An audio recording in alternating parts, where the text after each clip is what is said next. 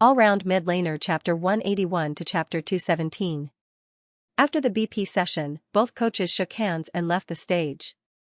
Lin Feng was all smiles when he reached out his hand, but Coach Chen's smile was obviously stiff. He had gone crazy with the jungler in the second stage against Xianxia, but he ended up with nothing? Xianxia had already chosen Lord of the Abyss as a jungler. In the past, when they played Tianheng, the coaches had a headache because Xianxia and Yi Xiaoyang's hero pool was too deep, and there weren't enough bans. In the future, when they played Tianheng, they had to choose a hero in Tianheng. Should they choose for Xianxia or Yi Xiaoyang? It was too difficult to be a coach. Coach Chen went backstage with a bitter face. Xianxia Team 2's players looked at the coach's ugly face and asked nervously, "Coach, Liang chose, sharpshooter, to play against Team Feng's giant monster of the North Sea. Isn't Team Feng at a disadvantage?" Coach Chen sighed helplessly. Not a disadvantage, but a big one. As a cannon mage, giant monster of the North Sea's biggest advantage was his long arms and high burst damage. Because of his long attack range, he could throw out a big move from a long distance when facing other mages in the mid lane, instantly crippling or killing the opponent. During a team battle, he could also aim at the opposing team's backline and use a big move to instantly kill one of them. It was the fastest way to create a situation where they outnumbered the opponent. Giant monster of the North Sea's nemesis was World Destroyer, who also had a long attack range and could instantly kill people with a big move, or Illusionist, who could instantly kill people while crouching in the grass.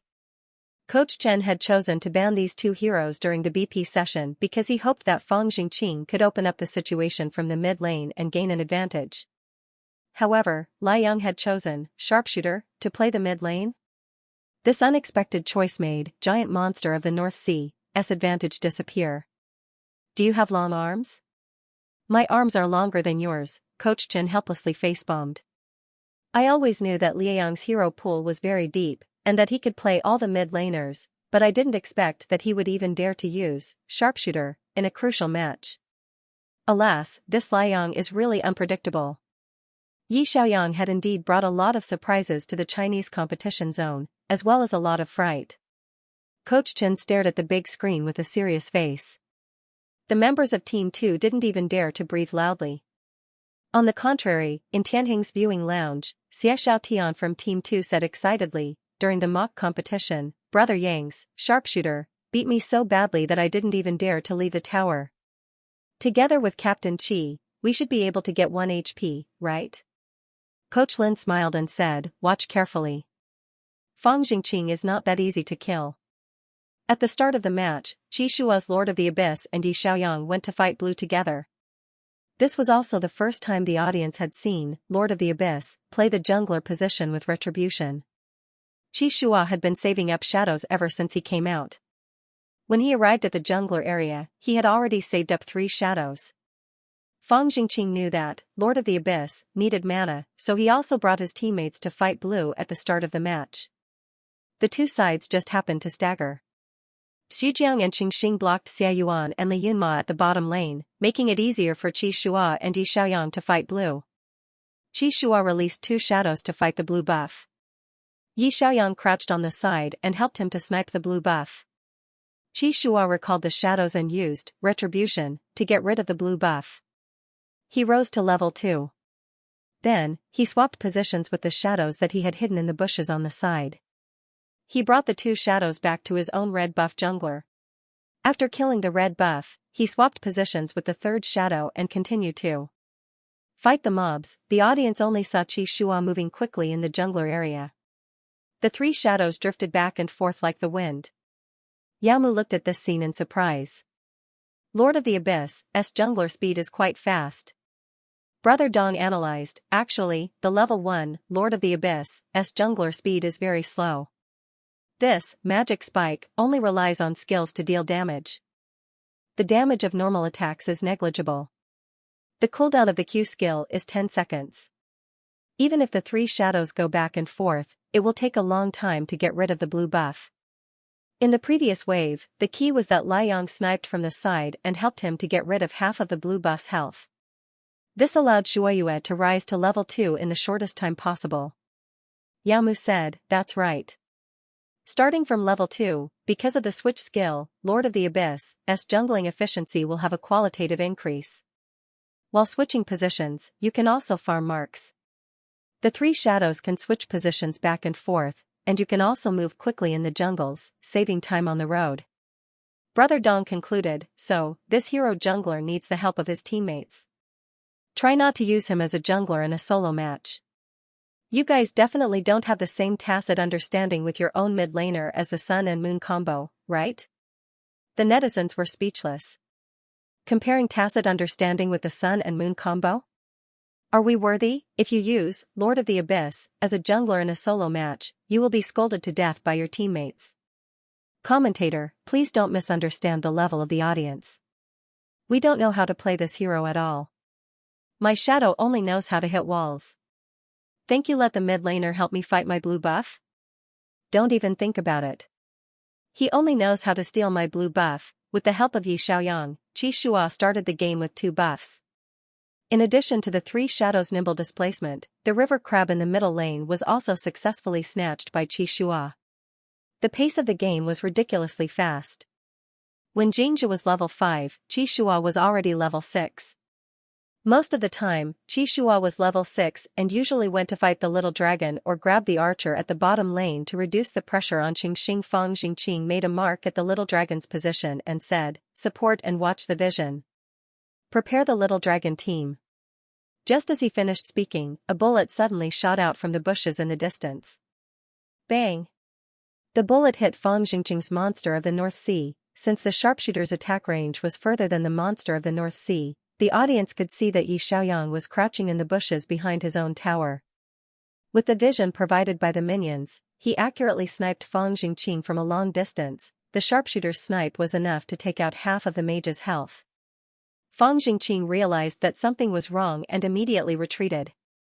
But the next moment, 3 shadows suddenly rushed out from the bushes beside him. The Lord of the Abyss's shadow was instantly marked with 7 marks. Fang Xingqing, who had half of his health left, was instantly killed.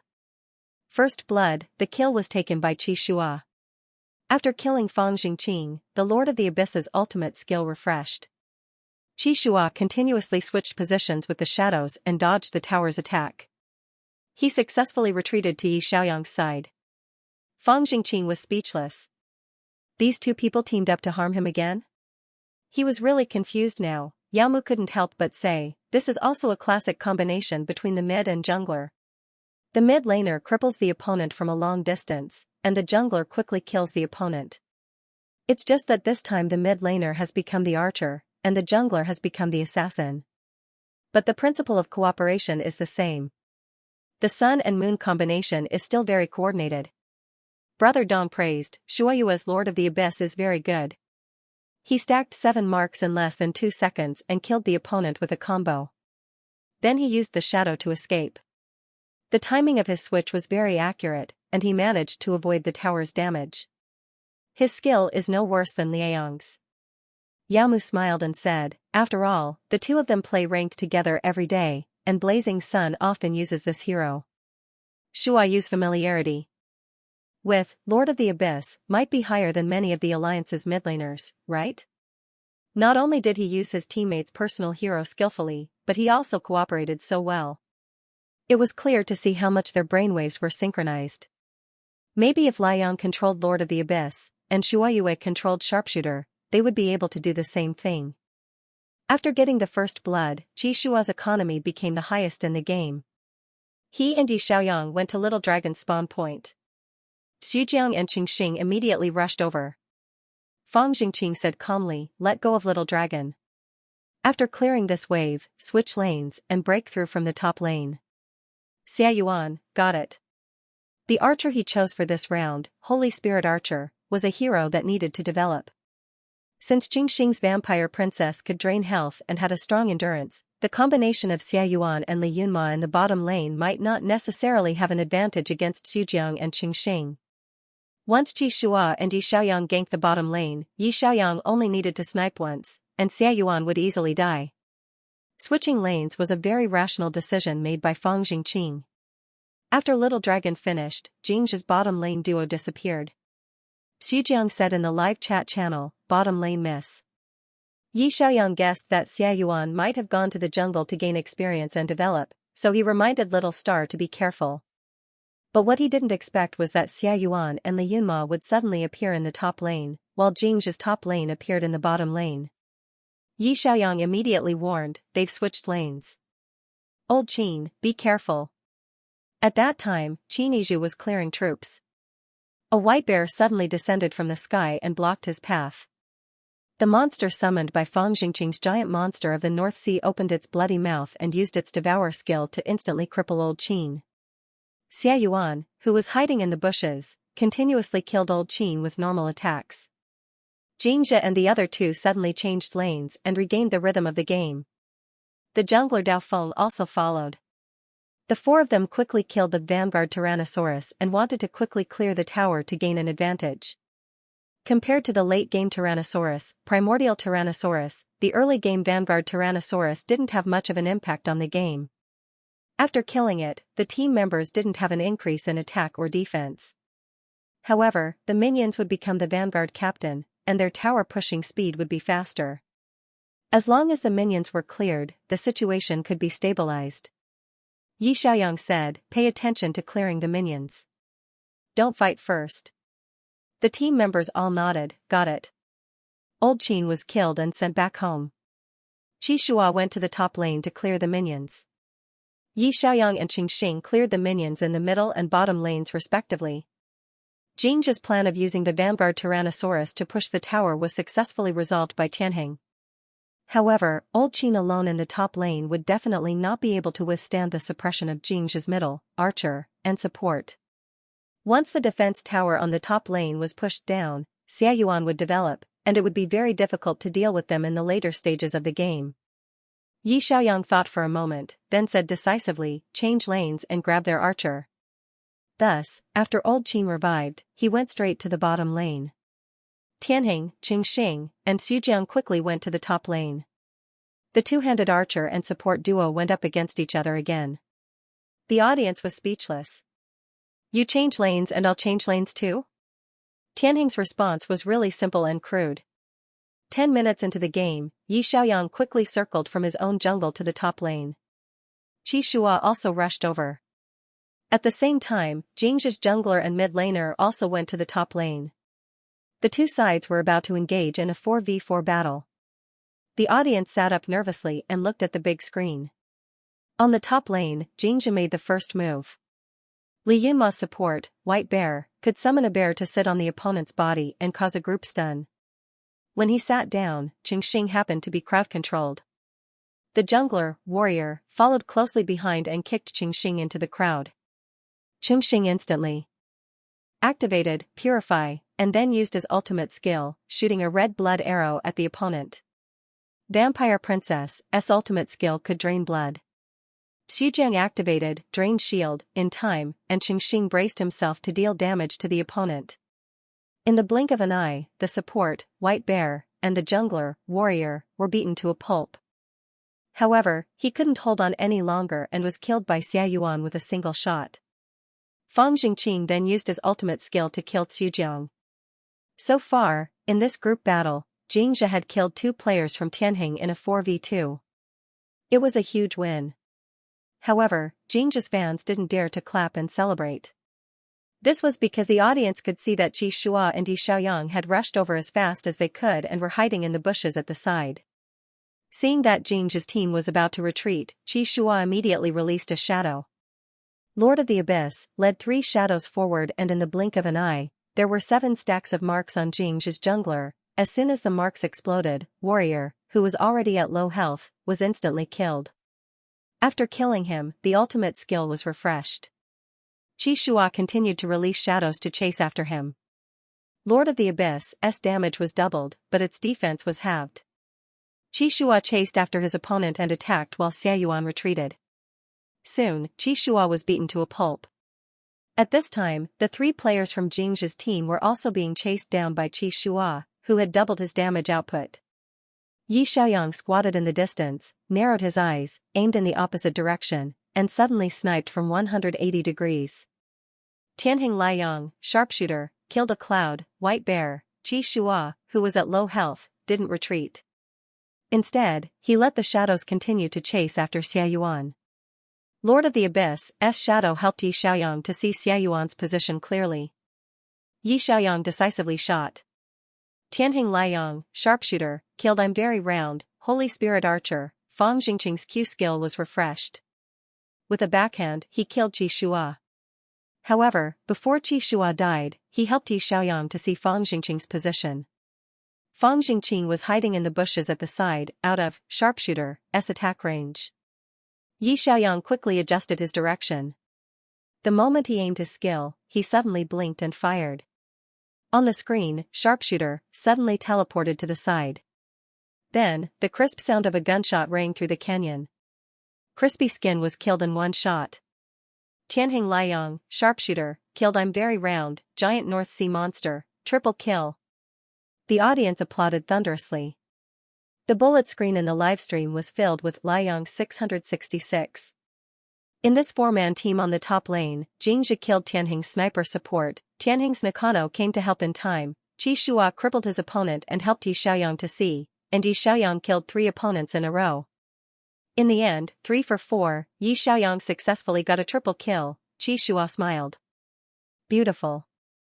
Yi Xiaoyang glanced at him and smiled. It's not a loss. In the audience area backstage, Coach Chen had mixed feelings. There was nothing wrong with Jingzhi's strategy. Fang Jingqing quickly supported the top lane. After killing the opponent's sniper support, he didn't linger and immediately retreated. But who would have thought that Qi Shua would chase after him with his shadow? Yi Xiaoyang's sharpshooter, on the other hand, had a 100% hit rate, and each shot left a person with low HP. 3 shots in a row, 1 shot killed a person. Even the top marksman in the league couldn't do much, right? Wasn't he a mid-laner? Was it reasonable for him to be so good at marksman? In Tianheng's backstage preparation room, Xie Xiaotian jumped up excitedly. My brother Yang is awesome. 3 shots, 3 kills, this is so much better than that stupid Yaoguang shooter who got 5 kills in a fake match. Team 2's captain, Yan Ben, coughed lightly. Calm down, calm down. You can praise brother Yang, but don't swear. Xie Xiaotian scratched his head and sat down. Hee, I'm too excited. Coach Lin raised the corner of his mouth in satisfaction. His voice was full of pride. We don't have to doubt Shuaiyue and Liang's teamwork at any time. After all, they are 2 world champions. The team members were speechless. Coach, what a nice Versailles statement. Yi Xiaoyang was able to get 3 kills in this wave because Qi Shua chased after him without any regard for his own life. He used his shadow to see all of the opponent's positions, allowing Yi Xiaoyang to snipe from a distance. A sniper's hit rate was actually very much related to their field of vision. If you couldn't see where the opponent was, you could only hit air if you blind sniped. If you could see the opponent, you could miss. After all, the opponent wasn't a wooden dummy. The opponent could move and dodge your bullets. Yi Xiaoyang used a flick sniping method. He would first reverse the loading bar, predict the opponent's position, and then instantly turn the gun to shoot. The speed was too fast for the opponent to dodge. Qi Shua was able to achieve absolute trust in Yi Xiaoyang. He believed that as long as he could see the opponent's position, Yang would definitely be able to kill these 3 low-health players. He had always believed in Yi Xiaoyang's strength, just as Yi Xiaoyang believed in him. They were each other's strongest support. They could also sacrifice themselves without hesitation and become each other's eyes. When Yamu saw this, she couldn't help but sigh.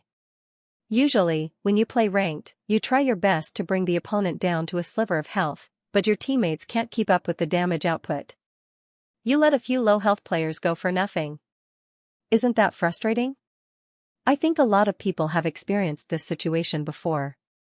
Brother Dong agreed. Yes, letting a few low-health players go is indeed frustrating. However, Tianheng Shuaiyue and Liang have never dropped the ball.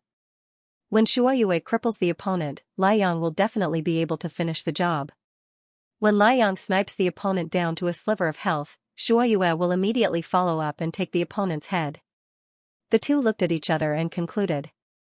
This is the trust and tacit understanding between top partners. Yao Mu said, they always believe in each other. Therefore, every time they work together, they don't sacrifice their lives to give their teammates a chance. Xianxia didn't hesitate to chase forward when the Lord of the Abyss's ultimate skill was refreshed and his defense was reduced by half. He knew that he would definitely die, but he still dared to fight like this. Wasn't it because he believed that Xiaoyang could kill the 3 low-health players? If it were a lot of junglers, they might be able to kill 1 or 2 players to stop their losses and retreat. Brother Dong took a deep breath and sighed. Jing's team play was actually very good this time. There were no mistakes. However, Tianheng's jungler is even more ferocious. He's simply unreasonable. Shuoyua's desperate pursuit and Liayang's 3 accurate shots hit the target. 3 for 4, they got the advantage. Yao Mu said. Moreover, Liayang's health is still full after the team fight. He can take the opportunity to whittle down the defense tower's health. Yi Xiaoyang was hiding in the distance and shooting from behind. After the team fight, he was indeed at full health. Because the team fight just now happened too suddenly, both sides didn't finish clearing their minions. Each side only had 2 minions left. After he killed the 2 minions on the other side, he led his minions to push the defense tower. Sharpshooter's attack speed was very slow, but the bullets he shot dealt a lot of damage to the defense tower. In the blink of an eye, the defense tower's health was reduced to half. He followed closely to the middle lane and continued to clear the minions to push the defense tower. Yi Xiaoyang's grasp of the rhythm of the game was very detailed. He didn't waste a single second. After the players from both sides revived, Fang Jingqing led his teammates to push the defense tower in the middle lane. Their support and top laner flashed to form a team and worked together to kill Yi Xiaoyang, who was hiding in the distance. However, Tianheng had a 2-shooter lineup in this round. Liayang died. Fanqing was still alive. The opponent's crowd control skills hit Yi Xiaoyang. Qingxing's damage output environment was very comfortable. He used Xujiang's shield to crazily use lifesteal from the side. Red blood arrows shot out like a rainstorm, destroying Jing's frontline. After Old Qin and Qi Shua worked together to cut Xianxia, they decisively repelled his attack. The game dragged on for 20 minutes. Yi Xiaoyang took the initiative to lead the dragon.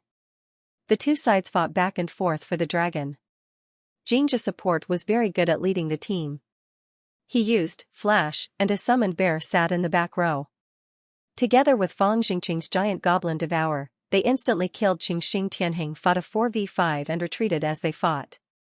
Yi Xiaoyang hid in his blue buff position, secretly aimed, and shot a bullet from a long distance. He actually managed to kill the dragon. Tianheng Liayang, sharpshooter, killed primordial Tyrannosaurus. Yao Mu was so excited that her voice trembled. He got it. How did he get it? Brother Dong said, it's unbelievable. His bullet passed through the gap between Xianxia and Fang Jingqing's positions and hit the dragon. Tianheng is starting to counterattack. The dragon in the late game would give the side that killed it a boost in attack and defense, so they were not afraid of a 4v5. When Xujiang saw this, he decisively went forward to tank the damage. Old Qin flashed to the back row. Qi Shua led 3 black shadows and charged into the crowd, stacking marks crazily. Yi Xiaoyang quickly aimed from a distance and sniped people. Jing's entire team was forced to retreat. Tianheng chased after them and took down the high ground. After Qingxing revived, Tianheng's 5 players controlled the creeps and pushed forward from all 3 directions. In the team battle on the high ground, Yi Xiaoyang hid in a very far position and continuously fired shots, crippling 1 person with each shot. Jing's frontline couldn't withstand his snipe at all and had no choice but to return home to heal. The support and top laner were sniped back by Yi Xiaoyang. Qi Shua led the Black Shadows to force back Jing's 2 tanks. Qingxing quickly attacked towers from the side. The creeps entered the crystal. Qingxing crazily attacked towers while shouting, we won, our family won. The crystal shattered in front of their eyes. The golden word victory finally popped up. Yi Xiaoyang took off his headphones and turned to look at Qi Shua. The latter also took off his headphones and looked at him. Qi Shua took the initiative to stretch out his arms. Yi Xiaoyang also stretched out his arms. The 2 of them hugged each other tightly. The MVP of this game was undoubtedly Tianheng Liayang. From the beginning to the end, he almost never missed a shot. Every bullet hit the opponent's key hero. Whether it was the triple kill in the top lane team, the jungle team snatching the boss, or the high ground team sniping the opponent's frontline, Yi Xiaoyang's maneuvering was worthy of the title of sharpshooter.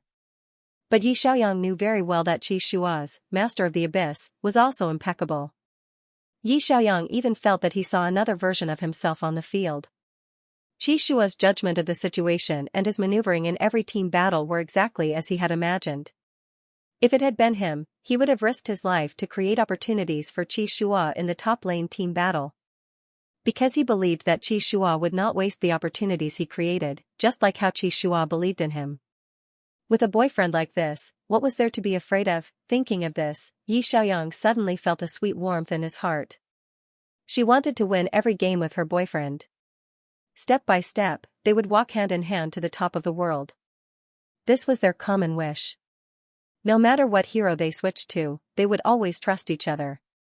The world-class coordination between the two players required not only the individual maneuvering skills of the two players, but also the absolute trust of "I will risk my life to create opportunities for you. Please rest assured and leave your back to me." Yi Xiaoyang thought that the Korean players might not be able to do this. But he and Qi Shua could do it. After all, in addition to being teammates, they were also a perfect couple.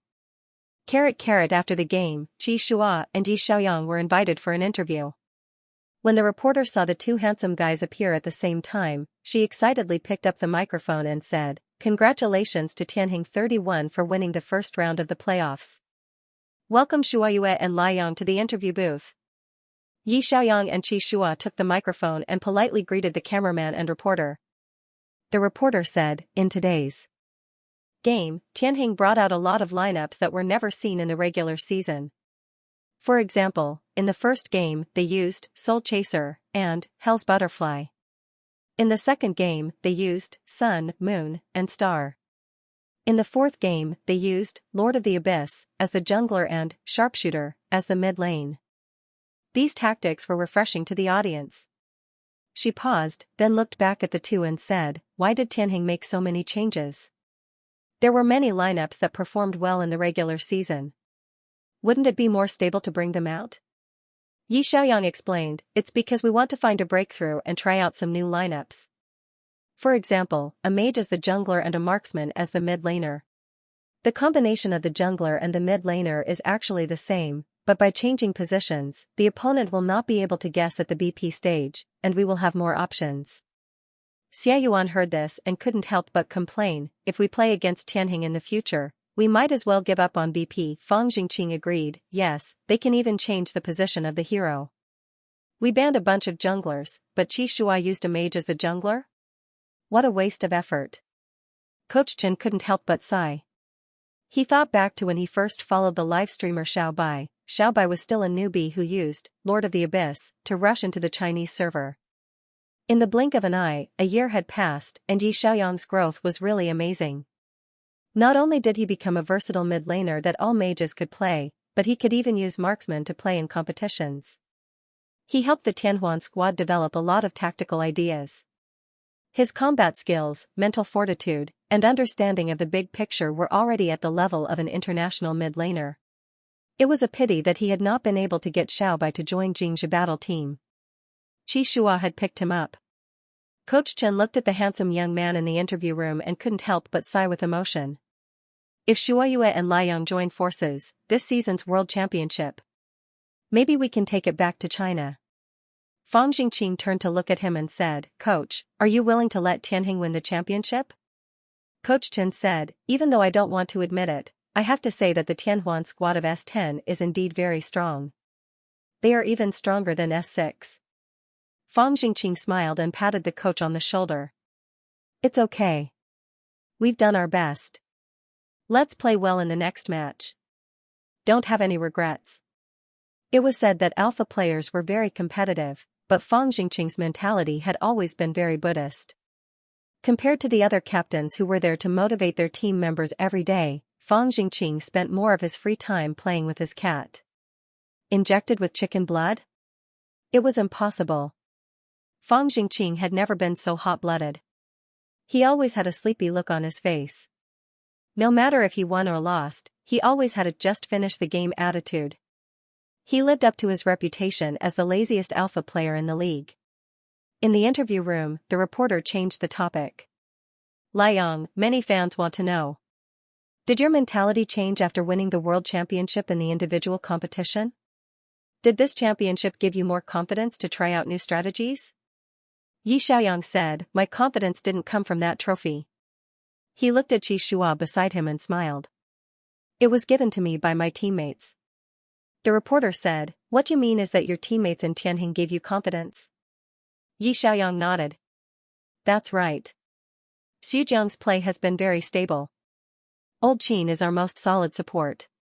Xiaoxing's progress is also very fast. And our Qi Shua, every time the mid and jungle team works together, our thoughts are synchronized. That's why I have the confidence to try out more heroes. Because I know that my teammates will definitely support me. The reporter couldn't help but look at Qi Shua. What does Qi Shua think? When Liang used sharpshooter in the middle lane, didn't you suspect that he would make a mistake? Qi Shua said calmly, I never doubted Yang ability. He looked at Yi Xiaoyang with a gentle gaze. So, no matter what choice Yang makes, I will believe in him and support him. I think that teammates should trust each other. Like this. Many players watching the game, your words are too hurtful. Not all teammates trust each other as much as you do, okay? Some teammates will quarrel and even fall out over the selection of heroes or the lineup. Teammates like you two who have synchronized brainwaves are the minority. The reporter was thinking the same thing, but on the surface, he joked, cough, if the professional alliance were to give out the exemplary partner award, I think Xua Yu and Lai Yang would definitely be able to win it. Yi Xiaoyang and Qi Shua looked at each other and smiled. Qi Shua said, it's a pity that there's no such award. Yi Xiaoyang agreed. I suggest that Chairman Qiu consider giving us the exemplary partner award. Chairman Qiu? What's the exemplary partner award? Have you only heard of the exemplary couple award? The reporter hurriedly ended the topic. Thank you for accepting our interview. I hope that Tianjin will play its own style in the following matches. See you next week. After the interview, they had to walk through a long corridor to return backstage. Qi Shua walked in front, and Yi Xiaoyang followed behind him. Under the dim light, Qi Shua suddenly held Yi Xiaoyang's hand gently, and their fingers intertwined. Yi Xiaoyang's heart skipped a beat, but he didn't let go. He took the initiative to hold Qi Shua's hand back. The two of them secretly walked forward hand in hand, and the frequency of their heartbeats seemed to be particularly clear in the quiet space. They didn't let go of each other until the end of the corridor lit up, and they put on an expression that said, we're just good partners. Backstage, Jing's team members were discussing where to eat. When they saw Qi Shua, Xiaoyuan turned around and said, Qi Shua, do you want to go for supper tonight? Qi Shua hit the nail on the head and asked, do you need me to treat you? Xiaoyuan smiled with curved eyes. Did everyone hear that? Captain Qi, please. Thank you, Captain Qi. Qi Shua, seeing Qi Shua's deflated expression, Yi Xiaoyang couldn't help but whisper, your old friends are really interesting. Xiaoyuan is simply a freeloader, right? She always asks you to treat her after every match. This was already the third time. Qi Shua shrugged. Okay, I'll treat you guys to a meal. Take it as a reward for taking down Fang Jingqing. Fang Jingqing wasn't angry. He adjusted his glasses and said, then I'll have to choose a good place to let your wallet bleed more. How about Starry Sky Restaurant? Qi Shua was speechless. Is that necessary? Fang Jingqing and Xiaoyuan said at the same time, of course. Yi Xiaoyang didn't know about Starry Sky Restaurant, so he quickly took out his phone and searched for it. It was one of the famous high-end revolving restaurants in Star City, located on the top floor of Xianxia building. The average cost per person was very high. If Qi Shua really treated so many people to a meal there, his wallet would definitely bleed. Coach Chen came out in time to stop them. Ahem, jokes aside, there's no need to be so extravagant and wasteful. Wouldn't it be bad if the reporters took pictures of it? Let's just eat somewhere nearby. Xiaoyuan thought for a while and said, how about the barbecue restaurant on Longhu Road? It's not far away. Qi Shua said, sure. All the players and coaches of both teams went to the barbecue restaurant designated by Xia Yuan. According to the schedule, Xianxia was beaten into the losers group, and his next opponent would be determined after the first round of the losers group. Tianheng's next opponent would also be determined after the winners group, Baimu and Yueying, finished their match. It would be 2 weeks before the next opponent would be determined. There was plenty of time, so the review could come back tomorrow. The two coaches also hoped that the players could relax. On the way, Yi Xiaoyang looked at the scenery outside the car window and felt that it was somewhat familiar. When the car turned into a street, he saw a huge signboard with the words Star City Esports Center not far in front of him. The signboard was lit up. This was the place where Qi Shua once took him to do the esports talent test. It was also the place where Qi Shua trained when he was young. After getting out of the car, Xia Yuan led everyone into the barbecue restaurant with familiarity. The owner of the barbecue restaurant said in surprise, "Yuan, why are you here?" Seeing the people behind him, the owner became excited again. "Xiao Qi, Xiao Feng, you're all here." Fang Jingqing smiled and said, "Aunt Lin, we just finished a match, so we brought our teammates here for supper." Qi Shua also nodded at her.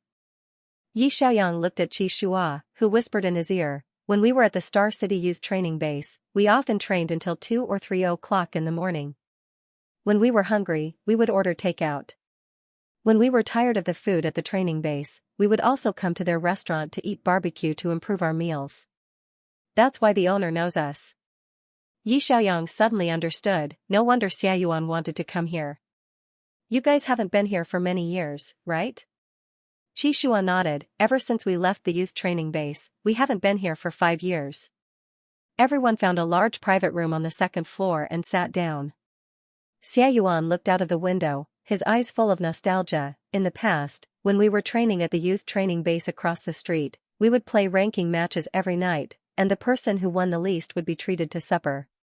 He turned around to look at Yi Xiaoyang and asked mysteriously, "Guess, who's the one who invited me the most?"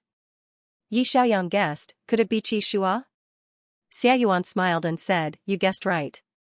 Yi Xiaoyang couldn't help but wonder, during your training period, did Qi Shua have the lowest win rate? Xia Yuan explained, "Because, the 3 of us agreed to play in a 3 platoon, and Qi Shua and Fang Feng would play in a 2 platoon. Qi Shua and Fang Jingqing looked at each other in disdain, and the players around them all laughed out loud. The 2 of them would definitely have the lowest win rate in a team. After all, these 2 reverse tacit understanding in the middle and the wild could destroy the 3 platoon." Fang Jingqing raised his eyebrows. "Can you not mention our dark history?" Xia Yuan smiled happily. "Anyway, when you and Qi Shua were together, your monthly living expenses were not enough to treat him.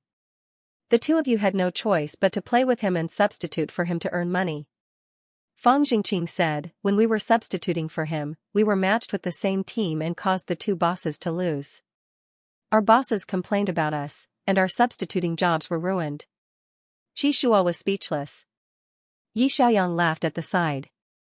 "Your life during your training period was quite interesting, huh?" Qi Shua thought about his experience when he was young, and the corner of his mouth twitched slightly. He said in a low voice, "At that time, there was no pressure to compete. Even if we were scolded by the coach every day, we didn't care too much. It was purely for fun." Xia Yuan sighed. "Yeah, actually, those 2 years were the most relaxing time for us. When they were young, everyone would have dreams. They would think that they were the brightest star in the esports circle and that they would definitely win the championship. When they actually signed with a team and became professional players, they would realize that every competition was incomparably difficult. Tianheng S6 won second place in the international competition and missed the championship by a hair's breadth. Xianxia S8 was the champion of the domestic competition and also made it to the international competition, but they returned empty-handed. In fact, they all had regrets in their hearts. They all had unfulfilled dreams. Unfortunately, competitive events were just that cruel. There could only be one champion. Xia Yuan looked at Qi Shua and Yi Xiaoyang and said with a smile, "It's already the 10th season. No matter who makes it to the international competition in the end, I hope that the championship trophy will be taken back by the Chinese team." He paused and said, when the time comes, the champion will treat everyone to a meal at Starry Sky Restaurant. No one will scold us, right? Qi agreed without hesitation. Sure, the champion will treat us to a meal back in Star City. Actually, that was their dream when they were young, to stand on the world's highest stage and receive an award. They would also be able to sit in the most beautiful restaurant in Star City and enjoy a luxurious buffet. At that time, they were still young and did not earn much. They were embarrassed to spend their family's money. When they became esports players, they were busy with competitions and training and did not have time to go back home. Qi remembered that 5 years ago, when the 5 of them had signed with different teams and left the youth training base, Xiaoyuan had pointed at a building not far away and said, in the future, whoever wins the world championship will treat us to a meal at the most expensive restaurant. After that, Xiaoyuan also took the initiative to organize the annual gatherings. The sharpshooter who was calm and sharp on the battlefield was actually a very gentle and affectionate person in real life.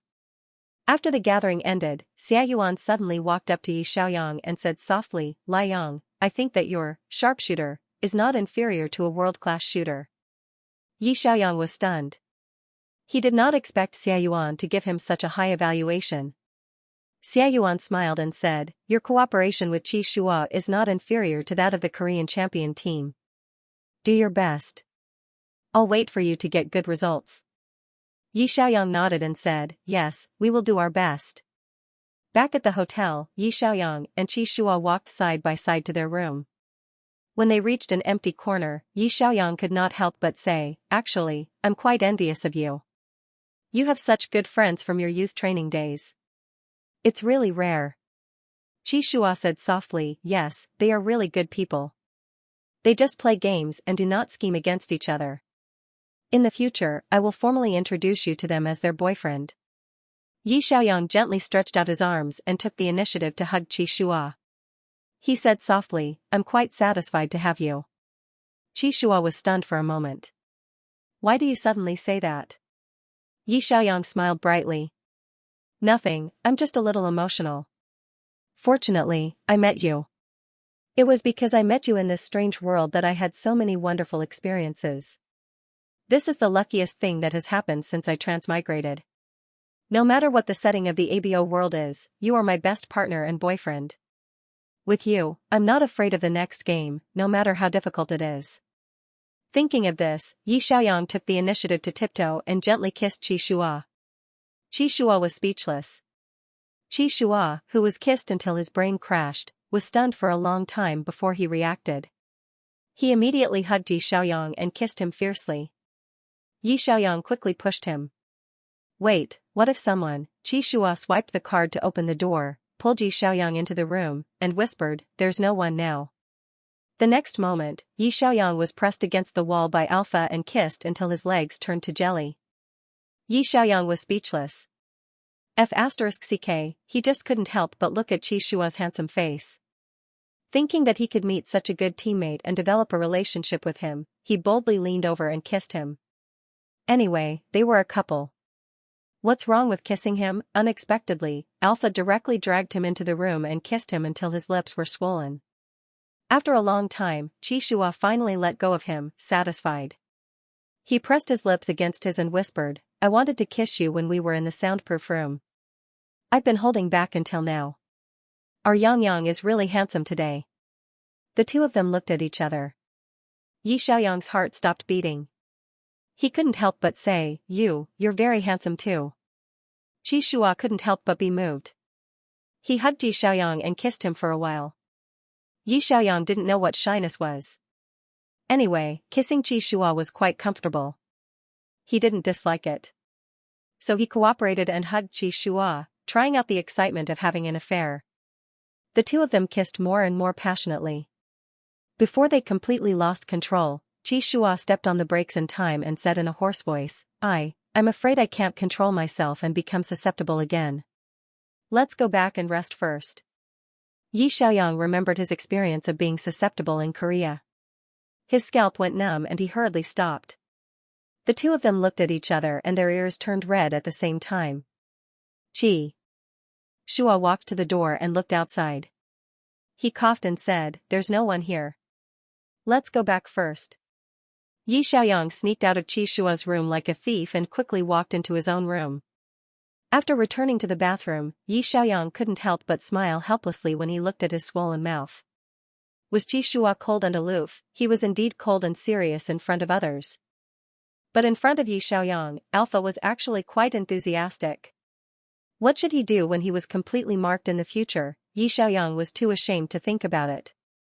After Yi Xiaoyang returned to his room, he casually scrolled through Weibo on his phone and saw an announcement from Tianheng's official Weibo. Congratulations to the Tianhuan squad for advancing to the first round of the playoffs. There were tens of thousands of comments from fans. Finally, they're not eliminated in the first round of the playoffs. In the past, the official Weibo would always say, although the Tianhuan squad stopped here this season, we will continue to work hard. Good luck next season. But this year, they suddenly changed their lines. It's quite unsettling. You've been eliminated from the playoffs for 3 consecutive seasons. Good luck this season. I'm optimistic about you. You haven't won the championship yet. Don't get carried away. Play well in the next round. Yi Xiaoyang reposted, keep up the good work. Qi Shua reposted almost at the same time, good luck. As soon as the two posted on Weibo, their fans were very puzzled. Are Captain Qi and Yang together? They reposted at the same time. Did they discuss this beforehand? They were probably scrolling through Weibo together on the way back to the hotel. When they saw the official Weibo post, they reposted it together. The tacit understanding of the Sun and Moon team never disappoints. Yi Xiaoyang sent a private message to Qi Shua, can we not post at the same time? Qi Shua, I can't sleep. I'm refreshing Weibo to calm myself down. Yi Xiaoyang, he was also refreshing Weibo to calm himself down. 2 hot-blooded adults secretly kissing in a hotel. It was inevitable that they would be distracted. Thinking of the scene of the two of them hugging and kissing, Yi Xiaoyang's ears burned fiercely. He quickly typed to end the topic, go to bed early. Qi Shua, aren't you playing ranked? Yi Xiaoyang, I'm not calm enough. It's easy to screw up my teammates when playing ranked. Qi Shua understood what he meant. He chuckled and replied, alright, go take a shower and rest early. Yi Xiaoyang ran to the bathroom to take a shower. His mind was in a mess. Ever since he confirmed that he was gay because of Qi Shua, he quickly accepted the fact that he was in a relationship with a man. He did not resist the intimacy of Qi Shua. Today, he could not help but kiss Qi Shua. Perhaps this was the benefit of having a big heart. After transmigrating to the ABO world, he quickly accepted the strange gender settings of this world. After discovering that he was attracted to Qi Shua, he quickly accepted the idea of dating another man. Then she realized that it was good to be in a relationship with a man. Yi Xiaoyang took a cold shower to calm himself down. Just now, not only did he not reject Qi Shua's kiss, he actually liked it. He was really completely gay. The next day, everyone from Tianheng City flew back to the Imperial training base. The coaching team carefully reviewed the match with Xianxia and prepared the tactical arrangements for the next match. At present, Bai Mu and Yueying in the winners group still had to play a match. After that, the winning team would play against Tianheng City in the second round of the competition. Xianxia fell into the losers group. The teams in the losers group were not as strong as Xianxia. If nothing unexpected happened, Xianxia would be able to play a few more rounds in the losers group until the winners group was eliminated.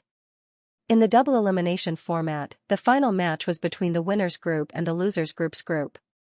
Tianheng City had been in the losers group for 3 consecutive seasons. Last season, they were eliminated in the first round of the playoffs. This season, the coaching team's wish was, we have to take the last place in the winners group. Once they were eliminated from the losers group, they would be eliminated if they were not careful. Their hard work this year would be in vain. Therefore, it was best to enter the finals as the winners group. Tianheng City put away their thoughts and began to train seriously. Yi Xiaoyang and Qi Shua also tacitly stopped being affectionate and focused on preparing for the next match. They both knew that they could not afford to make any mistakes in any of the matches in the playoffs. If they lost because of emotional issues, not only would they betray the trust of their teammates, they would also not forgive themselves. Time passed very quickly. The situation in the losers group gradually became clear. Fire Mark and Ice Soul each defeated their opponents and entered the second round. On September 20th, the winner of Fire Mark vs Ice Soul would face off against Xianxia, who was eliminated from the winners group. What was surprising was that Ice Soul, the champion team of the previous season, was eliminated by Fire Mark 31. During the regular season, Ice Soul's results had always been better than Fire Mark's. Who would have thought that they would lose in the playoffs? Yi Xiaoyang also watched this match carefully. Ice Soul was very strong in team fights, but Fire Mark did the opposite. They did not allow you to fight in a team fight. In the early game, they roamed around crazily to catch archers and destroy the bottom lane. Fire Mark's captain Zhou was very strong. Their jungler, Yan, was also an all-star player. Although Ice Soul's support, Xianxia, was stable, if he was not a good archer, he would not be able to go far. Ice Soul's official Weibo said that there were a few newbies in the training camp who were quite talented. Next season, they would also seek to change and develop in an all-round way to achieve better results. On September 25th, there was another unexpected match in the winners group. Bei Mu, who was ranked first in the regular season, versus Yueying, who was ranked fourth in the regular season. Both sides fought fiercely for 4 rounds, from 11 to 22. In the final deciding match, both sides were blind. Because there were no restrictions on the heroes in the deciding match and they could be repeated, Xia Weiyu chose sharpshooter, which he was best at. Coincidentally, Zhao Xinping also chose sharpshooter. The two sharpshooters sniped each other in the bottom lane. In the end, in a crucial small team battle, Yueying's support blocked the opponent's bullet, but Xia Weiyu sniped Zhao Xinping and took the lead to take down the outer tower. Su Zhuo led the lane crazily to contain them, ambushed them in the middle lane, and flashed to kill Bei Mu's mid laner, Xiaoen. Yueying unexpectedly won against Bei Mu in the round of 32. This result made Bei Mu's fans drop their jaws, while Yueying's fans were ecstatic. After watching the match, Coach Lin's jaw dropped. He even cursed in the meeting room. F***ck, I thought our next opponent would definitely be Bei Mu. I didn't expect Yueying to be so good in this match. Their strategy is very novel, and Xia Weiyu's skill level is not inferior to Zhao Xinping's at all. Yi Xiaoyang said, Xiaoyu has always been a top archer. During the regular season, Yueying lost more often. The key was that Old Su and Xiaoyu did not get used to each other well, so it was easy for them to be separated in the team battle. Now that they have gotten used to each other, and the other players in the other positions are not weak either, they unexpectedly won against Bei Mu in the deciding match. Qi Shua nodded in agreement. There are too many uncertainties in the playoffs. Getting to the deciding match also depends on a bit of luck. For example, just now, when Xia Weiyu and Zhao Xinping were sniping at each other in the bottom lane, Xia Weiyu's bullet hit the target, and Zhao Xinping's bullet was blocked by the support. This was a very crucial moment. If one looked back carefully, it was actually the difference of that shot that opened up a gap in Bei Mu's bottom lane. Then, Old Su found an opportunity to ambush and kill Xiaoen in the blink of an eye. As a result, Bei Mu, who had lost 2 towers in a row, could not continue to operate until the later stages, and Yueying quickly ended the match. The team members were scared out of their wits.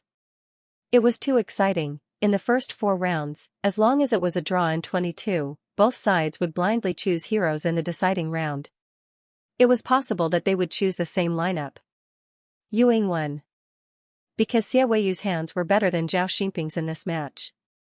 It did not mean that you would definitely win the playoffs just because you had good results in the regular season. Esports competitions were full of variables. Even Tianheng could fail. Coach Lin said seriously, there are 2 months between the regular season and the playoffs. All teams will change and grow. We have to let go of the impression we had of many teams during the regular season and treat every match as a new one. Currently, the competition in the losers bracket is even more intense than in the winners bracket. Xianxia and Bei Mu have both fallen into the losers bracket. The second round of the winners bracket is Yueying, so we must not be careless. Bei Mu and Xianxia were currently fighting for a spot in the finals of the losers bracket. If Tianheng also fell into the losers bracket, then the losers bracket would become a battlefield. Qi Shua said, if we're going to Yueying, we should still target Xia Weiyu. We can't let him develop. Lin Feng nodded. That's right.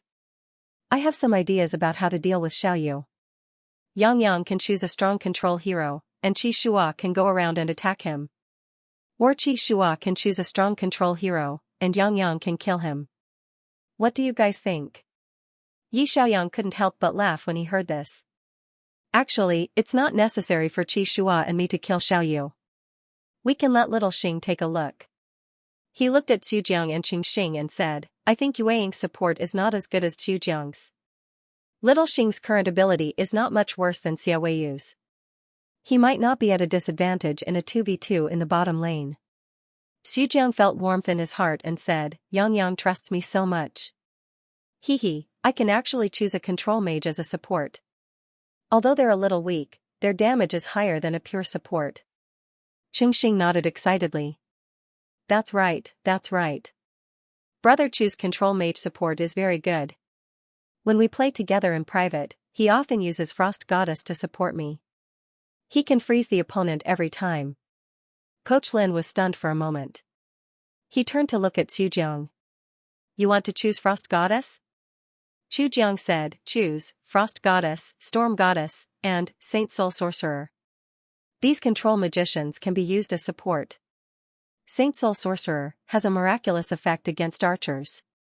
Strong control can seal Xia Weiyu. Qingxing agreed. Then I'll choose Machine Gun Hunter, who has the fastest attack speed. As long as Brother Chu can seal Xia Weiyu, I'm confident that I can max out my Q's skills and kill him in one shot. Yi Xiaoyang said, I'll choose Assassin, and team up with Captain Qi to kill Old Su. Xiaoyu will be left to the 2 bottom lane. This way, it'll be more secure than a single breakthrough, right? He looked at Qi Shua, who smiled slightly and said gently, Yang Yang is right. Old Qin touched his nose. Then I'll choose a big meat shield to protect you guys and withstand the pressure from Old Su. Coach Lin didn't know whether to laugh or cry. You guys have all become master tacticians? The 3 of them said in unison, we learned from Yang Yang and Captain Qi. We also want to participate in the tactical discussion. Coach Lin couldn't help but laugh. Alright, if we can win the championship this season, I'll give half of my salary to everyone. Although Tianheng's coaching team was professional, they could still accept the players' ideas. Lin Feng had always been a mild-tempered coach. He wasn't like the coaches of many teams who were dictatorial and monopolistic. This was also the reason why Tianheng's players dared to give him suggestions. Lin Feng felt that this kind of team atmosphere would be better. After all, playing the hero they liked would make it easier for them to achieve spectacular results. After summarizing the players' ideas, he chose a few lineups that targeted Yueying. Xujiang used to play as a mid laner, so he didn't need to learn to play as a support. He could get the hang of it in a day. Yi Xiaoyang then chose Assassin. With a double mage lineups, they could control the opponent until they wanted to cry. After another week of demonic training, Tianheng finally faced Yueying in the winners group. October 4th, Imperial City Esports Center, 2nd round of the playoffs. Winners group, Tianheng vs Yueying. Brother Dong said excitedly, this match is the key battle of the 2nd round of the winners group. The team that wins this match will directly advance to the finals. And the team that loses this match will fall into the losers group and enter the charaba of the losers group for the finals. Yao Mu said, yes, Baimu, Xianxia, and Huan are currently fighting for the finals in the losers group. The team that falls into the losers group today will find it extremely difficult to advance. Brother Dong said, Yueying's Old Su is one of the few players who won the World Championship top laner in the individual competition. Xiaoyu is also a first-rate shooter in the league. During the regular season, because Xiaoyu didn't have good teamwork after his transfer, their team battles were disjointed and their results weren't very good. But after half a year of training, Yueying's strength has improved significantly. They are very strong in the top lane, bottom lane, and team battles. Yao Mu said, let's look forward to Tianheng's and Yueying's match today. In the first round of BP, Tianheng had the priority to choose the side. They unexpectedly chose the red side and eliminated the control immunity support, Light of Blessing, and the protective support, Paladin. They released all of Xia Weiyu's best archers. Yueying naturally wanted to be the first archer. They didn't hesitate to take down Sharpshooter, which Xia Weiyu had been playing well with during this period. Yao Mu commented, this choice is very reasonable. Xiao Yu's sharpshooter can almost hit every shot. Moreover, this choice also prevents Liang from choosing sharpshooter to go to the mid lane. It can be said that they chose the hero they are good at and abolished the opponent's special system. It's a very good choice. When it was Tianheng's turn, they decisively took down Saint Necromancer and King of Fighters. This duo had been used by Sun and Moon during the regular season. Saint Necromancer was used as a mid laner to give King of Fighters a shield and help control the field so that wild nuclei could circle around and attack. Saint Necromancer's seal control could not be removed with Purify. Yi Xiaoyang often used this hero to control people. Yue Ying's coach naturally thought that this hero would be taken by Yi Xiaoyang. Therefore, they didn't ban the mid laner in the second round. They frantically banned supports such as Radiant Shield and Forest Messenger. These were the supports that Xu most often used to protect Little Star. However, Tianheng actually chose Illusionist in the second round. The audience? The two commentators looked at each other and didn't know whether to laugh or cry. After Tianheng had 2 archers in the last round, Tianheng has 2 mages in this round. Yao Mu's eyes widened. It's locked. Is it really a dual mage system? Tianheng began to quickly swap heroes. Saint Necromancer was swapped to the 5th floor and given to Xu. Illusionist was swapped to the 3rd floor and given to Yi Xiaoyang. Both of them equipped Flash at the same time. Brother Dong had a sudden realization. Xu. We neglected Xu. He used to be a very outstanding mid-laner player. He played most of the mage heroes very well. Moreover, he was especially good at controlling mages. Although he switched to a support role this season, his control of the mid-laner hero definitely won't be a problem. Yao Mu said excitedly, therefore, in this round, Liang took Illusionist as the mid-laner, while Xu took Saint Necromancer as the support role. The two mages have different roles to play. Brother Dong said, in the past, Xu always chose a protection type of support to protect Little Star's development. But in this round, he chose a control type of support that leans towards offense. The netizens in the livestream also sighed. The coaches would have a headache going up against Tianheng. Tianheng took the archer. Was it Little Star or Yang who played? Tianheng took the mid laner. Was it Yang or Xu who played? The reason they switched was so that you wouldn't be able to guess. Yue Ying's coach also wanted to vomit blood. Yi Xiaoyang often used Saint Necromancer to control people in the regular season. Who would have thought that they would use Saint Necromancer in this round and give it to Xu? Wasn't the early stage damage output of a dual mage lineup too fierce? Was having 2 mid laners so willful? What made the Tianheng fans gratified was that Xu didn't need to only protect Little Star for the entire game. Tianheng's Little Star had already grown up. Therefore, Xu could also choose the hero he liked more and play more outstanding coordination. As the most stable mid laner in the past, he could also take the initiative to look for opportunities to attack. In this round, Xu role was no longer to protect Qingxing's development. Instead, he would team up with Qingxing to attack. He wanted to tell everyone that Tianheng's bottom lane was not a weakling that needed to be protected. He and Little Star could also take the initiative to attack and use sharp arrows to tear apart the opponent's defense. Translator, Endless Fantasy Translation Editor, Endless Fantasy Translation Fighting Yue Ying. Again, the lineups of both teams were finalized. On Yue Ying's side, Suzhua chose his best hero, Kung Fu Master. Xiaoyu chose Sharpshooter. The support, White Bear, was in charge of initiating and tanking damage. The jungler, Pugilist, was a tool, and the midlaner, Moonlight Magician, was a cannon. This lineup was a classic poke style.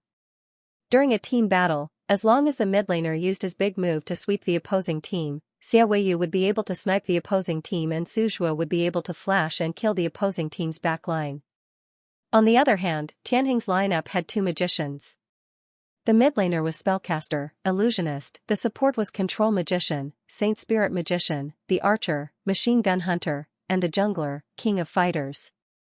The top laner was the tanky frontline, Paladin. When the match began, both sides developed peacefully. Qi Shua didn't invade the jungler's area and quickly got rid of his own team's buffs. Yue protected Xiaoyu to develop quickly. This continued until the moment Qi Shua reached level 6. Yue support immediately reminded him, the opposing jungler has reached level 6. Be careful. Tianheng's jungler was at level 6 in the first wave. Most of the time, Xiaoyu's archer was the core of the team's damage output. Qi Shua and Yi Xiaoyang worked together to take down the jungler. There was a high chance that they could kill Xiaoyu. When Xiaoyu heard the notification, he immediately retreated to the bottom of the tower and wanted to release the creeps. However, Chu Jiang purposely blocked the line of minions. When Xiaoyu squatted under the tower and used his Q skill to snipe and clear the minions, Chu Jiang used his body to block Xiaoyu's bullets, allowing him to miss 2 remaining minions. Not only did he lose money, but he also lost experience. This way, Xiaoyu would not be able to reach level 6 immediately, and Xingxing would level up faster than him. Xiaoyu did not panic. After all, if he did not leave the tower, the mid laner and jungler would quickly come to support him. Even if Qi Shua and Yi Xiaoyang came, they might not be able to kill him in a 4v4. Xiaoyu was confident that as long as his mid laner's skills were used well, he would be able to snipe the opponent's remaining HP under the tower. The audience watching from God's perspective held their breath nervously. When Qi Shua reached level 6, he didn't go for the bottom lane. Instead, he went for the top lane. Yi Xiaoyang tacitly followed him. On the map, Moon Shadow Nakano was heading down, while Divine Harmony Nakano was heading up. Xingxing had long known that his master and brother Yang would take the top lane in the first wave. He also knew that he was likely to face a 2v4 situation. Therefore, he and Xujiang worked together to clear the troops as quickly as possible. Then, they retreated together and pressed the return button. Suzhua did not retreat. At this time, the creeps on the top lane had just crossed paths. Old Qin raised his shield and wretchedly killed the creeps. Suzhua was about to go forward to clear the creeps when suddenly, a purple missile shot out from the bushes and stunned him. It was an illusionist's strong control skill. After Yi Xiaoyang controlled Suzhua, Qi Shua followed closely behind and dealt damage. The two of them dealt full damage and cleanly took Old Su's head. Fist blood, Qi Shua got the first kill. As Little Xing and Xujiang retreated in time, Yueying's mid lane and jungler did not find a chance to kill them when they arrived at the bottom lane. They could only helplessly retreat. Yaomu analyzed, Tianheng's first wave of junglers went the opposite way and killed the top lane. I believe that no one expected this. Because Tianheng's jungler opened the blue in this game, it would be easier to go to the bottom lane to kill the archer. However, Qi Shua went the long way to kill the top lane. Brother Dong said, yes, he went the long way. It was unexpected. After killing Old Su, the blue buff on the top lane refreshed. Qi Shua gave the blue buff to Yi Xiaoyang. Yueying found out that Qi Shua went to the top lane. Xiaoyu immediately gathered his teammates to kill the little dragon and recoup some of their losses. In order to let Xiaoyu develop as soon as possible, Yueying's jungler also gave up all the resources in the bottom half of the jungle. Soon, Xingxing and Xiaoyu, the two archers, were level 6. Not long after, Xujiang, who had gained experience from 2 small monsters in the jungle, reached level 6. However, Yueying's support was not level 6 yet. Xujiang predicted that Xiaoyu would go to the jungle to develop. He checked his vision in advance and crouched in the bushes where he would definitely pass by. He asked Xingxing to pretend to clear the enemy in the lane. After a while, Xiaoyu followed the support and passed by in front of him. Xujiang clicked on the attack notification. Then, he suddenly flashed over the wall and used Holy Seal to bypass the opponent's support. He accurately pinned Xiaoyu to the ground. Holy Seals were controlled and could not be removed with Purify. Xingxing, who was pretending to clear the enemy, had actually been observing Brother Chu's movements. When he saw that Brother Chu had Xiaoyu under control, he decisively activated his Q skill. Machine Gun Hunter's bullets were fired continuously. None of them missed. All of them hit the fragile sharpshooter. Machine Gun Hunter's Q skill was the main damage output skill. He would fire 10 bullets in a row. Each bullet would cause a certain amount of damage. After the bullets hit the target, the opponent's defense would decrease. The more bullets hit, the higher the damage. The result of Qingxing's Q skill was that Xia Weiyu's health bar instantly disappeared. He was only left with about 5% health. Xia Weiyu hurriedly used Flash to escape. Yueying's support had just reached level 6. He summoned his white bear to help block the damage. However, Xujiang saw Xia Weiyu flash into the tower and did not hesitate to use his Q skill. Saint Necromancer's Q skill was not easy to hit. However, as a former mid-laner, Xujiang had already predicted Xia Weiyu's escape route. The support hero did not have any equipment. His damage was very low, but it was enough to kill an archer with 5% health. A golden light wave hit Xia Weiyu's position after Flash. Xia Weiyu fell helplessly to the ground with little health. Tianheng's Jiang Shui, Saint Necromancer, killed YY Rain, Sharpshooter. Xujiang actually got the kill? Tianheng's fans were stunned.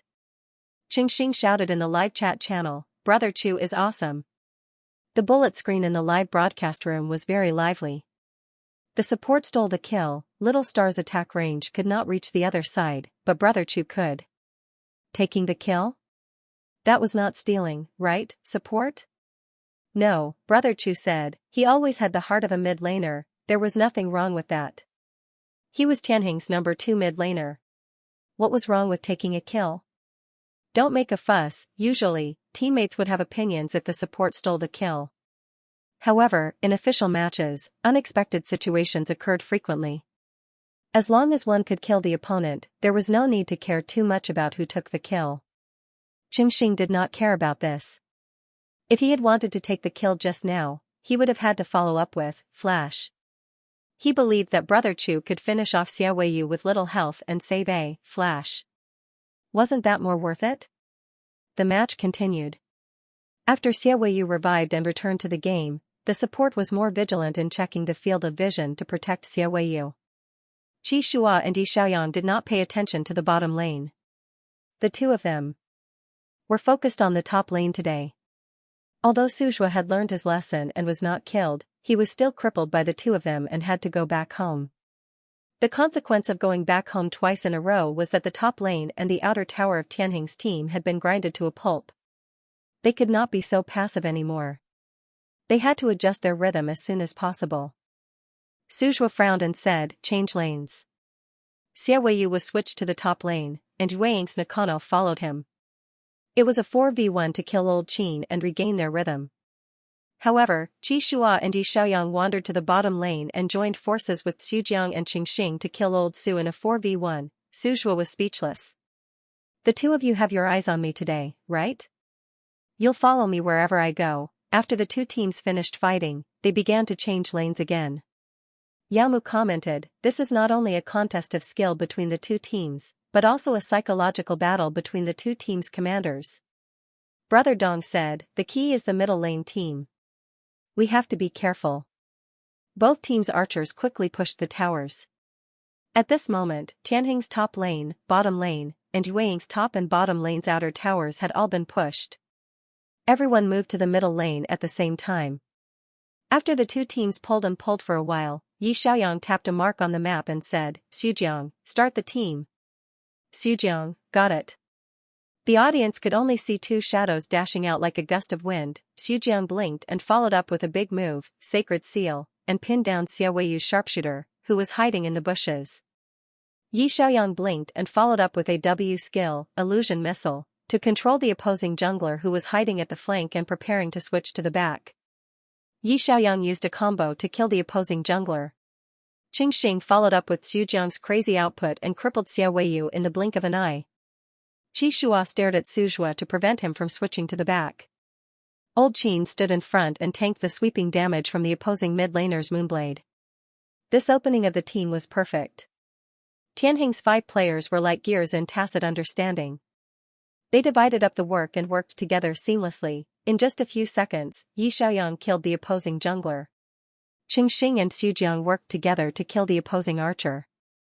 Although Suzhua blinked and switched to the back to finish off Qingxing, Qi Shua followed up and killed Suzhua and the mid-laner.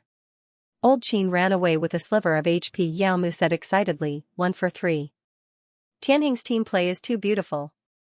Brother Dong said, the key is still Liang and Jiang Shui. The two players started the team at the same time. One blinked to seal off the opposing archer, and the other blinked to control the opposing jungler. Divine synchronization. The live broadcast room was full of 666 comments. Liang and Shuoyu's divine synchronization was when the two of them worked together to instantly kill the opposing team's core. Meanwhile, Liang and Xujiang's divine synchronization was also when the two mid laners used crowd control skills to start the team. They attacked at the same time and controlled two of the opposing team's points at the same time, creating a 5v3 situation. In this wave of mid laners, Tianheng's 1-for-3 was a win. Following that, Qi Shua, Yi Xiaoyang, and Xujiang started to snowball the game. Xingxing and Old Qin were in charge of taking care of the minions. Yi Xiaoyang's excellent operation skills and overall command did not allow Yueying to drag on until the later stages of Xia Weiyu's development. Instead, they ended the game in 24 minutes. Yi Xiaoyang said, "Beautiful." Qi Shua turned around and said, "I've realized that keeping an eye on Old Su is more effective than keeping an eye on Xia Weiyu." Yi Xiaoyang agreed. Yeah, the reason why Yueying won against Northern Shepherd last time was mainly because Old Su seized the opportunity at the crucial moment and suddenly cut to the back to instantly kill Northern Shepherd's mid laner. Meanwhile, Xiaoyu's playstyle is more suited for playing steadily and dealing damage in a team. He rarely crouches down and insta-kills someone. What the archer needed to do was not to crouch down and insta-kill the opposing team. Instead, they needed to ensure that they could deal enough damage in a team battle. However, the top laner was different. As a top laner who had won the World Championship, Old Su's ability to insta-kill someone after cutting was also world-class. He could look for opportunities without caring about his own life to flash and cut to the back. As long as he insta-killed a core player, Yueying would be able to go 5v4. This was also the key reason why Qi Shua wanted to keep an eye on Old Su. In the second round, Tianheng chose a regular lineup to support Xingxing's development while the mid laner worked together to specifically attack Sujua's lane. However, Sujua seemed to have expected that he would be caught. When he saw that Qi Shua was at level 6, he decisively retreated back to his base. After he recovered to full health and bought some equipment, he went to the bushes in the middle lane and worked together with his mid laner to kill Yi Xiaoyang. Yi Xiaoyang was not an easy opponent. While Old Su was not around, he suddenly ambushed the opposing mid laner and insta-killed him. Both sides were in a stalemate and fought until the end of the 28-minute match. In the last wave of the battle to defend the high ground, Xia Weiyu controlled his holy archer with level 6 godly equipment to quickly move around and deal tons of damage. Qi Shua wanted to cut him down, but he was blocked by the opposing support who sacrificed his life. Both sides died 4 people each. Tianheng only had Yi Xiaoyang left, and Yueying only had Xia Weiyu left. Yi Xiaoyang's Q skill was dodged by Xia Weiyu's sliding steps. He had no skills left and was killed by Xiaoyu from a distance. Xia Weiyu led 2 minions to push away the crystal. Yi Xiaoyang said helplessly, "Just a bit more, my Q skill was dodged by him." Qi Shua comforted him, "It's okay, let's do it again." Lin Feng walked into the soundproof room and said, "The first 2 rounds are tied at 11, but there's good news. Xia Weiyu has already used up his signature heroes, Sharpshooter and Holy Archer. There aren't many archers left to choose from. In the 3rd round, we'll release Wind Spirit. He'll definitely try to snatch it. Then, we'll choose a strong control mage to deal with him." Yi Xiaoyang looked at Xujiang, "Fire enclosure system?" Xujiang smiled and nodded, "Yes, let's do that." In the 3rd round, Tianheng released Wind Spirit. This was the version T0 Archer and Xia Weiyu's Archer with the highest win rate. There was no reason not to take it. Although this archer had some weaknesses, it was the most agile archer compared to the other archers who had short legs and were clumsy. Xia Weiyu managed to snatch Wind Spirit. His win rate with this archer was very high. Tianhuan chose Earth Mage plus Berserker. Yao Mu said, "If I remember correctly, during the regular season, when Tianheng played against Yaoguang, they also used the Earth Mage system." Yumel also chose Wind Spirit. Brother Dong looked down at the information card and said, "Yes." Back then, Skyhuan's lineup was Berserker and Pugilist, top laner, Earth Mage, mid laner, and Time Traveler, support. They relied on speed to pull and obstruct to fight. Although Wind Spirit has a lot of displacement skills, it's very difficult for him to get over the obstacles that Earth Mage puts out. It's also a type of counterplay. Yueying's coach had of course carefully analyzed Tianheng. When the opponent picked Earth Mage, he remembered the match between Tianheng and Yaoguang. Therefore, in the second stage, he decisively banned the acceleration support, Time Traveler, and the jungler, Fighter, to break Tianheng's strategy of frequently placing obstacles to interfere with the opponent's acceleration. In the second stage, Tianheng picked the jungler, Sword Immortal. This was also a very agile jungler who could move multiple times. After Yueying chose a hero, Tianheng's last counter was only left with a support. Yao Mu, what support will Tianheng choose? Brother Dong joked, will there be another double mage? In the audience's anticipation, Tianheng picked Flame Goddess on the 5th floor. Everyone, Brother Dong didn't know whether to laugh or cry. Sure enough, there's another double mage. Yao Mu said, Yueying ban support ban is so lonely. Chu Jiang is actually using Earth Mage as support in this round, and Yang Yang is using Goddess of Flames. 2 positional battle mages. Could this be a positional battle PS version? Earth Mage was also known as the Pigsty Flow playstyle. It could quickly put down 3 walls to encircle the opponent. Flame Goddess was also known as the Burning Flow playstyle. It laid down fire rings all over the ground and burned the opponent's HP and MP. Therefore, the combination of these 2 heroes was, lock the opponent up and burn them? Encirclement and arson system. As it turned out, Tianheng did have many tricks up their sleeves. There were 2 mid laners on the team, and the coaches were just that capricious. The changes in the mid laner and support positions made the coaches of the other teams unable to guess. It looked like a very fragile lineup, but it was extremely effective. Yi Xiaoyang quickly moved to support the bottom lane. Xu Jiang could always accurately place the wall obstacles and encircle the opponent in this pigsty. Yi Xiaoyang's fire rings could be placed just inside the Earth Mage's obstacles, making it impossible for the opponent to hide. If you wanted to hide, you had to use Flash. However, Flash had a cooldown of 120 seconds, while Earth Wizard's Barrier and Flame Goddess's Fire Circle could be used once every 10 seconds. You could escape this wave, but you couldn't escape the next wave. With Yi Xiaoyang and Xu Jiang's frequent coordination, Xia Weiyu couldn't develop. She lacked MP and HP, and she often had to go home to recover. On the other hand, Qingxing developed very well. In the last wave of the team battle, Xu Jiang predicted the opponent's movements in advance and quickly placed down 3 walls, trapping the 3 players in the back row. Yi Xiaoyang used his blink, and a raging inferno burned within the circle. The mana of the 3 opponents was instantly depleted, and Qi Shua seized the opportunity to jump into the circle of fire, and a set of combo attacks took down the 3 opponents. Tianheng 21 Yueying was the first to get the match point. Coach Lin walked into the soundproof room and said, last time when they played Xianxia, they were eliminated after getting the match point. This time, we can't be careless. If Yueying equalizes the score again, they'll beat Northern Shepherd in the deciding game. In the deciding game, both sides were allowed to choose blindly. Xia Weiyu and Suzhua could choose their favorite hero. Yueying definitely had a special way to deal with Tianheng, and Tianheng might not win. Once they fell into the loser's bracket, it would be a real battlefield, and the outcome would be difficult to predict. The opportunity to win was right in front of them, so why not seize it? Yi Xiaoyang looked at Qi Shua and said seriously, let's play Nikado Fujitsu and target Xiaoyu. Qi Shua nodded. Okay. Xu Jiang smiled and asked, is the Scourge Trio going to make a move again? Tianheng had played Nikado Fujitsu in the regular season. The jungler Qi Shua used Reaper's Chain to lure the opponent over and kill them. Xu Jiang controlled them, and Yi Xiaoyang killed them. But this strategy wouldn't work in the playoffs, because Xia Weiyu's positioning was too tricky and difficult to control. Yi Xiaoyang thought for a moment and said, then let's play the Explosive Trio.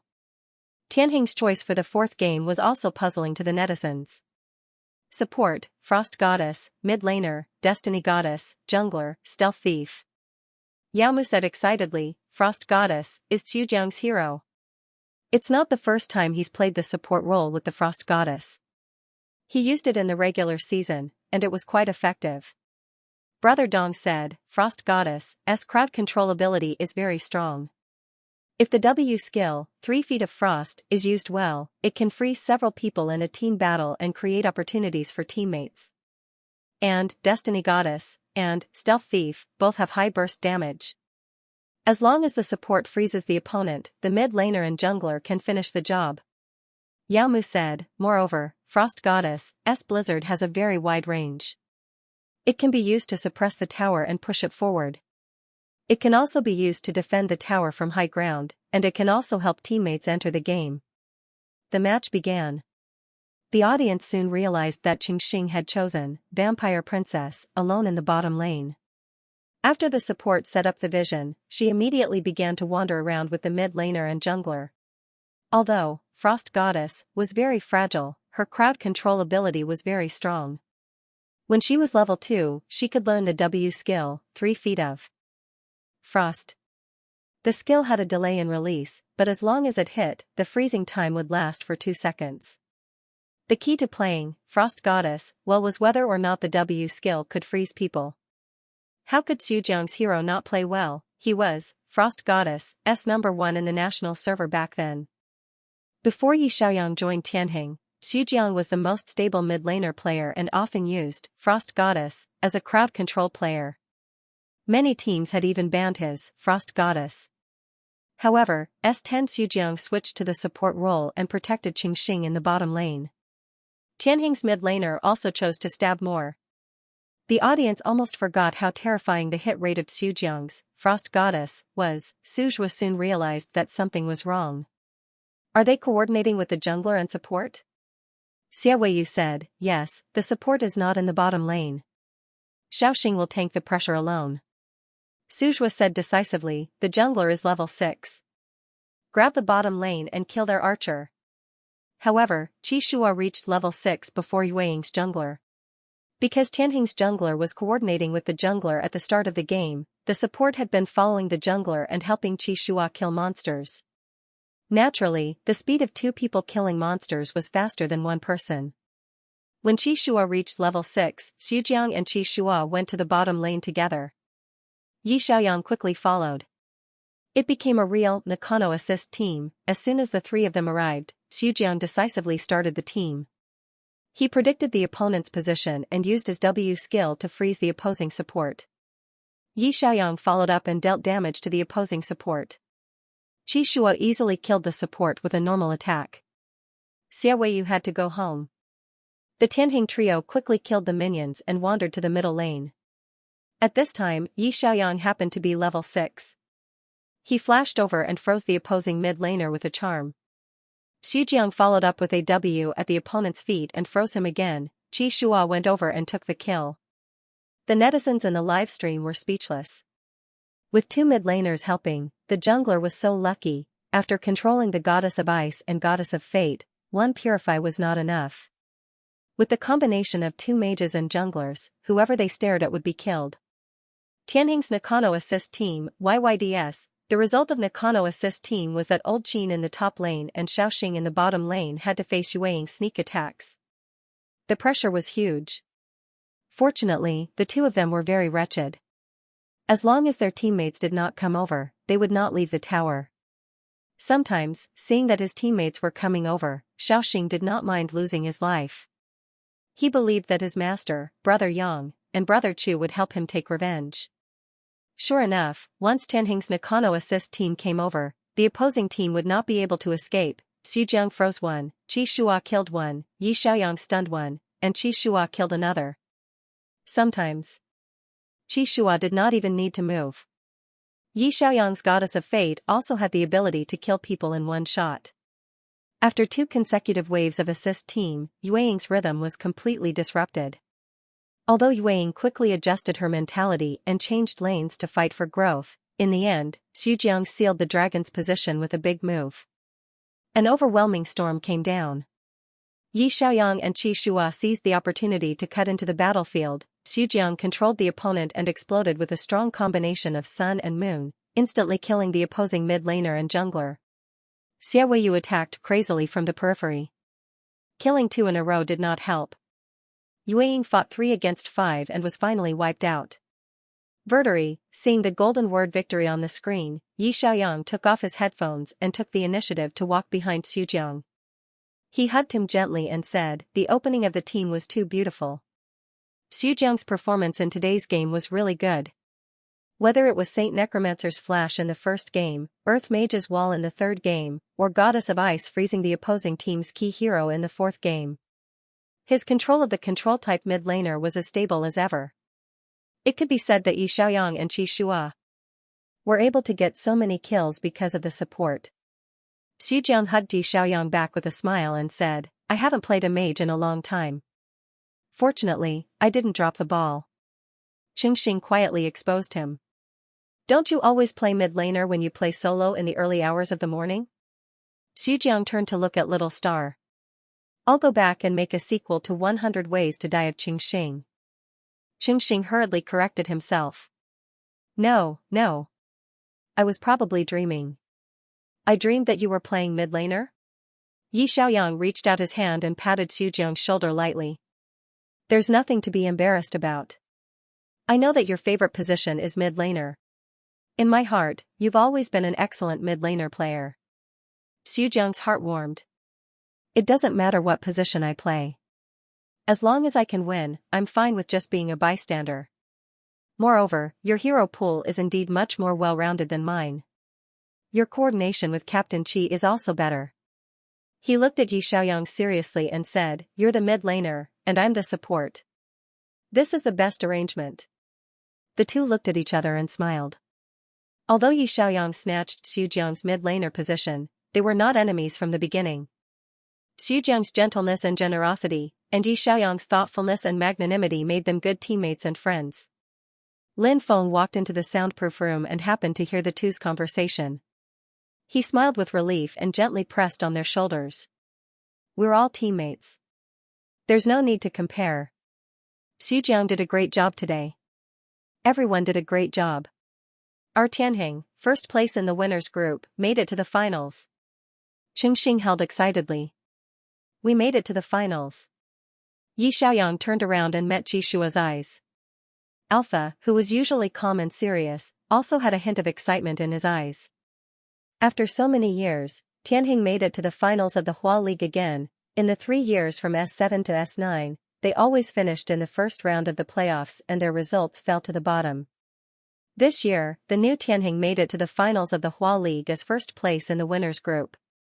The darkness was finally over, and Tianheng was about to usher in the most brilliant dawn. After the competition, the 5 players from Tianheng were invited to the interview booth. The reporter said excitedly, "Congratulations to Tianheng for winning the second round of the winners bracket and successfully advancing to the finals. Welcome to the interview booth." The 5 of them appeared together, making for a spectacular scene. The cameramen aimed their cameras at them, the flashes blinding their eyes. Xianxia looked at the reporters below the stage, his heart racing. Why did he feel like a superstar attending a press conference? The reporter handed the microphone to Qi Shua and said, "Captain Qi, Tianheng has advanced to the finals of S10. Do you have anything to say to the fans?" Qi Shua took the microphone and said calmly, "Tianheng's results have not been good for the past 3 years, and we have experienced many difficulties. Thank you for not giving up on us even when we were at our lowest point. I believe that this season, Tianheng will definitely give our supporters a satisfactory answer." The reporter said, "A satisfactory answer? Does it mean the championship?" Qi Shua nodded. "Yes, we will do our best to win the championship." There was a round of applause. Yi Xiaoyang, Xianxia, and the others also applauded. The reporter handed the microphone to Xujiang. "Jiang Shui, your performance today was outstanding. Out of the 4 matches, you used a sorcerer as a support in 3 of them, and you even won the MVP award in 2 of them.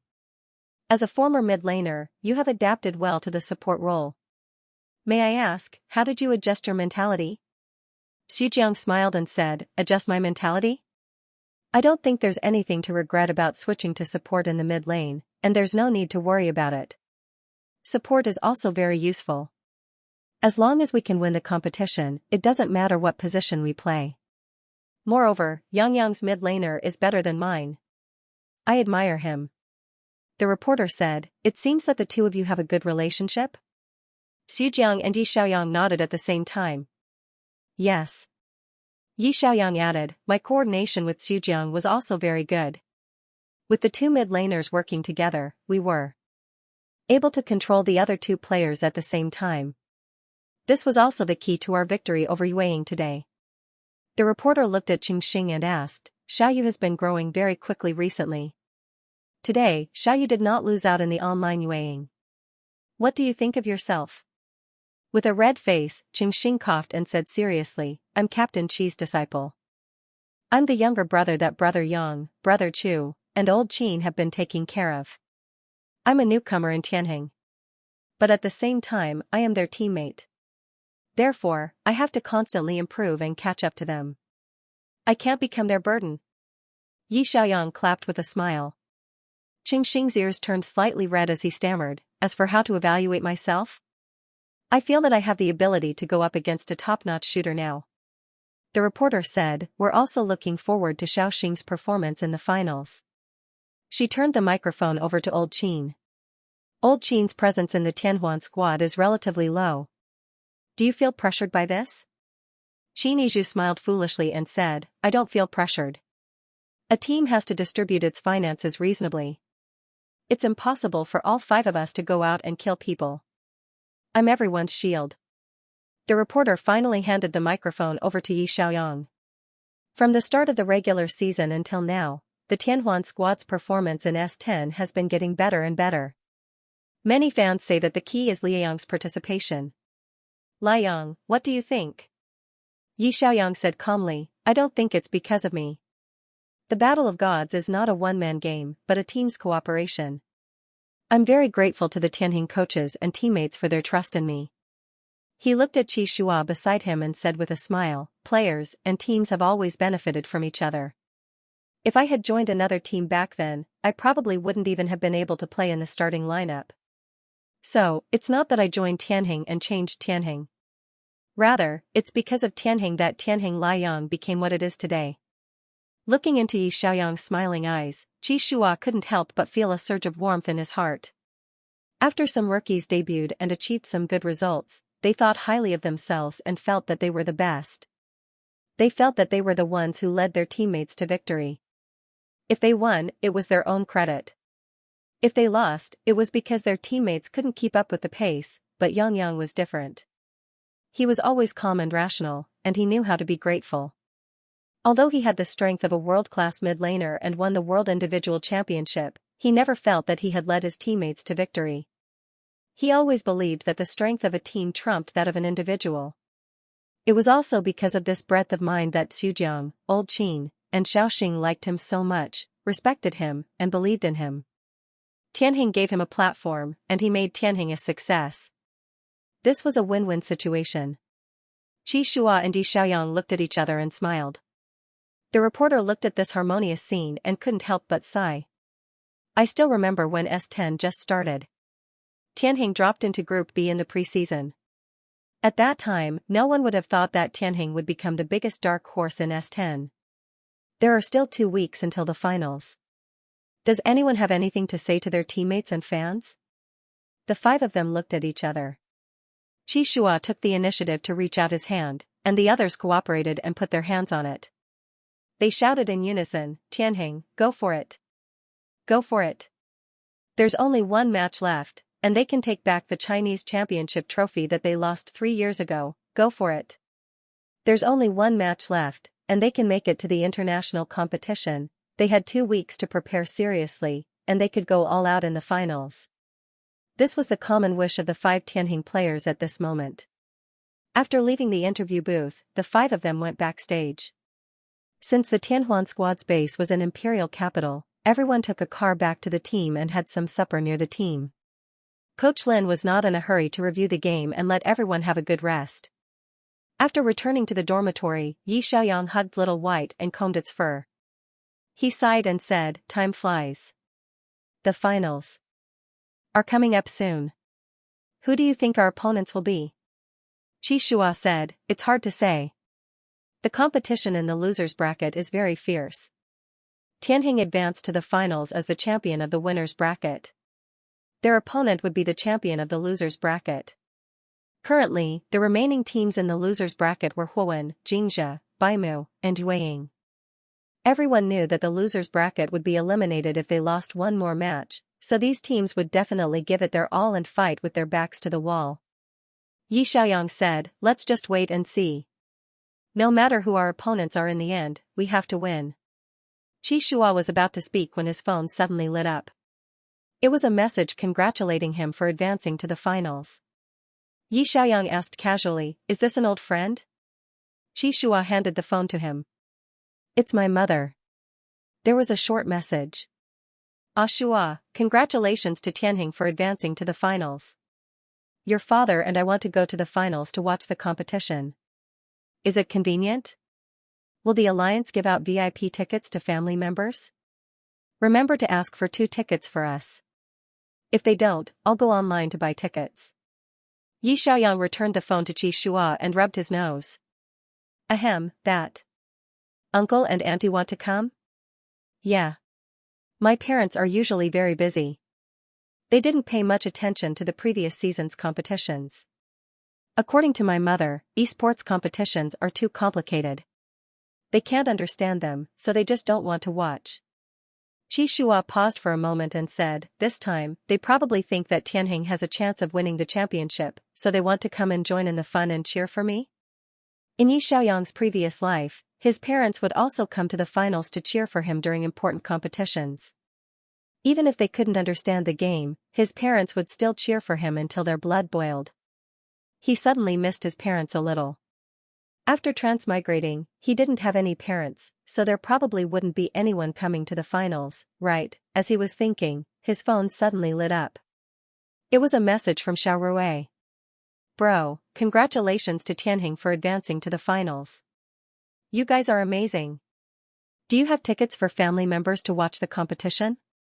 I want to go to the finals to cheer for bro." Yi Xiaoyang was stunned for a moment, then the corners of his lips curled up.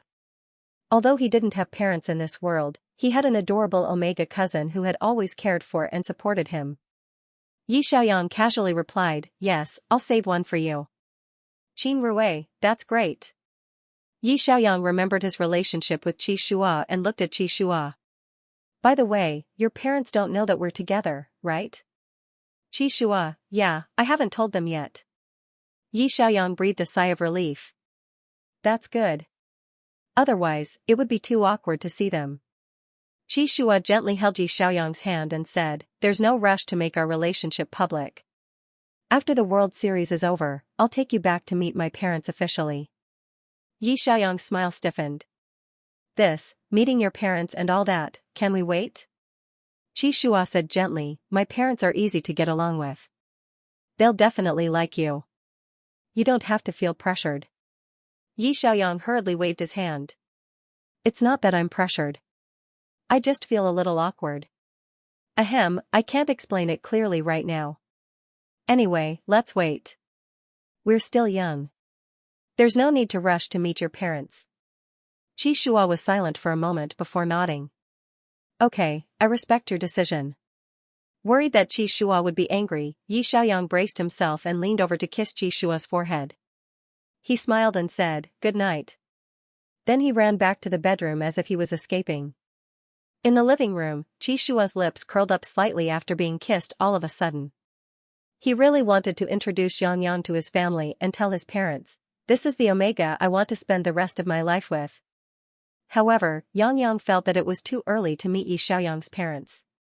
He wouldn't force her and let nature take its course.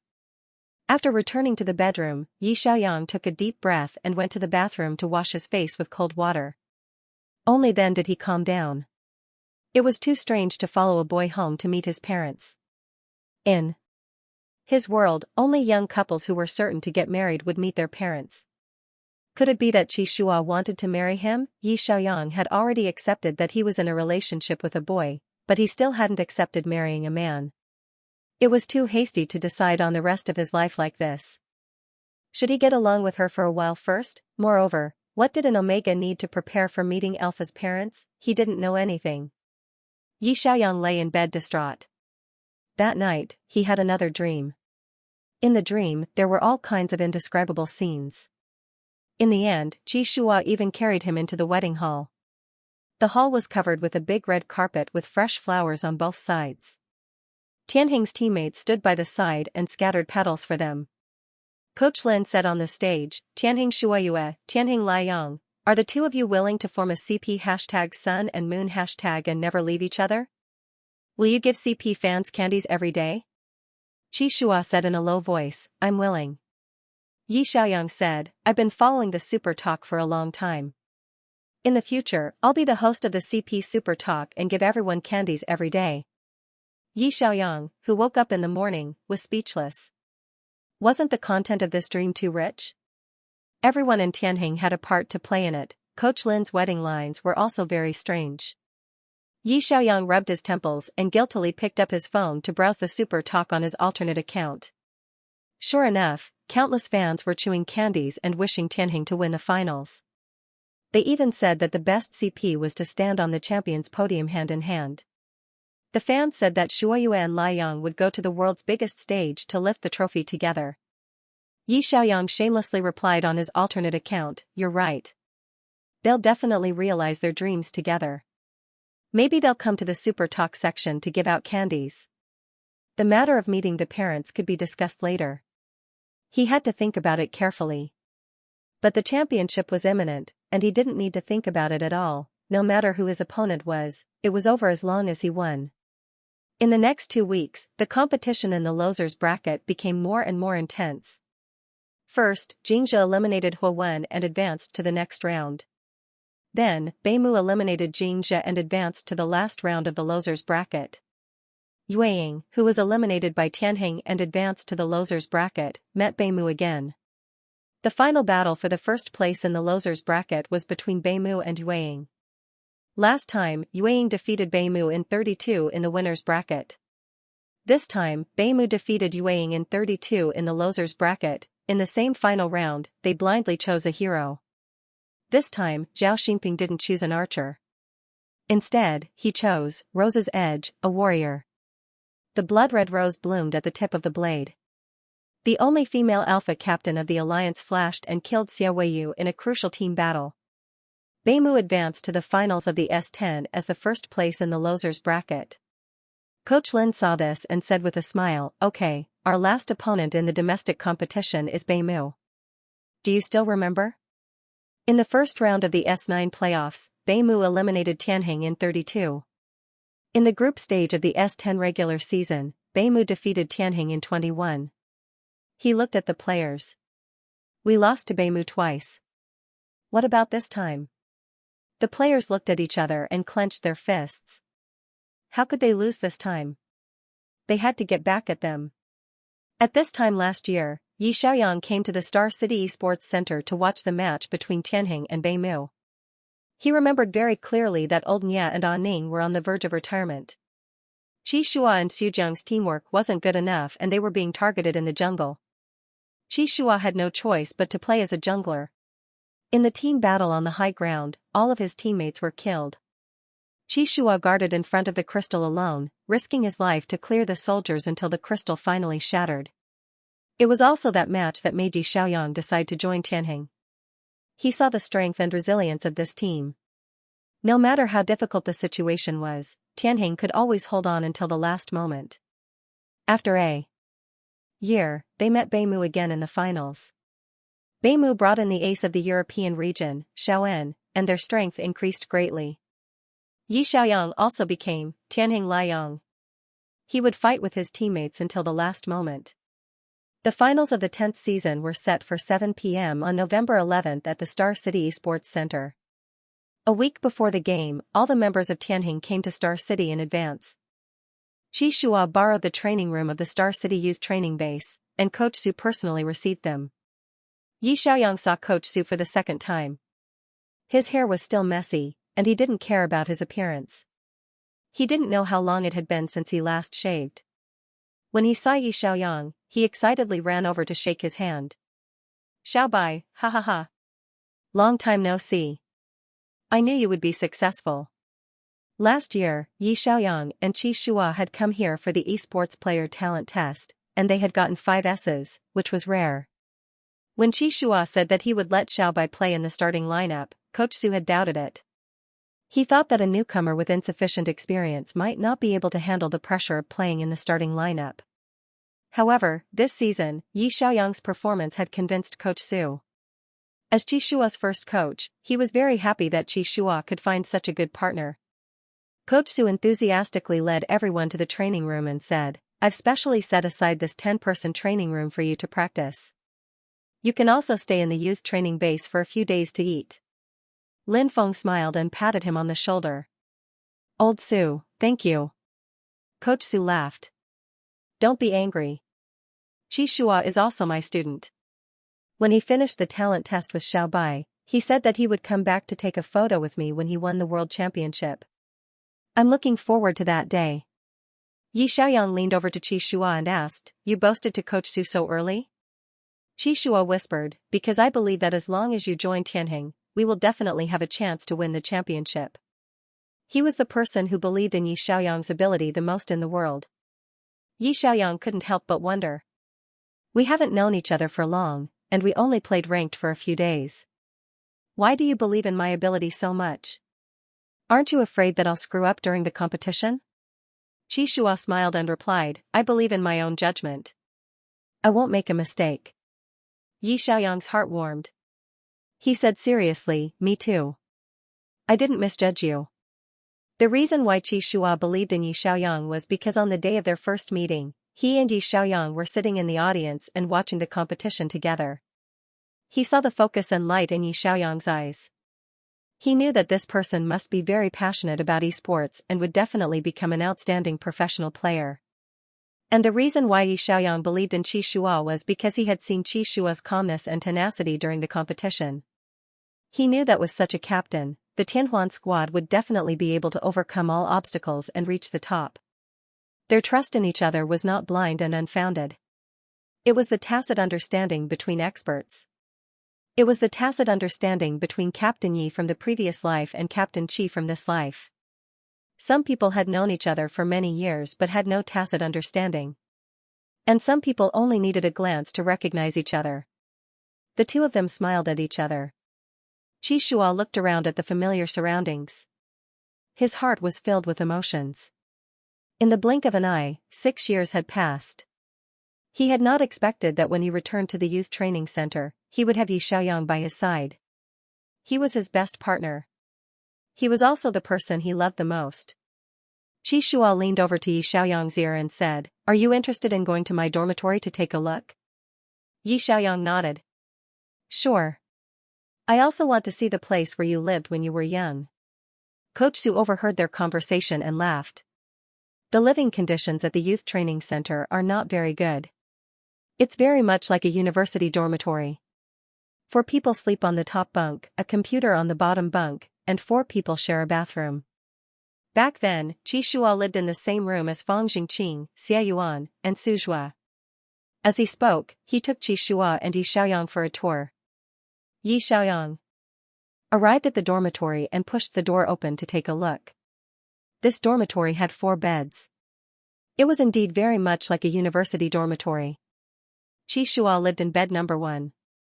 Coach Su walked into the room and said, "Every contestant will write down their wishes in the dormitory's wish book before they leave the youth training center." He opened the wish book and found Qi Shua's page.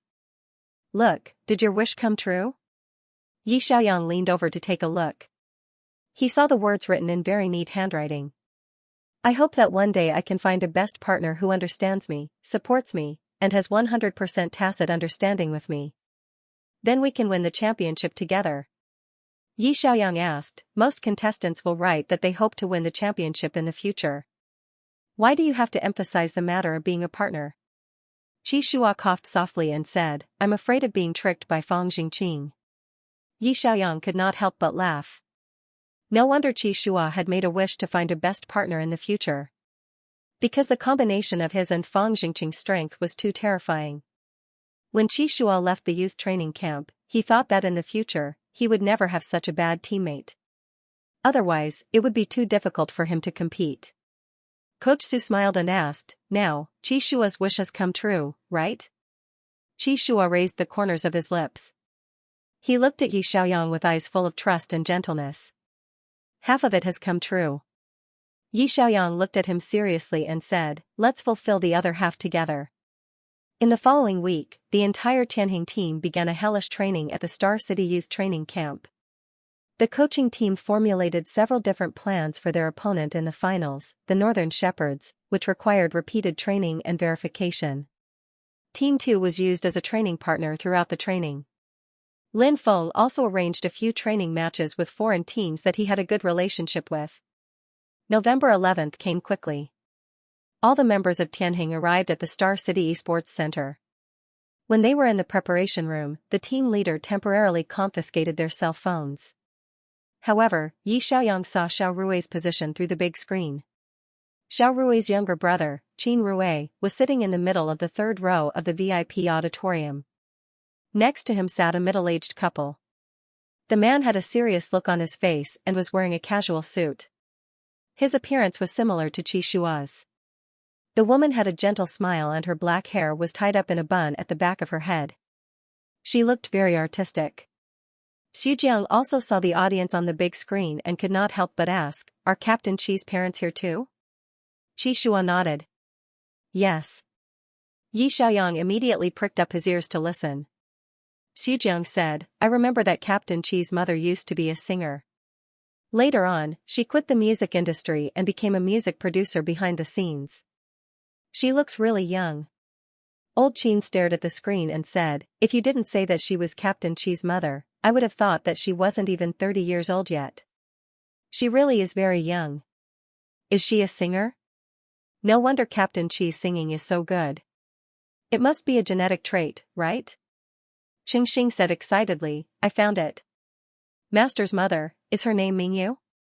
She was my idol when I was young. I used to play her songs on repeat. Yi Xiaoyang memorized the name and planned to secretly search for it later. Although he was not ready to meet Qi Shua's family yet, he still wanted to find out more about what Qi Shua's parents did for a living and whether they were easy to get along with.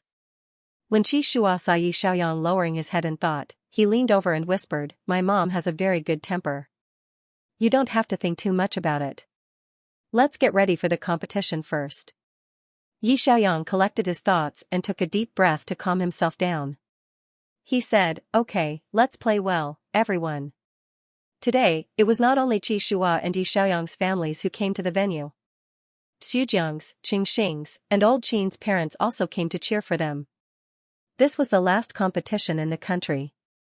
Although they did not understand esports, they still wanted to feel the warm atmosphere and cheer for their children. At 6:40 p.m., the competition was about to begin. The contestants from both teams came to the big stage. The venue was filled with thunderous applause, especially from the family viewing area. Xu Jiang's father held up a loudspeaker and shouted, Tianjing, go for it. The other family members also shouted, go for it. Father Chu, Tianjing, go for it. The other family members, go for it. The netizens watching the livestream were dying of laughter. Whose family member was that? He even brought out a loudspeaker. They had seen Brother Chu's father in previous competitions. Xu Jiang's father was a ruthless person. Why don't we give him the Best Family Support Award? No wonder Xu Jiang posted videos of 100 ways to die every day. This was white cutting black, just like his father. The family and fan groups of Northern Shepherd were not to be outdone. They shouted at the top of their lungs, Northern Shepherd, go for it. Northern Shepherd, go for it. The cheers in the venue were deafening. The family and fan groups of both teams were about to fight. The contestants bowed to the audience and quickly turned around to enter the soundproof room. They put on their headphones and got ready. Yao Mu and Brother Dong appeared on the livestream screen on time. Hello, everyone. Welcome to the Star City Esports Center. This is the venue for the finals of Season 10 of the God Wars. The two teams are Northern Shepherd versus Tianjing. Brother Dong said, the pre-match guessing channel has been opened. Friends who succeed in guessing will receive limited peripherals, skins, and other rich rewards. We welcome everyone to the major livestream platforms to guess. Yao Mu said, Tianjing and Northern Shepherd have played against each other several times in the past. In the S9 playoffs, Northern Shepherd had 32 points against Tianjing. In the S10 group stage, Northern Shepherd had 21 points against Tianheng. Both times, Northern Shepherd had won. Brother Dong thinks that today, will Tianheng successfully counterattack and defeat this strong opponent? Or will Northern Shepherd continue to maintain their advantage and defeat Tianheng? Brother Dong smiled and said, the strength of the two teams should be evenly matched. Northern Shepherd has Xiao Liang and Zhao Shuang and Xiao En. Tianheng's tandem is very strong. The players in other positions have also improved rapidly recently. It's hard to say who will win or lose. I only know that no matter who wins or loses, today's competition will be very exciting. Yamu nodded in agreement. That's right. We are very honored to see many family members of the contestants coming to the venue to cheer for everyone. Welcome to the family members who support our esports players. The camera panned to the family members, who also waved to everyone cooperatively. Many people noticed Qi Shua's mother in the crowd, who had a unique aura. They gossiped about the identity of this family member. Soon, it was revealed that Qi Shua's mother used to be a famous singer. Qi Shua had never mentioned his parents ever since his debut. He had always been very low-key. If it weren't for his parents coming to the venue today, the fans and media wouldn't have known that he was born into a musical family. No wonder Qi Shua's singing was so good in the All-Star exhibition competition. But to Qi Shua, singing was just an hobby. Esports was his true passion. In the soundproof room, the contestants began to warm up their hands on the keyboards. The referee raised his hand to signal that the competition could begin. Yao Mu said, the contestants from both sides are ready. Let's begin the first match of Tianheng versus Northern Shepherd. Brother Dong said, in the finals, the winner's team has the priority to choose the side. Tianheng can choose whether to go to the blue side or the red side. Tianheng chose the red side this time and gave the blue side to Northern Shepherd? Yao Mu said, for the first round, the coaching team should have a special BP strategy. Northern Shepherd's coach was not surprised. After all, Tianheng had many tricks up their sleeves. They just had to deal with them as they saw fit. Northern Shepherd went first and gave the first ban to Shooting Arrow. Xianxia was a shooter who had gotten 3 kills in the playoffs. He was also a T0 shooter recently. Tianheng banned Zhao Xinping's Rose Edge. Northern Shepherd's second ban was still targeting shooters. They banned Wind Spirit. Tianheng banned Zhao Sanan's Vampire Duke. Brother Dong said, both coaches have a clear idea. Northern Shepherd is targeting shooters, while Tianheng is targeting both sides. In this case, the mid and jungle will be released. In the first phase, will both sides fight for the mid and jungle? Northern Shepherd's first choice was Xiao En, who directly took the life hero, giant monster of the North Sea. When it was Tianheng's turn, the first and second players did not hesitate to choose Holy Archer and Forest Messenger. Yao Mu said, developing Archer and Healer, this is also a classic bottom lane combination. Northern Shepherd followed by choosing Berserker and Kung Fu Master on the flanks. The two warriors who were very good at cutting the back row were going to cut down Tianheng's mid laner. Tianheng's third player chose Black Dragon Knight, a very tanky top laner. In the first phase, both sides' choices were very ordinary. Most of them were heroes that were very common in normal games. Brother Dong analyzed, both sides might be looking for stability in the first round. Choose a normal lineup to test the waters. There's really no need to bring out a particularly strong lineup. Once they lose, the player's mentality will collapse. Yao Mu said, yes. Tianheng's Holy Archer and Forest Messenger system appeared many times in the regular season. The healer protected Little Star's development, and Little Star attacked in the later stages. However, Little Star's Holy Archer's win rate was not high. The few times he took it out in the regular season, he lost many times. Brother Dong said, but during the regular season, Little Star was still a rookie who had just debuted. His teammates made him a compilation of 100 ways to die of Qingxing. At that time, he was either being killed or on the way to being killed. Little Star in the playoffs has already improved a lot. He's no longer the Little Star who repeatedly died in different ways. Yao Mu said, yes, I'm looking forward to Little Star's wonderful performance with Holy Archer today. The second phase of the BP began. Tianheng still had mid laners left. Naturally, Northern Shepherd would target the mid laners crazily. Northern Shepherd's coach did not hesitate to ban Lord of the Abyss and Stealth Thief. Lin Feng banned the Tool Jungler, Pugilist, and the protective support, Radiant Shield. Tianhing's 4th floor chose the Jungler, Ninja, who had stronger solo killing abilities. Northern Shepherd's 4th/5th floor chose the Tool Jungler, Knight, and the acceleration support, Time and Space Traveler. Tianhing still had one last position left. The only one left was the mid laner. Yao Mu guessed, Yang will probably use World Destroyer Mage, or Moonlight Mage, to fight against Xiaoan. Both of the long-handed mages have a certain chance of winning against Giant Monster of the North Sea. Of course, he might also use Sharpshooter to go in the middle and use the archer to snipe the opposing mid laner. Brother Dong said, the archer selection for this round is indeed good. The long-handed Sharpshooter and the long-handed Holy Archer. The two archers kite the opponent from a distance. However, both sides of the opponent have displacement skills. Their ability to cut to the back is very strong. The two archers are too fragile and not stable enough. Everyone looked at the big screen expectantly. Soon, Tianhing's 5th floor locked onto a hero, Lord of the Forest. There was a burst of exclamations from the audience. Yao Mu also raised her voice, Lord of the Forest. This is a summoner who controls the field. I remember that Tianhing has never used this hero in the regular season or the playoffs. Brother Dong said, if I remember correctly, Liang used Lord of the Forest once in the World Individual Competition. Yao Mu also remembered this and echoed, when he was fighting against Mitchell, he used the vines of Lord of the Forest to control the field and defeated Mitchell's Sunwheel Mage. Brother Dong said, we all know that Lord of the Forest is the most difficult hero to control among the summoners. After the vines are summoned, the path and direction are all controlled by the mouse. It's easy to control several vines at the same time. However, Liang used this hero to perfection in the World Individual Competition. We should never doubt Liang's control of the mid laner hero. Yao Mu said, moreover, Tianhing chose Lord of the Forest as the mid laner today, paired with Forest Messenger as the support. The vines of the two forest heroes will control the field. This is the real binding style. When the Baima coach saw this, his face stiffened. Double binding? Forest Messenger was a healer with W skills.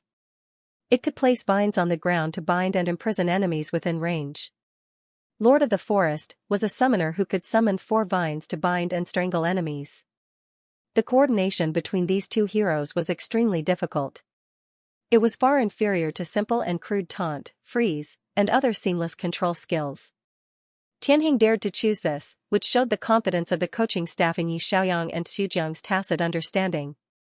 Tianhing's first round was not a combination of the two. Instead, it was a combination of the two vines, a binding style.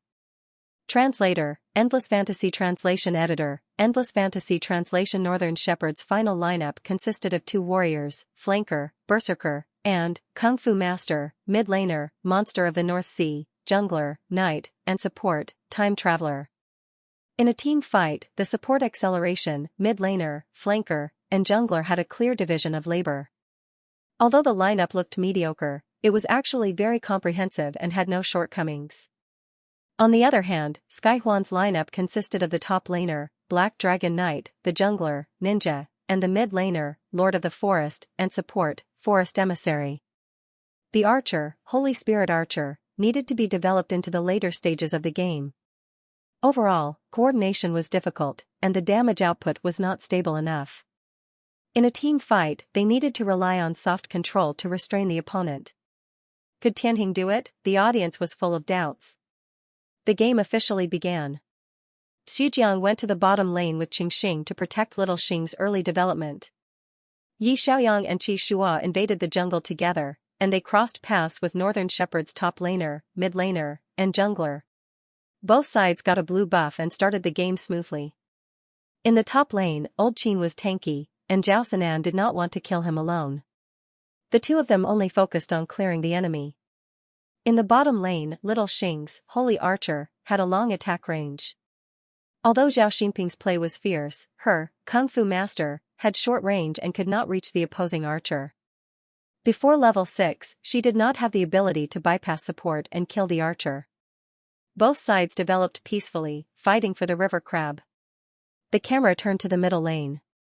Everyone thought that the two mid laners would develop peacefully in the early stages, but they saw Xiaoan suddenly throw a Q skill and hit Yi Xiaoyang. Yi Xiaoyang returned the favor, and the vine in his hand flew out and hit Xiaoan's face. The two fought fiercely, and in the blink of an eye, they both lost half of their health. Yao Mu said in surprise. The two mid laners started the game very fiercely, and they both exhausted each other. Brother Dong said, although Xiaoan hasn't won the World Individual Championship, his strength is also at the top of the international level. He's not afraid of Liang. Their fighting style seems fierce, but it's actually very detailed. Their positioning and maneuvering are very fast. If their reaction is slightly slower, they may be killed by their opponent. Yi Xiaoyang and Xiaoan were indeed very focused. They knew that they had met their strongest opponent. It wasn't that easy to kill them one-on-one. Both of them frequently moved around and released their skills in search of an opportunity. When they reached the third wave of minions, the two of them tacitly ate the HP mushrooms under the tower. When they reached the fourth wave of minions, they used up another wave of minions and had no choice but to return home with low HP. At this moment, the attentive audience noticed, Captain Qi is about to reach level 6. Yi Xiaoyang went home and bought some equipment to recover his health. Then, he didn't go to the middle lane to clear the minions. Instead, he went straight to the top lane. Xiaoan didn't go to the middle lane either. Instead, she went to the bottom lane. The mid laners from both sides reached the line almost at the same time. Xiaoan shouted as she walked, "Mid laner miss, be careful." Yi Xiaoyang also reminded her, "Mid laner miss, Xiaoxing, be careful." The two mid laners were in sync, but the speed of the two junglers was a few seconds behind. Qi Shua was the first to reach level 6 in the game. He appeared at the same time as Yi Xiaoyang. He pressed the attack prompt in the game. Yi Xiaoyang didn't need to say anything. He directly flashed over and tied up Zhao Sinan with vines. Old Qin immediately followed up with a combo. Qi Shua's Shadow Spear came forward and used a combo. In less than 2 seconds, Zhao Sinan was killed. Zhao Sinan didn't even have time to escape. At the bottom lane, after Xiaoan arrived, he hid in the bushes for a few seconds and waited for his own jungler. The North Shepherd jungler was level 6, so they launched a 4v2 attack at the bottom lane. However, before they could make a move, Xianxia flashed and ran away. Xujiang was kicked back by the North jungler, Hero. The four of them worked together to kill Xujiang. The battle between the top and bottom lanes of both sides was only a few seconds apart. The audience burst into applause. Yao Mu said, "The jungler's first gank." Tianheng chose to take the top lane, and North Shepherd took the bottom lane. Tianheng got the first blood and the top laner's head, and North Shepherd got the support's head. The top laner's head was obviously more valuable than the support's. On the surface, it looked like Tianheng made a small profit. However, North Shepherd also stopped their losses in time. While Xiaoxing returned home, they quickly killed the little dragon. Tianheng followed closely and invaded the top half of North Shepherd's jungle to steal the red buff. The rhythm of both sides was very fast. It could be seen that the commanders were very flexible. It didn't matter if people died during the game. The important thing was to stop their losses in time and recover their economy from other places. Brother Dong said, "Both sides are nitpicking the details. If we calculate it carefully, the overall economy of the first gank is not much different." Tianheng got the top laner's head and the bottom half of the jungle's economy, while North Shepherd got the support's head and the little dragon's economy. Yao Mu said, "Yes. Both sides mid laners and archers are level 6. I'm looking forward to the next roaming." In most cases, the support would go to the bottom lane to continue protecting the archer after reviving. However, the audience with God's perspective noticed that Xujiang didn't go to the bottom lane after reviving. Instead, he sneaked into the jungle and followed Qi Shua to gain experience from killing a few minions. Xianxia returned to the bottom lane for a 1v2. Because he had been squatting under the tower and refused to come out, Zhao Xinping was worried that the opposing jungler and support would come to support him, so he didn't rush in to kill him. Yi Xiaoyang and Xiaoan continued to clear the minions in the middle lane. They depleted each other's health in the blink of an eye, until Xujiang suddenly appeared. Xiaoan didn't react to Xujiang's appearance at all because he flashed up. It was the first time she saw a hero like Forest Messenger, with a flash. In most cases, she would bring Healer to increase the team's survival rate, or bring Interference to assist the archer in pushing the tower. You're a healer with Flash. Do you want to go to heaven? It turned out that even if Xujiang played as a healer, he was still a mid-laner healer with a murderous heart. Forest Messenger's Vine of Imprisonment control would imprison all enemies within 3 units of herself. The control distance was relatively short, so it was suitable for protecting teammates and defending and counterattacking. However, Xujiang suddenly flashed and took the initiative to pull away. Xiaoan was caught off guard and froze in place. Yi Xiaoyang, who was still pretending to clear the minions, also revealed his true colors at this time. He didn't hesitate to summon 4 vines. The dark green vines with terrifying black poisonous thorns flew out from the air like snakes. Thorny Strangulation, the 4 thorny vines frantically gathered and killed Xiaoan, who only had half of her health left. Xiaoan really didn't expect this. How many minutes had it been since the start of the game? The support didn't protect the archer and directly came to the middle lane to cooperate with Yi Xiaoyang in a 2v1 to kill his mid laner. Xiaoan helplessly said, "The support is in the middle lane, and the archer is alone at the bottom lane." Zhao Xinping calmly replied, "Got it." She gave the support a initiate attack sign. The support, Time Traveler, immediately activated his acceleration skill and led Zhao Xinping to cross the tower and kill Qingxing. However, Qingxing was very vigilant. Almost at the moment when Yi Xiaoyang and Xujiang worked together to kill Xiaoan, he retreated. When Zhao Xinping rushed over, she saw him returning. The spectators nervously held their breaths. Little Xing's return would have been interrupted in just a fraction of a second. But in the end, the moment Zhao Xinping arrived at the bottom of the tower, Little Xing's holy archer also disappeared in front of her. His return was just in time. Qingxing was frightened and breathed a sigh of relief. "Damn, I was scared to death." Zhao Xinping frowned slightly. "I don't believe that he won't come out to clear the troops in the next wave." In the middle lane, after Yi Xiaoyang and Xujiang killed Xiaoan, they teamed up with Qi Shua to attack the Northern Shepherd jungle and snatched Northern Shepherd's blue buff. Following closely behind, the 3 of them wandered to the top lane. Zhao Sanan reacted quickly and quickly flashed away. After Qingxing returned to full health, he didn't go to the bottom lane to clear the troops. Instead, he let the troops into the tower and went to the jungle to farm crazily. He also got a red buff. At the same time, Qi Shua's ninja let out a shadow and went to the bottom lane to lead the troops. The spectators were still a little confused when they saw this, but the 2 casters quickly understood Tianheng's tactical thinking. Yao Mu said, "Tianheng's thinking is very unique. The archer in the bottom lane actually became an orphan to resist the enemy's pressure. The top lane and jungle are Tianheng's main breakthroughs. Xujiang is only responsible for protecting Little Xing until he reaches level 6. After that, he will let Little Xing develop on his own. He will coordinate with the mid laner to catch people." Brother Dong said, "Yes, the mid laner will coordinate with the jungler to counter the enemy's jungle.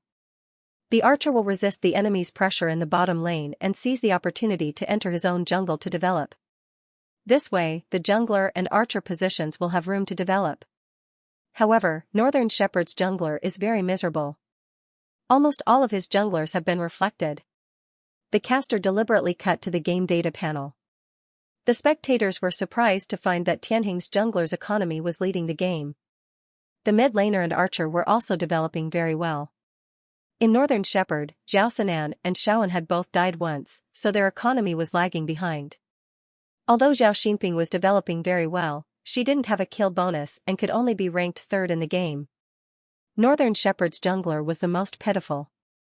Their economy was only slightly better than Tianheng's support and Xujiang's support. It was obvious how badly the jungle was targeted. Zhao Xinping quickly realized that something was wrong and calmly made adjustments. "I will coordinate with the support to defend the jungle. Xiao Zhao, Xiaoan, pay attention to their roaming route."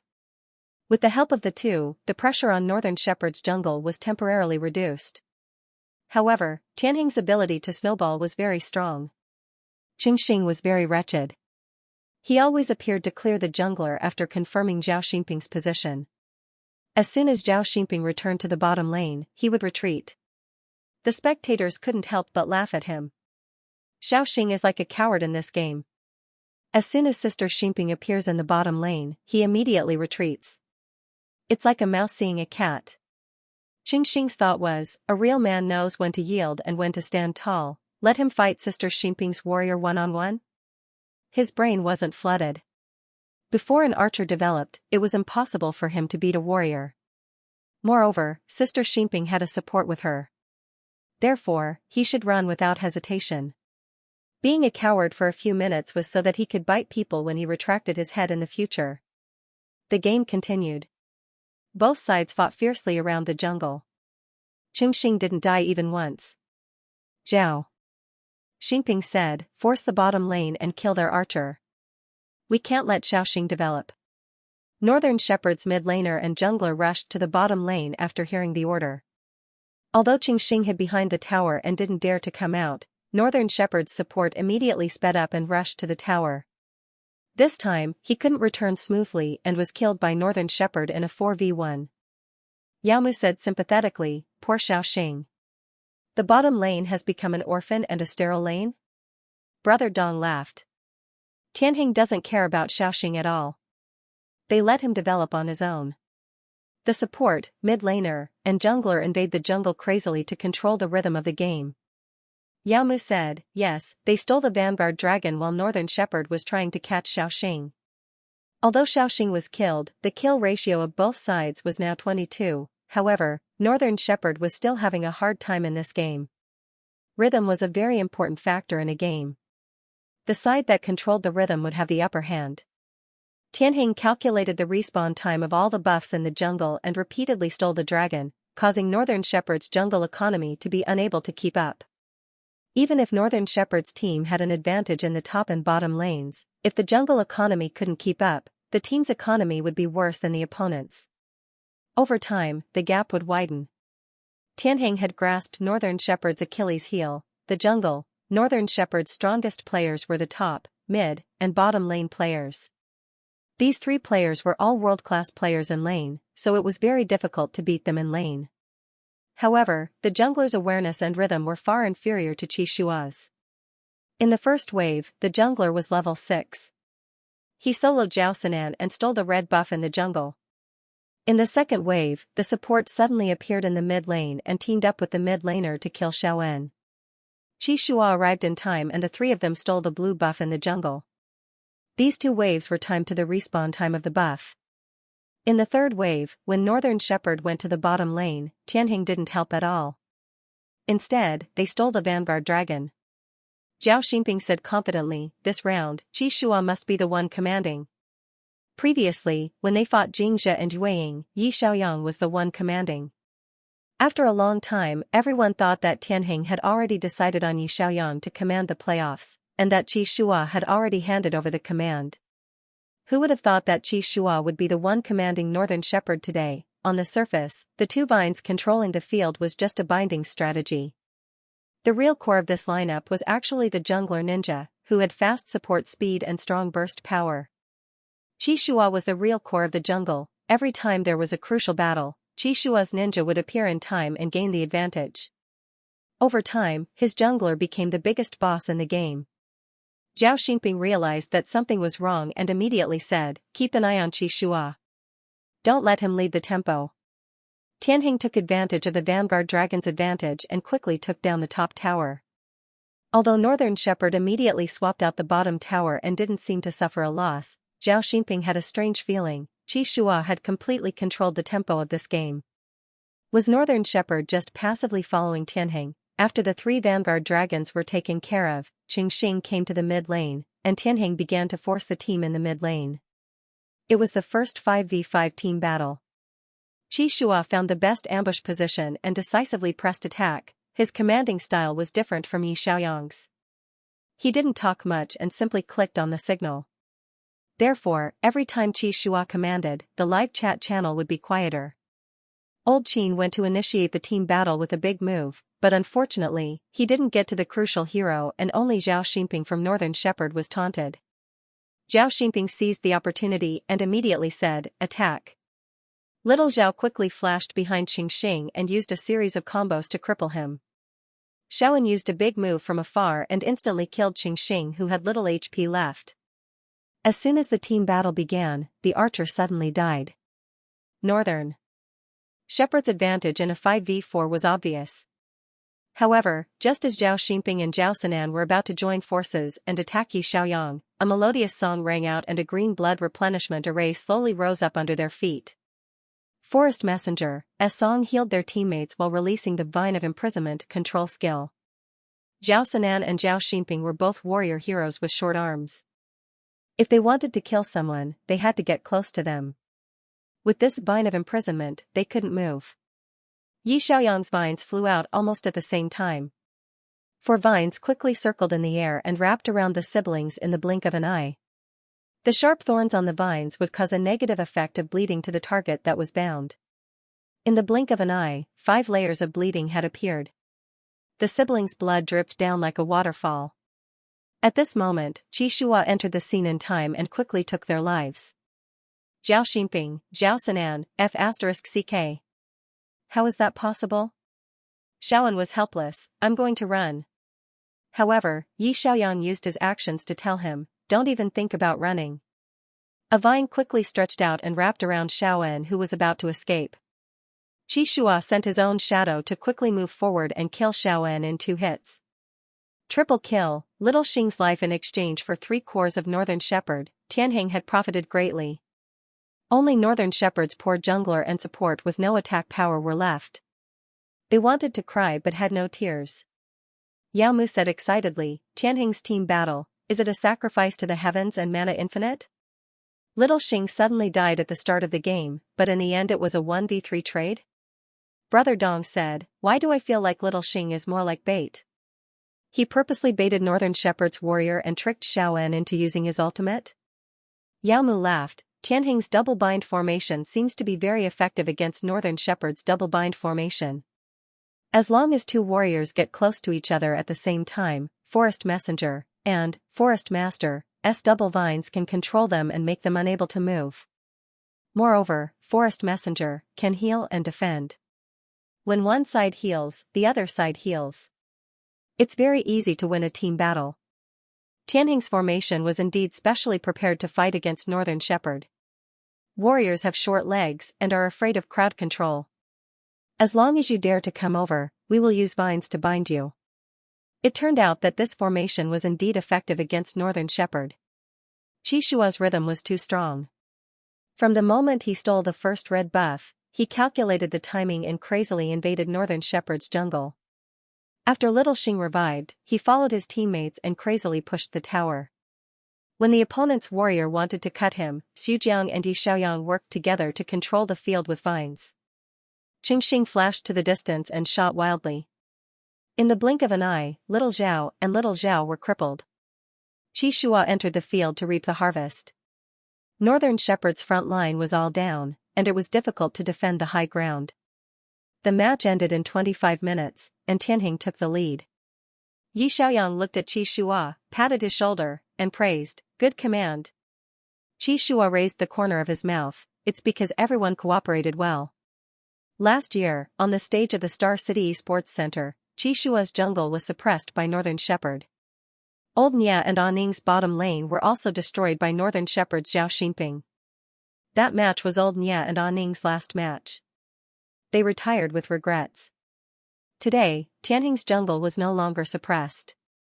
Tianheng could take the initiative to attack and suppress the opponent's jungle. All of this clearly proved the transformation of Tianheng's entire team. Everyone had mixed feelings, but at the same time, they were full of fighting spirit. It was like a beast that had been locked in a cage for a long time and finally broke free from its shackles. They no longer had to worry about this and be afraid of that.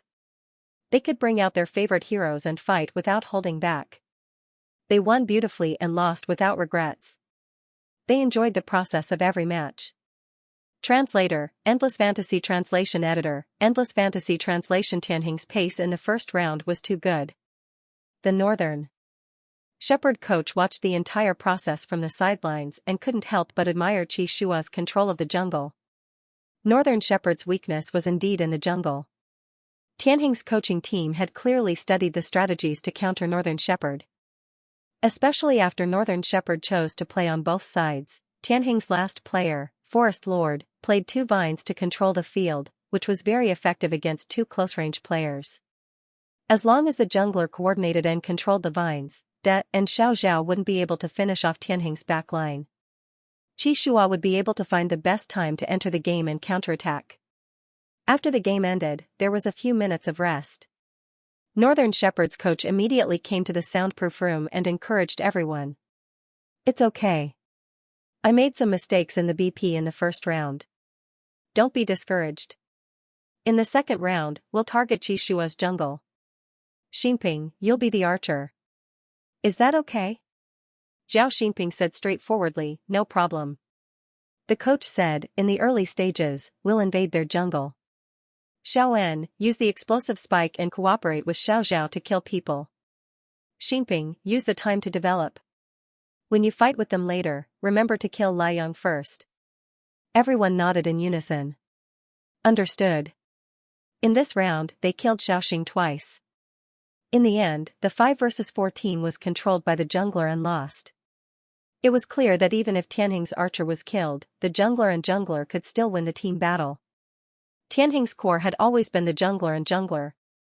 They would kill Yi Xiaoyang first so that he couldn't coordinate with Qi Shua. The game soon began. Tianheng was the blue team in this round, so they had priority to ban. Coach Lin consecutively banned 2 warrior flanks, still targeting De and Xiao Zhao's 2-sided system. Northern Shepherd targeted the control-type support and sent Frost Goddess and Earth Mage to the ban positions. Coach Lin couldn't help but complain. "Are they targeting Zhujiang's control-type support? Should I feel honored?"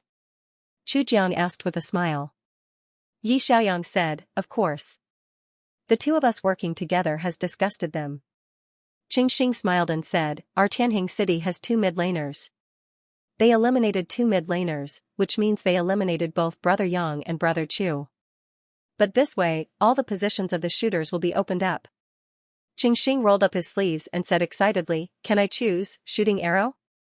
Tianheng's blue team could be the first to snatch.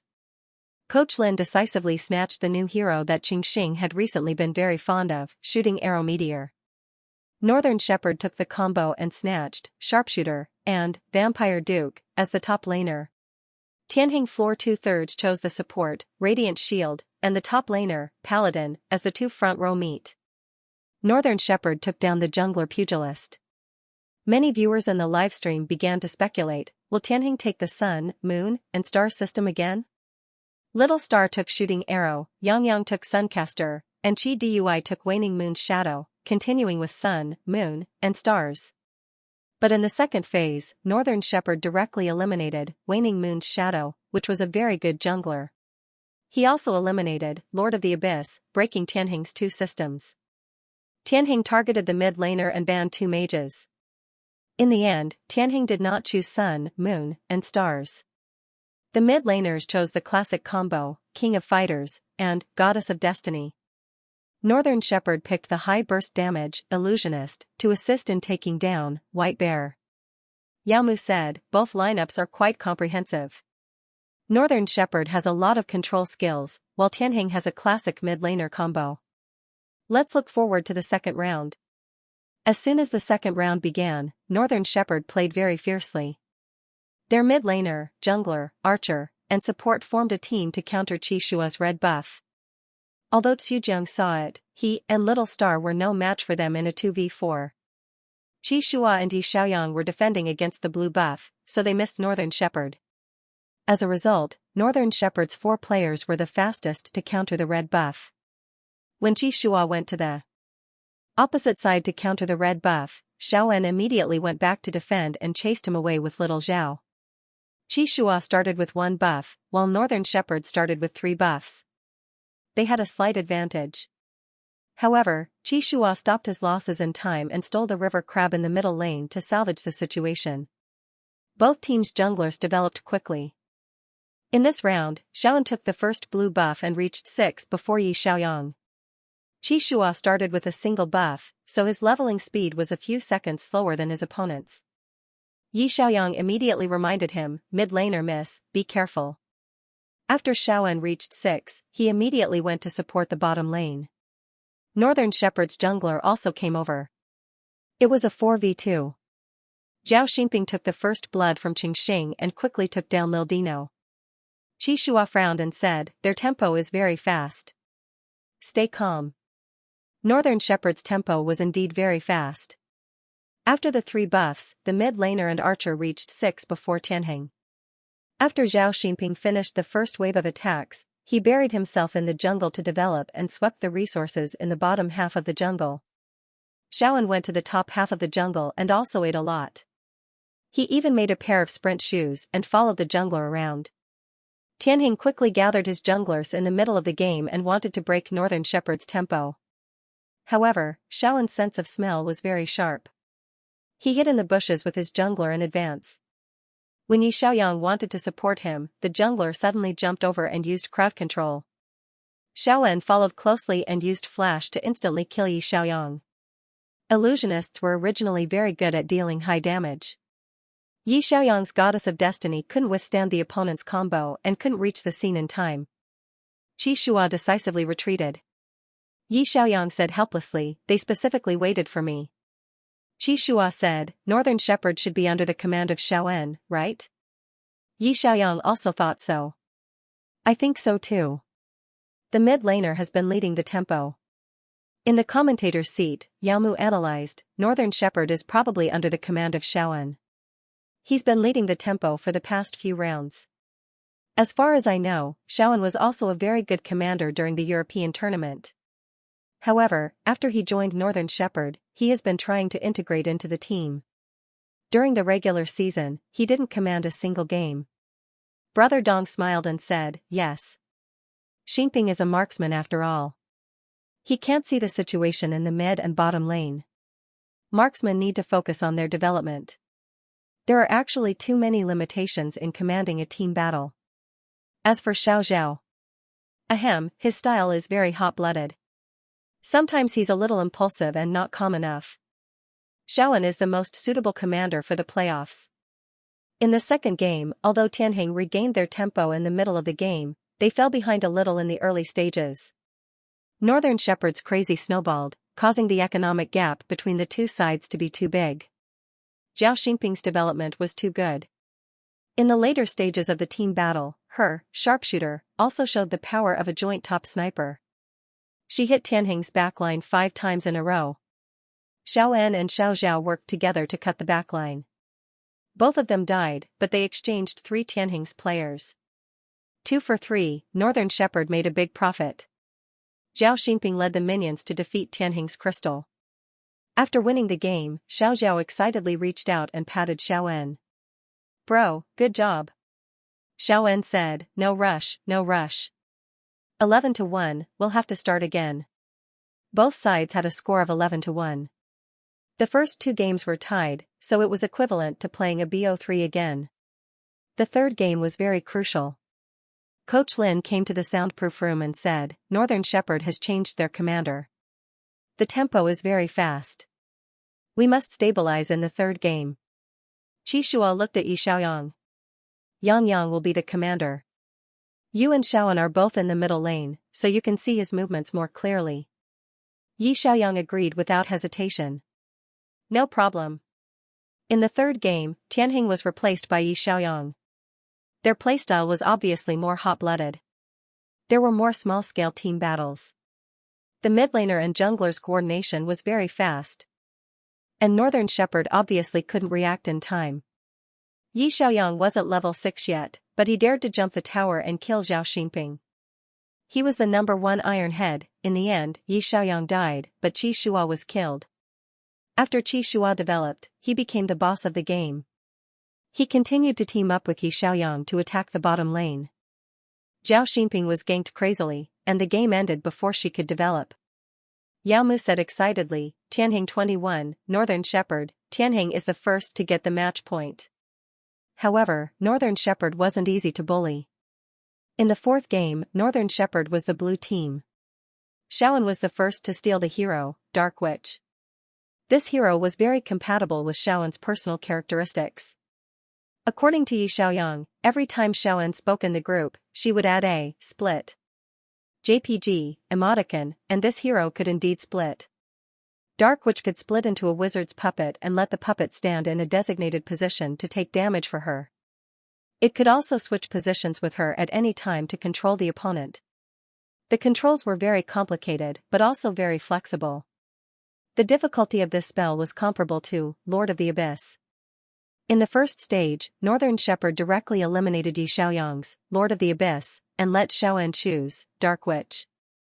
Zhao Sinan cooperated with him to choose Dark Angel, a mid-range control hero.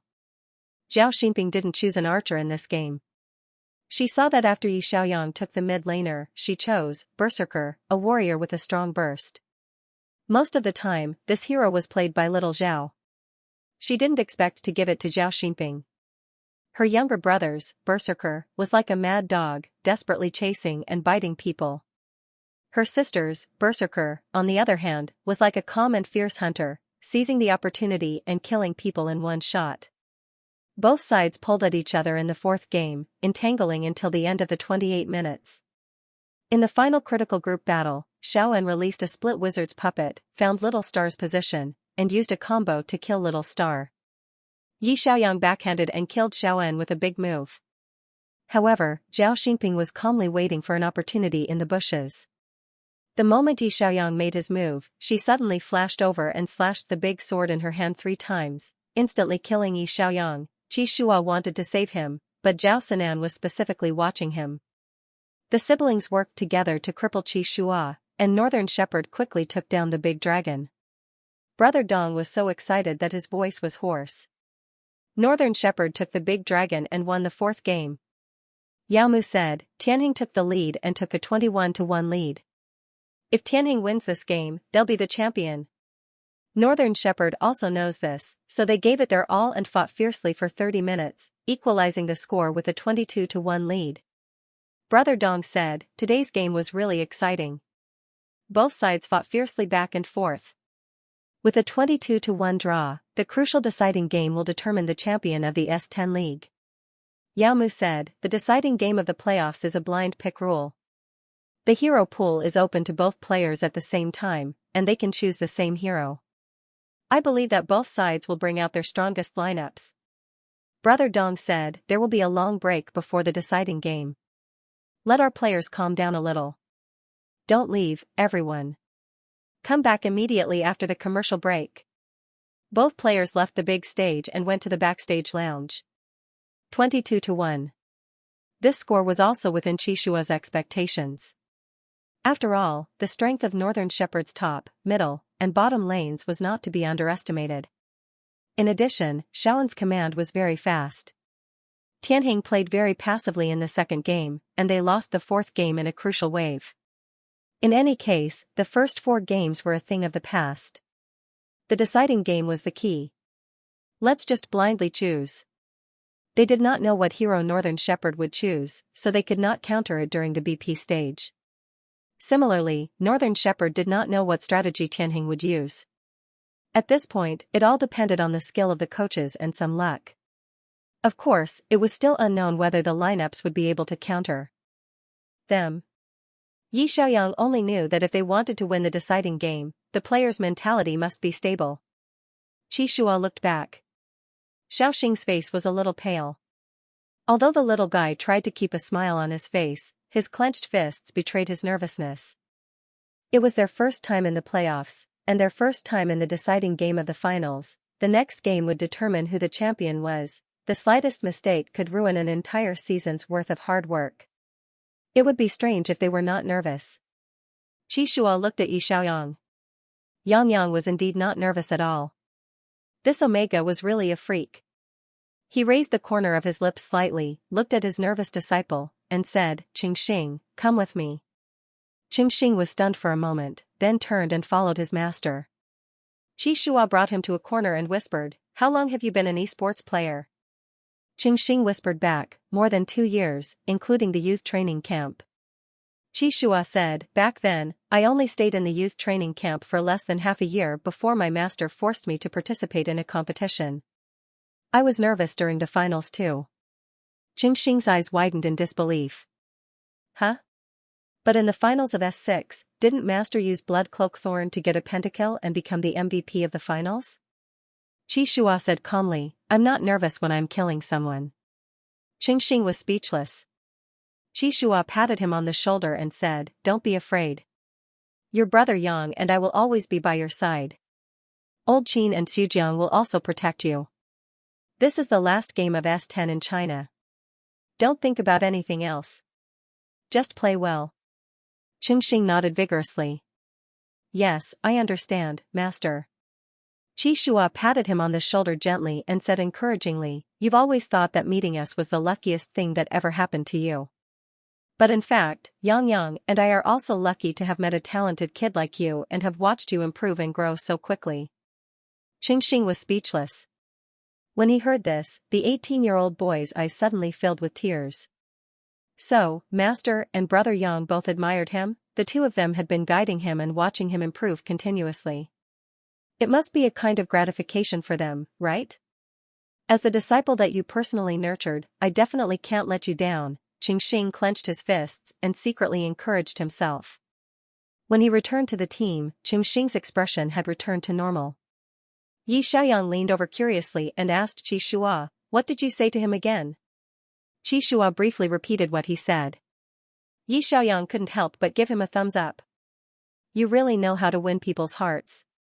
Qi Shua was usually serious and cold, but at critical moments, as the captain of Tianheng, his words were not only a shot in the arm for his teammates, but they also had absolute weight and could stimulate his teammates' fighting spirit. For example, when little Xing was at his worst, he said, you're not only my disciple, but also my teammate. This was the greatest encouragement for Qingxing. Now, before the final game, he could see that little Xing was nervous, so he told Qingxing, it's Master's fortune to have you as his disciple. To the diehard Qingxing, this was the greatest acknowledgement. Little Xing looked excited and had clearly entered battle mode. Yi Xiaoyang held back his laughter and thought, this kid is really easy to coax. In the final game, Xujiang and Old Qin had played for more than 3 years, so they were very stable and didn't need any psychological adjustment. Yi Xiaoyang was a freak who was never nervous, so he didn't need any psychological counseling. The most uncertain factor was Qingxing. Now that Qingxing was no longer nervous, Tianheng no longer had a weakness. Yi Xiaoyang took the initiative to reach out his hand, and his teammates all put their hands on it and shouted in unison, Tianheng, do your best. After a 15-minute break, the decider of the S10 season finals officially began. The viewership ratings for this match had broken a new record. The number of viewers watching the match through official channels and major live streaming sites had already broken the 100 million mark. The bullet screen in the live broadcast room was dazzling.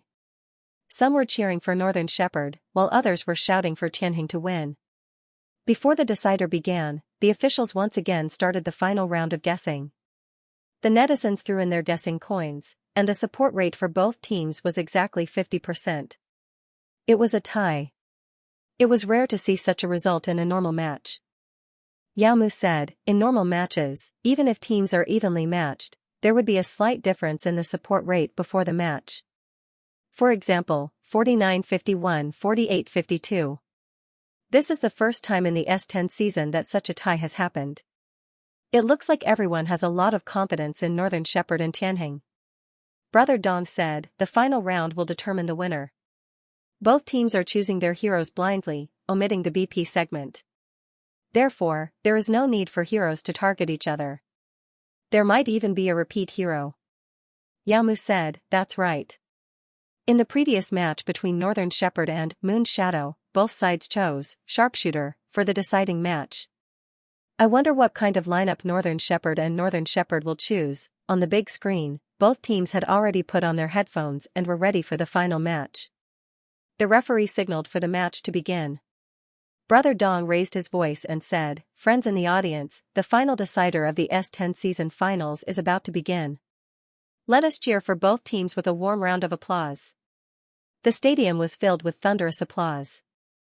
Especially in the family area, Xujiang's father holding a megaphone was particularly eye-catching.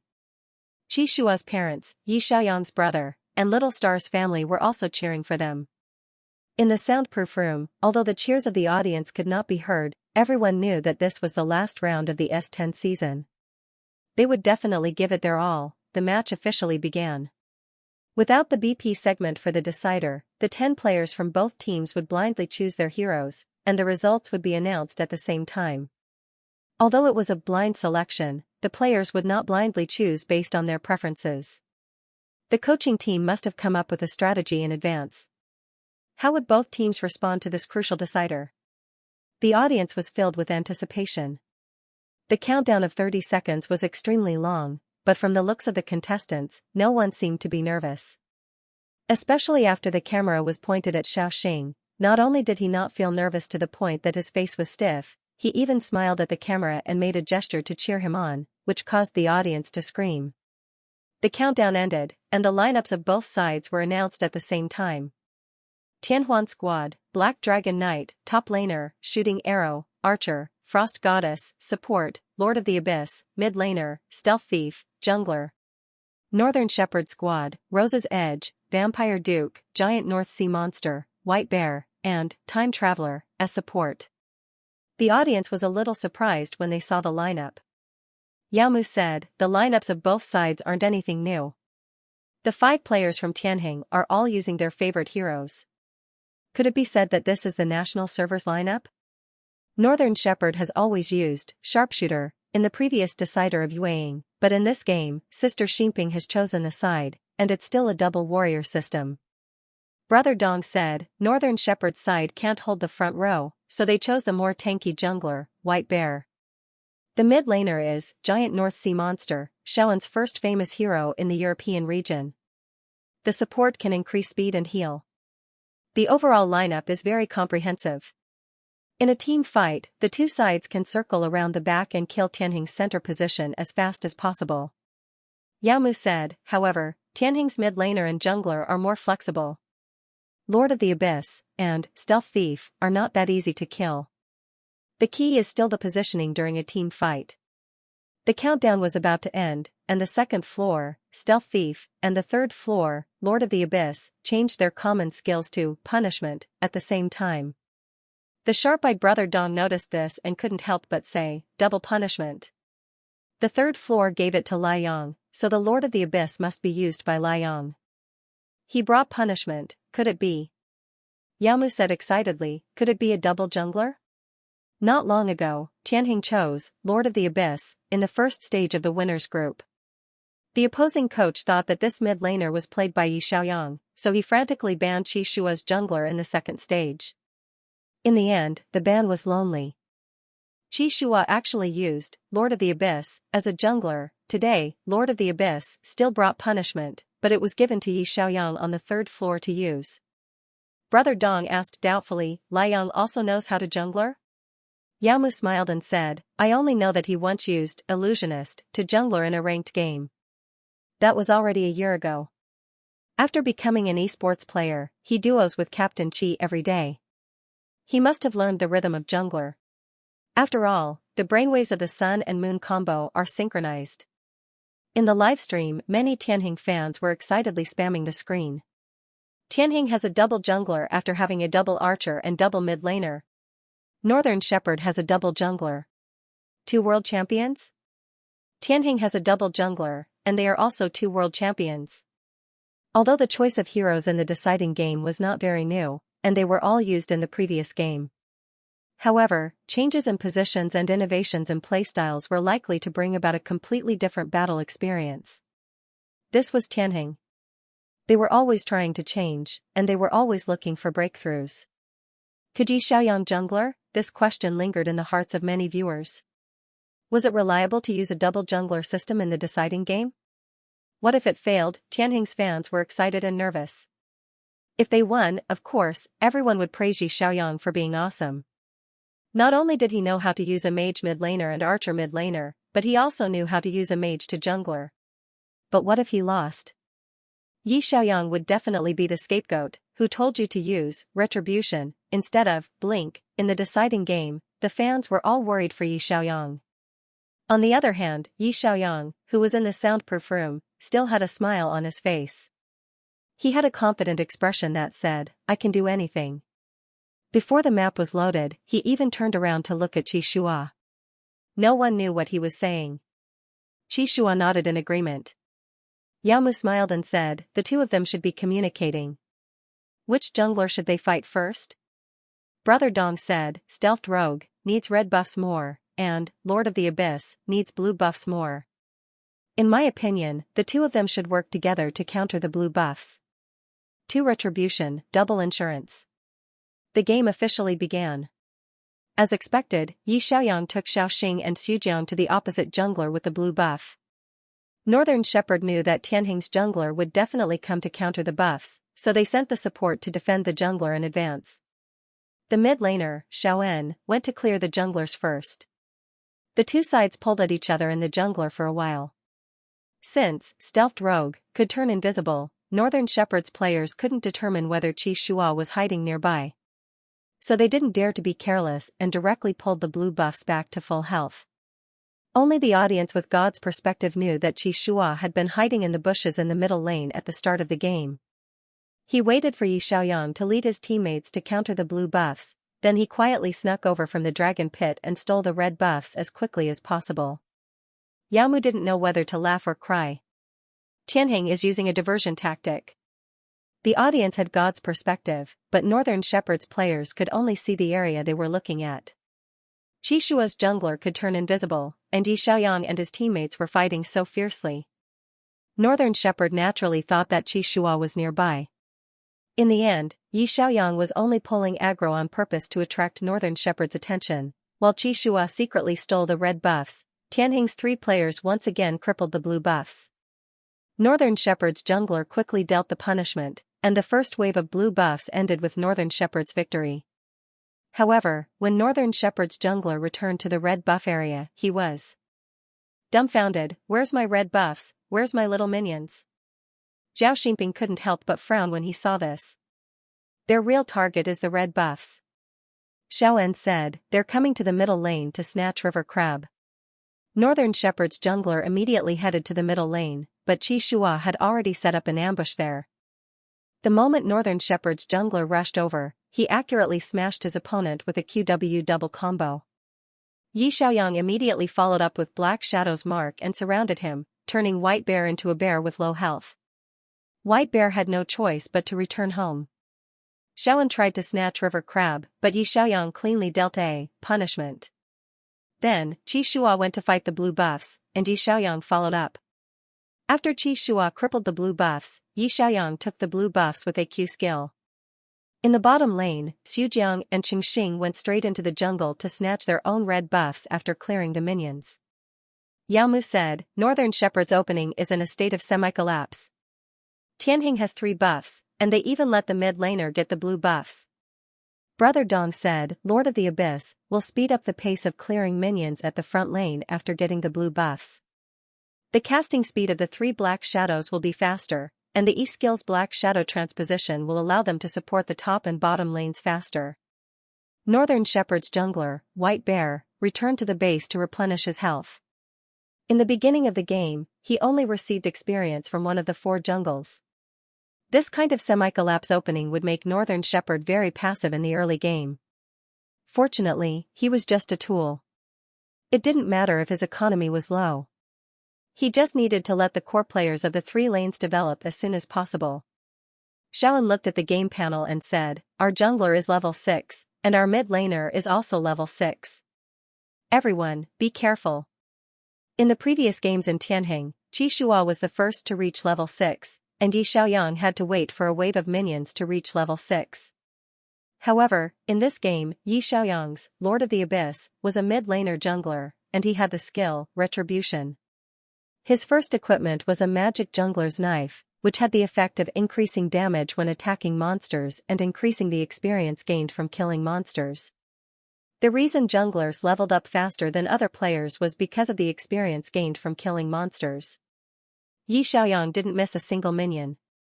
He got the blue buff at the beginning of the game, and he even snatched the river crab and gained experience from a few minions in the jungle. Therefore, in this game, he and Xianxia both reached level 6, these 2 big devils, one of them reaching level 6 was enough to make their opponents wary, let alone both of them reaching level 6 at the same time. Would they target the top or bottom lane? Zhao Sinan and Zhao Xinping retreated to the bottom of the tower at the same time. Xiaoan also retreated quickly. He saw Yi Xiaoyang going to the top lane, but he also knew that Yi Xiaoyang would often mislead his opponents with false vision.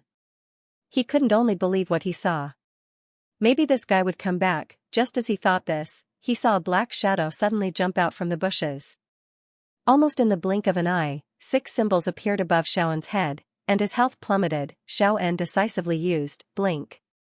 However, the audience with the omniscient view noticed that after reaching level 6, Qi Shua actually hid in the bushes between the inner and outer towers of North Shepherd, waiting for Xiaoan to use blink to escape. The level 6 stealth rogue suddenly moved forward and easily took Xiaoan's head with a QR combo. Yi Xiaoyang helped Qi Shua tank the tower.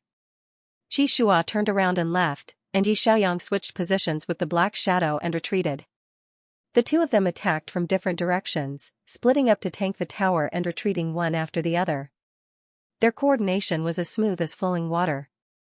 The fact that Tianheng Nakano's brain waves were synchronized was verified once again. Qi Shua got the first kill and had the highest economy in the game. Then, he didn't go to the minions, nor did he go to the top and bottom lanes to support them. Instead, he plunged into North Shepherd's jungle, and Yi Xiaoyang followed closely behind. The two of them calculated the respawn time of the opponent's red buffs and quickly killed them. 2 junglers, 2 punishments. There was a damage bonus when fighting monsters in the jungle, and the speed of clearing the jungle was extremely fast. When the audience saw the two of them invading the opponent's jungle together, they couldn't help but comment, the two of them were just short of holding hands. In this game, Yang Yang is Qi Shua's follower, ha ha ha, North Shepherd's jungler. Who am I? Where am I? Is this my jungle or your backyard? Tianheng's duo junglers focused on North Shepherd's jungle. What was North Shepherd's biggest weakness? It was the jungle. They were strong on all 3 sides, but their jungler's rhythm was slightly weaker. In this game, Tianheng's strategy was to focus on your weakness and attack crazily. They would directly destroy your jungle and snowball the economy gap. However, North Shepherd was not a pushover. Xiaoan quickly adjusted his strategy. Defend the jungle from both sides. Release a wave of minions before attacking. Don't press too deep. When Qi Shua and Yi Xiaoyang invaded North Shepherd's jungle again, they encountered 4 players from North Shepherd, an archer, a support, a mid laner, and a jungler. The two of them didn't hesitate. Qi Shua went invisible to take a look and then slipped away. Yi Xiaoyang switched positions with Black Shadow and ran away very quickly. 2v4? The two of them weren't that arrogant. Since North Shepherd didn't allow them to invade the jungle, why don't we farm for a little dragon? Thus, the two sides started a team fight against the little dragon. The little dragon was pulled away twice, and even the top laners from both sides ran over to help. Qi Shua said decisively, attack. Get ready to snatch the dragon. Tianheng was the first to attack. However, North Shepherd didn't want to let the little dragon go. They couldn't let it snowball. If the economy gap was too big, they wouldn't be able to play in the later stages. Zhao Sinan and Zhao Xinping attacked almost at the same time. The twins also had a great tacit understanding. Zhao Sinan circled around the top of the dragon pit to kill Qingxing. Zhao Xinping circled around the bottom of the dragon pit to focus on Yi Xiaoyang. Xiaoan patrolled from afar and occasionally threw monsters to attack. After North Shepherd attacked from both sides at the same time, Tianheng's formation was quickly broken. Yi Xiaoyang was killed. Although Yi Xiaoyang switched positions with Black Shadow to escape quickly, Zhao Xinping was very fierce and immediately flashed to catch up with him. Yi Xiaoyang fell helplessly under the sharp scimitar of the female warrior, Full Bloom Rose. Yao Mu said excitedly, North Shepherd exchanged 0 for 2. This is a big win. But at this moment, Xujiang froze the 2 players who were fighting the little dragon. Qi Shua immediately attacked with a punishment and snatched the little dragon. Brother Dong said, Tianheng got the little dragon. Although 2 people died in this wave, it's not a big loss, right? Yao Mu said, yes, it's a small loss. North Shepherd got the kill and interrupted Tianheng's coordinated rhythm, so they can develop steadily for a while. Northern Shepherd Zhao Xinping brought his 2 bodyguards, the support and jungler, to the jungle to develop. On the road, Zhao Sinan steadily led the lane. Relying on Vampire Duke's ultimate skill to recover his health, he fought against Old Qin without any hesitation. After Yi Xiaoyang and Qingxing revived, Tianheng returned to the lane and started to develop. The game gradually dragged on until the last 20 minutes.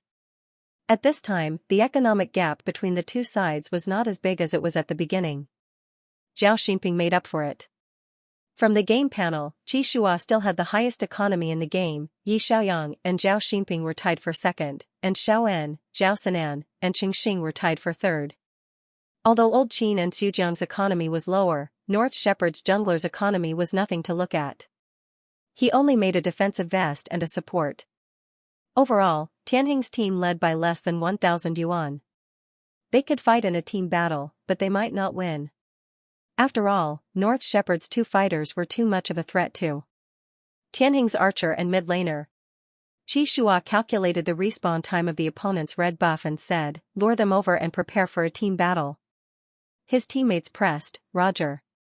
Yi Xiaoyang sent a shadow to stand on top of the dragon pit and purposely exposed himself to Xiao En. Xiao En immediately reminded his teammates to defend. In the blink of an eye, the 5 players from both sides arrived and started to fight in the jungle.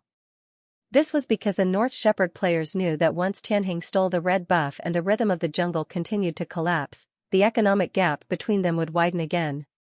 In the jungle, there was a lot of room for maneuver. North Shepherd's 2 sides could circle around and kill Tianheng's squishy, while Tianheng's jungler could also use the terrain as cover to assassinate North Shepherd's core. This team battle was unusually intense. First, Xiao En took the opportunity to cripple Xiaoxing, who was hiding near the dragon pit. Then, Zhao Xinping followed up and killed Xiaoxing. Then, Yi Xiaoyang released a shadow and quickly killed Xiao En and crippled Zhao Xinping. Qi Shua appeared and killed Zhao Xinping. Both sides traded 1 for 1. Little Zhao activated his lifesteal skill and rushed into the crowd of people, slashing and slashing. In the blink of an eye, Yi Xiaoyang was crippled. Yi Xiaoyang had a sliver of health left and switched places with a black shadow to escape, but Zhao Sinan flashed and chased after him, instantly killing him. Qi Shua turned around and killed Xiao En with a critical hit. 2 for 2. Qi Shua took advantage of the situation and stole the red buff. North Shepherd was having a hard time. Xiao En said, "If you keep taking small losses, it will accumulate into big losses." Zhao Sinan was stunned. "Your Chinese is improving." Xiao En said, "So we can't just sit around and wait for death. We have to fight back?" Zhao Xinping understood what he meant and said calmly, "Yes, we have to fight back." Zhao Sinan, who was still alive, brought the jungler and support to invade Qi Shua's jungler. Qi Shua's health was low at this time, and he quickly retreated under the protection of Xujiang and Old Qin. Qingxing looked at the gray screen and felt a little depressed. He had been killed twice by Sister Xinping, and he really couldn't do anything. Sister Xinping was an international top marksman, and she was very experienced in killing marksmen. Although Tianheng wasn't at a disadvantage yet, they couldn't go on like this. Qingxing took a deep breath. After reviving, he heard his master say, "After clearing this wave of troops, wait for my signal. Big Dragon will fight another wave of troops." In fact, Qi Shua's commanding style wasn't so aggressive. Maybe it was because of Yi Xiaoyang's influence, but Qi Shua's playing style was obviously more aggressive in this round. He led his teammates to invade and fight continuously, and there was almost no pause for more than a minute. He had just traded 2 for 2 at the red buff, and after leading a wave of troops, he wanted to force the team at the Big Dragon. Of course, his teammates didn't question Qi Shua's decision. They each went to the front line to deal with the troops, and after the cooldown of their big moves was over, they quickly gathered at the Big Dragon. Xiao En saw the 5 people disappear from the map and immediately put a mark on the dragon pit. "They're stealing dragons. Zhao Sinan, go and steal them." Both sides set up their formation at the dragon pit, and Qi Shua hid in the distance, waiting for an opportunity. Tian Huan was the first to initiate the party, and Old Qin jumped in to pull Xiao En. Unfortunately, Xiao En from Northern Shepherd immediately used Blink, so he wasn't able to pull Xiao En. Old Qin's big move missed, and it wasn't too bad of a deal to trick Xiaowen into using blink. Xiaowen said, "He's too empty." Counterattack. The most vulnerable player in Northern Shepherd was of course the mid laner Xiaowen. As long as the opponent didn't crowd control him, it would be easy to deal with. The support, Time Traveler, immediately accelerated, and Northern Shepherd's jungler, White Bear, tanked the damage in front. The two sides split up and circled back.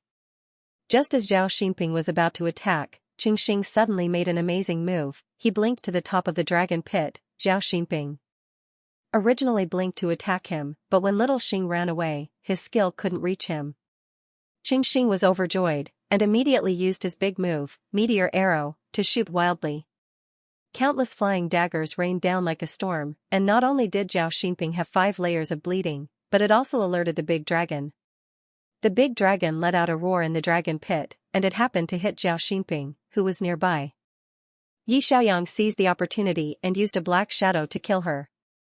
Zhao Sinan originally wanted to kill Yi Xiaoyang, but in the end, Yi Xiaoyang used a black shadow to switch positions, and he changed his direction to attack Xujiang. Xiaowen used a big move to cripple Xujiang, and Zhao Sinan used a horizontal slash to take away Xujiang's head.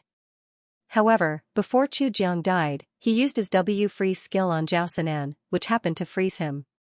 Qingxing decisively came out of the bushes, and used a series of consecutive shots to cripple Zhao Sinan. Yi Xiaoyang, who was nearby, turned around and used a QE combo to take away Zhao Sinan's head. Xiaowen was waiting for an opportunity in the distance. When he saw this, he decisively used a big move and instantly killed Qingxing, who had revealed himself.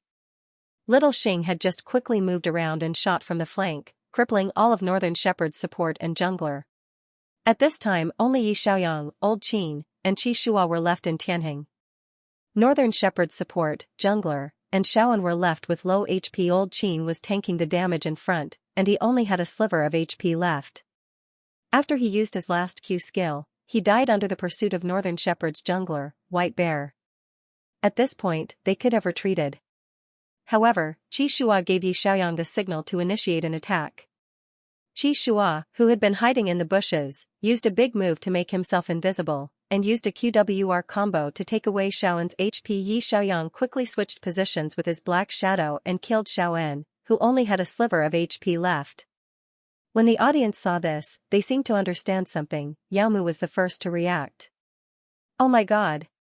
The big move of the Lord of the Abyss can be refreshed after killing someone. This is a magic spike with a reaping ability." Brother Dong said excitedly. The team battle just now was too intense. 3 people from Tianheng died, and 3 people from Northern Shepherd died as well. It was dazzling, but when you looked closely, you realized that the heads were all taken by the Lord of the Abyss. Yao Mu said, "That's right, our teammates are helping Lai Yang to use his big move." Northern Shepherd only had 2 people left with low HP, and Qi Shua and Yi Xiaoyang began to chase after them together. Northern Shepherd's support used his speed boost to run, but he couldn't outrun the Lord of the Abyss's continuous black shadow switch. The Lord of the Abyss killed White Bear, the Lord of the Abyss killed the Time Traveler. When the last message popped up, the audience was in an uproar. In the family seats, Tianheng's relatives and friends even stood up excitedly. Even Qi Shua's mother smiled and clapped hard. Pentakill, the Lord of the Abyss, Dao Long, killed Northern Shepherd in a team battle with a pentakill. Yao Mu's voice trembled slightly. "I still remember that Lai Yang also used Lord of the Abyss to get a pentakill in his first match in the regular season. Today, the pentakill reappears, and it's the final battle of the deciding round." Brother Dong said, "Actually, Xiao Xing crippled all of Northern Shepherd's players before he died, and Shua could have taken the heads. However, he didn't use a normal attack to cripple the opponent, and let Lai Yang take the heads to help Lai Yang refresh his big move. It was Shua who personally completed Lai Yang's pentakill. After killing everyone, they snatched the dragon together and led the minions to destroy the crystal together. Was it Qi Shua who completed Yi Xiaoyang's pentakill, or was it Yi Xiaoyang who completed Qi Shua's dream of becoming the champion? To them, it didn't matter. They had always been an inseparable combination of the sun and the moon. After so many years, the champion of the S10 season in China belonged to Tianheng. The 5 players from Baimu bowed and left the stage, while the 5 players from Tianheng stayed on the stage and bowed to the audience. Deafening applause and cheers rang out from the audience. Yao Mu said, "Next up will be the S10 Season Award Ceremony. Let's welcome Mr. Shi Qiuheng from the League of Gods Professional Leagues to present the award to the champion team of the S10 season." Xu Jiang said seriously, "Today, my parents are also here. It's been 4 years since I left home to play professional sports with the Tianhuan squad when I was a teenager. My parents have always supported me. Even if the Tianhuan squad's results were poor, you always told me to persevere. Thank you." He bowed deeply to the audience, and Xu Jiang's father shouted through the loudspeaker, "Good job. I'll cut a commemorative video for you when we get back." Brother Dong passed the microphone to them and asked, "Now that you've won the S10 championship, is there anything you want to say the most?" Xing choked and said, "I want to say the most. Thank you, Master, for your guidance over the past few years. Thank you, Brother Yang, for helping me like an older brother. Thank you, Brother Chu, Qin, and everyone in the Tianhuan squad. You are all my family." He paused, looked straight ahead, and said firmly, "Today, we have realized our dream of being the domestic champion. I hope that in the near future, we can stand on the podium of the World Championship." The captain's powerful words made the Tianheng fans cheer excitedly. Many of the audience in the back row even jumped up and raised their posters and fluorescent signboards. The audience roared with laughter. Xu Jiang smiled and passed the microphone to Qin. Qin coughed lightly and said, "I want to thank everyone in Tianheng. You guys gave me the most unforgettable experience of my life. I'm really, really honored to join Tianheng." Qi Shua patted him on the shoulder, took the microphone, and said in a low voice, "From S6 to S10, 3 years have passed. The championship trophy is back in the hands of the Tianhuan squad. As Tianheng's captain, I fulfilled my master's promise to me when he retired. Regardless of the results, we, Tianheng, will never give up on our dream of winning the championship." Qi Shua turned his gaze to Yi Xiaoyang. Yi Xiaoyang took the microphone with a smile and said, "I'm very happy to join Tianheng and become a member of the Tianheng family. Winning the S10 domestic championship is just the beginning for us. In the future, I will continue to accompany Tianheng. I hope that we can also get good results in the world competition." After the brief interview, the 5 Tianheng students were about to walk down the stage with their trophies when Yao Mu suddenly said, "Wait a minute, there's another award to be presented." Tianheng's fans for many years had tears in their eyes. They knew that it was not easy for Qi Shua. He had shouldered the heavy responsibility of Tianheng at the age of 18 and experienced countless twists and turns. Today, he had finally proven himself. Who said that Captain Qi is not as good as Captain Ming? Qi Shua had always been Tianheng's most resolute and courageous captain. He stood behind his teammates and silently supported them. Tianheng Liaoyang's statistics were displayed on the big screen. He had won the MVP award 33 times this season, averaged 5 kills per game, and had an average KDA score of 9.8 points. His hero pool was unfathomable. He deserved to be called the most valuable player of the season. Everyone stopped in their tracks. Brother Dong smiled and said, "The S10 season's MVP award. From the regular season to the playoffs, the player who has won the most MVP awards. Let us shout out his name." The audience below the stage shouted in unison, "Tianheng Liang." Brother Dong said, "After the Professional Alliance's selection, among the new players who debuted this season, the one with the most outstanding improvement is Tianheng Fanxing." When Xingxing heard this, he was completely stunned. He had a look of disbelief on his face. Xiaoxi smiled and handed a golden trophy to Yi Xiaoyang. Yi Xiaoyang happily took the trophy. "Every time I won the MVP award, it was with the help of my teammates. Thank you, my beloved teammates." Yao Mu followed up and said, "The next award is the S10 season's Best Newcomer Award." Yao Mu smiled and said, "Wrong. Among the new players who debuted this season, the one who improved the fastest is Xing. The Professional Alliance has awarded the Best Newcomer Award to you. We hope that Xing will perform even better in the upcoming competition." Xiaoxi handed the trophy to Xingxing. Xing was overwhelmed by the honor and received the trophy. He was so excited that his voice trembled. "Thank you. Thank you for the Professional Alliance's recognition of me. Hee hee, I will continue to work hard and improve." Until Qi Shua gently pushed him from behind and said in a low voice, "They're calling you. Go and receive your award." Xianxia took a step back in confusion. Me? Tianheng's team of 5 returned backstage with the trophy. Xianxia said excitedly, "Today's harvest is too bountiful. Champion, MVP, best newcomer." In fact, Yi Xiaoyang was also a newcomer who debuted this season. However, his performance was too outstanding. He did not seem like a newcomer at all. With 33 MVPs, he directly received the season's Most Valuable Player award. Therefore, the Best Newcomer award would not be given to him again.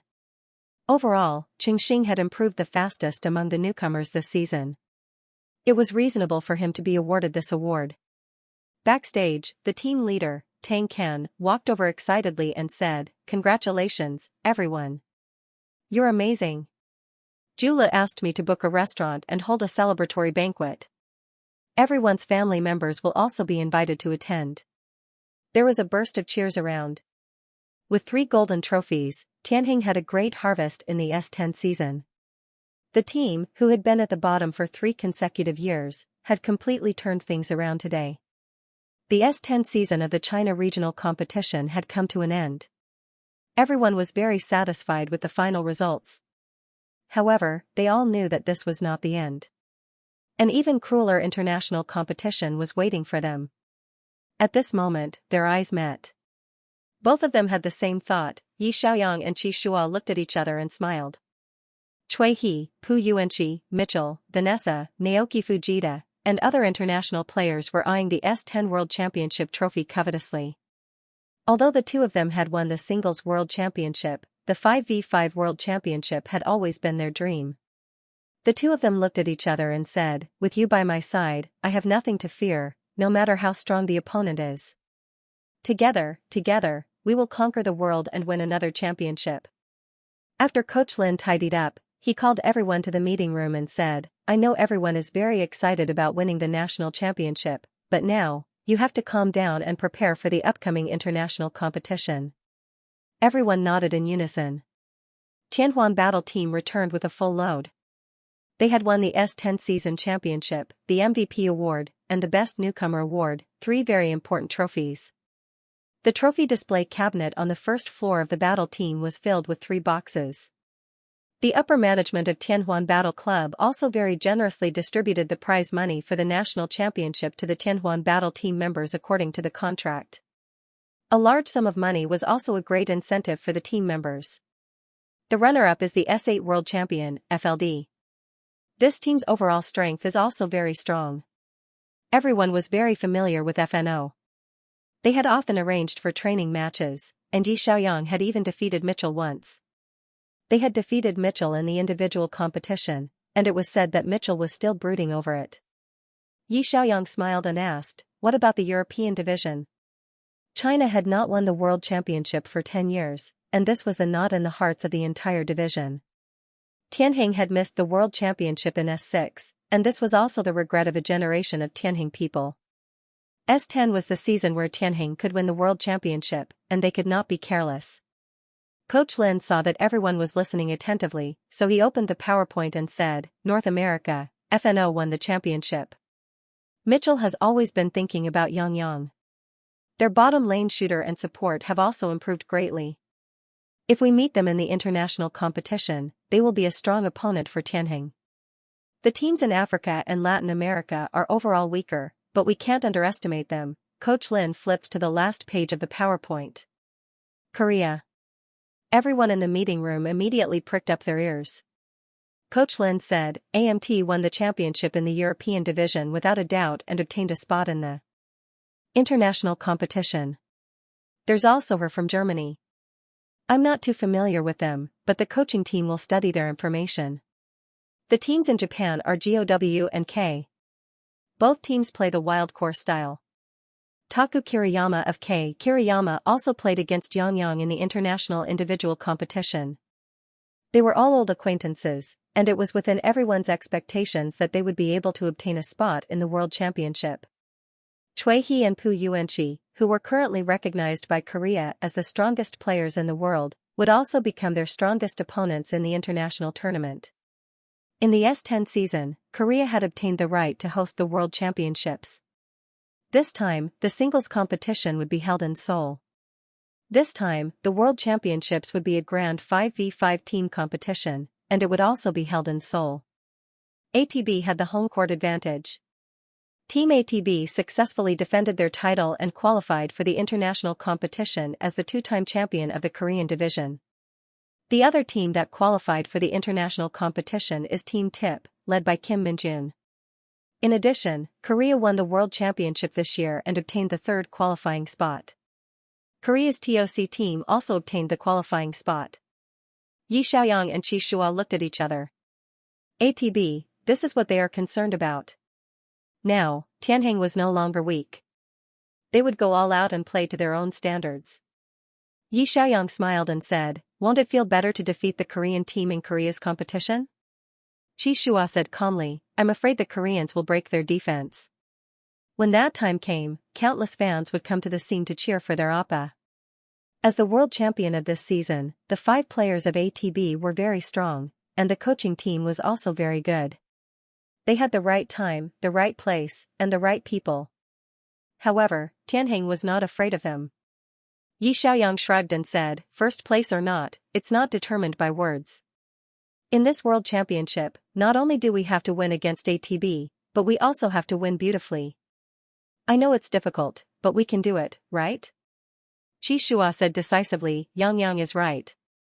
The others echoed, "That's right, we have to win beautifully."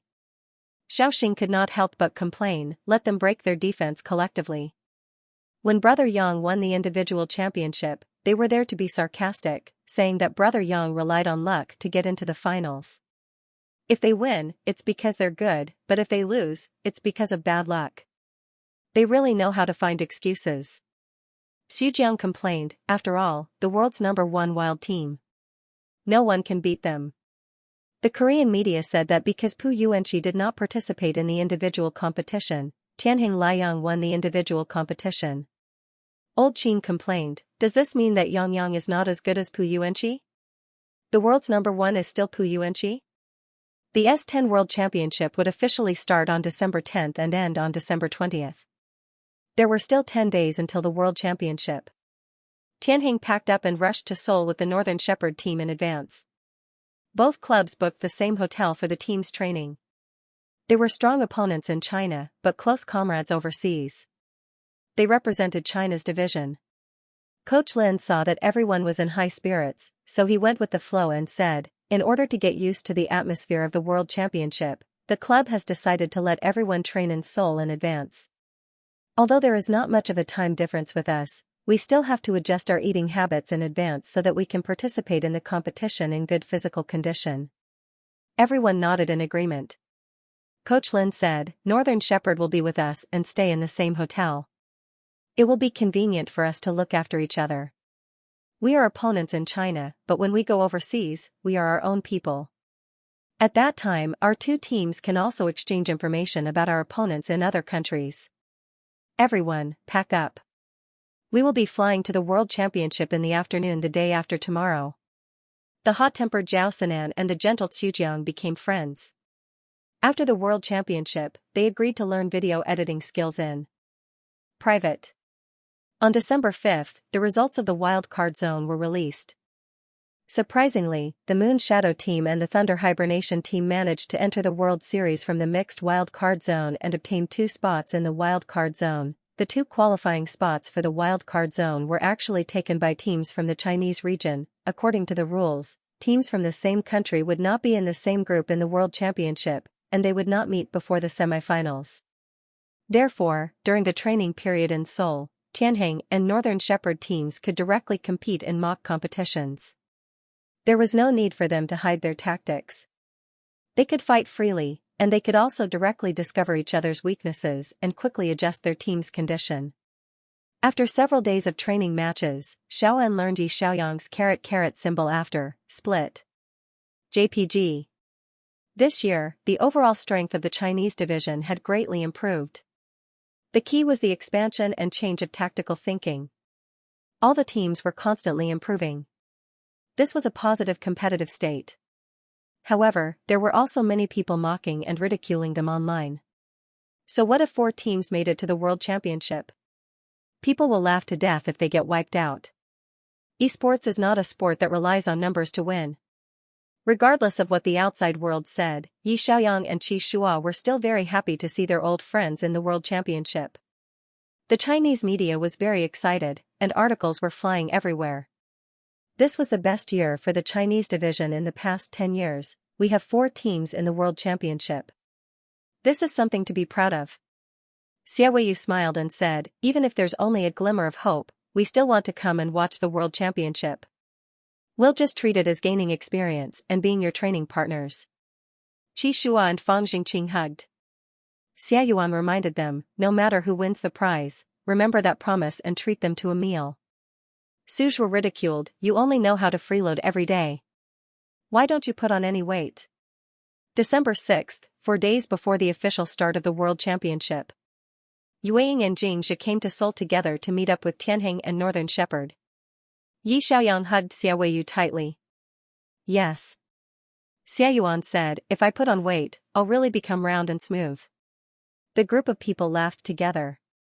Qi Shua took the initiative to extend his hand. The dozen or so people around him put their hands together and shouted in unison, good luck, Chinese division. The World Championship, we're here. The S10 World Championship would officially begin on December 10th. The 8th to 9th of December was the reporting period set by the alliance. The 4 teams from the Chinese region went to the designated hotel to check in together on the afternoon of the 9th. The competition was still held at the Seoul Sports Center, and the hotels where the players were received were the same as the previous singles competition. The Chinese contestants were arranged to stay on the 22nd floor of Building A. Yi Xiaoyang and Qi Shua's rooms were on the other side of the corner. His teammates swiped their cards and entered the room. The two of them walked side by side with their luggage. Qi Shua stopped at the door of room 2219. He lowered his head to check the door card and said, I'm here. Yi Xiaoyang looked at the familiar room number and said in surprise, isn't this the room I stayed in last time? Recalling what had happened in this room, the two of them looked at each other and laughed at the same time. During the individual competition, Yi Xiaoyang had discussed tactics with Qi Shua in this room. He had also kissed Qi Shua intimately here to help Qi Shua get through his susceptibility stage. That was their first kiss, and it was still fresh in their minds. Yi Xiaoyang's ears couldn't help but heat up at the thought of Qi Shua pressing him against the wall and kissing him forcefully. He blamed himself for not knowing enough about the alphas. Susceptibility period. He thought that biting the neck would be enough like the previous temporary mark. He didn't expect to be kissed. She also did not expect that Qi Shua would confess after the kiss. Yi Xiaoyang didn't hate it anyway, so he simply agreed. Now that they were revisiting this place as a couple, Yi Xiaoyang realized that he had made the right choice. After agreeing to be Qi Shua's boyfriend, there was no longer any animosity between the two of them, and they were more in sync than before. They had the same goal and wanted to achieve it together with their loved ones. Qi Shua looked at Yi Xiaoyang with a gentle gaze. He gently held Yi Xiaoyang's hand from the back of the suitcase and said, last time, it was you who stayed here. This time, it's me. It's fate. Yi Xiaoyang said, perhaps this room will bring us good luck again? The two of them smiled at each other and squeezed each other's fingers intimately. They took out their key cards and swiped them to enter the house. As soon as he entered the room, he saw Tang can send a message in the Tianheng group. The alliance has informed us that there will be a buffet from 7 a.m. to 12 p.m. during the competition. Lunch will be officially at 1 to 2 p.m., and dinner will be at 5 to 7 p.m. Due to the different schedules of the contestants from different countries, please bring your access cards and go to the restaurant according to your own schedule.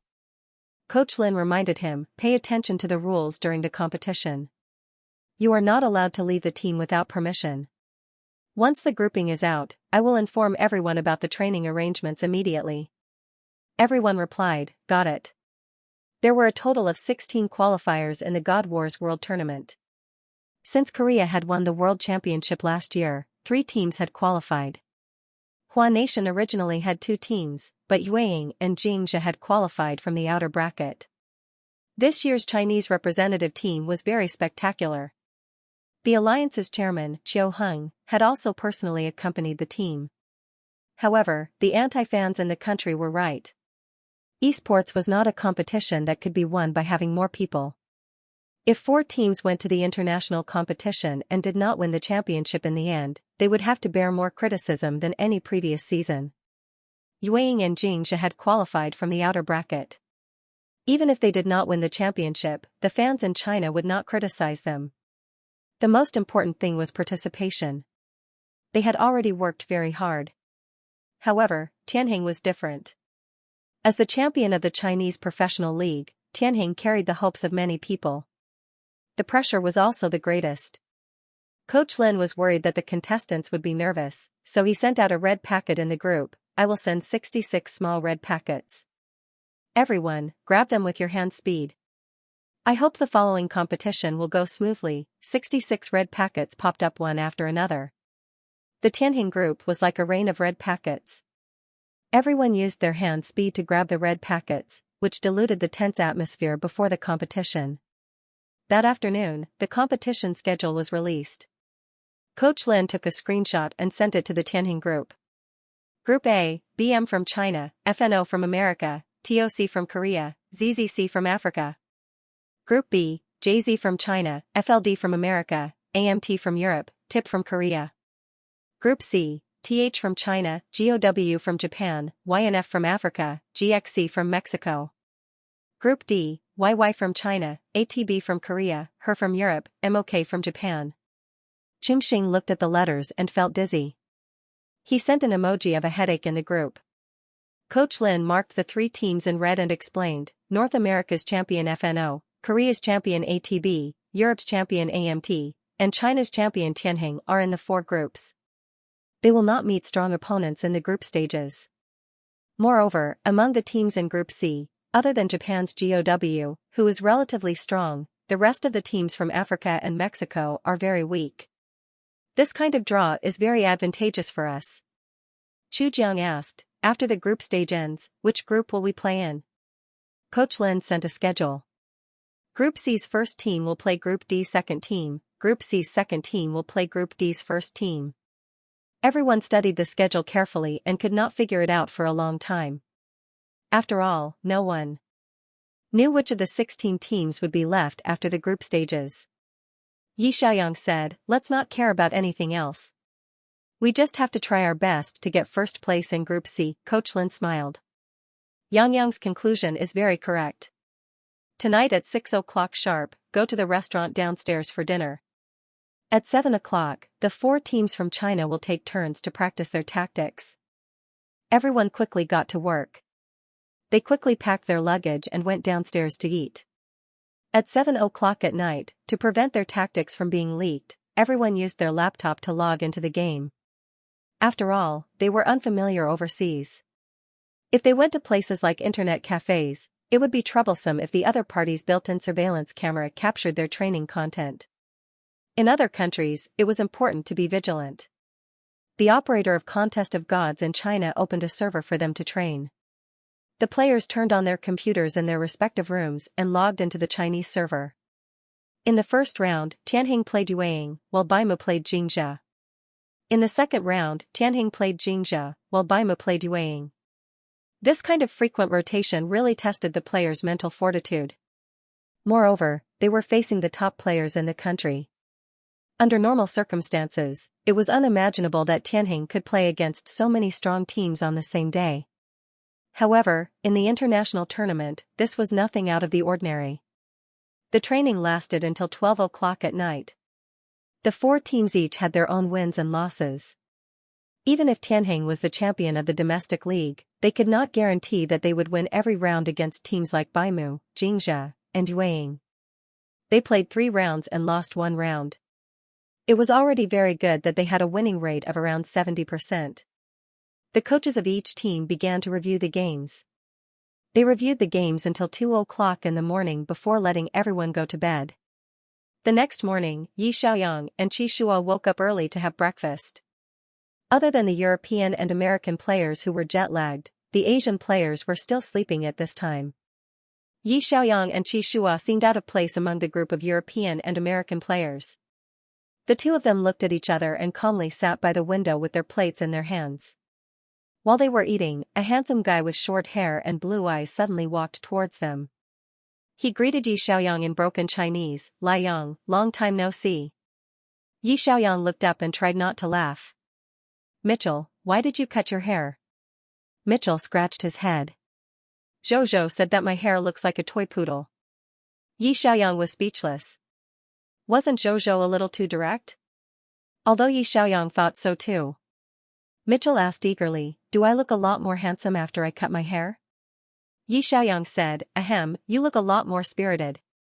Mitchell was obviously very happy. He looked at Yi Xiaoyang with a smile. "I'll definitely be able to kill you this time." Yi Xiaoyang kindly reminded him, "We're not in the same group." Mitchell said seriously, "Then I'll wait until we meet in the knockout round to kill you." Yi Xiaoyang looked down at the breakfast on his plate and said helplessly, "Let's eat first." This guy had been thinking about killing Yi Xiaoyang for a year now, but he still hadn't achieved his goal yet. According to Captain Zhou, after Captain Zhou single-handedly killed Mitchell once in the international server, Mitchell chased after him for several months until he killed Zhou Jiawen 3 times in a row before he finally stopped. What a persistent little lunatic. Yi Xiaoyang looked at his back as he turned and left. He couldn't help but laugh. Mitchell's personality is indeed like a toy poodle in battle mode. Is he really not going to consider switching to a warrior? Qi Shua said calmly, "Battle mage is also his personal style." A moment later, another person walked towards them. It was a blonde beauty with blue eyes. Yi Xiaoyang remembered her. Vanessa, the female A player he had seen in the World Singles competition. She was the jungler of the European Champion Team, AMT. She was also the MVP of the European server this year. She was a very talented newcomer. She won the MVP in her first year. Her legendary experience was the same as Miss Zhao Xinping from the Northern Shepherd team. Vanessa stopped in front of the two of them and said with a smile, "Sun, Moon, how are you?" Yi Xiaoyang said politely, "Hello." Vanessa said, "It's a pity that we're not in the same group. I wish you good luck and advance to the next round." She spoke in English. Yi Xiaoyang often participated in international competitions in his previous life, so he understood everyday English conversations. He nodded at her and said, "Thank you. I wish you good luck too." After Vanessa left, Qi Shua leaned over to Yi Xiaoyang's ear and said, "You're the champion of the World Singles competition. You'll be the center of attention no matter where you go. Tianheng will also be the focus of the coaches of the major teams in the upcoming competitions. There's no need to expose the many ultimate moves we've practiced in private so early." Yi Xiaoyang nodded in agreement. "Yes, we'll play the group matches as usual. We'll talk about it in the knockout stage." On December 10th, the group matches officially began. Every group would have a round-robin competition within the group. It was a BO3 system. The top 2 teams would advance to the top 8 of the World Championships. They would then compete with the teams from other groups in the knockout stage until the champion was decided. When it came to the World Championships, the teams that could come to this arena were the top teams in their respective regions. Therefore, the officials would not neglect the group matches. Every match would be staggered and broadcasted worldwide. On the first day, the most favored team in this World Championships, Korea's ATB team, was scheduled for prime time at 7 p.m. The other teams' matches were staggered. Tianheng vs Mexico's GXC match was scheduled for 2 p.m. The viewership ratings were not high at this time, and there were not many viewers at the venue. However, the Chinese netizens all set their alarms and turned on the live stream to watch the first match of Tianheng's World Championships. Mexico's GXC team was a team that had advanced from the Latin American region. The esports teams in the region were not strong, and their strategies were not novel. Tianheng's match against GXC went quite smoothly. They won the first match in less than 20 minutes. In the second match, GXC changed their lineup and focused on Tianheng's jungler. However, they did not expect Qi Shua to choose a tool to protect Yi Xiaoyang's development. He let Yi Xiaoyang lead the tempo and destroyed the opposing team's mid lane, taking down the middle tower as quickly as possible. Tianheng still won the match in 20 minutes. The Chinese viewers were stunned. Previously, when they watched Tianheng's matches, one match would often drag on for 30 minutes. Today, 2 matches were finished in 40 minutes, and no one was able to react. Wasn't this victory a little too easy? It felt like a demon king beating up a newbie. After all, the Latin American region had only started in recent years. The players and coaches were not as professional as them. There was no need to be happy about beating the weakest team in Group C. They did not seem to know much about Tianheng either. This grouping was more advantageous for Tianheng. The opponents in the group stage were not very strong, and there were no champions from the other regions. Tianheng would definitely have no problem advancing. The groups were drawn by the League of Gods World Championships under the supervision of a notary. There was no possibility of any under-the-table manipulation. However, the teams from the same country would be divided into different groups and then drawn randomly by elimination. The rules were the same every year. Luck would naturally affect a team's fate. Tianheng's luck in the group stage was not bad. Xianxia could already guess the Korean media's opinion. They advanced by luck. However, what about after the group stage? 4 out of 8, 2 out of 4. Every round was an elimination round. Could they keep winning by luck? The team that won the championship in the end would definitely be the strongest team. On the first day of the competition, the team that defeated Mexico in 20 minutes was just an appetizer for Tianheng. They would use the following matches to prove their strength and shut up the media who doubted them. Translator, Endless Fantasy Translation Editor, Endless Fantasy Translation. On the first night of the competition, ATB's treatment was in stark contrast to the other teams. In the afternoon, the stadium was only 60% full. In the evening, the stadium was packed with people.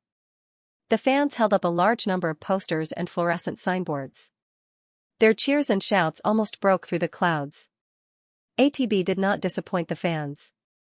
They defeated MOK from Japan in a clean 20-point victory. The fans screamed excitedly.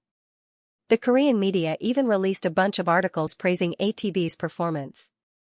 Choi Hee, Pu Yuanchi, the world's best mid laner, Han Qingyu is the world's best top laner, etc. The fans were also reposting and celebrating. It was as if ATB had won the championship. After the first day of the competition, the points of each group were tallied. Tianheng was temporarily ranked first in Group C. The next day, Tianheng had a bye. Everyone followed the coach to the hotel conference room. They watched the competition while listening to the coach's commentary. In Group A, Beimu was up against the North American champion team, FNO. Unfortunately, they lost in a 12-point victory. Mitchell and Xiaoen, the 2 world-class mid laners, knew each other in private.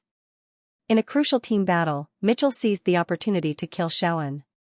Xiaoyang realized that Mitchell's strength had improved significantly since the world singles competition. The duo of Alan and Angus in the bottom lane improved rapidly. They were on par with Qingxing. They had gone through an entire season of training and were no longer the kids who were beaten to tears by Xiaoyang and Qi Shua in the international server. In Group B, Xianxia was up against AMT, the champion team of the European region. Although Fang Jingqing and Xia Yuan worked together to make a lot of exciting plays and equalize the score to 11-11, the jungler Vanessa seized the opportunity to ambush and steal the dragon in the final deciding game, turning the situation around. Coach Lin commented, although Vanessa is a newcomer, her playstyle is very fierce. Her master used to be the best jungler in Europe. AMT is indeed the strongest dark horse in Europe. It's a pity that Xianxia lost. Qi Shua said calmly, Xianxia's double carry is very strong, but his jungler's strength is average. Once the jungler collapses, it's hard to turn the situation around. To everyone's surprise, Yuing had actually defeated her from the European region in Group D. Yuing seemed to be very good at counterattacking in the final game. In the past, they had defeated Beimu in the final. This time, Xiaoyu and translation, Xiaoyu and Suzhua. Xiaoyu and Suzhua in the game. Xiaoyu and Suzhua in her Suz. Xiaoyu. Xiaoyuan team. Com is Yuing translation. Xia translation lose. After the first round of the competition, there were many opinions in the country. Based on the current groupings, Tianheng was in the best position in the group stage. Their 3 opponents were not particularly strong. Xianxia was in the worst position. FLD was the runner-up of the North American division, AMT was the champion of the European division, and TIP was the runner-up of the Korean division. It would be extremely difficult for Xianxia to advance. An expert in China predicted 4 teams from China will compete in the international competition. I predict that Beimu and Tianheng will enter the top 8. Xianxia and Yueying will be eliminated in the first round of the group stage. This blogger had tens of millions of fans. It was said that he was a Chinese overseas. His Weibo name was Toxic Milk. Every year, he would predict the results of the international competition. His predictions were very accurate. After Beimu and Xianxia lost in the first round, a new streamer who had recently appeared publicly mocked them. The players from China only know how to fight among themselves. They're sending themselves to death one after another in the international competition. How embarrassing. When the netizens saw this trending topic, they all criticized him. Is Ayuga's successor here? I remember the last streamer who mocked professional players, Ayuga, was almost beaten out of the industry by Little White. At least they have the ability to participate in the international competition. You only know how to flame people online. The new streamer realized that his method of attracting traffic by insulting professional players did not seem to work anymore. The netizens who were especially good at insulting people in the comment section clicked in. Were they all Yi Xiaoyang's fans? Sure enough, after Ayuga was beaten up by Little White, the streamer's path of insulting professional players became difficult. The new streamer was disheartened and admitted defeat and deleted his Weibo. When the players went out for competitions, the team leader would confiscate their phones to prevent them from being affected by public opinion. Yi Xiaoyang and the others did not know how the country was evaluating them. They still had to face an even more intense competition. In the second round of the group stage, Tianheng met Team YNF from Africa. They easily won this match with 20 points. The level of esports in the African region was about the same as the level of the domestic league. Tianheng did not need to use a particularly strong lineup to fight them. They could just treat it as a training match and win. Tianheng won 2 consecutive matches with 20 points. Regardless of whether they won or lost in the third match, they had already secured a spot in the group stage and successfully advanced to the top 8. Korean media, Tianheng from Group C is the team with the best luck in the group stage. They can advance even without doing anything. The Korean netizens commented one after another, they're definitely not a match for ATB. We have the world's strongest mid laner. You can't go far by relying on luck. I heard that Tianheng has an individual champion? At most, they'll make it to the top 4. Tianheng Liang was able to win the individual competition because Archoi and Park Appa did not participate in the individual competition. Tianheng Liang was able to take advantage of them. Some people who understood Korean reposted the comments on the Korean internet back to China, causing a large number of fans to be dissatisfied. What did they mean by advancing without doing anything? What did they mean by Liang's individual competition champion was picked up by them? Tianheng's fans and Yi Xiaoyang's fans were about to die from anger. They rolled up their sleeves and posted emojis on the Korean internet. In the end, a certain Korean internet site was flooded with carrot emojis. The Koreans were all confused? No matter how the outside world argued, the Tianheng team's mentality was still very stable. Coach Lin was most worried that Xianxia would have problems. Fortunately, after experiencing the double baptism of the international individual competition and the domestic finals, Xianxia's mental fortitude had also reached a new level. In the group stage, Xianxia was not nervous at all. His performance was commendable. Only then did Coach Lin completely relax. The most crucial match in the third round of the group stage began on December 12. Tianheng welcomed Japan's GOW team in the group stage. The team's captain was Fujita Naoya, the famous hero, ninja, who was once Japan's #1 jungler. They had met Qi Shua when he participated in the S6 World Series. At that time, he was already very famous and had debuted earlier than Qi Shua. It was rumored that he would retire after the S10 World Series. This should be his last tournament. Qi Shua leaned over to Yi Xiaoyang's ear and said, "Fujita's playstyle is very calm. We met him in the international server before. Do you still remember?" Yi Xiaoyang nodded. "I remember. He's really good at ninja." Coach Lin said, "GOW is a typical jungler. To fight this team, we won't ban junglers. We'll bring out all of Fujita's junglers." The coaching staff has two plans. One is that Xianxia also picks junglers and PK Fujita head-on. Two is that Xianxia takes the tool and let Xianxia set the pace and attack the opposing team's mid lane first. What do you guys think? Xianxia said, "I choose junglers." Yi Xiaoyang did not hesitate. "Let's take junglers." The two of them spoke almost at the same time. They looked at each other and smiled tacitly. Yi Xiaoyang said, "I believe that Captain Chi's junglers are not afraid of the Japanese junglers at all. We might as well face them head-on. There's no need to avoid them." The current Tianheng did indeed have the strength and confidence to face difficulties head-on. This was also Tianheng's headstrong style.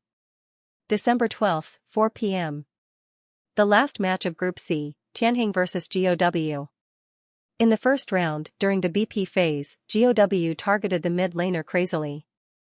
Tianheng banned two supports and released all of their junglers. Commentator Yao Mu could not help but say, "GOW is a typical jungler team. Tianheng released junglers during the BP phase. Is this the rhythm of choosing to go head-on with the junglers?" Brother Dong said, "Anyway, Tianheng has already qualified for the group stage. It doesn't matter if they go all out." Fujita took the famous hero, Ninja. Xianxia took the stealth thief, as expected. The battle between the two junglers was extremely fast in the jungle.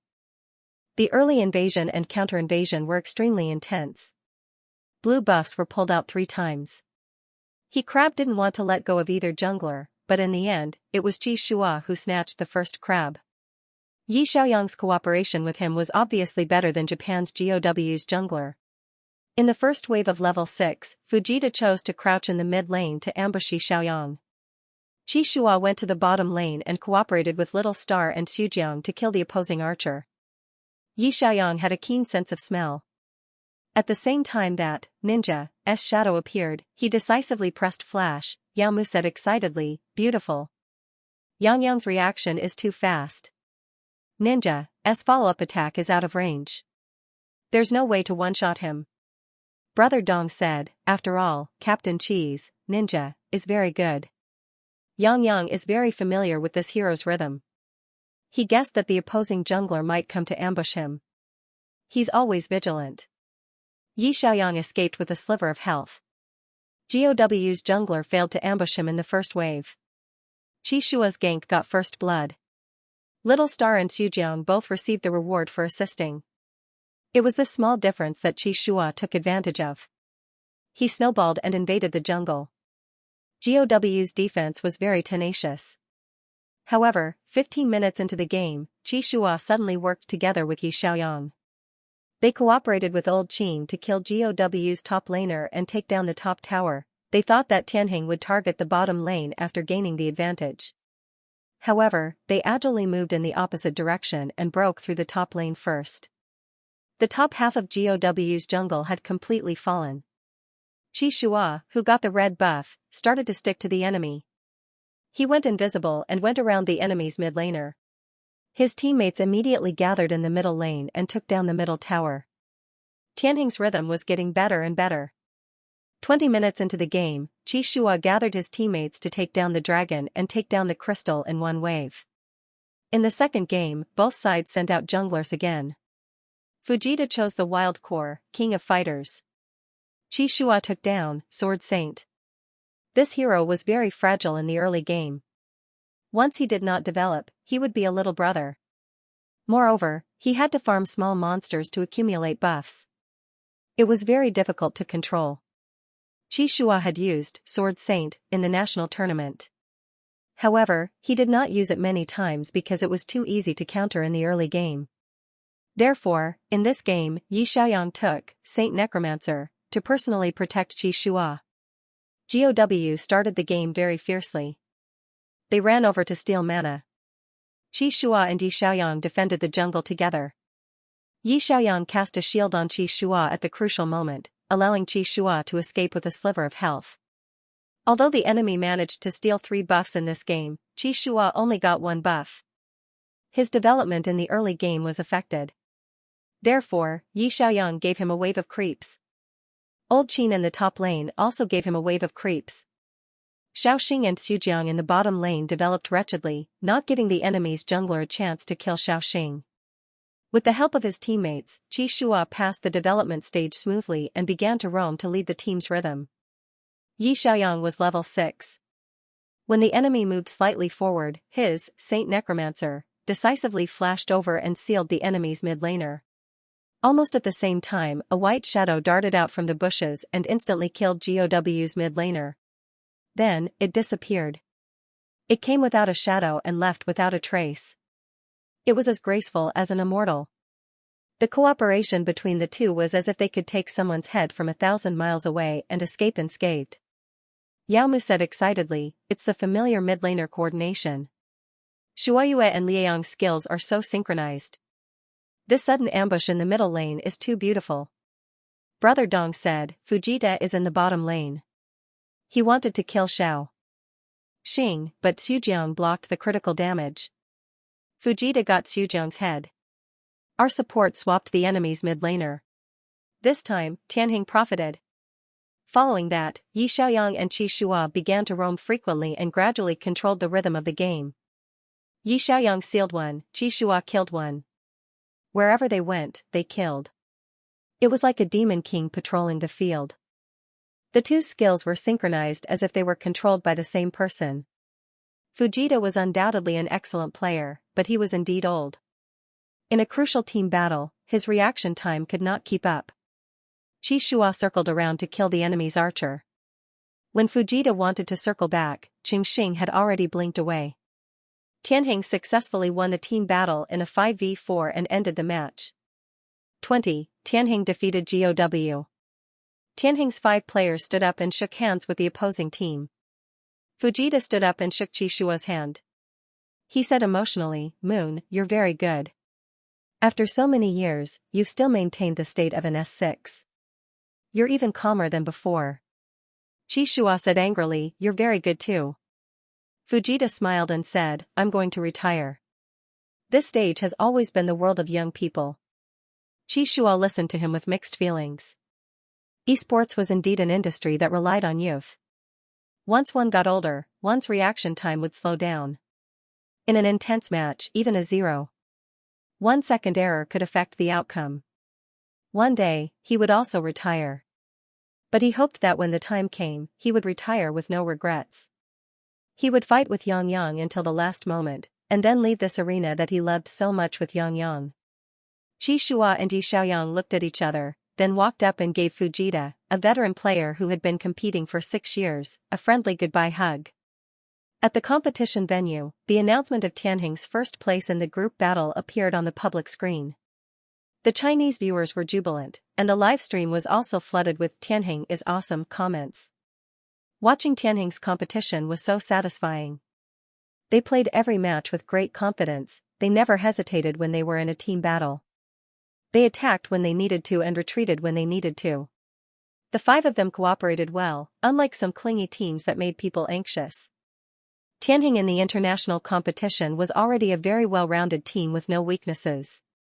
"Tianheng, come on, charge," Yao Mu smiled and said, "Congratulations to Tianheng for winning all 3 matches in a row and advancing to the top 8. Brother Dong said, "Some countries' media said that our Tianhuan squad was too lucky in this year's group battle. Actually, luck is also a kind of strength. Only a strong team can grasp good luck." Yao Mu said, "That's right.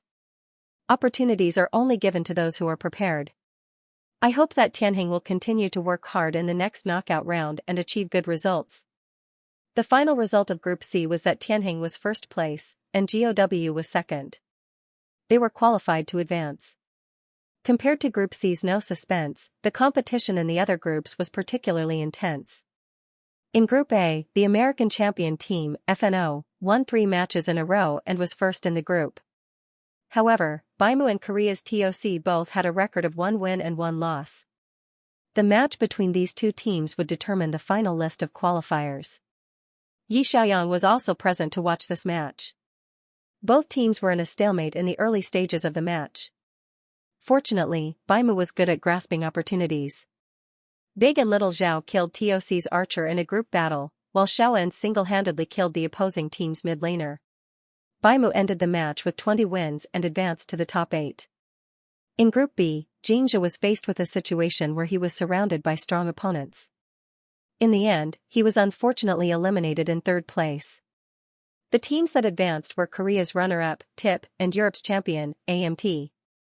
In Group D, Korea's champion team, ATB, advanced without a doubt with a perfect record.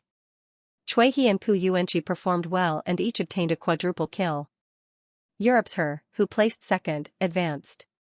The top 8 teams were confirmed. China, Korea, and Europe had 2 teams each. North America and Japan had 1 team each. Xianxia and Yueying were eliminated in the group stage of the world competition. Toxic Milk. The blogger who previously predicted that Tianheng and Baimu would advance to the top 8 and that Yueying and Xianxia would be eliminated, posted a comment on Weibo. My prediction is very scientific. Xianxia is very unlucky this year.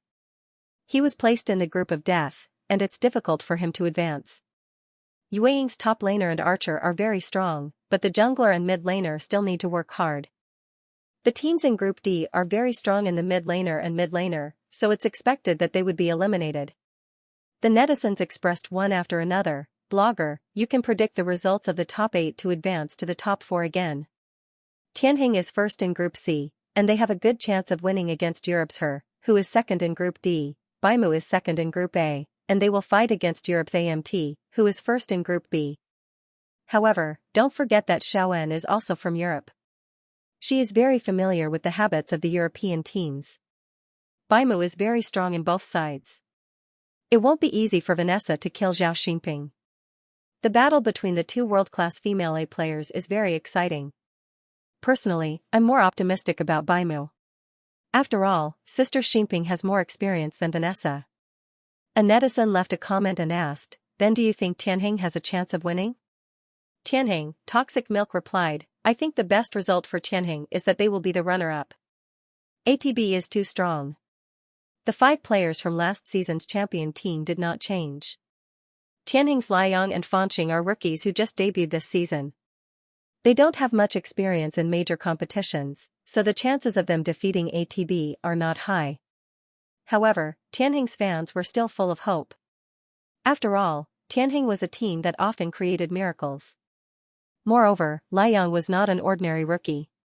He was the god of pentakill in the first game of his debut, and the demon king of the mid laner in the final game of the finals. He was the MVP of the S10 season, and also the champion of the world individual competition.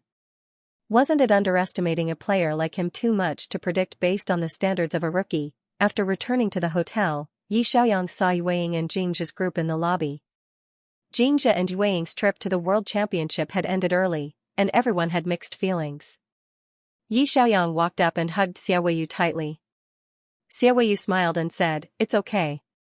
We'll just treat it as a trip abroad to increase our experience in major competitions. Yi Xiaoyang patted him on the shoulder and asked, when are you coming back? Xiaoyu and Suzhua looked at each other. Old Su smiled and said, we're not going back yet. Anyway, this season is over, and there's nothing to do when we go back. We might as well stay here and be your practice partners. Xiaoyu nodded and said, yeah, your opponent for the next round is Her. We met them in the group stage. They're from Germany, and their tactics are quite unique. I've discussed it with Brother Su, and I've also asked for the coach's approval. We'll stay here and play in the mock competition with Tianheng. We can help you guys and improve ourselves at the same time. Beside them, Fang Jingqing came over and said, what a coincidence. We'll be staying here for a few more days too. Why don't we practice together? Yi Xiaoyang felt a warmth in his heart. He looked at them and said, thank you. Xiaoyuan smiled and said, you're welcome. We need to be paid for being your practice partners. Qi Shua looked at him and said, don't worry, I'll pay for your meals for the next 6 months. I'll help you gain 5 kilograms. Xiaoyuan said. Is this revenge or payment? The group of people around them laughed. Fang Jingqing patted Qi Shua's shoulder lightly and said, although we've never had a tacit understanding, I'm rooting for you guys this time. Do your best. Xie Weiyu also said to Yi Xiaoyang, Yang Yang is the most handsome Omega in my heart. He'll definitely beat Korea's Pu Yuanqi. We'll stay here until the day of the finals. We'll be there to cheer for you guys in person. Yi Xiaoyang and Qi Shua looked at each other. On the road to realizing their dreams, they had many opponents, but they also had many friends. They were very glad that so many friends were willing to stay and help them in this international competition. There could only be one champion in the end, and someone was destined to be eliminated early. However, those who were eliminated did not harbor any resentment. Instead, they were willing to stay and cheer for the others who were still in the competition. If Tianheng could reach the finish line, it would be the glory of the entire Chinese competition. Qi Shua's tempo was ridiculously fast. Her jungler liked to bury himself in the game and develop. In the end, Qi Shua seized the opportunity to destroy the buff, went invisible, and snatched it from the bushes. What made people surprised was that Tian Huan actually switched lines. Little Star and Xujiang went top lane together against Ogiest. Old Qin went bottom lane alone, 1v2 against the opposing archer and support. It was useless to just focus on the mid lane. Tianheng had two big devils. To play Tianheng, they had to either destroy one of the side lanes or focus on the mid lane. Her's ability was still not enough. The game went on for 10 minutes. Her jungler only got 2 buffs from start to finish. Qi Shua countered his buffs every now and then. How tragic. The Chinese viewers were spamming the live stream, "Is the jungle my backyard?" In the second game, Her's coach started to target Qi Shua crazily during the BP phase. In the end, he released Yi Xiaoyang's stab. Qi Shua gave Yi Xiaoyang some leeway in the jungle economy. Yi Xiaoyang quickly reached level 6. The two of them worked together to kill the opposing mid laner. Then, they started to wander around crazily, killing wherever they went. In the blink of an eye, Her's 3 lanes were destroyed. Qi Shua also realized that the strength of the European and Asian teams was not as good as that of the Northern Shepherd team. The support speed of the top lane and mid lane was indeed fast. It was not easy for him to counter the red buff. However, the archer in the bottom lane was probably more cautious. Their support speed was always half a beat slower. The support also did not have the awareness to focus on defending the jungle. Qi Shua and Yi Xiaoyang worked together to counter the blue buff. It did not matter if 1 or 2 blue buffs were taken away, but many a little makes a mickle. The opposing jungler's economy quickly collapsed. Qi Shua, on the other hand, was overflowing with money. After leading the opposing jungler by a large piece of equipment, Qi Shua and Yi Xiaoyang worked together to quickly change the tempo of the game. Her lost quickly. In the third game, Tianheng did not play mid-laner coordination, nor did they switch lanes. Tianheng started to play with operations. He chose Time and Space Traveler for support and Sea Woman for deceleration. It was a classic formation with a difference in speed. Her coach was about to go bald. This Tianheng team is too scary. Who should I ban? Is it possible to ban Sun and On from the game? In the third round, Tianheng got match point. Her jungler was on the verge of breaking down. He gritted his teeth and said, "I'll pick a jungler this round. We'll take the initiative to invade and steal their buffs." But unknowingly, her top and bottom lanes had been destroyed. Old Qin and Qi Shua led the team while Qingxing focused on developing in the jungle.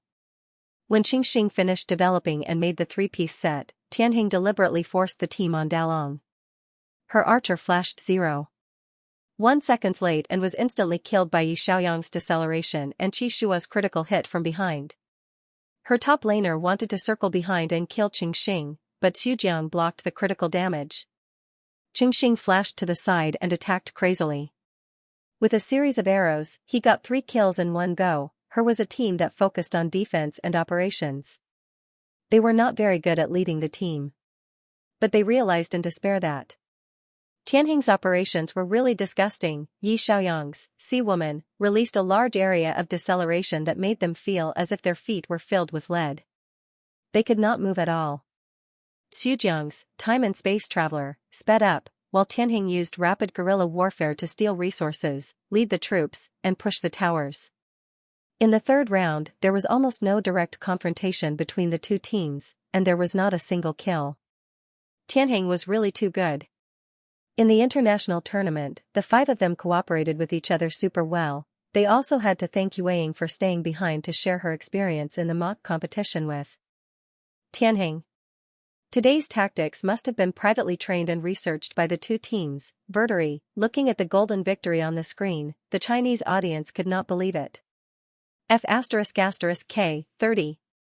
I guessed that they would win, but I did not guess that they would win by 30, Qi Shua politely said, thank you. Tianheng had been tempered by the national tournament and had indeed become stronger. Just like 5 gears, after constant grinding, they became seamless and impeccable. Her was not very good and was far from Baimu. It was normal for Tianheng to win against her. But to win by 30, it was indeed a suppression of strength. When Qi Shua led his teammates to shake hands, her's captain, August, laughed heartily and hugged him to congratulate him. August said, "You guys are stronger than I thought." They advanced to the international tournament, but to them, this was not a satisfactory result. Before everyone left the big stage, they stood in the shadows backstage and turned to look at the center of the stage at the same time. The S10 World Championship trophy was placed there. It was golden and looked very beautiful.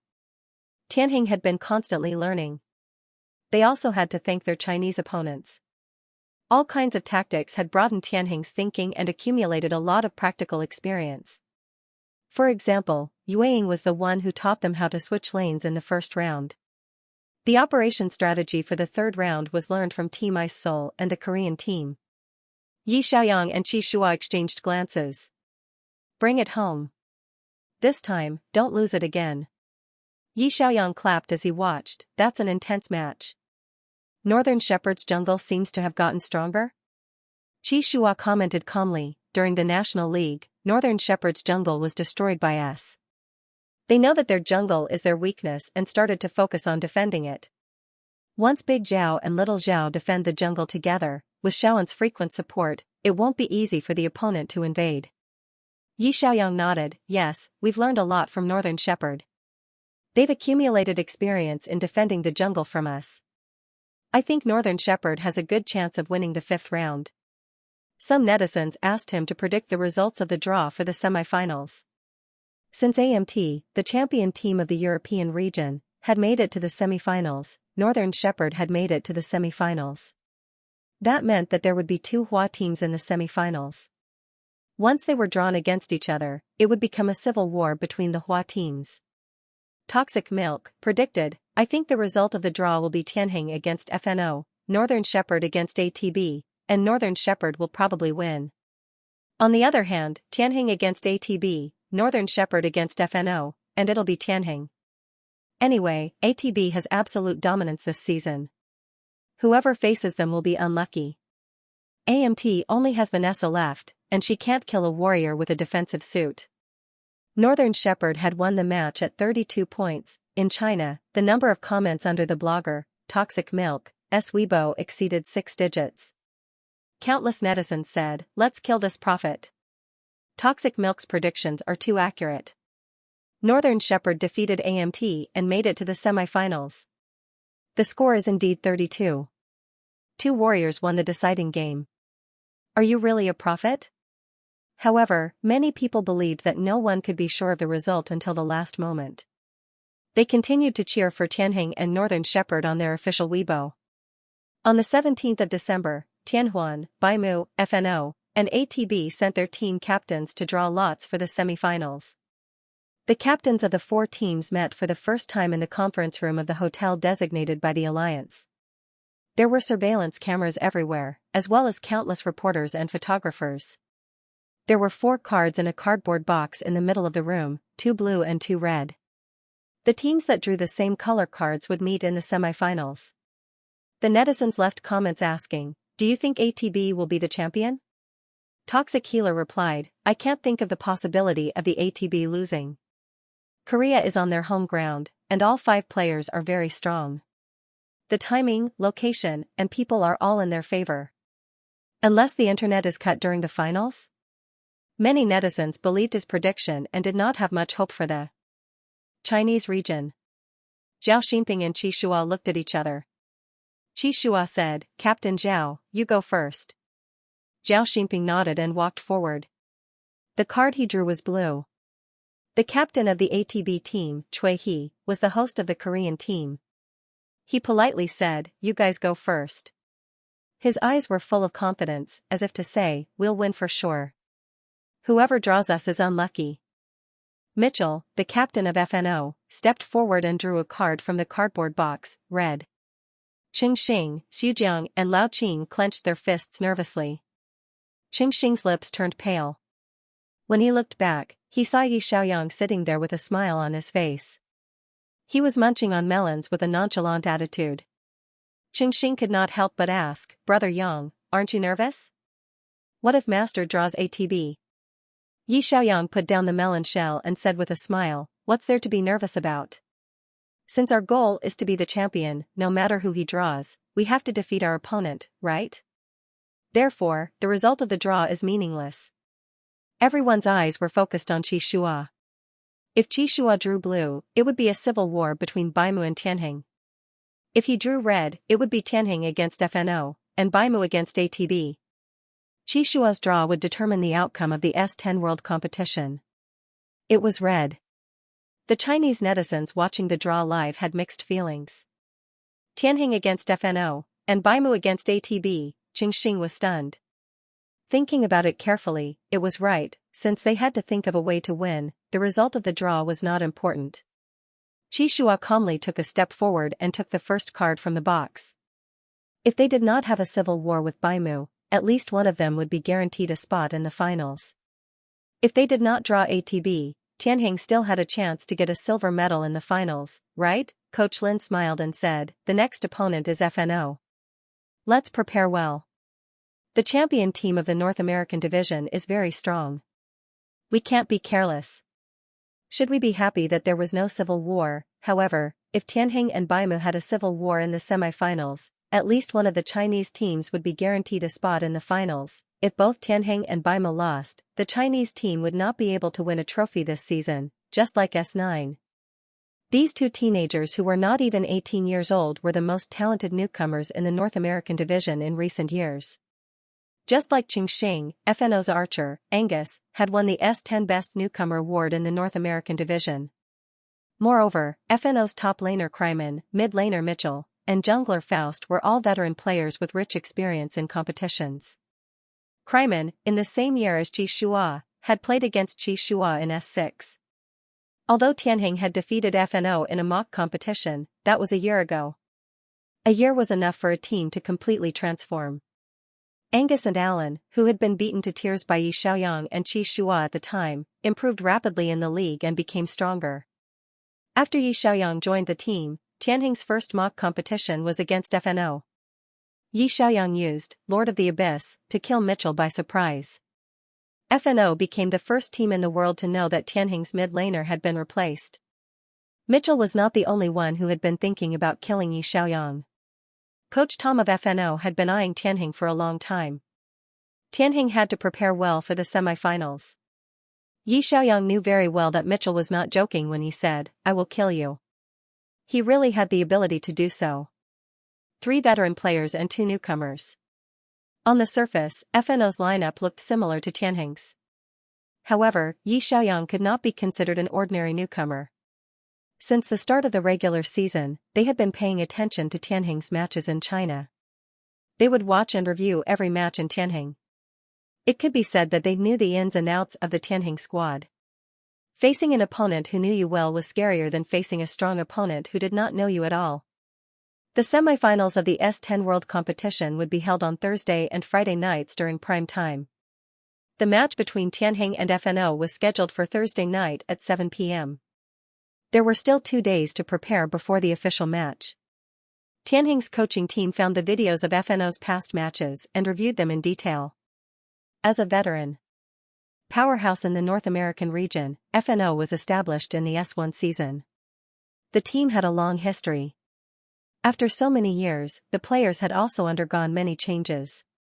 Mitchell was FNO's 3rd captain. He debuted in the S8 season and participated in a world competition with the team. S9 was FNO's worst season and they did not get a place in the world competition. After the S10 bottom lane duo team was replaced with newcomers, FNO performed well in the regular season and entered the playoffs with consecutive victories. They won the first place in the North American region and obtained a ticket to the world competition. This team's top laner Kryman, jungler Faust, and mid laner Mitchell were all top players in the North American region. They were strong individually and had rich experience in competitions. Their weakness was the two newcomers, Angus and Alan, in the bottom lane. It was the first time these two young teenagers participated in a world competition. They might not be mentally mature enough. Therefore, after the coaching team's research, they focused on the bottom lane of FNO. Coach Lin said, "In the first round, we'll still use the usual combination of mid laner and jungler. Focus more on the bottom lane. If we can collapse Angus and let our little star develop, it will be easier to win in the later stages." As for the lineup, Coach Lin analyzed, FNO's coaching team has carefully watched every match we've played in China. Therefore, the strategies we've used in China might not be effective against FNO. This is a competition. It concerns whether we can enter the finals and win the prize. We've decided to use a new system to play FNO. We'll try our best to win the first round and take the initiative in BP. As FNO knew Tianheng very well, the lineup used in the past was indeed not easy to play. It might be easier to win with a new system. The coaching team's decision was unanimously approved by the players. The pre-match analysis meeting lasted for more than an hour. Everyone listened carefully. After the meeting, Fang Jingqing took the initiative to contact Xianxia and played a few mock matches with Tianheng to test out Tianheng's new tactics and find out some problems in their cooperation. 2 days passed quickly, and the highly anticipated semi-finals of the S10 World Competition began on Thursday night. The official commentators from various countries were ready on the second floor of the broadcast area. Yamu took a deep breath and smiled at the camera. "Good evening, ladies and gentlemen. This is the semi-finals of the Seoul Esports Center's S10 World Competition. The next match is between FNO and Tianhuan Squad." Brother Dong said, "I'm sure you're all familiar with FNO. They're the champions of the North American region, an old team that's been around for 10 years. They've also played against Tianheng in S6. Their current captain, Mitchell, is a world-class mid-laner. Their top laner and jungler are all excellent veterans. The bottom lane archer duo is made up of rookies who just debuted in S10. Their archer, Angus, won the North American region's Best Rookie of the Season award." Yamu said, "From the looks of it, FNO and Tianhuan Squad have a lot in common. Tianheng also changed their S10 bottom lane duo. Their archer, Tianheng Fanqing, won the China region's Best Rookie of the Season award. Today's bottom lane will be a showdown between two world-class best rookies. Both players are about the same age." Brother Dong said, "The middle lane will also be a showdown between world-class mid-laners. Therefore, today's match will be very exciting and intense. Let's see how prepared both players are." In the soundproof room, the players had already put on their headphones and connected their keyboards and mice. The referee was inspecting every computer, peripheral, and network. The two Korean commentators were introducing each player's data in Korean, including their hero win rate, kills per game, KDA score, and so on. It could be seen that Yi Xiaoyang and Mitchell's data were about the same. Xingxing and Angus were also about the same. Qishua's record in the World Series was slightly better than FNO's jungler, Faust. However, FNO's top laner, Kryman's record was slightly better than Tianheng's old Qin. Therefore, from a comprehensive point of view, the two teams were about the same on paper. At 7 o'clock sharp, the referee signaled the start of the match. The audience applauded enthusiastically. Yamu said, "The system randomly generates the red and blue sides in the semi-finals. Tianheng was randomly assigned to the blue side in the first round. Coach Lin's first ban spot went directly to Sorcerer of the Day. Did he ban Mitchell's hero as a sign of respect? Mitchell, the most aggressive mid-laner in the world, played as a mage like a warrior. His favorite hero was the close combat mage, Sorcerer of the Day. This was also the hero that made him famous." In the soundproof room, Mitchell raised his eyebrows and said, "Is this against me?" Coach Tom said, "Yes, then let's also target Liang." FNO turned around and decisively used a ban spot on Lord of the Abyss. Brother Dong sighed and said, the BP in the first round is very aggressive. You ban the hero of our team's mid laner, and I'll also ban the hero of your team's mid laner. They're both targeting the mid laner. Yamu smiled and said, these two heroes have a story. I heard that when Liang first joined the Tianhuan squad, Tianheng and FNO had a training match. At that time, Yang used Lord of the Abyss, and Mitchell used Sorcerer of the Day. Today, in the World Series, the coaches of both teams banned these two heroes. It seems like they're reminding each other of this past. This was also considered a psychological tactic. The two heroes were indeed easy to remind people of the past. Especially in that training match, Yi Xiaoyang had used Lord of the Abyss to kill Mitchell's Sorcerer of the Day. However, Mitchell was no longer the little lunatic who flew into a rage after losing a game in the international server. Although his playing style was still crazy, his psychological quality had become mature and steady. It didn't matter if he couldn't get his hero.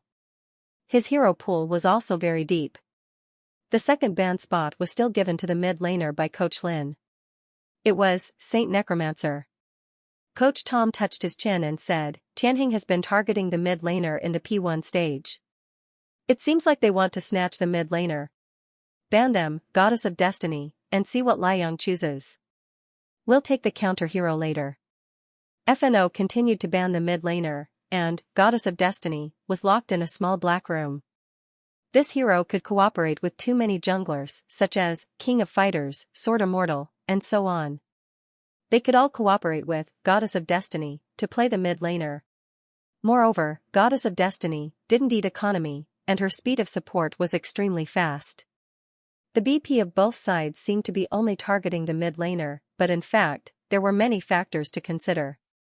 Yamu said, for mages are in the ban position.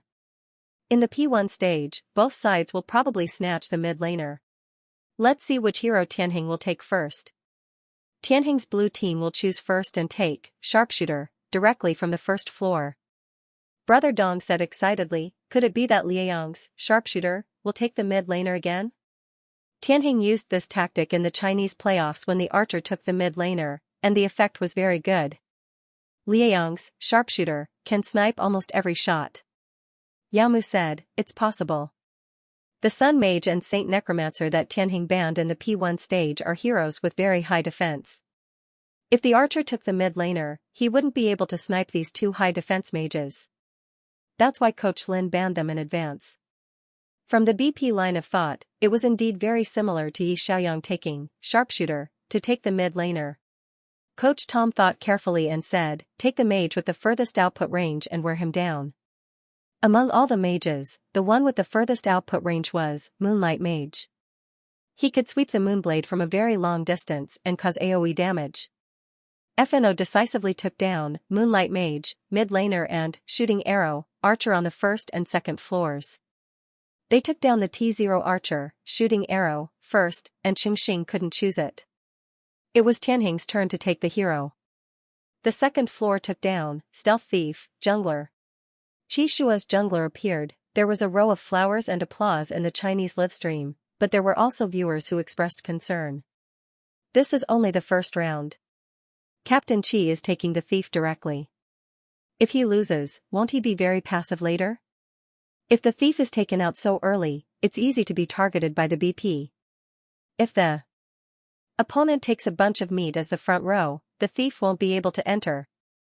As everyone was discussing, a hero, Flame Shield Axe, was suddenly chosen on the third floor of Tianheng. This was a very unpopular top laner. How unpopular was it? Almost no one used it in the regular season. The audience was stunned when they saw this. Yamu couldn't help but say, Flame Shield Axe? This hero's defense is very high. He can set up a fire shield in front of him to stop the enemy's pursuit. However, the output is almost negligible. In addition, his movement speed is very slow and he doesn't have any displacement skills. He will be very clumsy. Brother Dong agreed. Yes, this kind of clumsy hero is not flexible enough in a team fight. It's easy for the opponent to kite him. Of course, FNO chose Moonlight Mage, a consumption-type hero. Tianheng chose a top laner with a shield. It's also possible to block the damage in front. When FNO saw this, he backhandedly chose Sword and Blade Will, a very flexible top laner warrior. A flexible warrior versus a clumsy tank.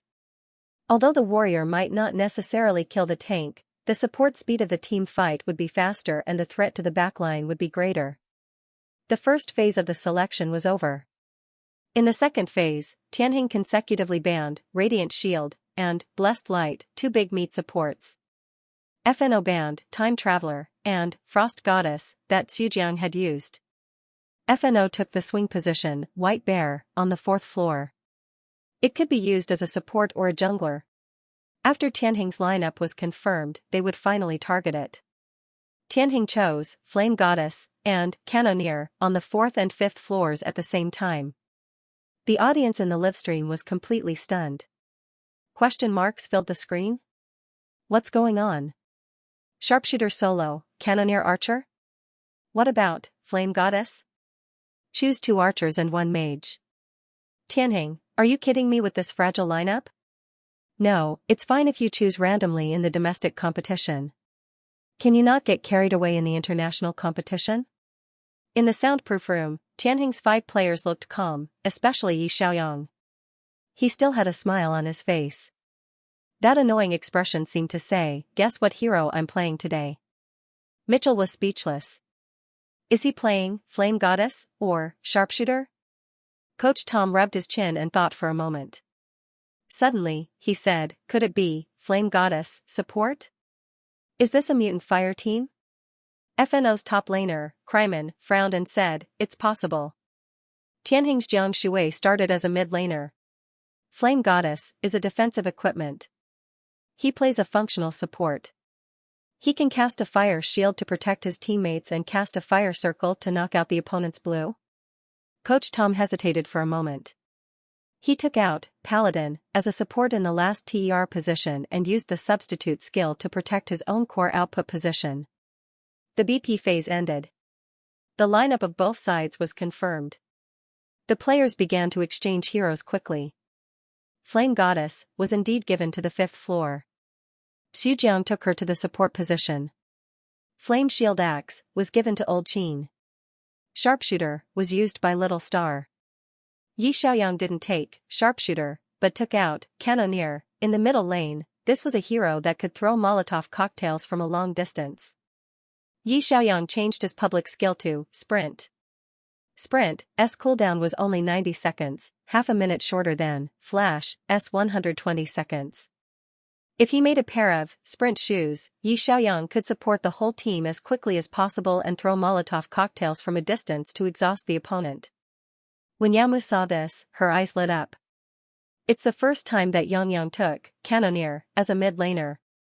He should be using a fast support and throwing bombs everywhere. If Flame Goddess supports, Tianheng's spell output won't be enough. But Cannoneer can actually be used as a spell output equipment and rely on big moves to deal damage. Brother Dong said, that's right. Tianheng's team is a mutant fire team. Old Qin's Flame Shield Axe can stack Molotov buffs on the opponent. Flame Goddess lays a fire field to knock out the opponent's blue. Yang throws cannons from a distance. After crippling the opponent, Chi Dui and Little Star can harvest. The traditional fire team played positional warfare. Flame Goddess' mid laner, Trap Hunter, would fight in the jungle and advance step by step. Tianheng's mutant fire team placed Cannoneer in the middle lane, giving out spell output equipment, quickly supporting the consumption of the opponent, and cooperating with the Wild Core, Stealth Thief, to kill people without leaving a trace. Or cooperating with Little Star's Sniper to kill people from a distance. In theory, this system could be played. But the actual operation was a great test of the 5 people's cooperation and tacit understanding. Once Little Star was killed in a team fight, or Old Qin couldn't withstand the damage and died too early, Tianheng's lineup was too fragile and could easily collapse. Yi Xiaoyang's support after Sprint also became the key to driving the rhythm of the game. Mitchell's Moonlight Mage would clear troops faster than Yi Xiaoyang's Cannoneer. Would Yi Xiaoyang be able to withstand the pressure of this world-class mid-laner and take the initiative to drive the rhythm of the game? No one had seen Yang play this hero before, and the domestic fans were very worried. In the soundproof room, Yi Xiaoyang's expression was still calm and full of confidence. The game was about to start. Before the map was loaded, Yi Xiaoyang took a deep breath and placed his left hand gently on the keyboard. The cannoneer hero was very difficult to operate. Whether the cannoneer's cannonball could be thrown accurately was very important. Once the big move missed, the team fight might have zero output, leading to the collapse of the teammates. Biku Pavilion Tianheng brought out a fire team system that FNO had never seen before in the first game. The coaching staff was also betting on Yi Xiaoyang's performance. Yi Xiaoyang was very grateful for the coach's trust in him, allowing him to bring out a shooter that had never been used in the international competition to take the middle lane. Using cannoneer against Mitchell would indeed be stressful, but he would definitely go all out. Translator, Endless Fantasy Translation Editor, Endless Fantasy Translation. The map was loaded, and the match officially began. Tianheng chose Stealth Rogue, Wild Core for this match. This hero had the ability to become invisible in the early game and had a strong burst of damage. Once he was chosen, he had to be prepared to be targeted. FNO's tool jungler, White Bear, brought along a mid laner and a support to invade the red buff. Stealth Rogue would be more efficient at jungling after receiving the red buff. They interfered with Qi Shua's red buff in the early game to disrupt Qi Shua's rhythm. Yi Xiaoyang and Xujiang immediately came to help. However, Mitchell's mid laner, Moonlight Mage, could deal magic damage with normal attacks. Since everyone was at level 1, Mitchell's ability to deal continuous damage was the strongest. He hid in the distance and repeatedly threw moonblades at Tianheng's 3 players. In the blink of an eye, Xujiang, who was blocking the front row, was crippled. Yi Xiaoyang also took 2 of his normal attacks. Qi Shua said, "You guys retreat first. I'll try to steal it." Yi Xiaoyang and Xujiang split up and ran. Qi Shua pretended to retreat, but in reality, he was hiding at the side. Mitchell thought that Tianheng had used the red buff, but Qi Shua came back. The moment FNO's jungler Faust hit the red buff, he suddenly appeared and used Retribution to steal the red buff. Mitchell was speechless. F***ck, I've been working for someone else for so long. Mitchell was obviously unhappy. He said decisively, "Chase, kill him." Qi Shua was already at half health after being hit by the 3 players. FNO's 3 players continued to chase him. Mitchell took advantage of his long reach and shot moonblades from afar. Qi Shua quickly circled around the middle tower. Just as Mitchell was about to kill Qi Shua with his crescent blade, Yi Xiaoyang, who was clearing the troops in the middle lane, suddenly turned around and nimbly moved in an S shape, using his body to block the attack for Qi Shua. Qi Shua escaped with a sliver of health and pressed the return button. Yao Mu breathed a sigh of relief. Yang Yang's block was crucial. It saved Qi Shua's life. Although Shua's Shua, getting the red buff at the start of the game wasn't a loss. Brother Dong, FNO took out a few small monsters. Will they continue to invade the blue buff? As the commentator's prediction, Nakano's trio, after attacking Qi Shua's red buff area, they went to attack the blue buff area after Qi Shua. And Qi Shua C. Qi Shua, he translation of course. Translation Feng Lulu translation while translation after translation, Qing translation, Yi translation, to Fong Blue Core, Old Blue and Old Qin Blue QQ Rogue Core. However, just as the blue buff was about to die, Faust suddenly used Retribution to steal the blue buff. FNO knew when to stop and retreated to their own jungle. Mitchell smiled and said, "This time, he's working for us." FNO's intention to attack was very clear, and they played very fiercely. The Chinese audience finally got to see the fierce and hot-blooded style of this team, especially Mitchell, who quickly moved and shot out his crescent blade, dealing more than 60% damage in this wave of team battle. The strength of a world-class mid-laner was evident. FNO's jungler, Spellcaster, had a strong sense of awareness. He didn't use Retribution in the red buff area just now. Instead, he saved Retribution to snatch the blue buff. In the end, he calculated his health accurately and snatched the blue buff while Qi Shua's retribution was on cooldown. Faust smiled. We can get 3 buffs now. Mitchell said, give me the blue. Faust, okay, come and get it. When Yamu saw this, she was anxious. Tianheng was a little passive at the start. FNO targeted the jungle and invaded. They didn't manage to get the red, so they went to steal the blue. Shuayue only got 1 buff. They didn't get off to a good start. Brother Dong analyzed, FNO's strategy is very rational. If you don't target Stealthed Bandit before level 6 and let him develop smoothly, once he reaches level 6, he can sneak around and kill whoever he catches. Therefore, if you break the rhythm of Tianheng's jungler in the early game, FNO's archer, top laner, and mid laner will develop very comfortably. Yao Mu said, Shuayue was targeted too badly. He's 2 levels behind the opposing jungler. He has to find a way to get some economy. Will Old Qin give him creeps in this lane? Or will Yang let him? If it was in the past, once Qi Shua chose a jungler, his buff would be snatched in the early game, and his economy wouldn't improve. Usually, Tianheng's top laner or mid laner would give him some economy so that he could reach level 6 quickly and drive the pace. However, in this game, after Qi Shua's jungler was countered, he didn't go to the top lane to take advantage of Old Qin's creeps. He also didn't get Yi Xiaoyang's economy in the mid lane. He only went to the river and joined forces with Yi Xiaoyang to snatch a small river crab. The river crab gave quite a lot of experience, but even after snatching the river crab, Qi Shua's level was still 1.5 levels behind the opposing jungler. After Faust snatched Tianheng's blue buff, he turned around and gave his own blue buff to Mitchell. Therefore, in the mid-lane matchup, Yi Xiaoyang didn't dare to fight too fiercely against Moonlight Mage, who had a blue buff. When the creeps converged, he only fired a few shots from a distance and hid under the tower after clearing the creeps. Mitchell remembered Yi Xiaoyang's I won't leave the tower, I'll kill if I leave the tower during the training match. Unfortunately, Yi Xiaoyang didn't pick Lord of the Abyss this game.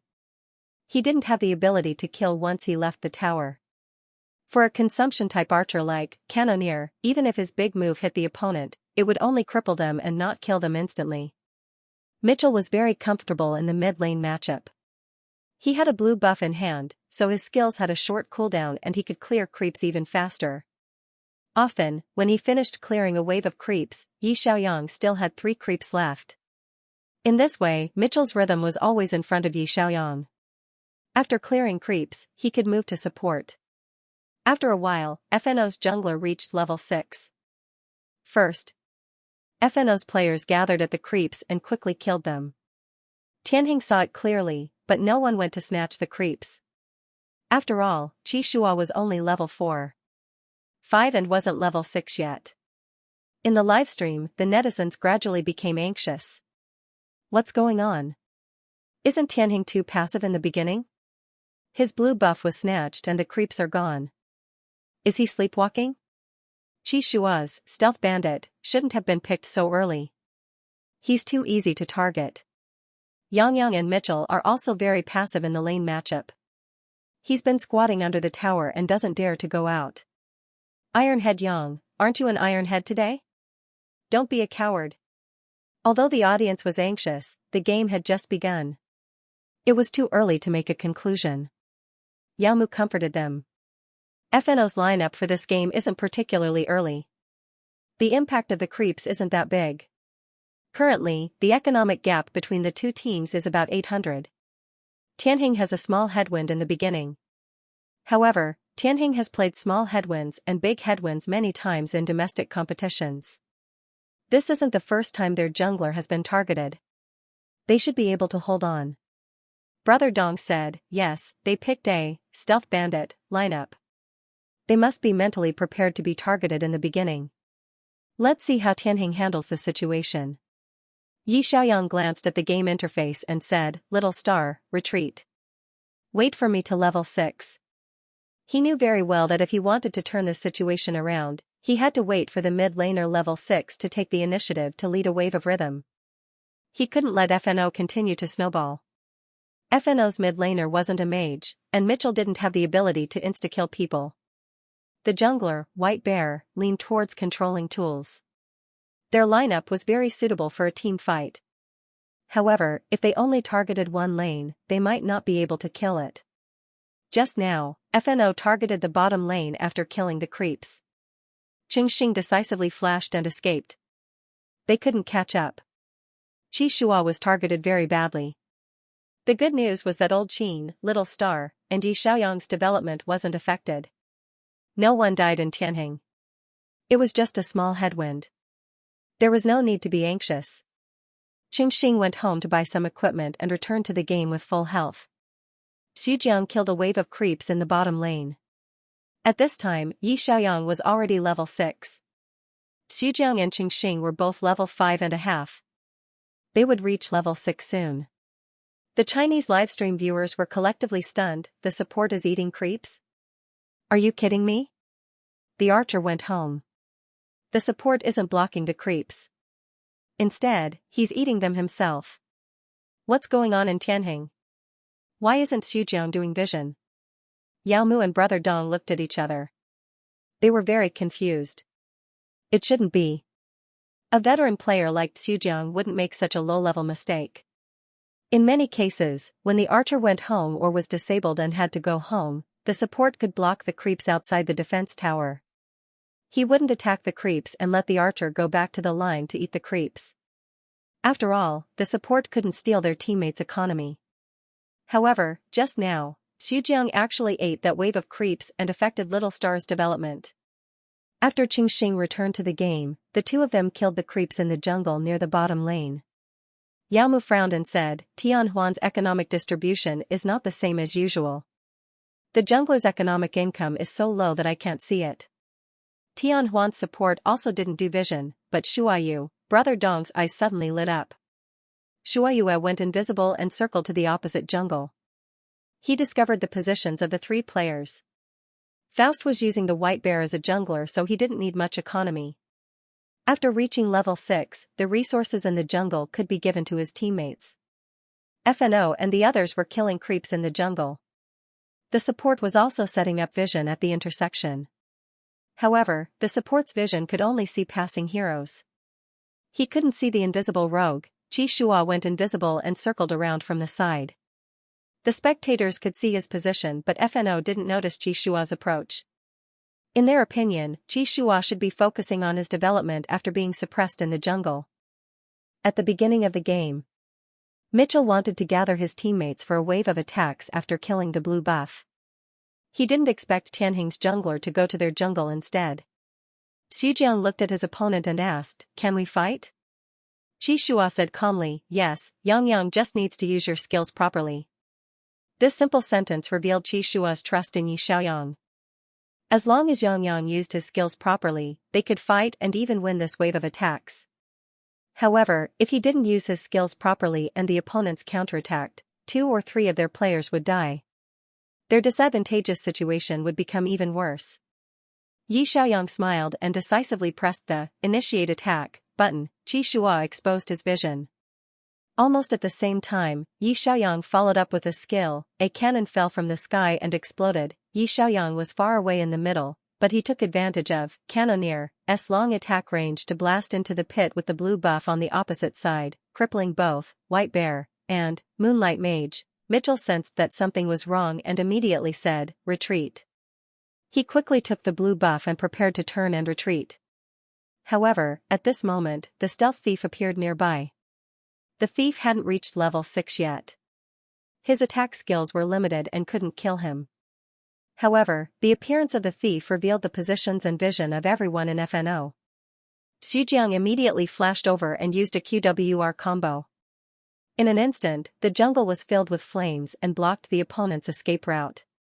Xianxia crouched at the side, aimed, and sniped. Xianxia, who had just reached level 6, hit the target accurately and killed Mitchell with a sniper shot. Yi Xiaoyang shouted in the live chat channel, "Beautiful. Continue to chase." FNO's archer, Angus, used a basic attack on Qi Shua. In the blink of an eye, Qi Shua was killed. Qi Shua endured the damage and used a W skill to stun Angus, who was trying to escape. Angus was charred on the outside and tender on the inside. Yi Xiaoyang followed up with a small cannon. The moment the flames exploded, Angus was killed. Qingxing accurately added the damage with a snipe. Angus, Flying Arrow Meteor, killed Moonlight, Stealth Thief. Starlight, Sharpshooter, killed Angus, Flying Arrow Meteor. Double kill. Qi Shua was killed. However, Qingxing killed 2 FNO members with low HP with 2 snipes. Then, he quickly retreated under Xujiang's protection. 1 for 2. This wave of team battles caught them off guard. In the commentator's seat, Yao Mu and Brother Dong looked at each other. She confirmed her guess and adjusted the microphone. Then, she said excitedly, Tianheng's real strategy in this round is Liang leading the rhythm and Shuaiyue supporting the scouting vision. Brother Dong said, that's right.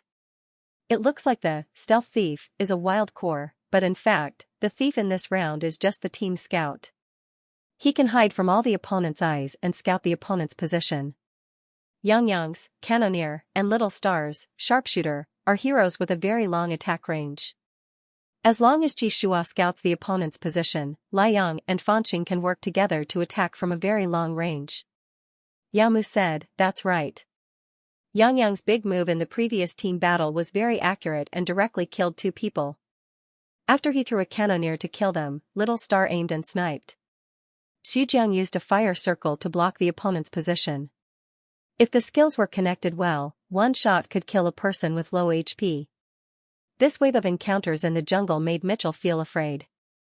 He realized that Tianheng's game was completely out of the ordinary. Qi Shua was a wild core? No, the stealth thief in this round was a tool. He was the team's invisible scout. His economy was even lower than Xujiang's. Xujiang seemed to be a support, but he was actually a secondary DPS.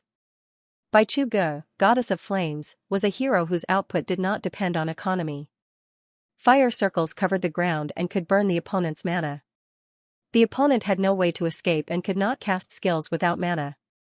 Tianheng's real core was the combined long-range output of the double C, mid, and archer. Yi Xiaoyang's skills were too accurate. One big move could destroy the world. Although, Cannoneer's output was not as fierce as Lord of the Abyss or Illusionist's as long. As the big move was accurate enough to kill the opponent and then hand it to the teammates to harvest, the teammates would be very comfortable. Tianheng's early disadvantage was turned around by this wave of Qi Shua's stealth, scouting from the back and cooperating with Liang, Jiang Shui, and Fanqing's coordinated surprise attack. Both sides' economy was equal. Mitchell knew that this could not continue and immediately said, top jungler, help the mid lane and break their mid's rhythm. Kill Liang. Don't let him lead the rhythm. FNO's jungler and top laner quickly went to the mid lane. However, Yi Xiaoyang was very alert and hid under the tower. When White Bear summoned Ursa Major's tower and wanted to kill him, Old Qin suddenly ran to the mid lane and very timely used Flame Shield to help Yi Xiaoyang block all the crescent blades that Mitchell shot at him. Yao Mu praised that shield was placed beautifully. Brother Dong said, although Old Qin's Flame Shield axe is very clumsy, he would rather lose half a wave of minions than go to the mid lane to support and protect his teammates. His support was very timely. FNO's wave of 3 people attacking the mid lane was smoothly resolved by Tianheng's top laner's support. Yi Xiaoyang said in the voice chat, Old Qin, thank you. Qi Niju smiled and said, you're welcome. I'll go home and let you eat the minions on the top lane. Yi Xiaoyang eagerly ran to eat a wave of minions. He was wearing sprint shoes and the skill, sprint, so his movements were like the wind. In the game, Cannoneer was a little Shota. Yi Xiaoyang's skin in this game was a very festive red Christmas cloak. The audience saw the little red Shota running to the top lane and eating a wave of minions. Then, he ran back to the mid lane and threw a cannonball at the red buff jungle. With a boom, the cannonball exploded. The archer who was fighting in the jungle was hit by the cannonball. Angus was speechless. I don't know if I should say F***ck. Next, the two sides were in a stalemate. Mitchell specifically stared at Yi Xiaoyang, but he couldn't keep an eye on him. This guy was too mischievous. He ran so fast in his sprint shoes. He would go to the top lane and throw a bomb, and then he would go to the bottom lane to throw a cannon. He would help his teammates suppress the tower and crazily set the pace. On the other hand, Qi Shua's stealth bandit had the lowest economy in the game. He let go of the entire bottom lane and let Yi Xiaoyang eat the resources of the jungle. He let go of all the top lane and let Yi Xiaoyang eat half of the jungle's economy. Qi Shua was the poorest in the game. He only made a pair of sprint shoes, a defensive cloak, and a support crystal. The fans in the Chinese livestream had mixed feelings. He's actually using his own jungle to play support? This is Captain Qi's style. He'll do anything for the team. Captain Qi's expression, what's the point of being a tool in the jungle? I can also let go of the jungle and purely play support. Tianhing's jungle was actually a smokescreen? I told you, Tianhing won't disappoint. Yao Mu sighed. The stealth bandit was one of Captain Qi's heroes when he was 18 years old. He used this hero to take the lives of countless squishy players. But today, he used this hero to play support. Then, he stealthily investigated and roamed the entire game. He acted as a pair of eyes to spy on the opponent's movements and pointed out the direction for his teammates. Brother Dong's eyes were filled with admiration. He smiled and said, we can always believe in the tacit understanding of the Sun and Moon team. Wherever Shuoyua's scout goes, Liaoyang's cannon will smash there. The hit rate is very high. Wherever Shuoyua points, it will hit. Liang, who is wearing sprint shoes, roams the entire game to provide support. He will frequently fire at the opposite jungle, giving FNO a headache. Yao Mu said, the stealth bandit is the support. The remaining 4 positions are the mutant fire team. Tianhing's new system requires a lot of teamwork, but their teamwork is very good. In the first team battle in the middle lane, Qi Shua's bandit stealthily circled around the back, avoiding the opposing support's vision detection. He accurately locked onto FNO's core damage output point, Angus's archer. Almost at the same time that Qi Shua used W to control the opposing archer, Yi Xiaoyang threw a cannon over and blew him up to a sliver of health. Qingxing sniped 180 degrees and instantly took Angus's head. Qi Shua lost his life, but it didn't matter. He was a support in this game. It was worth it to trade a support for the opposing archer. Then, Old Qin and Xujiang teamed up. Old Qin used fire shield to block the damage from Mitchell's crescent blade. Xujiang's goddess of fire covered the entire field, burning the opposing archer's mana until he couldn't use any skills. Yi Xiaoyang threw the cannons he had saved up one after another, and it was like fireworks exploding in the sky. Qingxing had saved up a lot of bullets and specifically targeted the opponents with low health. He aimed and sniped, double kill, triple kill. In this game, Tianhing's team Battle Reaper was actually Little Star's sharpshooter. Qingxing was standing very far away, and he also had his life-saving flash. FNO's top laner and jungler couldn't cut him even if they worked together. In the end, Tianhing used Qi Shua's sacrifice to replace FNO's 3 core damage output points and took down the middle tower in one go. The disadvantageous situation at the beginning of the game turned into a favorable situation. Yi Xiaoyang switched to the top lane and cooperated with Old Qin to kill the opposing top laner, Kryman. Then, he used Sprint to support the bottom lane. Qi Shua circled around and saw the opponent's position.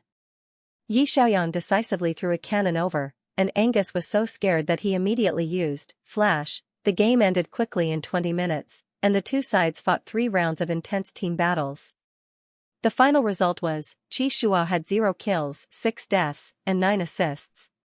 He was simply a ghost. But who could say that Captain Qi was a noob in this game? No one would say that about him. Everyone knew that he was Tianhing's eyes. He replaced Xujiang's role as a support and used his jungler as a scout for this game. And Yi Xiaoyang and Qingxing's precise coordination of skills also told everyone, what did it mean to take a person's head from 1,000 miles away? The cannons flying all over the sky and the sniper's accurate sniper shots. This was the coordination of the 2 shooters with the longest attack range in Clash of Gods. Often, before you could see where they were, they had already taken your head. This was what it meant to be the ultimate poke lineup. Yao Mu said excitedly, congratulations to Tianhing for winning the first round of the competition.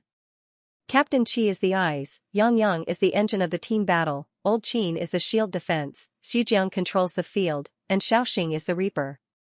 The wonderful coordination of these few rounds of team battles proves that Tianheng squad's ability in team battles is not inferior to that of the top international teams. Brother Dong said, "That's right. Actually, many heroes are not fixed in a certain position or a fixed style of play. For example, the classic jungler, stealth rogue, can also be used as a support. And the archer, cannoneer, can also be used in the middle lane to make magic equipment, rely on big moves to deal damage, and assist his teammates in reaping." Yao Mu said, "Tianheng has always been innovating and expanding their tactical thinking.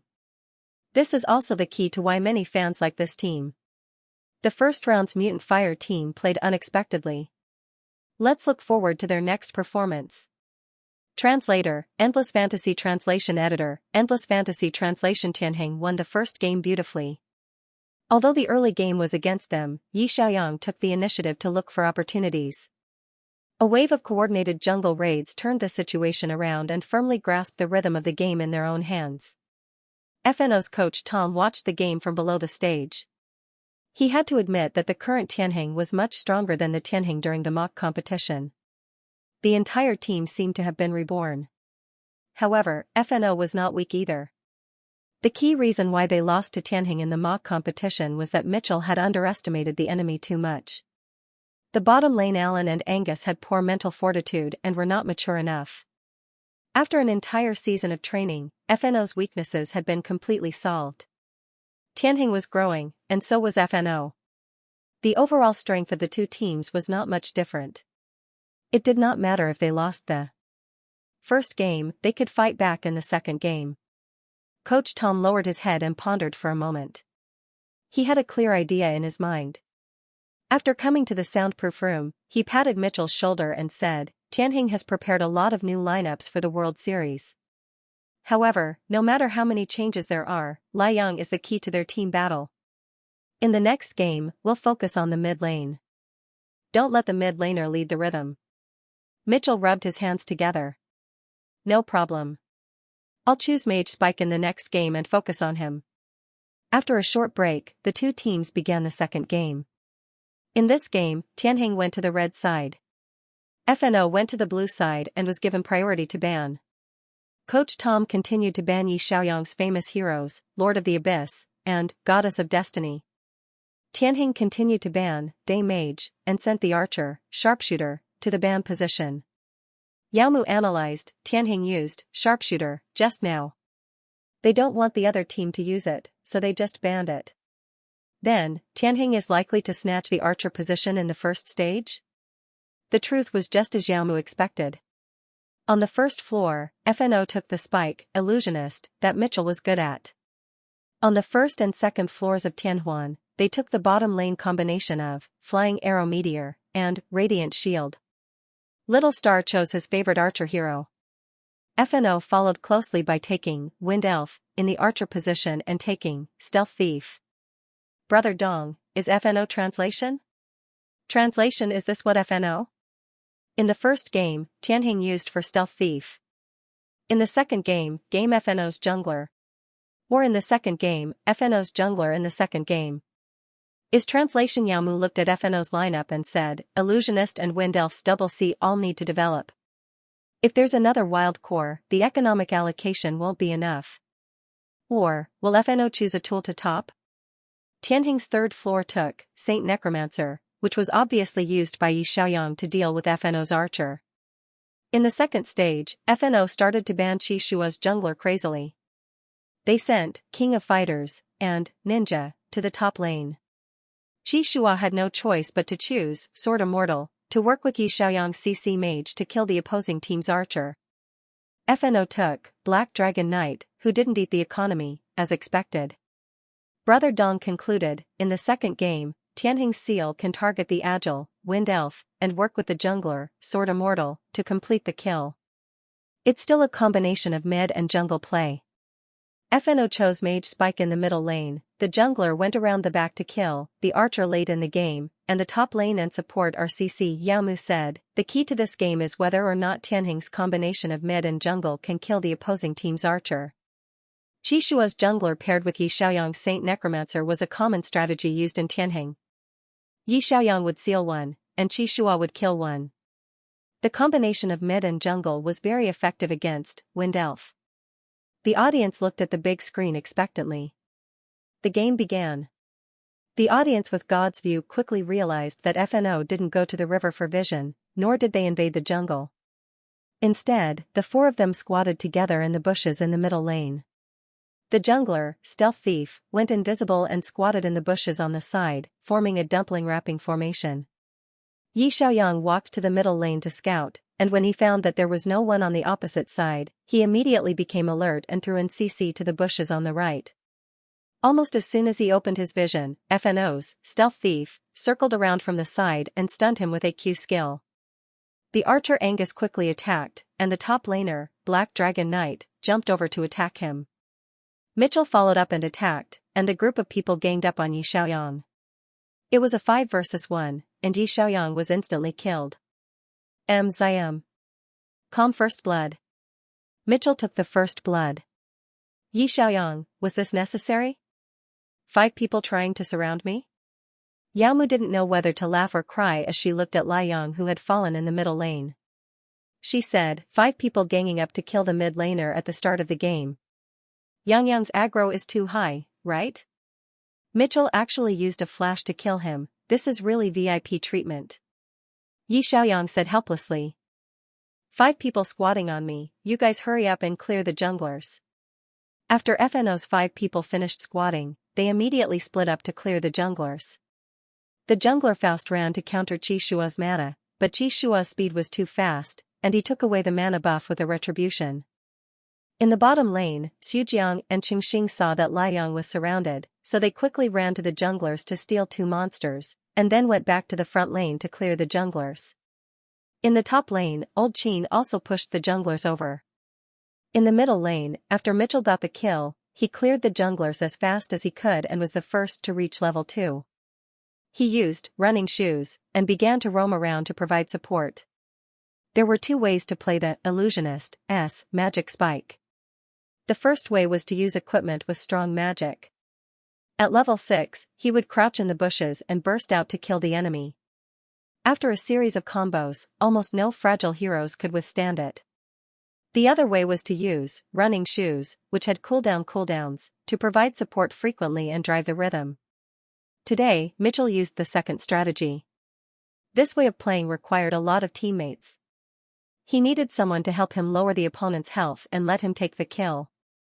Or he could kill the opponent and let his teammates take the kill. FNO had someone who could keep up with Mitchell's rhythm. The jungler Faust, an old player who had partnered with Mitchell for 3 seasons. The 2 of them came to the bottom lane together. Faust went behind and stunned Qingxing, who was slightly in front. Angus shot quickly from afar, and then Mitchell used a combo. The 3 of them worked together to kill Qingxing. Qingxing said in surprise, "They're here to catch people so early?" Under normal circumstances, junglers and mid laners were better at level 6 because they had big moves and high damage. However, FNO's tempo was obviously faster this round. Mitchell went to catch people at level 2, and Faust went to wait in the grass before finishing his blue buff. Little Star didn't expect the opponent's tempo to be so fast. He didn't even have time to use Blink before he was taken out. Xujiang said, "It's my fault. The opponent's assassin can go invisible. I should have stood in the bushes to help you see." Xiaoyang said, "They're also roaming in tandem this round. Stay calm, don't let them change the rhythm. Old Qin, send a wave of minions to Qishua. Get to level 6 as soon as possible." After that, the Tianjing players were much more cautious. Qingxing didn't even come out of the tower. He just squatted under the tower to clear the minions. Mitchell roamed a few times to provide support, but he couldn't find a way to kill the opponent. It wasn't until Qishua reached level 6 that the archer Angus sensed danger and immediately retreated. However, Xiaoyang was very fierce. He blinked over and sealed him under the tower with a big move. Qishua refreshed his skills in the distance. He quickly moved forward and took Angus's head. After the Sun and Moon duo finished killing, they were just about to retreat when an exclamation mark appeared behind them. The invisible, Stealth Thief, stunned Qishua. Mitchell followed up with an illusion combo and killed Qishua instantly. Xiaoyang didn't have time to put a shield on Qishua, So he just put it on Xianxia. Xianxia shot quickly from afar and killed Xianxia in the blink of an eye. However, Faust suddenly circled behind and killed Xianxia with a combo. The bottom lane team battle was a 2-for-2 trade. Both sides lost archers and junglers. No one had the upper hand. As the match progressed, FNO started to make money like crazy. Mitchell had already made 3 sets. Illusionist, as strongest ability was to make 3 sets in about 10 minutes. If he encountered weak heroes such as mages, archers, and assassins, he would be killed by a combo. Faust's stealth thief began to infiltrate the jungle and scout Tianheng's movements. Mitchell squatted in the bushes in the distance and decisively killed anyone who was alone. The two of them worked together to infiltrate, so Tianheng didn't have the energy to deal with FNO's archers. Angus was developing very comfortably. Yi Xiaoyang wanted to flash over and cooperate with Qi Shua to kill Angus. In a second during the crucial Great Dragon Group battle in the later stages. However, as soon as he made a move, Mitchell, who was squatting next to him, immediately stepped forward and controlled him. Angus decisively flashed away and used Wind Spirit's big move. He jumped around and dealt 50% damage in the first wave of the team battle, killing all of Tianheng's frontline players. Although Qi Shua circled behind and killed Mitchell, he couldn't deal with the archer in time. In the next wave of the team battle, FNO's Mitchell was killed, but Tianheng lost 3 players. Angus led the minions to push the tower crazily and took the lead to break through the defense in the middle lane. Finally, the match ended at 25 minutes. The score was 1-1. Yamu looked at the replay after the match and commented, "Angus, this rookie, performed very well in the second round. No wonder he's the winner of the Best Rookie Award in North America. In the last few waves of the team battle, he dodged skills in time." Mitchell targeted Yangyang's point so that Yangyang couldn't cut to the back row. Brother Dong said, "FNO's rhythm is very good. They found Tianheng's core and ambushed the mid laner at the start of the game, breaking the rhythm of Tianheng's coordination in the jungle. Then, the level 2 suddenly roamed and caught the archer unexpectedly." Mitchell's ability to control the overall situation is also very strong. Yamu said, "Yes, back and forth matches are more exciting to watch. The two sides are currently tied at 1-1, so the third round is the key. Whoever wins the third round first will be the first to obtain the match point." In the third round, Tianheng returned to the blue side. In this round, Coach Lin no longer targeted the mid laner, but crazily targeted the archer to reduce Angus's hero pool. FNO's coach was still afraid of Yi Xiaoyang's assassin. Lord of the Abyss, and Goddess of Destiny, continued to be the top laner. Tianheng took down the archer, Machine Gun Hunter, on the first floor. FNO took down the support, Mechanic Expert, that was most compatible with this archer's partner and took down the assassin, Shadow Warlock. Tianheng's second and third floor took down, Goddess of the Sea, and Traveler of Time. Yamu said, "Tianheng is going to play operations?" Brother Dong said, "The mid laner slows down, the support accelerates, and the archer pushes the tower. It's indeed an operations playstyle." Qi Shua and Old Qin both chose heroes that were very good at carrying. In the third round, Tianheng decided to face FNO's ferocious assassin system with detailed operations. After the game started, Mitchell still played very actively. He made use of Shadow Warlock's ability to be invisible to ambush and catch people everywhere. However, Tianheng avoided the battle in the early stage of this round and did not give Mitchell a chance to kill people at all. Xujiang accelerated and took Little Star to push the tower and clear the jungle quickly. Qi Shua and Old Qin carried quickly, and Yi Xiaoyang defended the mid lane stubbornly, dragging the game to the latter part of the 20 minutes. It was still 0-0 even after 20 minutes. This kind of game was indeed rare. Mitchell realized that even if he made a full set of luxurious equipment, there was nowhere he could use his strength. Yi Xiaoyang directly made defensive equipment and could not be killed in one shot. Qi Shua and Old Qin moved too fast for him to reach. If he wanted to kill Little Star, Xujiang acted as a bodyguard the whole time. He ran faster than a rabbit when he accelerated. Under Tianheng's 3-lane operation, FNO's rhythm was always half a beat slower. As a result, the defense towers of the top and bottom lanes were destroyed first. Mitchell frowned and said, "We can't let them continue to operate. They're forcing a team on the dragon." FNO was a team that was very good at fighting. The lineup for this round was also biased towards a team battle. They were forcing a team near the dragon, so Tianheng had to come over to defend. The 0-0 kill ratio continued until now. The first team battle between the two sides was about to start. Mitchell's Shadow Warlock stealthily squatted in the grass and stared at Yi Xiaoyang's Sea Goddess. When he saw Yi Xiaoyang pass by in front of him, Mitchell used a big move and was about to kill him. However, Xujiang just happened to use time reversal. Yi Xiaoyang turned around and used water domain.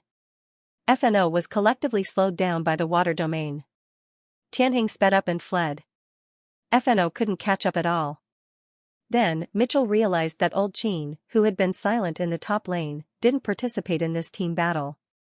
He ran all the way to the bottom lane to lead the line and quickly stole the bottom lane's high ground. Mitchell was speechless. In the third round, FNO lost, and they lost very depressingly. They didn't fight in the early stages. At the end of the round, the kill ratio was only 4-3. Moreover, FNO had the advantage in terms of kills. However, Qingxing survived until the end and brought 2 minions to destroy the crystal. Yi Xiaoyang seemed to be using the third round to tell Mitchell that this wasn't a fighting game. We can also win by relying on our operations. Coach Tom came to the soundproof room and reminded, Tianheng's operations and playstyle are much better than ours. You have to be careful in the next round. You have to interrupt their rhythm in the early stages. Don't drag it out until the later stages. Tianheng took the lead 2-1 and was the first to reach the match point. The Chinese audience stared nervously at the screen. Tianheng's fans began to pray silently. Yao Mu said, if Tianheng successfully wins the 4th round, then this season, Tianheng will be able to enter the finals and win a medal for sure. But if they lose the 4th round, then it will be dragged into the final round. Both sides will choose blindly, and the outcome will be uncertain. Brother Dong said, I'm also a little nervous now. I'm even more nervous than when I go up on stage to play. The 4th round is Tianheng's match point. I hope Tianheng can hold on. The commentators and audience were very nervous. In the soundproof room, Yi Xiaoyang and Qi Shua's expressions didn't show any signs of nervousness at all. The two of them huddled together and whispered a few words. After that, Yi Xiaoyang even smiled and took the initiative to extend his right fist. Qi Shua also extended his fist and lightly bumped it with Yi Xiaoyang's, as if they were cheering each other on. The audience? The CP fans screamed excitedly. Were the two of them going to show off their love in front of the whole world? Translator, Endless Fantasy Translation Editor, Endless Fantasy Translation. In the 4th round, FNO continued to target Tianheng's mid laner. Yi Xiaoyang's signature stab was still not used. He simply took out Incubus and combined it with Qi Shua's Succubus to play a mid laner combo. This pair of heroes was also Tianheng's signature. Qi Shua's Succubus could possess Yi Xiaoyang's body. After Yi Xiaoyang's Incubus killed someone, he would pull Qi Shua over. When the two heroes worked together, their displacement skills were doubled and they were very agile in catching people. The netizens jokingly called them the hand-in-hand combo. However, FNO's strategy was very clear. They were going to fight you in the early game. Their support position directly took down Bounty Warlock, who had a very strong rhythm in the early game. The new support, Alan, was almost like Mitchell's little follower. He followed Mitchell throughout the game and helped him quickly make key equipment. After Qi Shua and Yi Xiaoyang reached level 6, they roamed around to catch people. The two of them went to the bottom lane to kill Angus. In the top lane, FNO's veteran player, Kryman, chose a very fierce warrior hero, Kung Fu Master. He cooperated with Mitchell's World Destroyer to kill Old Qin. Tianheng targeted the bottom lane, while FNO targeted the top lane. Both sides staggered. Because FNO's support could increase the finances of their teammates, when the game was 10 minutes old, FNO's mid and top laners' finances were higher than Tianheng's. Tianheng's junglers' finances were the highest. Mitchell took the initiative to form a team at Little Dragon's position. As the two sides pulled at each other, Mitchell suddenly seized the opportunity and used World Destroyer's big move. 6 balls of black fog rushed out and instantly killed Little Star, who was hiding in the bushes. Yi Xiaoyang and Qi Shua worked together to circle around at the same time. With Incubus's stun and Succubus's burst, FNO's archer, Angus, was killed in one combo. Both archers suddenly died at the same time. 1-for-1. Immediately after, the top laner, Cryman, flashed to the back and cooperated with the jungler, Faust, to forcefully kill Xianxia, interrupting the hand-in-hand combo to quickly switch positions. In the end, the team battle ended with 3-for-2. Tianheng lost Lil Dino and was rolled up by FNO. FNO made use of the fast pace in the early game to push the tower. Unlike the third match, which had a 4-3 head count, this match had a head count of 11-12. Both sides had gone through many team battles, and in the crucial dragon battle, Cryman and Faust had tacitly moved to the back row at the same time. Little Star had no chance to attack at all. Xiaoyang and Qi Shua teamed up to attack the opposing team's center position. Although they managed to kill Angus, their own archer was also killed. Moreover, the two of them didn't return after this wave, both of them losing their lives. In the livestream, the fans became even more anxious. F*CK, 2, Tianheng is in danger. You might as well choose a threesome instead of a succubus. I feel that this combination isn't as stable as a threesome. Both of them used threesome to kill Angus in the international server. They definitely can't use the same strategy. There's no problem with the choice of heroes, but FNO's pace is too fast. Mitchell's mage cannon is still very strong. His big move instantly kills Brittle. I heard that Mitchell's Terminator mage was learned from Captain Zhou in the international server. His playstyle is indeed similar. It's the deciding match. Good luck, Tianheng. The match ended, and the score on the big screen became 2-2. The Korean audience was watching the show. In the soundproof room, the coaches of both teams looked even more serious. Yamu took a deep breath worriedly and said, in the fourth match, FNO's pace in the early game was indeed very strong. The three veteran players, Cryman, Faust, and Mitchell, acted at the same time and cooperated quite well. Tianheng's combination of mid and junglers to catch the bottom lane is not a problem, but Little Star suddenly died at the crucial point and couldn't deal any damage. Brother Dong said, there's no other way. The survival of a marksman is very difficult. Cryman is also the #1 top laner in the North American region.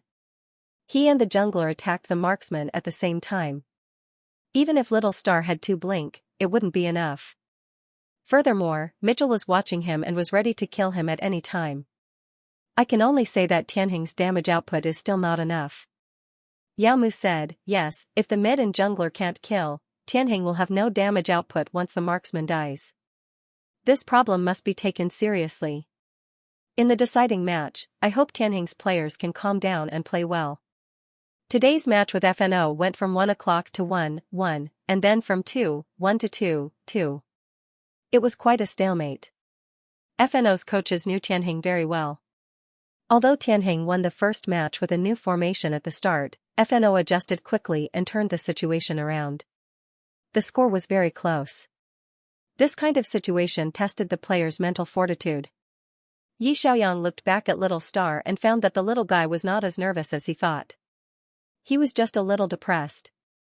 He reached out and patted the back of Qingxing's hand gently.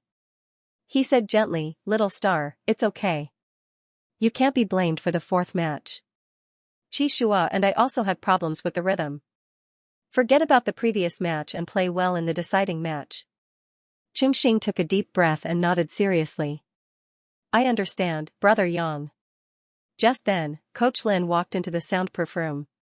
He smiled and encouraged everyone. The fifth match. Everyone, relax and play well. Just treat it like a training match. Don't think too much. Qi Shua asked calmly, what about the lineup? Coach Lin looked at Yi Xiaoyang. It's the same as a training match.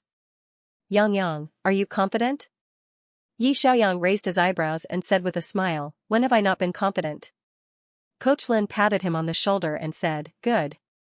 FNO's coach Bandur, Lord of the Abyss, for 4 consecutive matches. Let's take out the deciding match and show him how strong the Lord of the Abyss is after a year. In FNO's soundproof room, Coach Tom also asked, Tianheng has been banning your hero, Sun Mage, for the first few matches. Do you want to take it? Mitchell raised his eyebrows. Of course. I believe that this hero will bring me good luck. After the break, the semi-finals of the S10 World Competition officially began. Both sides could take their favorite heroes and were allowed to repeat. After a 30-second countdown, the lineups of both sides were announced at the same time. FNO, top laner, Sword and Blade Will, jungler, King of Fighters, mid laner, Sun Mage, support, Paladin, Archer, Wind Elf. This was a fierce melee team to the end, Brother Dong commented. The top laner and jungler have strong backline abilities. The mid laner is a fierce melee mage and the support can protect the agile archer. FNO's lineup is very tanky. Other than the archer, the other 4 heroes are not easy to kill. Tianheng, top laner, Black Dragon Knight, jungler, ninja, mid laner, Lord of the Abyss, support, Radiant Shield, archer, Wind Elf. When the audience saw this, they could not help but exclaim, 2 Wind Elves. The heroes in the deciding match could be repeated. Back in China, Northern Shepherd and Yueying had taken out 2 sharpshooter heroes in the deciding match. The bottom lane was very exciting. In this match, the 2 archers who won the Best Newcomer award very tacitly chose the same hero, Wind Elf. The small team battle against the archer in the bottom lane would definitely become the focus of the game between the 2 sides. Yao Mu said, the middle lane is more interesting. Yang and Mitchell both took out their favorite heroes. The hero that was banned by the opposing coach for 4 games finally appeared on the field. It's said that when Tianheng and FNO played a training match, Yang used Lord of the Abyss to kill Mitchell's Sun Mage single-handedly. Brother Dong laughed and said, yes, a lot of people know about this gossip. After all, Mitchell has been talking about I'm going to kill my way back. Today, can Mitchell avenge his shame? Let's wait and see. The moment he saw Yi Xiaoyang choose Lord of the Abyss, Mitchell was so excited that he rubbed his hands together. He felt that the blood in his body was boiling. A year ago, Yi Xiaoyang used Lord of the Abyss to kill him single-handedly. Today, he must kill his way back and prove how strong his melee mage was. The game soon began. Mitchell stared at the map and pressed an attack mark in the blue buff area. His teammates immediately followed. The top laner, mid laner, and jungler worked together to attack the blue buff. However, when they went over, there was no one in the blue buff area. The support, Alan, said, Captain, they're at my blue buff area. The jungler, mid laner, and support. Qi Shua also brought his teammates to attack the blue buff. The 2 sides just happened to pass each other. The 2 junglers handed in their punishments almost at the same time. After receiving the blue buff, they went to the middle lane river at the same time, wanting to snatch the first river crab. Yi Xiaoyang used his shadow to deal damage to the river crab's health. Mitchell put on a shield and withstood the damage from the shadow, blocking Qi Shua's approach. Fast successfully killed the river crab with a punch. Yao Mu said, FNO's jungler snatched the river crab. Mitchell fought very fiercely. He took 2 sets of damage from Yang's shadow, but he still wanted to help his teammates take down the little crab. He really didn't give in at all. Brother Dong said, but if he fights like this, he'll have to go home before level 6. Otherwise, he'll be killed by Yang.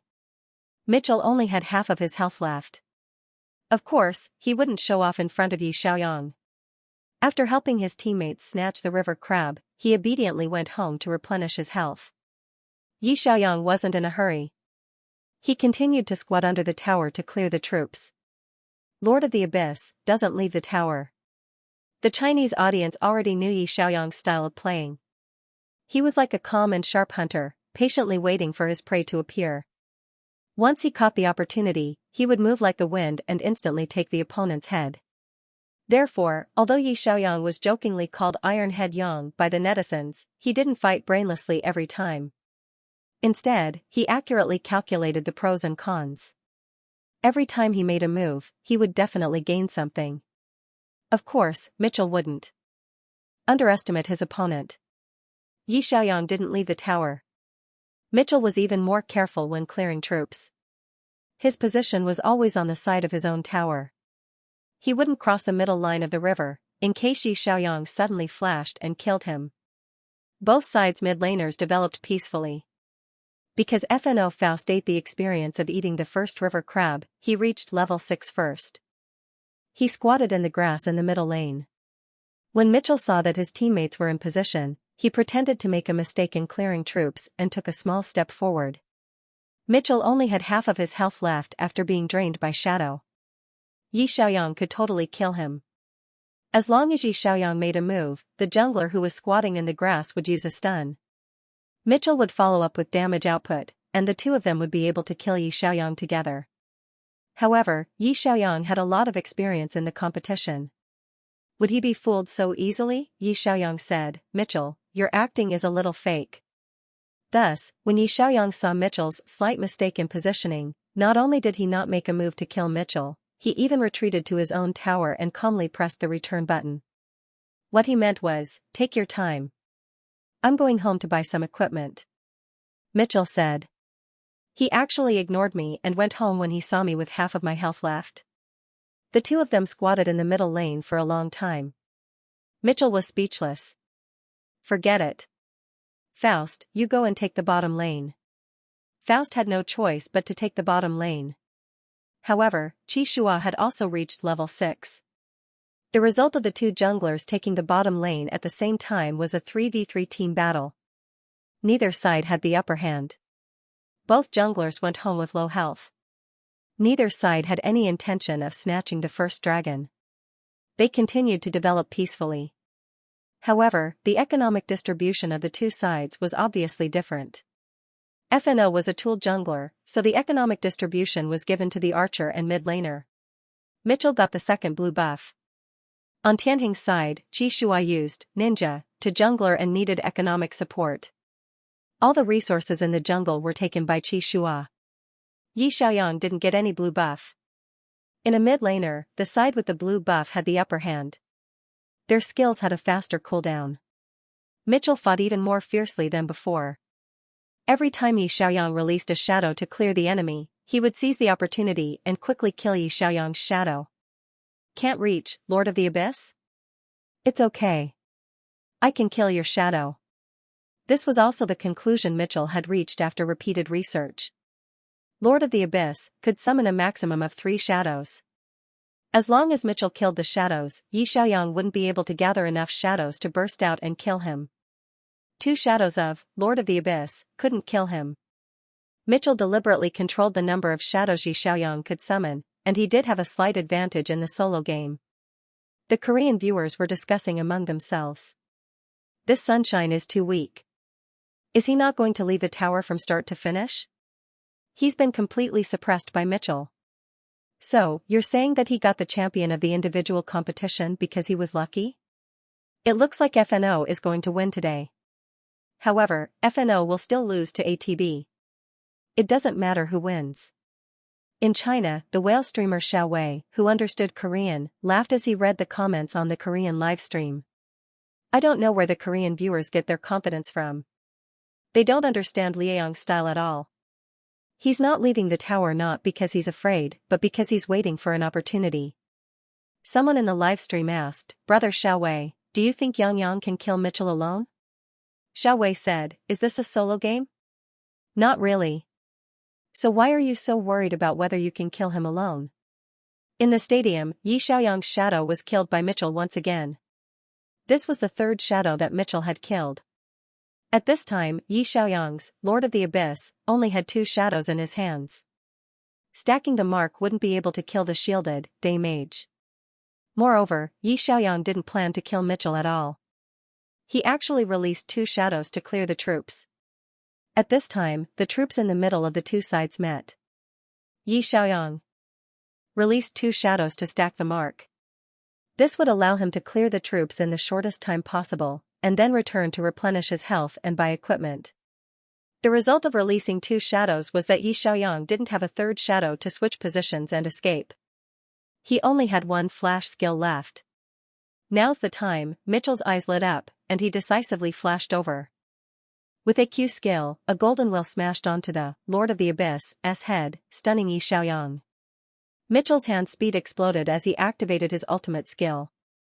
The golden will quickly circled around him, and the magic damage kept stacking. In the blink of an eye, Yi Xiaoyang's Lord of the Abyss was left with only a sliver of health left. With one more skill, Yi Xiaoyang would definitely die. However, at this time, Yi Xiaoyang, who had just recovered from the stun, suddenly flashed. He didn't flash down the tower to escape. Instead, he flashed behind Mitchell. The Korean audience? He flashed in the wrong direction? Something's wrong? Of course, Yi Xiaoyang wouldn't make a low-level mistake like flashing in the wrong direction. He flashed behind Mitchell just to increase the distance between them and exchange positions with his shadows to stack the mark. He knew that the two shadows wouldn't be able to kill the day magician, even if they had 5 stacks of marks. Instead of running away, he attacked. Did he not calculate the damage? It turned out that Yi Xiaoyang calculated the damage too accurately. He wasn't fighting alone, and he didn't have to kill Mitchell alone. Just as he flashed in the opposite direction and quickly got 5 stacks of marks, another shadow suddenly jumped out from the bushes. It was the shadow of the jungler, Ninja. Qi Shua's support had arrived, Yao Mu said excitedly. Shuayue wasn't close to the mid lane just now, but he used his shadow clone to rush to the mid lane as fast as he could to support. Liang also saw that Shuayue was about to arrive, so he boldly flashed in the opposite direction. Brother Dong said, Lord of the Abyss only has 2 shadows left, so he can't kill Mitchell. But Clash of Gods has never been a single-player game. If the mid laner's shadows aren't enough, the jungler's shadows can make up for it. Yao Mu said, yes, the super long-distance mid laner and jungler's coordination. We always have to believe in the tacit understanding between Shuayue and Liang. Even if they were half a jungle map apart, Shuayue still rushed to the scene as fast as he could and dealt critical damage the moment Yang attacked. Ninja's shadow split, quickly rushed forward, and dealt critical damage. Lord of the Abyss' 2 shadows swapped positions back and forth, and 5 stacks of marks appeared. Tianheng Liang killed Mitchell. Looking at the black screen, Mitchell wanted to vomit blood. He was killed by Liang again, but this time it wasn't a solo kill. Yi Xiaoyang deliberately acted and cooperated with Qi Shua to take Mitchell's head. He had to admit that Yi Xiaoyang's acting was better than his. He even calculated the time for the jungler's support. Just now, there was only Yi Xiaoyang in the middle lane. Mitchell knew that Qi Shua wasn't there, so he dared to flash and kill him. Who would have thought that Qi Shua's attention was actually on the middle lane? Even though he appeared to be in the jungle, if there weren't enough shadows, his teammates would make up for it. Although Mitchell killed one of Yi Xiaoyang's shadows and didn't have enough burst damage, Yi Xiaoyang used Qi Shua's shadow to deal full damage. It's a waste of their talents not to act in movies, Mitchell hurriedly reminded. Mid laner miss, they went to the bottom lane. Watch out for Liang. The most annoying thing about Lord of the Abyss was that all of his skills would refresh after killing someone. Just now, Yi Xiaoyang got Mitchell's head, and all of his skills were refreshed. Tianheng's Nakano rushed with his shadows. It was a spectacular scene. The shadows walked in front, and the two changed positions quickly behind them. Their movements were as fast as lightning. By the time FNO's support and jungler went to the Liang's position, Qi Shua and Yi Xiaoyang had already worked together to kill the Liang and gain economic bonuses for the team. The game continued, but Mitchell could clearly feel that the rhythm was gradually being controlled by Tianheng. Ninja and Lord of the Abyss, both of them were heroes that could send shadows to rush. Their speed was too fast.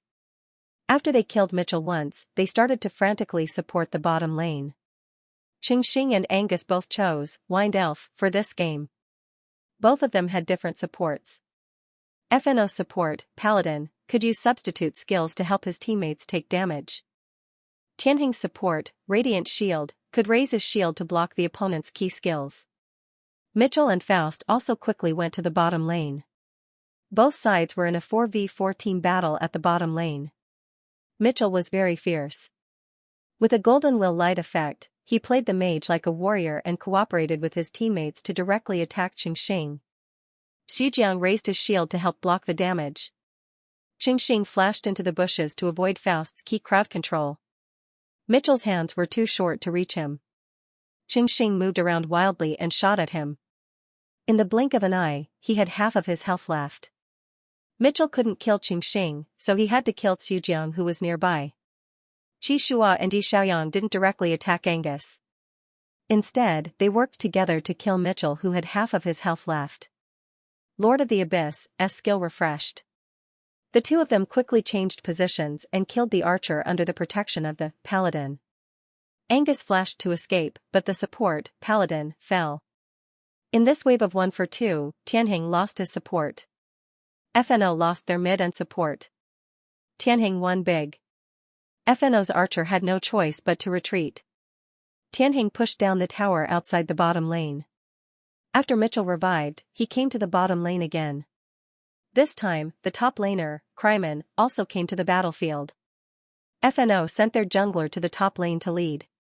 The top laner suddenly joined the team. The 4v2 caught Tianheng off guard.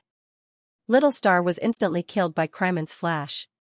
FNO seized the opportunity to push down the bottom lane tower and fought back. However, Yi Xiaoyang and Qi Shua didn't have time to join the team. They worked together to steal the Vanguard dragon. The audience was so nervous that they held their breaths. In the deciding game, neither side was willing to admit defeat easily. The battle was very intense. Both sides had team battles in the bottom lane. After Little Star was killed, his development was far less than Angus's. After all, Angus had taken a lot of the jungle's economy. The game dragged on until the middle of the 20-minute mark. At this time, the strategy of each team battle would affect the outcome of the game. Yi Xiaoyang looked at the equipment panel. At the moment, he and Qi Shua had very good equipment. FNO's top laner and mid laner had made 3 core sets. Their archers' economy was worse than the opponent's archers. Could they fight in the team battle? Yi Xiaoyang said decisively, Big Dragon, force the team. Don't let Angus make the core attack equipment. Based on his current development speed, Angus would be able to make a 3-piece set if he farmed another round of red buffs in the jungle. If Mitchell made another magic defense set, Tianhuan would have a hard time fighting in a team battle. The Lord of the Abyss couldn't kill anyone, so he couldn't use his ultimate skills. Now was the time to team up. Yi Xiaoyang pinned his hopes on Xujiang and Old Qin's cooperation. He marked Big Dragon's position and said, let Little Star go. Xujiang and Old Qin go and force the team. Qingxing's palms were sweating. He knew that this team battle would be crucial. If his teammates didn't do a good job in the team battle in order to protect him, and he couldn't deal as much damage as he should, then Tianheng would definitely lose. Yi Xiaoyang was gambling. He was gambling on Xujiang and Old Qin's teamwork, and also on Qingxing's reaction speed. Tianheng set up their formation at Big Dragon's position. FNO had to come over. Otherwise, once Tianheng got Big Dragon, the originally balanced situation would be reversed in an instant. Both sides pulled at Dragon's Pit for a moment. Suddenly, Qingxing seemed to have made a mistake in positioning. He popped his head out of the bushes and revealed his vision. It was a big taboo for a shooter to reveal his vision before the start of a team battle. Mitchell's eyes lit up. He immediately blinked over and killed Qingxing. Almost at the same time, Xujiang and Old Qin blinked over. Old Qin, Black Dragon Knight, cast a group taunt, which happened to taunt 3 FNO players. Xujiang, Radiant Shield, followed up with a smash of his shield, stunning the 3 players. Qi Shua and Yi Xiaoyang made their moves at the same time. Yi Xiaoyang brought 3 black shadows with him, while Qi Shua brought 1. For a moment, the black shadows danced around like demons. Yi Xiaoyang used his explosive hand speed to fill up the opponent's mark. Qi Shua's ninja cut into the battlefield like a knife. Every attack was a critical hit. Blood splattered everywhere. Lord of the Abyss killed Will of Sword and Blade, Lord of the Abyss killed Pugilist, Lord of the Abyss killed Paladin, 3 kills. Tianheng and the other 3 players' teamwork was impeccable. Black Dragon Knight's taunt, Radiant Shield's crowd control, and Nakano's joint burst of power. The 4 of them worked together and eliminated FNO's 3 frontline players in one go. FNO was left with a double C. Mitchell chased after Qingxing and finally managed to kill Qingxing. However, he realized that he had lost touch with the team. Qingxing did not make a mistake. He had lured the snake out of its hole and acted as bait. Little Star knew that his equipment was not good and he would not be able to deal much damage in a team fight. He would be brutally cut down by FNO's mid laner, jungler, and top laner. Therefore, he purposely lured Mitchell out. The audience with God's perspective could see that Qingxing's position was actually very suitable for Tianheng's team fight. The result also proved that Tianheng's team fight was too beautiful. Little Star's mistake exposed FNO's vision. At the same time, it also allowed Old Qin and Xujiang to see each other's positions clearly. The Sun and Moon duo worked together to kill FNO's frontline. The two remaining squishy players, Mitchell and Angus, naturally could not beat Tianheng in a 2v4. FNO was completely wiped out. Tianheng got the big dragon and quickly defeated the middle tower with the big dragon buff. Coach Tom, who was watching from below the stage, shrugged helplessly. He took a deep breath and said emotionally, Tianheng Liang is no longer the Liang I knew in the mock competition. Little Star is also no longer a newbie who repeatedly sends himself to death. FNO had indeed improved a lot this season. However, Tianheng had not only improved, but also leaped forward and transformed. Especially when it came to tactical thinking, Yi Xiaoyang was calmer than Mitchell. Mitchell's impulsive personality was still hard to change. When the opponent made a mistake in positioning, he would decisively go up and kill. He did not expect to fall into the opponent's trap. Coach Tom walked out of the soundproof room and saw Lin Feng, who walked out from next door with a smile on his face. Tom smiled and said, "Congratulations." Lin Feng said sincerely, "Thank you. You guys played very well today. Our Liang can grow and improve so much because of Mitchell's spur." Tom was speechless. Being chased and bitten by a fierce little wolf, of course they had to run faster. Mitchell talked about killing Liang alone every day. It was no wonder that Liang specifically studied his temper and set up so many traps for him. Although FNO was unwilling to lose this match, they had to admit defeat. The 5 people from Tianheng formed an indestructible team. They could sacrifice themselves for the team. Qi Shua, a jungler, could even play support? They always believed in their teammates. Yi Xiaoyang dared to fight back with low HP because he was sure that Qi Shua could support him in time. In the last wave, Qingxing also sacrificed himself in exchange for the best time for his teammates to attack. Tianheng had world-class mid-laners and junglers, as well as 3 teammates who supported them unconditionally. Such a team would definitely be able to make it to the end. Translator, Henyi Translations Editor, Henyi Translations. After the competition ended, the 5 people in Tianheng's soundproof room stood up and hugged each other to celebrate this rare victory.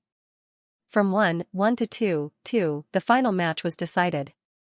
This was a very difficult match to win. But what made everyone happy was that the members of Tianheng had performed to their best, whether it was their individual performance or their teamwork. They didn't drop the ball at the crucial moment, and that was the most important thing. After a simple celebration, Qi Shua led everyone to FNO's soundproof room to shake hands. Mitchell didn't look too good. He had been one-on-one killed by Lord of the Abyss during the mock competition, and today, he had been killed by Yi Xiaoyang and Qi Shua together. He was really going against the Sun and Moon duo. Kryman hugged Qi Shua generously and said, "Congratulations on advancing to the finals." Mitchell stared at Yi Xiaoyang and said indignantly, "Let's meet again after the competition. I don't believe that I can't kill you." Yi Xiaoyang smiled and said, "Sure, I'll wait for you to kill me." Angus looked at Qingxing seriously and said, "I heard that you're the best newcomer in China? We'll have a chance to fight again in the future. I'll definitely beat you."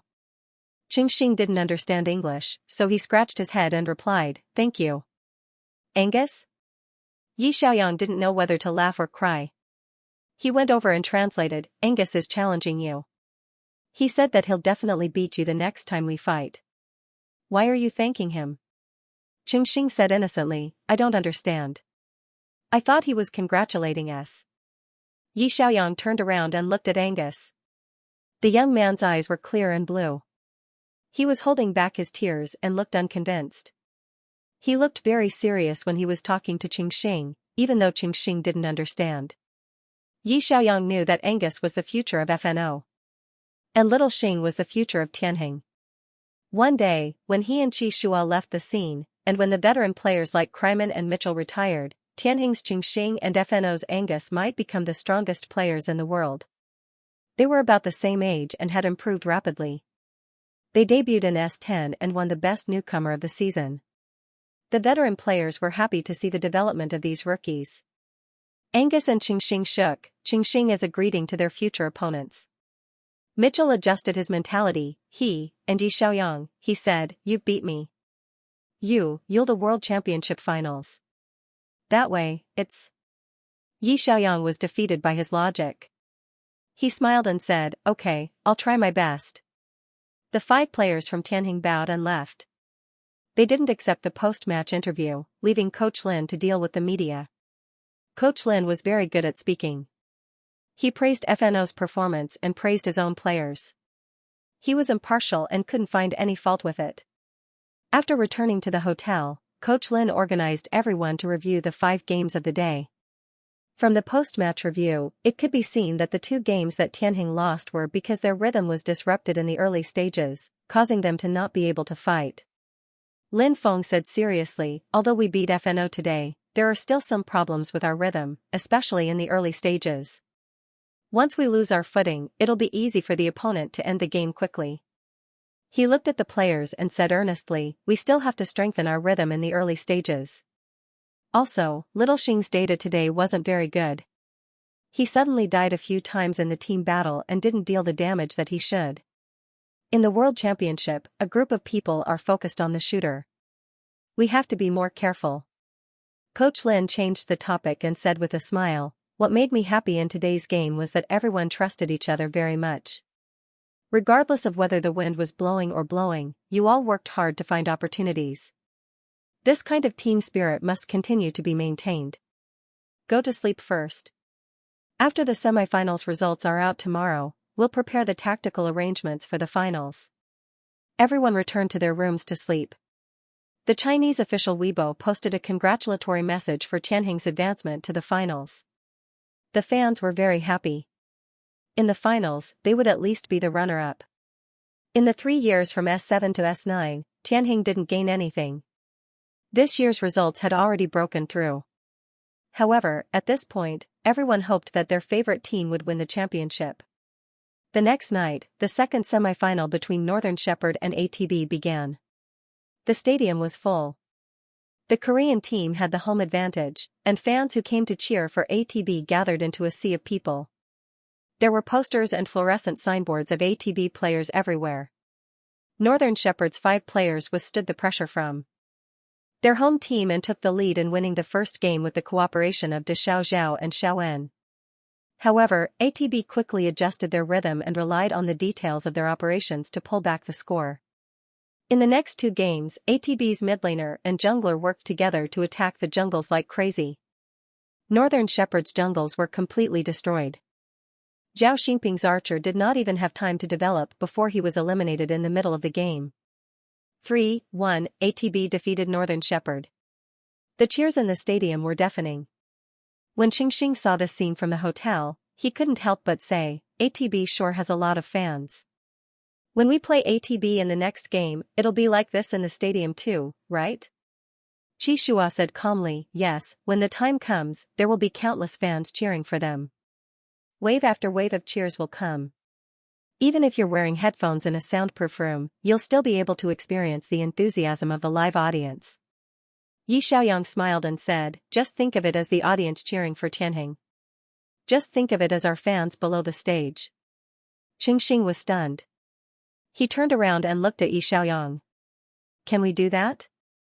Yi Xiaoyang said, yeah, the more you think about it, the more you'll feel pressured when the audience is filled with ATB fans. But as long as you treat those people as our fans, the away game will become our home game. Everyone was speechless. This mentality of yours is really impressive. You can even treat the enemy as your allies, Coach Lin teased. Yang, you look like you're very experienced, huh? Yi Xiaoyang rubbed his nose guiltily and explained, I was just saying it casually. I feel that there's no need to take the cheers of the audience to heart. Just wear your headphones tighter and focus on the game.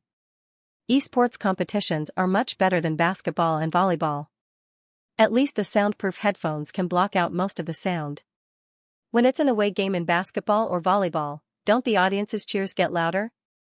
If you have a good mentality, you can still win. Coach Lin smiled and nodded. That's true. When we play ATB in the finals, 99% of the audience will be their fans. There's no need to pay attention to that. It's not like we're playing against fans. He turned on the computer he carried with him and showed the information on ATB. He said, our coaching team has been studying this team for a long time. Everyone is very familiar with the players.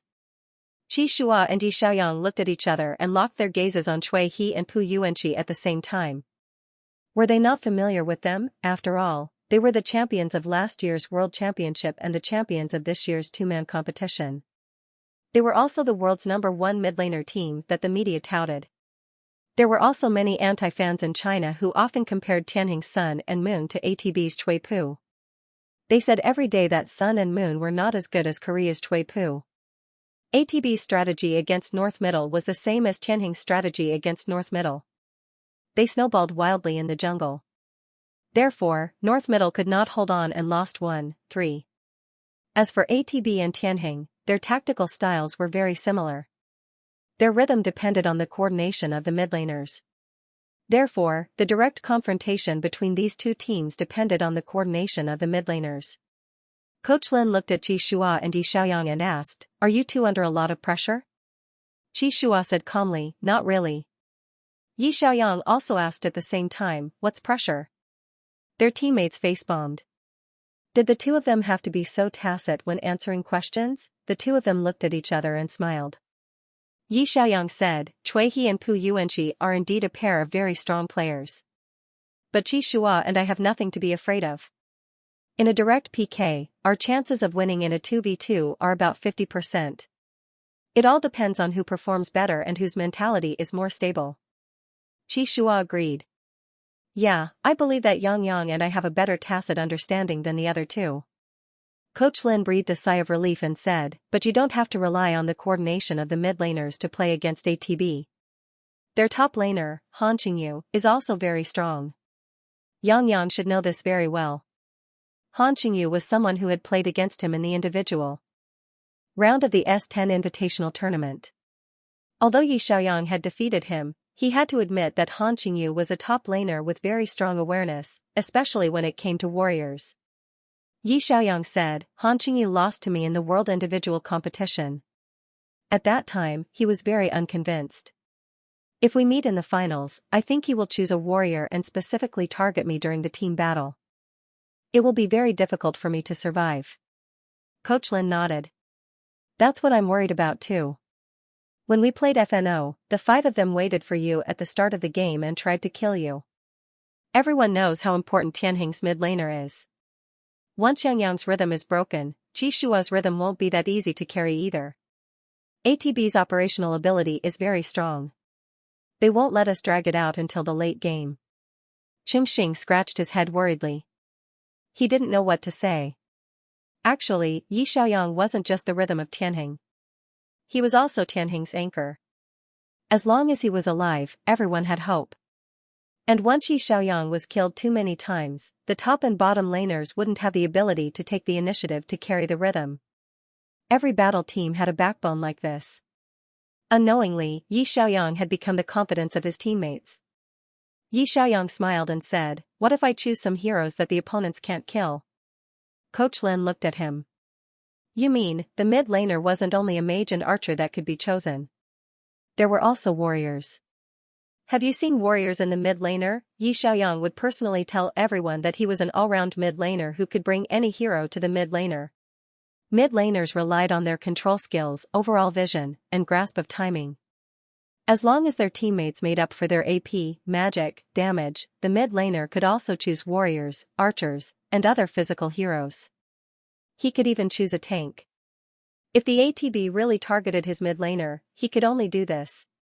Looking at Yi Xiaoyang's confident expression, Qi Shua raised the corners of his lips and said, "There's a hero that has been sealed for a long time. I also want to take it out in the World Series."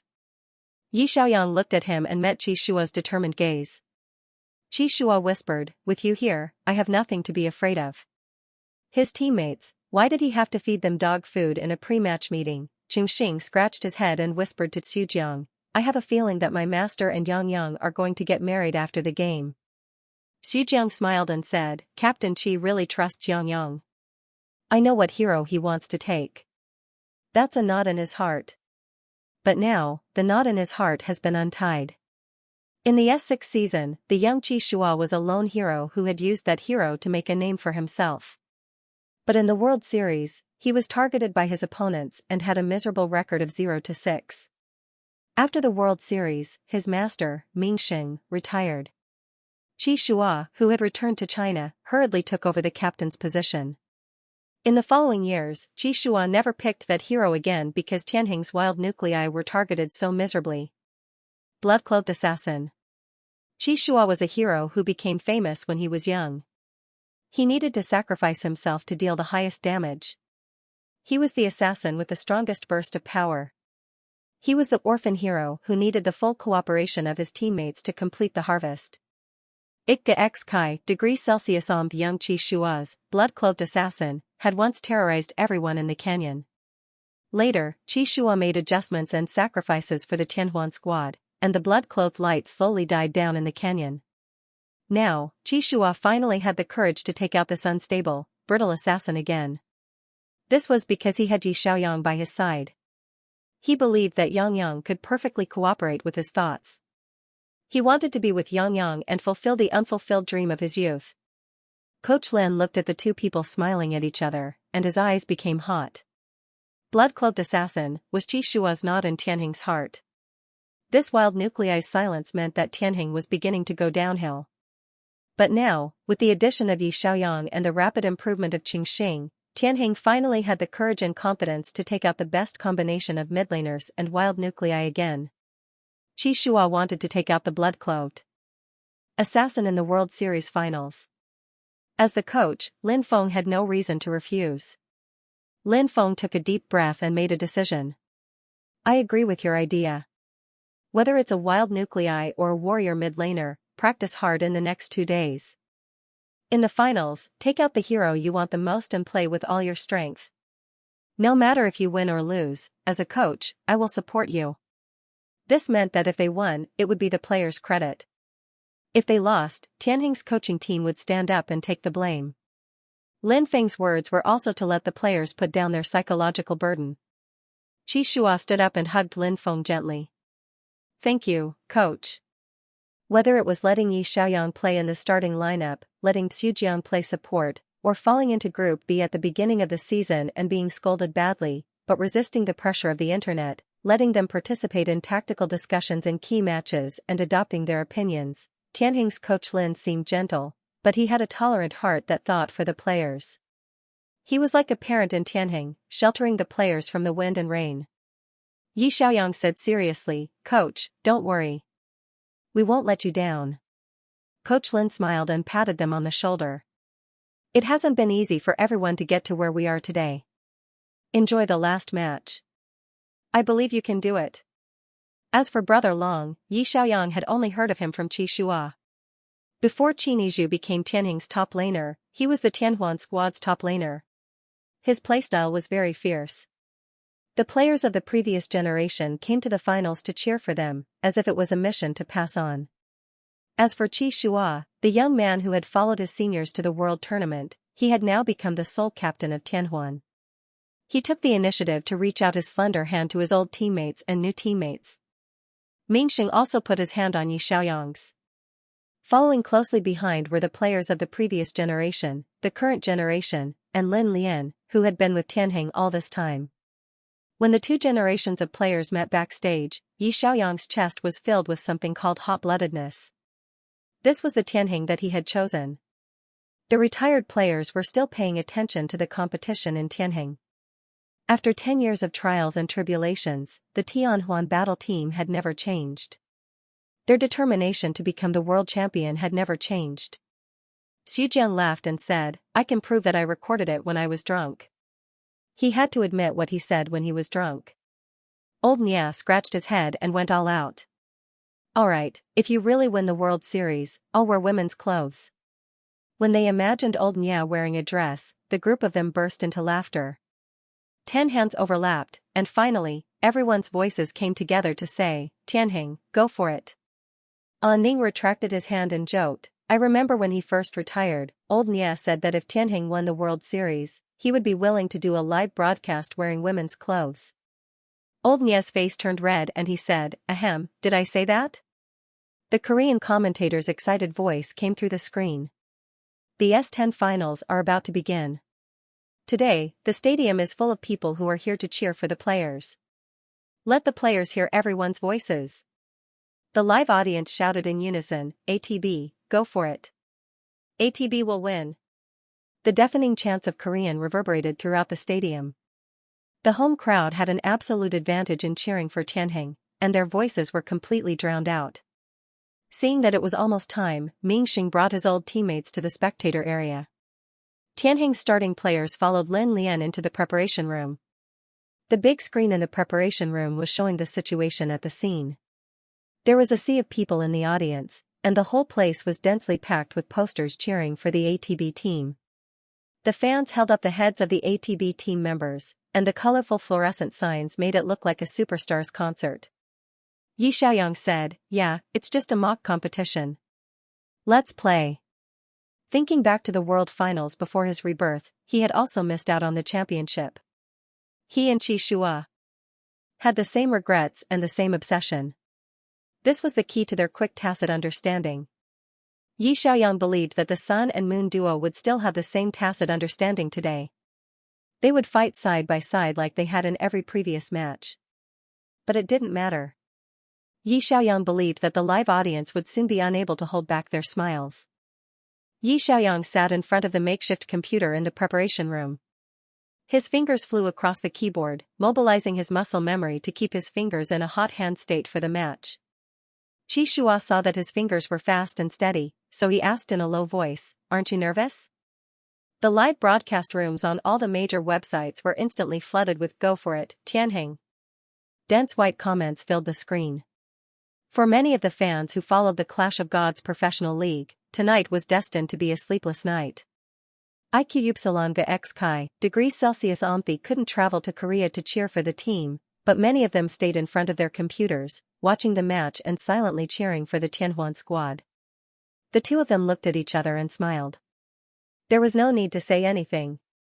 A simple look was enough to understand each other's feelings. In the commentator's booth, Yao Mu and Brother Dong's voices were much more excited than usual. The finals of the S10 World Competition is about to begin. Many Korean fans are cheering for the ATB team. Our players are playing in an away game and need everyone's encouragement.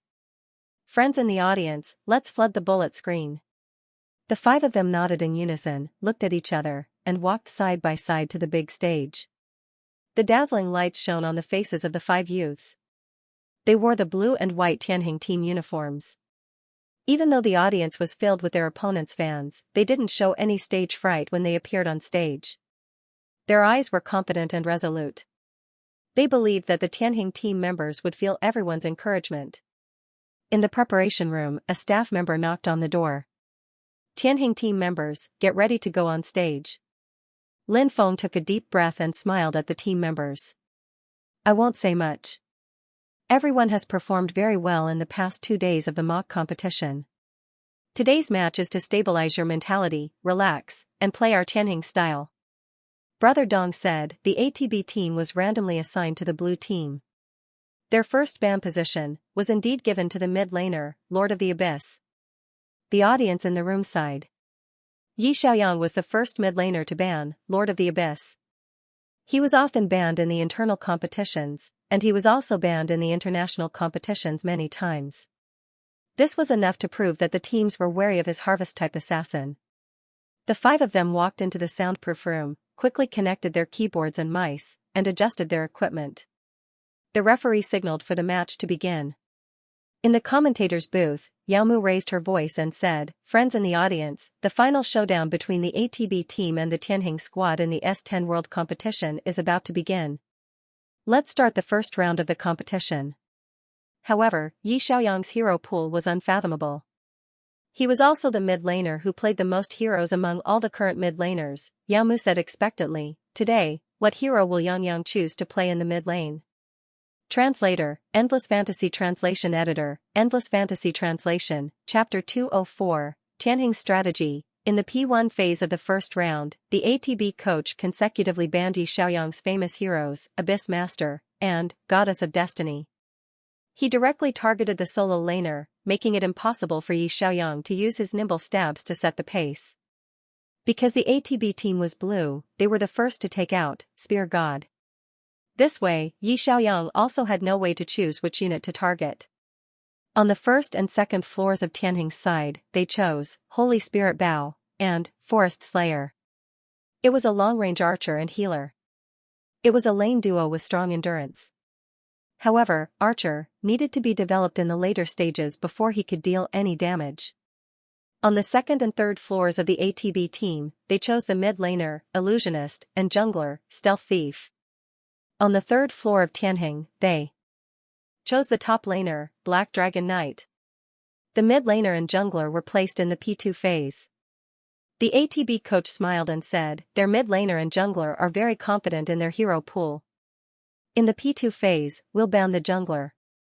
I want to see what other heroes Tianheng can choose. In the P2 phase, the ATB team consecutively banned Ninja and King of Fighters. In this way, Qi Shua's jungler was almost completely banned, and Yi Xiaoyang's stabs were also very few. More importantly, the ATB team's ban positions were very particular, and they had broken through most of Tianheng's mid laner and jungler system. If Qi Shua chose Sword Saint, who was very fragile in the early stages of the game, then Yi Xiaoyang would have to choose a protective mid laner. Tianheng's Archer needed to develop, and he had almost no damage in the early stages, so it was very easy for him to collapse. If Yi Xiaoyang chose Archmage and Qi Shua chose Tool, they would both fall into the awkward situation of not having enough damage in the early stages. Coach Lin chose Sword Saint in the P2 phase, and Yi Xiaoyang chose Saint Necromancer to protect him. The ATB team immediately chose the warrior top laner, Sword Will, and the support was chosen, White Bear, who could start the team. Both sides finished choosing their heroes. Yamu looked at the lineup and analyzed, Tianheng, Black Dragon Knight, is Old Qin's favorite tank top laner. The laner is Holy Spirit Bao and Forest Protector, a classic combination of archers and healers in the later stages of the game. The mid laner is a functional mage who adds shields and seals. The jungler is a wild core. Brother Dong frowned and said, this lineup is very conventional, isn't it? Even the powerful heroes didn't go up. Yao Mu said, ATB's coaching team has done research on Tianheng. Today's BP was done very well. They broke several sets of Xianxia Alliance's systems in Tianheng. If blue team manages to snatch the Divine Spear, Yang won't be able to shoot it away. Following that, we'll take out the Stealth Thief, which is the wild core. Captain Qi's thieves won't be able to get it either. Brother Dong agreed and said, yes, the first round of BP in Tianheng was a little difficult. But in fact, they're using Double Team, Black-White Alliance, and other Xianxia Alliance systems? Yao Mu guessed, Double Team, Black-White Alliance, these are all very unstable systems. It's easy to overturn. Isn't it better to be more stable in the World Championship? I'm guessing that's what the coaching team is thinking. She paused, took a deep breath and said, Xiang Yan, ATB's lineup is a little more aggressive and more flexible. Tianheng's lineup is very fragile in the early stages and doesn't deal any damage. But it's stronger in the later stages. It depends on who can control the rhythm. It was no wonder that Yao Mu was worried. Sword Saint was elegant and flexible. He could quickly dash forward with 3 displacements, kill people without them noticing, and retreat. The visual effect was very cool. But this hero's weakness was also very obvious. He was too fragile in the early stages. Before level 6, he couldn't use any big moves, and his damage was pitifully low. This wild core needed the protection of his teammates. Only after making 3 sets would he have the ability to kill people. The transition time was a little long, and it was easy to get hit in the early stages. In other words, ATB's lineup was Stealth Thief plus Illusionist, which was the more aggressive mid laner combination in the early stages. Before level 6, the Thief could use stealth to ambush people. After level 6, the Illusionist could ambush people in an instant. They could help each other get through the development stage smoothly. The match began. Qi Shua's blue buff was invaded. The ATB's top laner, mid laner, jungler, and support all went to the jungle to fight for blue. Qi Shua immediately changed his strategy and went to steal the blue buff. Both sides' junglers each got a double buff, and it was a peaceful start. In the top lane, Han Qingyu played Qinizhu very fiercely.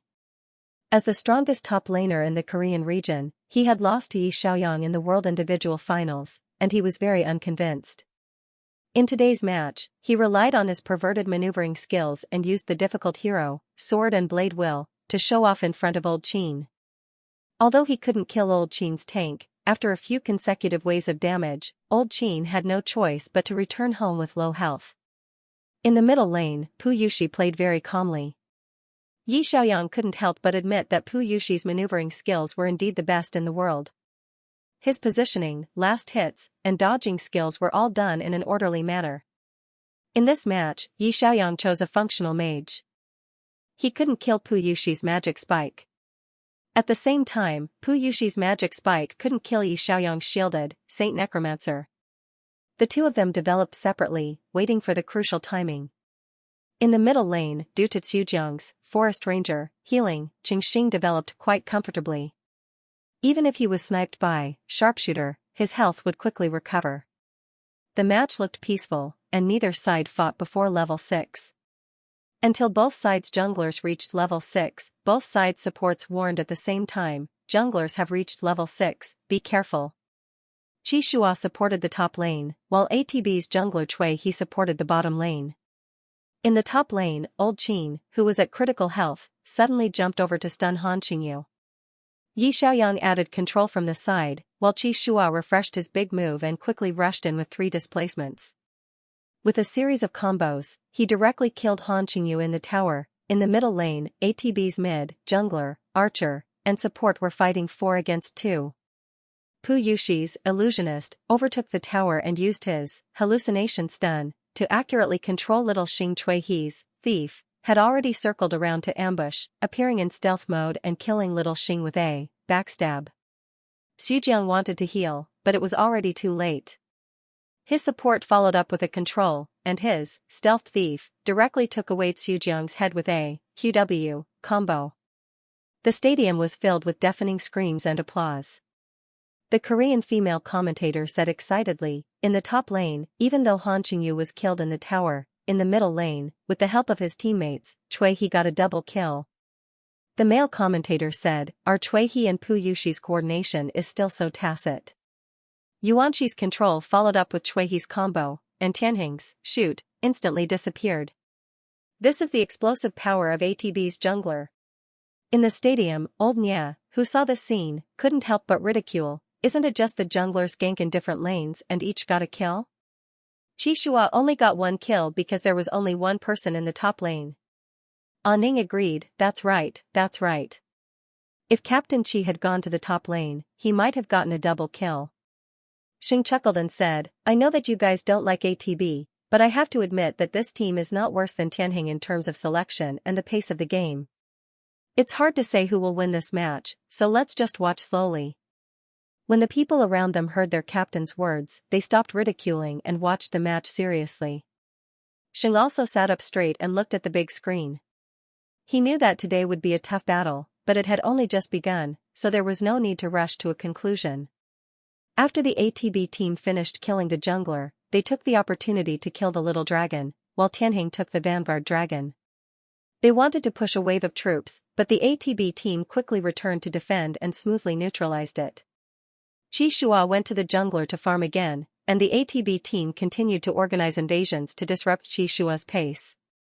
At this time, Pu Yushi was already level 6, and Cui He's stealth thief was hiding in the bushes of the jungler. Top laner Han Qingyu and mid laner Pu Yushi also followed closely behind to provide support. Yi Xiaoyang helped Qi Shua to farm mana, and the moment Qi Shua appeared, Cui He, who was hiding at the side, used a sudden Q to stun Qi Shua. Pu Yushi followed up with a series of combos, and Han Qingyu came over to block them with his machete. It was a 3v2, and Qi Shua was instantly killed, while Yi Xiaoyang escaped with a flash. In the 2v3 encounter in the jungler, Tianheng's pace in the jungler was interrupted. The stadium was filled with deafening screams and applause. Yao Mu patiently analyzed, in this wave, the ATB team was able to predict the timing of the jungler's buff refresh. Top laner Han Qingyu was the first to deplete his health, and Old Qin went back home after being crippled. After that, the three of them formed a team to invade, and it became a 3v2 situation. Brother Dong said, yes, stealth thief, can become invisible. When Shuoyue and Liang entered the jungler, they were already very careful. They probably didn't expect that the opponents would ignore their own team's blue buff and come over to Tianheng's blue buff area to ambush them for so long. Yamu gently clenched her fist and said, the ATB team's pace in this round is very fast. Tianheng has to find a way to turn the situation around. Otherwise, once their jungler position is suppressed and they can't farm, their damage output won't be enough. The Chinese audience stared anxiously at the screen. Tianheng had played against the wind before, and today's was the strongest. Playing against the wind was even more difficult than usual. After the ATB team grasped the rhythm of the jungler, they started to invade more frequently, and there was no chance for Qi Shua to get the buff. It had to be said that the Korean teams were very stingy with details and were very good at operating. Often, even the slightest advantage would be magnified and snowballed by them. As the game progressed, the economy gap between the two teams widened to 2,000. Yi Xiaoyang decisively said, you take the mid-lane minions. I'll go to the top lane to help old Qin. Qi Shua went to the mid-lane to take down a wave of minions, and Yi Xiaoyang helped old Qin relieve the pressure on the top lane. Just when the ATB team thought that Tianheng's jungler would take down the minions and fight the top lane together with the mid and top laner, Qi Shua suddenly took a detour and went to the top lane. Xujiang's Forest Slayer used vines to confine the ATB's archer Kim Changhao and support Jing Ziming to stay in place. Qing Xing madly shot at them from afar, and Qi Shua cast a big move from the jungler. He quickly rushed over and brandished his sword. A dazzling white light completely enveloped the two players, and in an instant, he took the heads of the ATB's top lane duo. Yamu excitedly said, beautiful. This wave of mid-laner support the top lane and jungler support the bottom lane strategy caught the ATB team off guard. The ATB's mid and jungler wanted to block Qi Shua at the river, but the ambush was missed. Brother Dong said, yes. Tianheng is playing against the wind, and they're also trying to change dimensions to find a breakthrough. This wave of double kills on the top lane has temporarily eased the situation of the jungler being suppressed. However, the ATB team's dimensional change was also very fast. When they realized that the top lane was just a feint, and the jungler had actually gone to the bottom lane, they immediately gathered the top laner, mid laner, and jungler. The three of them attacked the top lane and destroyed the top lane's defense tower. Old Qin, who was covering Yi Xiaoyang's retreat, was killed by the three ATB players. Both sides were evenly matched, and the ATB team's economy was still about 2,000 points ahead. The match went on for 20 minutes, and the ATB team started to force the top lane. Archer Kim Changhao was lying in ambush in the distance, aiming and sniping. Before the team battle even started, he had already sniped Yi Xiaoyang's shield. Pu Yuanqi immediately came out and used a combo to cripple Yi Xiaoyang. Cui He, who was hiding in the distance and waiting for an opportunity, appeared in stealth mode and circled around to kill Yi Xiaoyang. The ATB team's coach had said that Tianheng's current team battle core was not Qi Shua, but Yi Xiaoyang. They focused their attacks on the mid laner first, and Tianheng had no point to force the team battle. Before Yi Xiaoyang died, he released a seal and controlled the ATB's top laner, Han Qingyu. Qi Shua quickly followed up and dealt damage to kill him. It looked like they were not at a disadvantage, but Yi Xiaoyang could not flash to seal Archer, and the ATB's Archer had no way to deal with him. The sharpshooter's 5 consecutive snipes killed all of Tianheng's players. Cui He came out to reap the rewards and forcefully killed Archer. The ATB team took the top lane and used the top lane buff to push it to the ground. They thought that they would win if they pushed it to the ground, but Tianheng's resistance was very tenacious. Qing Xing crazily moved around and dealt damage, while Xujiang used his healing skills. The group of people defended the base to the death, and the ATB team was unable to successfully push through 3 waves. Cui He was a little impatient and frowned. There's no rush. We'll break through the top lane and the bottom lane together. They're slow at clearing troops, so we'll fight as long as we can break through one lane. In the 4th wave, the ATB team strictly controlled the lanes, and the 3 lanes of troops all came to the tower. On the top lane, Cui He and Pu Yushi pushed the tower together. On the bottom lane, Han Qingyu, Han Changhao, and Jing Ziming pushed together. Tianheng defended with 5 people, but because they had finished casting their skills, one of the minions was not killed, and the top lane was broken. The ATB team brought the minions to the ground and wanted to push the crystal, but the minions were killed by Little Star from afar. He said, let's do it again. In the 5th wave, the ATB team's 3 lanes of troops all came to the base. Han Qingyu fiercely carried his machete and rushed to the back. Pu Yushi followed closely behind and controlled the minions. He went invisible and circled around to force Tianheng to retreat. The ATB team's archery and support protected the 2 minions, and they quickly destroyed the crystal. Looking at the gray screen, Yi Xiaoyang's eyes moved away from the keyboard, and he turned around to look at Qi Shua. Their rhythm is very stable, and it's too difficult to play against the wind. Qi Shua whispered, yeah, it's my fault for not being able to find an opportunity in the late game and not being able to deal with the frontline archery. Yi Xiaoyang smiled and said, it's not your fault, I also had some problems on my side. In the team battle, they focused their firepower on me first, so I couldn't move to the back. Let's learn from this. No one would be able to accept losing after playing 30 minutes of bladder games. However, after listening to Yi Xiaoyang and Qi Shua's words, the mood of the other 3 changed a lot. Yi Xiaoyang said, let's treat this first round as a test of the waters and see the ATB team's rhythm. We didn't bring out our strongest system, so don't worry, everyone. In a fight, who would bring out their strongest move right from the start, especially in an overall BP mode, heroes couldn't be used repeatedly. If they used their strongest hero and lost, then it would be a real loss. In the first round, the ATB team used a lot of strong heroes, while Tianheng used a very normal lineup. Even if they lost, it wouldn't have much of an impact. After Coach Lin walked into the soundproof room, he smiled and said, the first round is over, so don't panic. Let's just treat it as an away game and let them have a round out of courtesy. After all, the ATB is quite strong. Everyone, Coach, you really know how to comfort people. Yi Xiaoyang rubbed his hands and said, the ATB team has been targeting me for a few rounds. Looks like I have to get serious. Below the stage, old Nya was anxiously scratching his ears, and Ning was also restless. Sheng, on the other hand, had a smile on his face and said calmly, don't panic, the signature heroes haven't even been brought out yet. The ATB team is playing very fiercely in the beginning of the game, so Tianheng is still holding back. They're still testing their rhythm and condition. However, the Chinese audience wasn't so calm.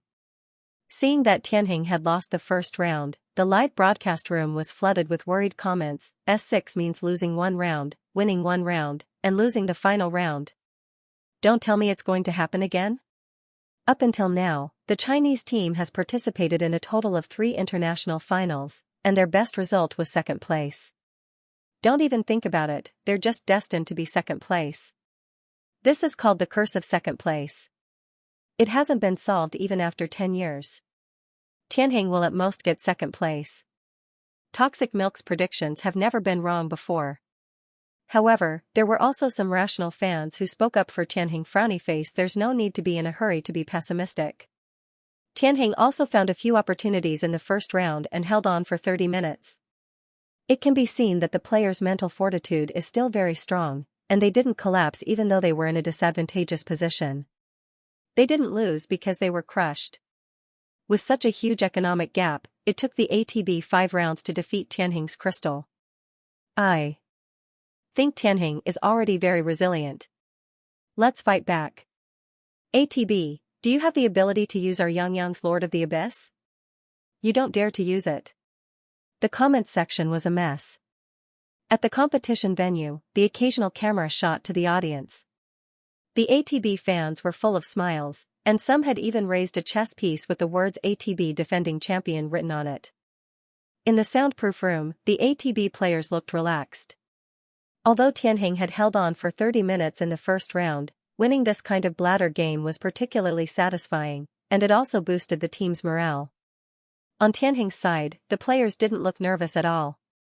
The break was over, and the second round of the competition began. Sheng, who was watching the competition from the audience, keenly noticed Yi Xiaoyang's little trick. Before the game began, he had quickly tapped on the keyboard with both hands. Although Xianxia still had a relaxed smile on his face, Sheng, who often watched competitions, knew that this guy had already entered battle mode. Lai Yang, who was in battle mode, would definitely bring a surprise. Translator, Endless Fantasy Translation Editor, Endless Fantasy Translation. In the second round, Tianheng was on the blue side, while the ATB was on the red side. Tianheng was the first to ban, and Lin Feng targeted the support. Light of Blessing, a support that could dispel crowd control and increase shield, was the first to be banned. The ATB then banned Stealth Thief. In a BO5, it was common to ban the strong hero that one used to prevent the opponent from using it. The ATB used the Thief to good effect in the first round, and banned Qi Shua in the second round. This was to prevent Qi Shua from using the Thief against Yi Xiaoyang. Lin Feng calmly continued to ban the support and Radiant Shield. The ATB banned Yi Xiaoyang's famous hero, Lord of the Abyss. Yao Mu saw this and said, "The ATB has been targeting the mid laner today. The two core heroes, Lord of the Abyss and Stealth Thief, are not going to be released in the next round." Brother Dong said, "Yes, Yang, Lord of the Abyss, got a pentakill in the Chinese finals and was also the MVP of the finals. The ATB is obviously afraid of this hero. But if this is the case, King of Fighters and Goddess of Destiny's classic mid laner combo will be released. Why won't Tianheng take it?" Yao Mu said, "I don't think they should take it because Tianheng is on the blue side. They will only take one hero first. No matter who Tianheng picks first, the opponent will dismantle Tianheng's combo." In the first round, Tianheng did not hesitate to ban Sword and Blade Will. Brother Dong said, "The first pick is to take the top laner? Looks like old Qin is going to use a warrior to deal damage this round." When the ATB saw this, the first and second floor immediately chose Vampire Baron and Goddess of Destiny as the top laner, dismantling Yi Xiaoyang and Qi Shua's King of Fighters and Goddess of Destiny combo. Obviously, the ATB specialized in studying Tianheng's lineup. Tianheng's second and third floor picked Wind Spirit and Paladin to protect the path. The ATB picked King of Fighters on the third floor. The domestic audience couldn't help but complain, Tianheng's very strong King of Fighters plus Destiny's Daughter has been selected by the ATB. Why didn't you snatch Nakano first? Nakano is being targeted so miserably, but he still doesn't pick wild nuclei or medium nuclei. In the first phase, he always picks archers. He knows that Little Star doesn't have a main CC. I don't know what the practice team is thinking. The mid laner and jungler have been left for the second stage. All the useful heroes have been banned. It was no wonder that the fans were anxious. Tianheng had lost in the first round because they had placed their mid laner and jungler in the second round. Yi Xiaoyang's assassin and Qi Shua's jungler were all banned, so their lineup was very passive. Sure enough, when the ATB saw that Tianheng didn't pick a single, they continued to ban Nakano in the second phase. Ninja Qi Shua was out of the question, and Yi Xiaoyang wasn't going to get Illusionist, which was a rhythmic attack. This further reduced the pool of mid-solo junglers. Lin Feng targeted the archers that the ATB hadn't picked and continuously banned Shooting Arrow and Holy Spirit Archer. The ATB's archer, Jin Changhao, used Sharpshooter in the first round. In the second round, 2 archers were banned, and Xingxing took another one. He had no choice but to pick Lifesteal Overlord, who was dragging the tempo, and rely on his big move to survive. Tianheng's fourth and fifth floor chose Traveler of Light and Fighter. This choice surprised the live audience, and the live broadcast was filled with question marks: Ghost? Paladin, support, and Traveler of Light, support? There's no AP damage?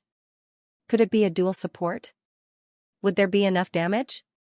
Yao Mu was stunned for a moment, then said, Tianheng's lineup. Traveler of Light has always been used by Xuzhang, but Will of Blade and Sword and Paladin are both in the front row. There's no mid laner this round? Brother Dong said, choosing Fighter as a jungler, it's obvious that they're going to carry the lane system. Let's wait until the final heroes are exchanged.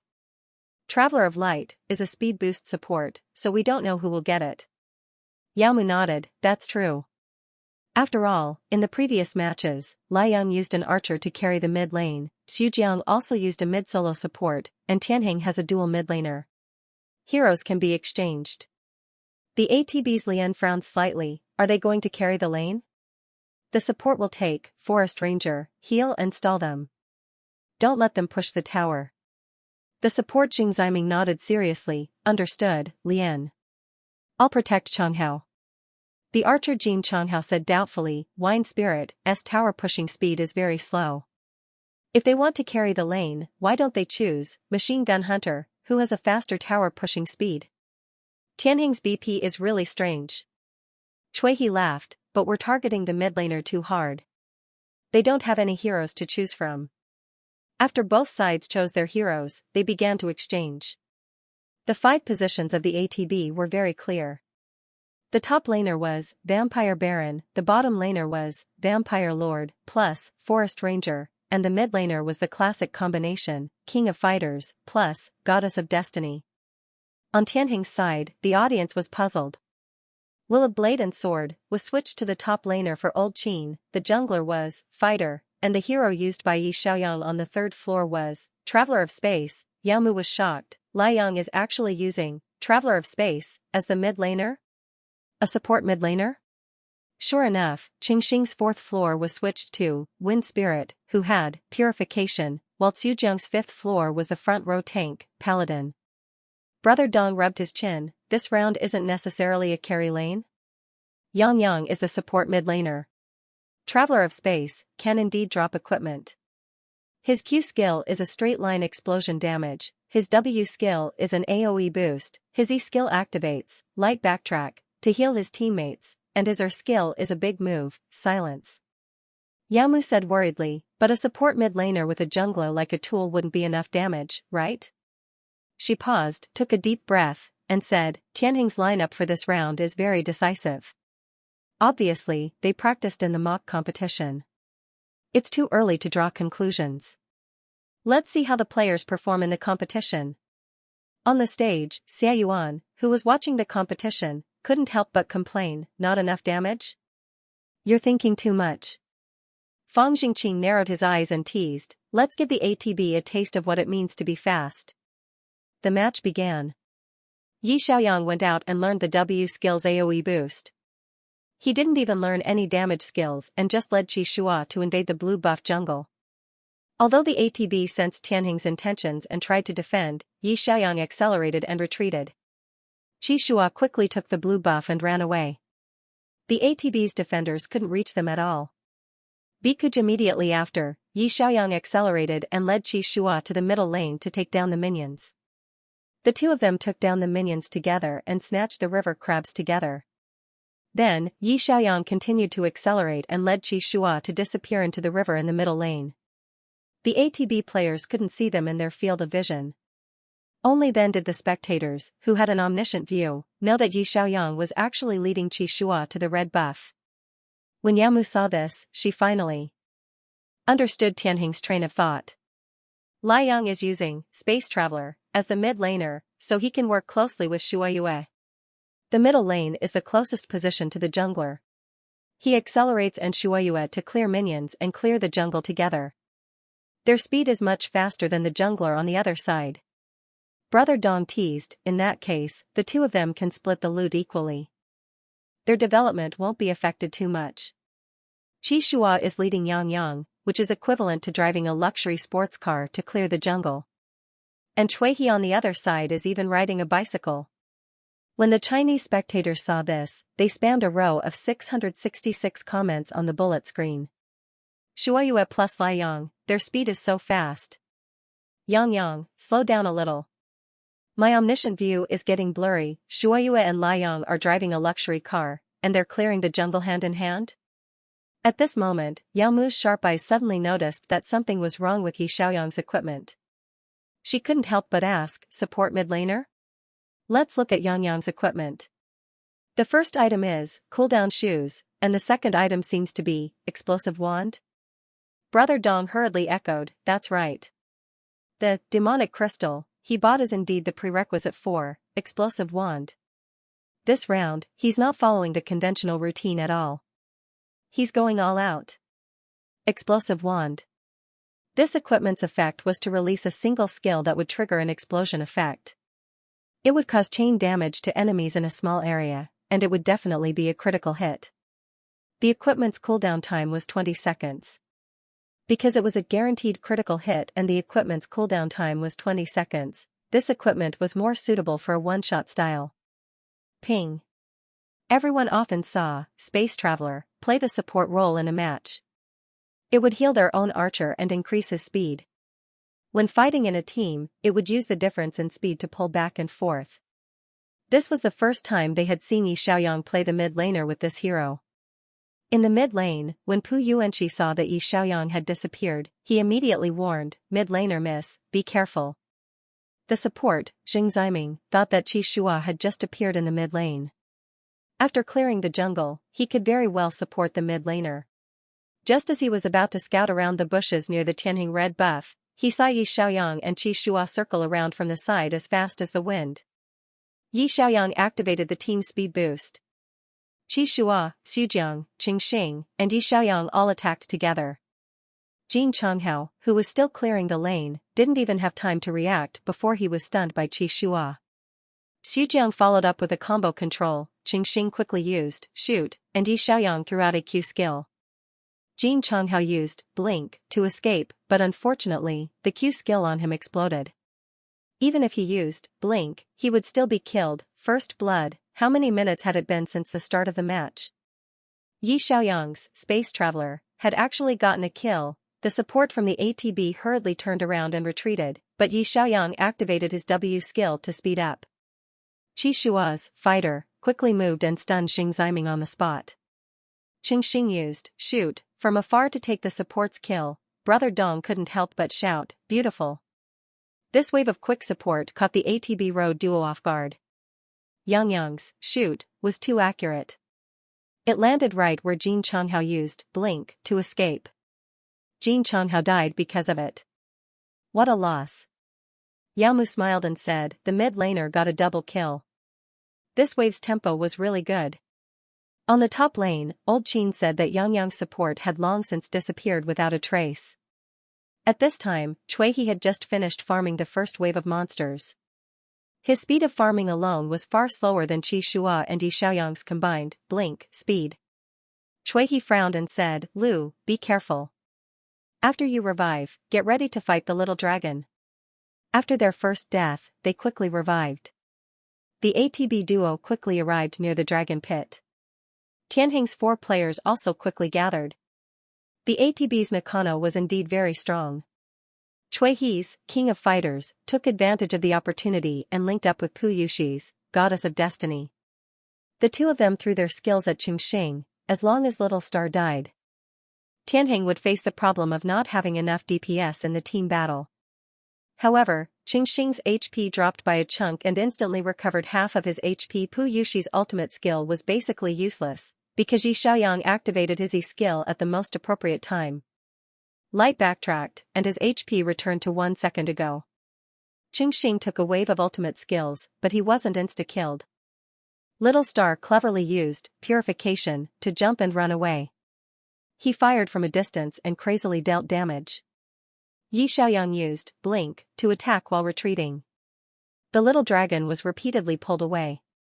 Cui He was annoyed and simply said, "Retreat. Don't waste time with them." With Void Traveler's lineup, they were especially good at pulling back and forth. With blink activated, they could attack or retreat. Yi Xiaoyang's control of the machine was also very good.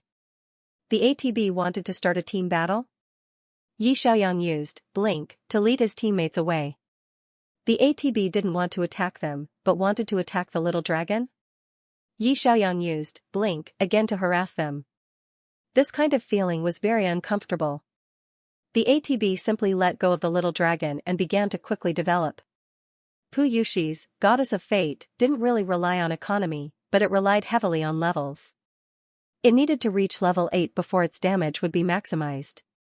Cui He's King of Fighters also didn't have any core equipment.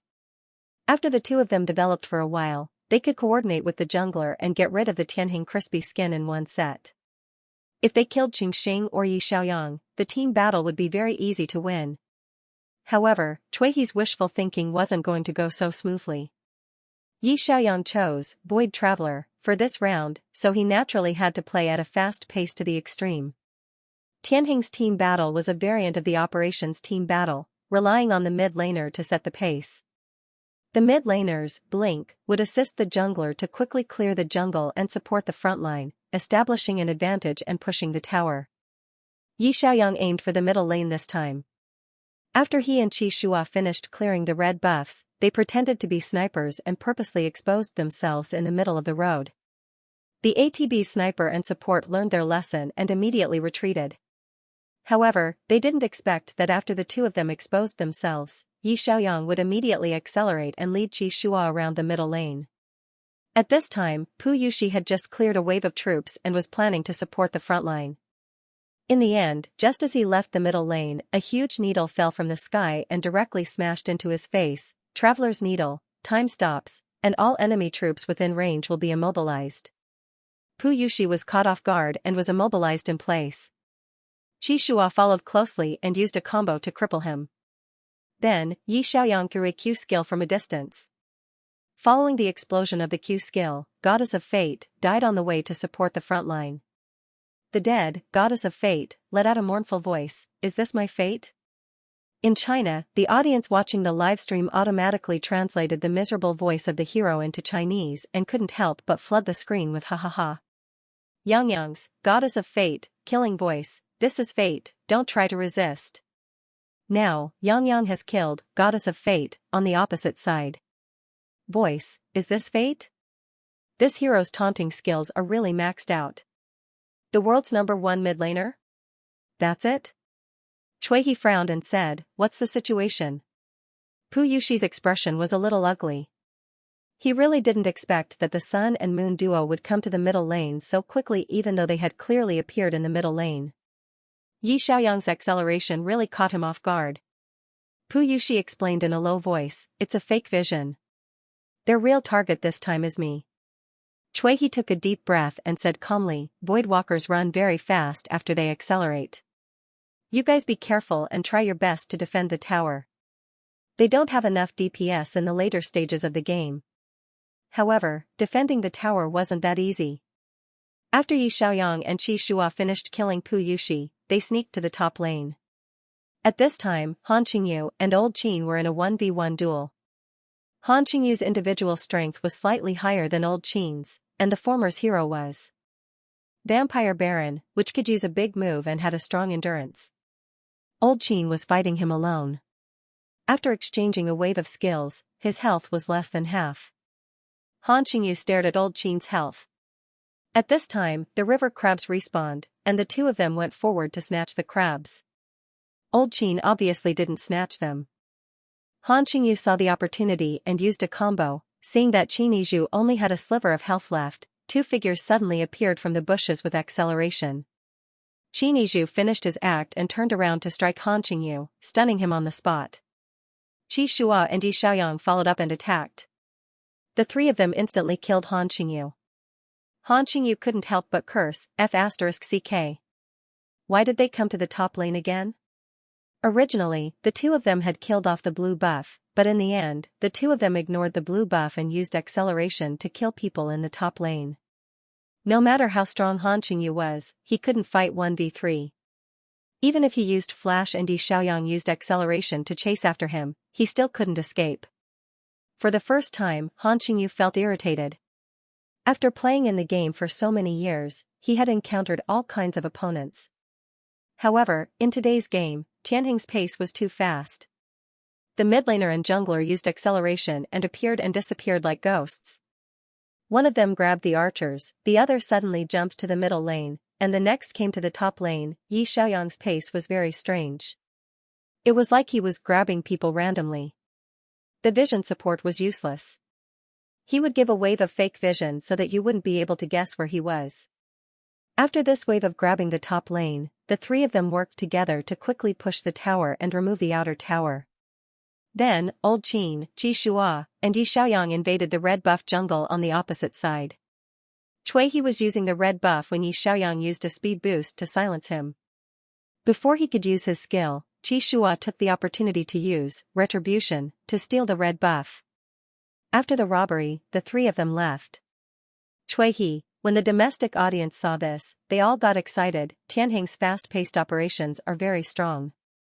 I think the ATB is a little messy. Yang must be the one directing this round. His control of the line and the pace of his capture are too good. Although he followed Captain Qi around frequently, he didn't miss a single soldier in the middle lane. That's the most amazing part.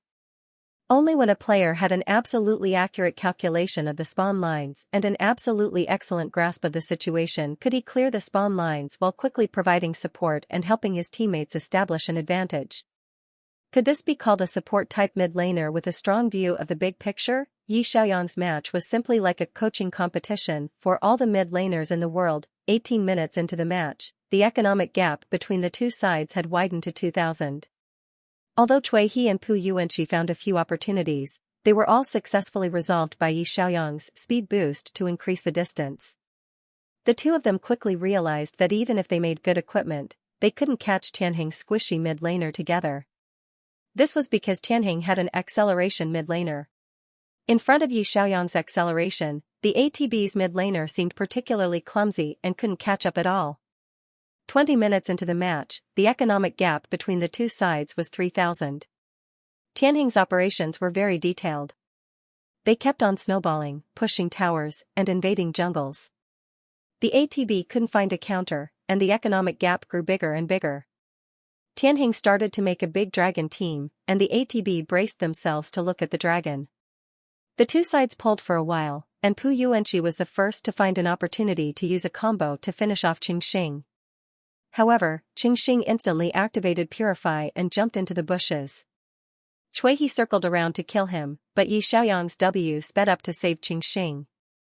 Then he turned around and used a big move, Traveler's Needle, Time Freeze.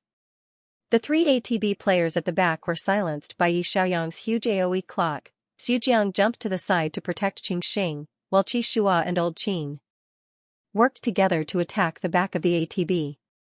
Qi Shua stunned one of them, while Old Qin slashed again, and in the blink of an eye, the entire back of the ATB was crippled. Yi Xiaoyang's clock exploded. Double kill, triple kill, tool mid-laner? Not enough damage. Yi Xiaoyang had a full set of damage output equipment, and the chain damage from his Q explosion directly took 3 lives. On the other side, Cui He and Pu Yuanqi chased after Qingxing, and in the end, the two of them worked together to kill Qingxing and Xu Jiang. Unfortunately, the two of them had no skills left. Yi Xiaoyang used acceleration to turn around and chase after them, while Old Qin and Qi Shua each killed one. The ATB team was wiped out. Yamu said excitedly, Tianheng's lineup is too flexible in this round. The top laner, Sword and Blade can switch between sword and blade forms, and has displacement. The jungler, Pugilist, has displacement. The archer, Wind Spirit, has displacement. The mid laner, Space Traveler, has acceleration. The ATB can't possibly fight the tanky paladin, right? Brother Dong laughed and said, in this wave of dragon, the ATB, Nakano, forcefully killed Little Xing, and Xujiang blocked too much of the damage. In the end, although the two of them killed Little Xing, it's a pity that all of their teammates were killed. Yamu said, Tianheng took dragon. Tianheng relied on their fast movement and meticulous operations to win the first round. It was said that the Korean team's operational skills were very strong. But Yi Xiaoyang just didn't want to admit defeat. As someone who had transmigrated from Earth, he had long had his eyes on the Space Traveler, a support that could accelerate. He had developed a set of strategies to accelerate the mid laner and support the rhythm of the game. He was very glad that his teammates were able to keep up with his rhythm, especially Qi Shua, who had been with him from start to finish. The two of them quickly moved and snowballed together, completely destroying the ATB's rhythm. He wanted to use this game to tell the whole world, our Chinese team's operational skills aren't bad either. Translator, Henyi Translations Editor, Henyi Translations. After the first 2 games, there was a long break. The players could go backstage to use the restroom. The moment Yi Xiaoyang opened the soundproof room, he was immediately drowned by the deafening sound. The fans below the stage were holding up support cards and cheering for the ATB team. The fans were still smiling, as if the ATB team would definitely win tonight. Yi Xiaoyang was used to such scenes, so he turned around and went backstage. Lin Feng came up and said, "The rhythm of the second game is good. Everyone, take a break. Is there anyone who wants to use the restroom?" Xing ran to the restroom nervously. Xu was worried that he would be alone, so he went with him. Old Qin sat in his chair and sighed. The ATB team is really good. I was under a lot of pressure when I played against Han Qingyu. My palms were sweating. He didn't dare to say that it distracted his teammates during the game, but he felt much better during the break. Yi Xiaoyang smiled and patted Old Qin's shoulder. "You played well today. I like to see Han Qingyu's annoyed face when he wants to kill you but can't." Old Qin laughed. "That's true. Every time he found an opportunity to kill me, he was killed instead. Our solo jungler is faster." Han Qingyu was very popular in the Korean professional league. Many top laners of teams were killed by him. But Tianheng's Old Qin was like an unkillable bull, extremely resistant to beatings. This was also the key to Tianheng's stability. Unknowingly, this unknown top laner of Tianheng had become the most resistant side laner. Qi Shua was relieved. After Yang joined Tianheng, everyone in Tianheng had changed. Even Lin Lian was smiling more than before. Now the score was 1-1. It should have been a tense moment, but Lin Lian was holding a notebook with a smile, looking down at something. Qi Shua didn't speak. "Lian, how are we going to play the next game?" Lin Lian said, "Let's play." The three of them, at this moment, Xu Qingxing, who had quickly finished his urgent questions, returned.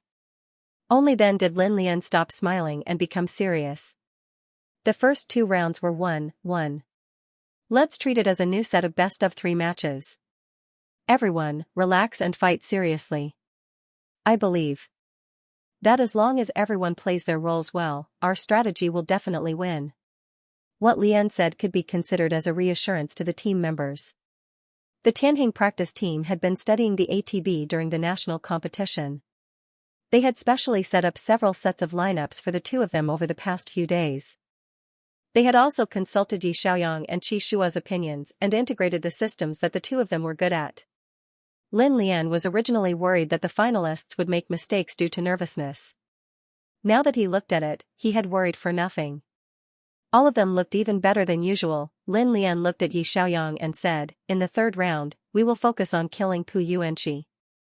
We will directly break through from the middle." Didn't the Korean media boast that he was the world's #1 mid laner, saying that our Yang only won the singles because Pu Yuanqi did not participate? Prove it to him. Let him see if your individual champion title was a fluke. Yi Xiaoyang smiled. Understood. At the same time, in the soundproof room in Korea, the ATB practice team frowned and said, "They were too fast in the second round. It's normal that we did not react in time. It's okay, don't think too much about it. We'll take down the third and fourth round consecutively. Let's not waste our breath on them." Chuihe raised his eyebrows and said, "In the first 2 rounds, Shuoyue used Sword God and Pugilist as junglers. He did not let him pick a jungler. Are we going to continue targeting junglers in the third round?" The ATB practice team turned around and looked at Pu Yuanqi. In the third round, Tianheng might steal the middle jungler in the first phase. If I continuously ban junglers and send out spikes in the middle lane, can you control it? Pu Yuanqi chuckled. Of course. Liang isn't the only one who plays a hero like Abyss Lord. If I use this hero, I can also set the pace. Chuihe said, "Yes, it's time to show them the lineup we used in the mock competition. They won't be able to beat us just because they won 1 round by luck." Han Qingyu clenched his fists and said, "Let's get this over with quickly." The third round was about to begin. When the 5 ATB players returned to the stage, they received enthusiastic applause from the audience. When the 5 Tianheng players returned to the stage, not many people applauded. However, they received a large number of bullet screen comments from the Chinese netizens. "Water, fire, sun, moon, and star, do your best, Tianheng Xiong, take down the third round for me. If China wins the championship today, I'll do a live stream of myself washing my hair upside down. I'll say this on behalf of Yang, ATB, thank you for letting us win." Countless netizens' bullet screen comments flooded the broadcast room in their distant homeland. Yao Mu looked at the densely packed words in the broadcast room and said with a smile, I believe that the players from Tianjing will be able to feel the enthusiasm of the Chinese audience. As soon as she finished speaking, the cameraman's camera focused on Yi Xiaoyang. He waved at the camera and greeted the Chinese netizens who were watching the broadcast. His smile was relaxed and casual, without the slightest hint of nervousness from a big competition. The broadcast room was instantly filled with excitement. Yang signature, I predict this round will be a sure win. He really looks like this when he smiles, ha ha ha. This Omega really has a big heart. It's the finals, so you better be serious. Don't laugh. Brother Dong said, Yang is greeting everyone. He looks relaxed, and the other Tianjing players are adjusting their mentality well.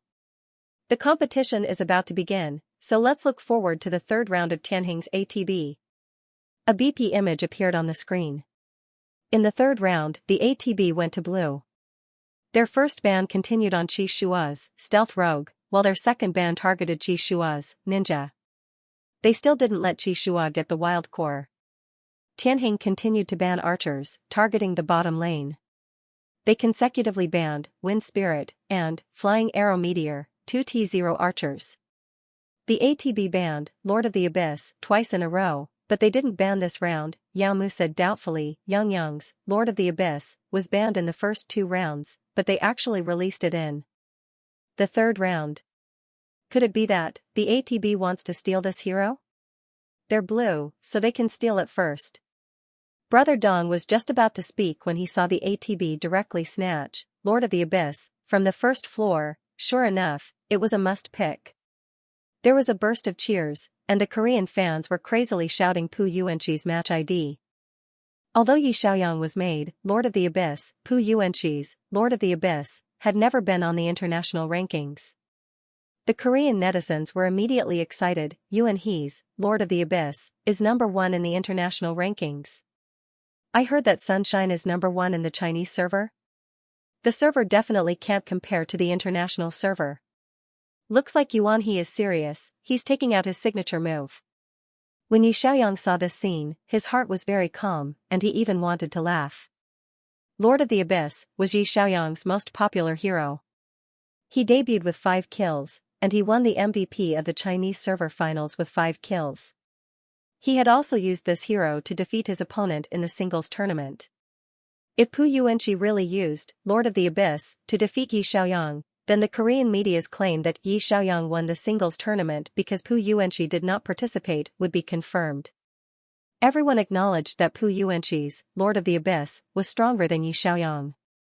His calculations were not bad. Unfortunately, his calculations might not go as he wished. When it was Tianjing's turn to choose, Tianjing directly chose Kung Fu Master, Top Laner, Demon Hunter. Yao Mu said, Demon Hunter Jungler. Qi Dui was also targeted too miserably, so he decisively chose a jungler in the first phase of the game.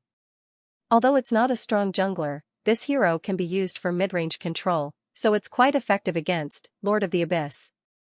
On the second floor of the ATB, the jungler, Shadow of the Waning Moon, was chosen. This was also the hero that Qi Shua had played in Tianjing's Sun, Moon, and Stars system. It required extreme control, unlimited combos, and came and went without a trace. However, this hero was not very stable and needed the cooperation of teammates. Cui He dared to choose this hero, which showed how confident he was. On the third floor, they chose Archer, Holy Spirit Archer. This way, the 3 cores of the ATB were chosen. On Tianjing's third floor, they chose the support, Radiant Shield. In the second phase of the game, they began to target other positions. Tianjing banned the opposing support, while the ATB targeted the mid laner. As Yi Xiaoyang still did not choose the mid laner, they consecutively banned Goddess of Destiny, Illusionist, S2 Spikes. On Tianjing's fourth floor, they chose Archer, Machine Gun Hunter, to quickly push the tower. On the 4th/5th floor of the ATB, the support, Forest Messenger, and the top laner, Black Dragon Knight, were chosen. One of them was a healer and the other was a tank that could heal and start the team, and protect the 3 main tanks. Tianjing was left with a last resort, the counter position. Yao Mu said expectantly, what mid laner will Yang choose? His spikes are almost completely banned, so if he cooperates with Chi Dui's Demon Hunter, maybe he will choose World Destroyer? The jungler will control the opposing side, and the mid laner will directly insta-kill him? Brother Dong joked, let's not guess. We've never guessed Liang's choice. In the next moment, on Tianheng's 5th floor, they locked onto the hero, Dark Angel. And it was an insta-kill without hesitation. The Chinese live broadcast room exploded. What's going on? Where's the mid laner? Tianheng is in a competition. Don't guess the mid laner. It'd be a miracle if you could guess it.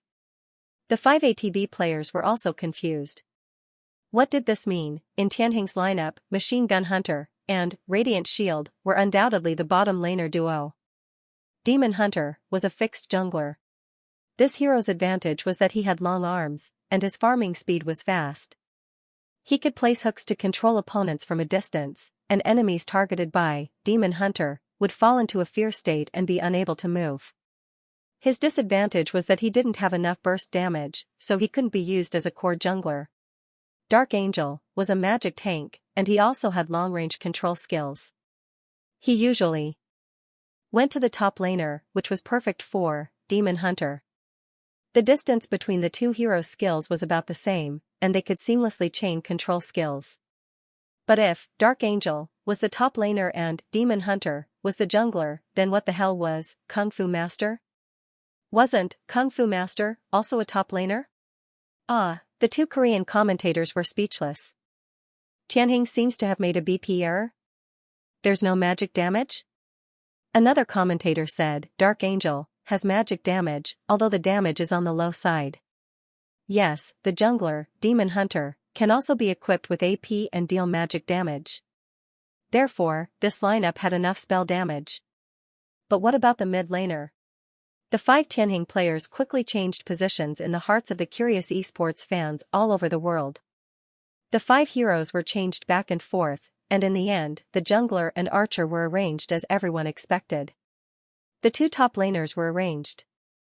Old Qin took Dark Angel as the top laner, and Yi Xiaoyang actually took Kung Fu Master as the mid laner.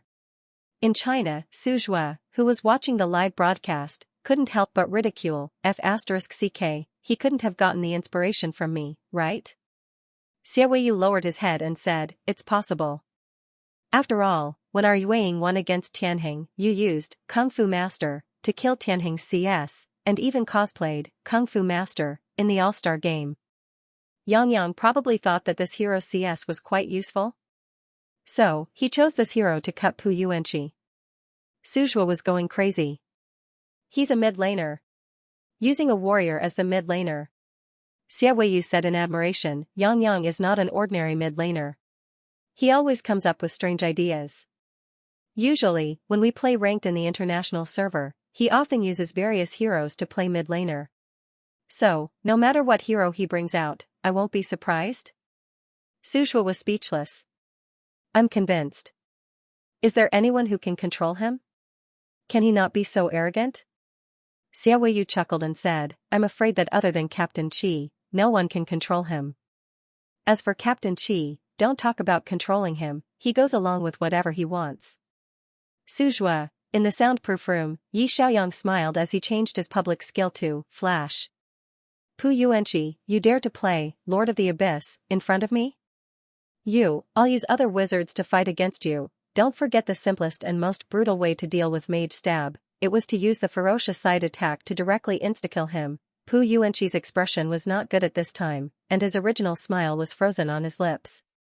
He had played so many matches and met all kinds of mid laners, but this was the first time he was fighting against a Kung Fu Master. He frowned and said, what kind of messy lineup is this? Pay attention to avoiding Demon Hunter's hook. There's nothing to be afraid of. Develop steadily from the start. When I reach level 6, I'll directly destroy their mid laner. The match began. Demon Hunter was not a jungler. The ATB did not target junglers in the early stages. Instead, it focused on developing steadily so that he could quickly reach level 6. On Tianheng's side, Qi Shua directly gave the first blue buff to Yi Xiaoyang. This way, he would not be able to reach level 6 immediately. However, Demon Hunter's crowd control skill was a Q skill, so it could be used without reaching level 6. Not reaching level 6 would not affect Qi Shua much, but it would affect Yi Xiaoyang more. Pu Yuanqi quickly sent out a blue buff. Yi Xiaoyang came to the front line, and his level was one level higher than his. Lord of the Abyss's Black Shadow could clear the minions in the early stages. However, every time Pu Yuanqi sent out a black shadow, Yi Xiaoyang would immediately raise the sharp blade in his hand and slash the shadow to death. Kung Fu Master's normal attack damage in the early stages was much higher than that of a wizard. Pu Yuanqi was actually suppressed and could not clear the minions. He could only continue to send out a second shadow to clear the minions. This way, his mana consumption was more serious. Cui was a wild core, so it was impossible to give him a blue buff. Yi Xiaoyang had a blue buff, but he could use his skills to clear the minions without restraint. His speed was much faster than Pu Yuanqi's. After a short 2 waves of minions, Pu Yuanqi was forced to return home. Yamu could not help but say, Yang really knows Lord of the Abyss's rhythm of clearing minions too well. He even knows exactly which position Pu Yuanqi wants the black shadow to go to. Cui sighed, this is the first time I've seen Pu Yuanqi suppressed.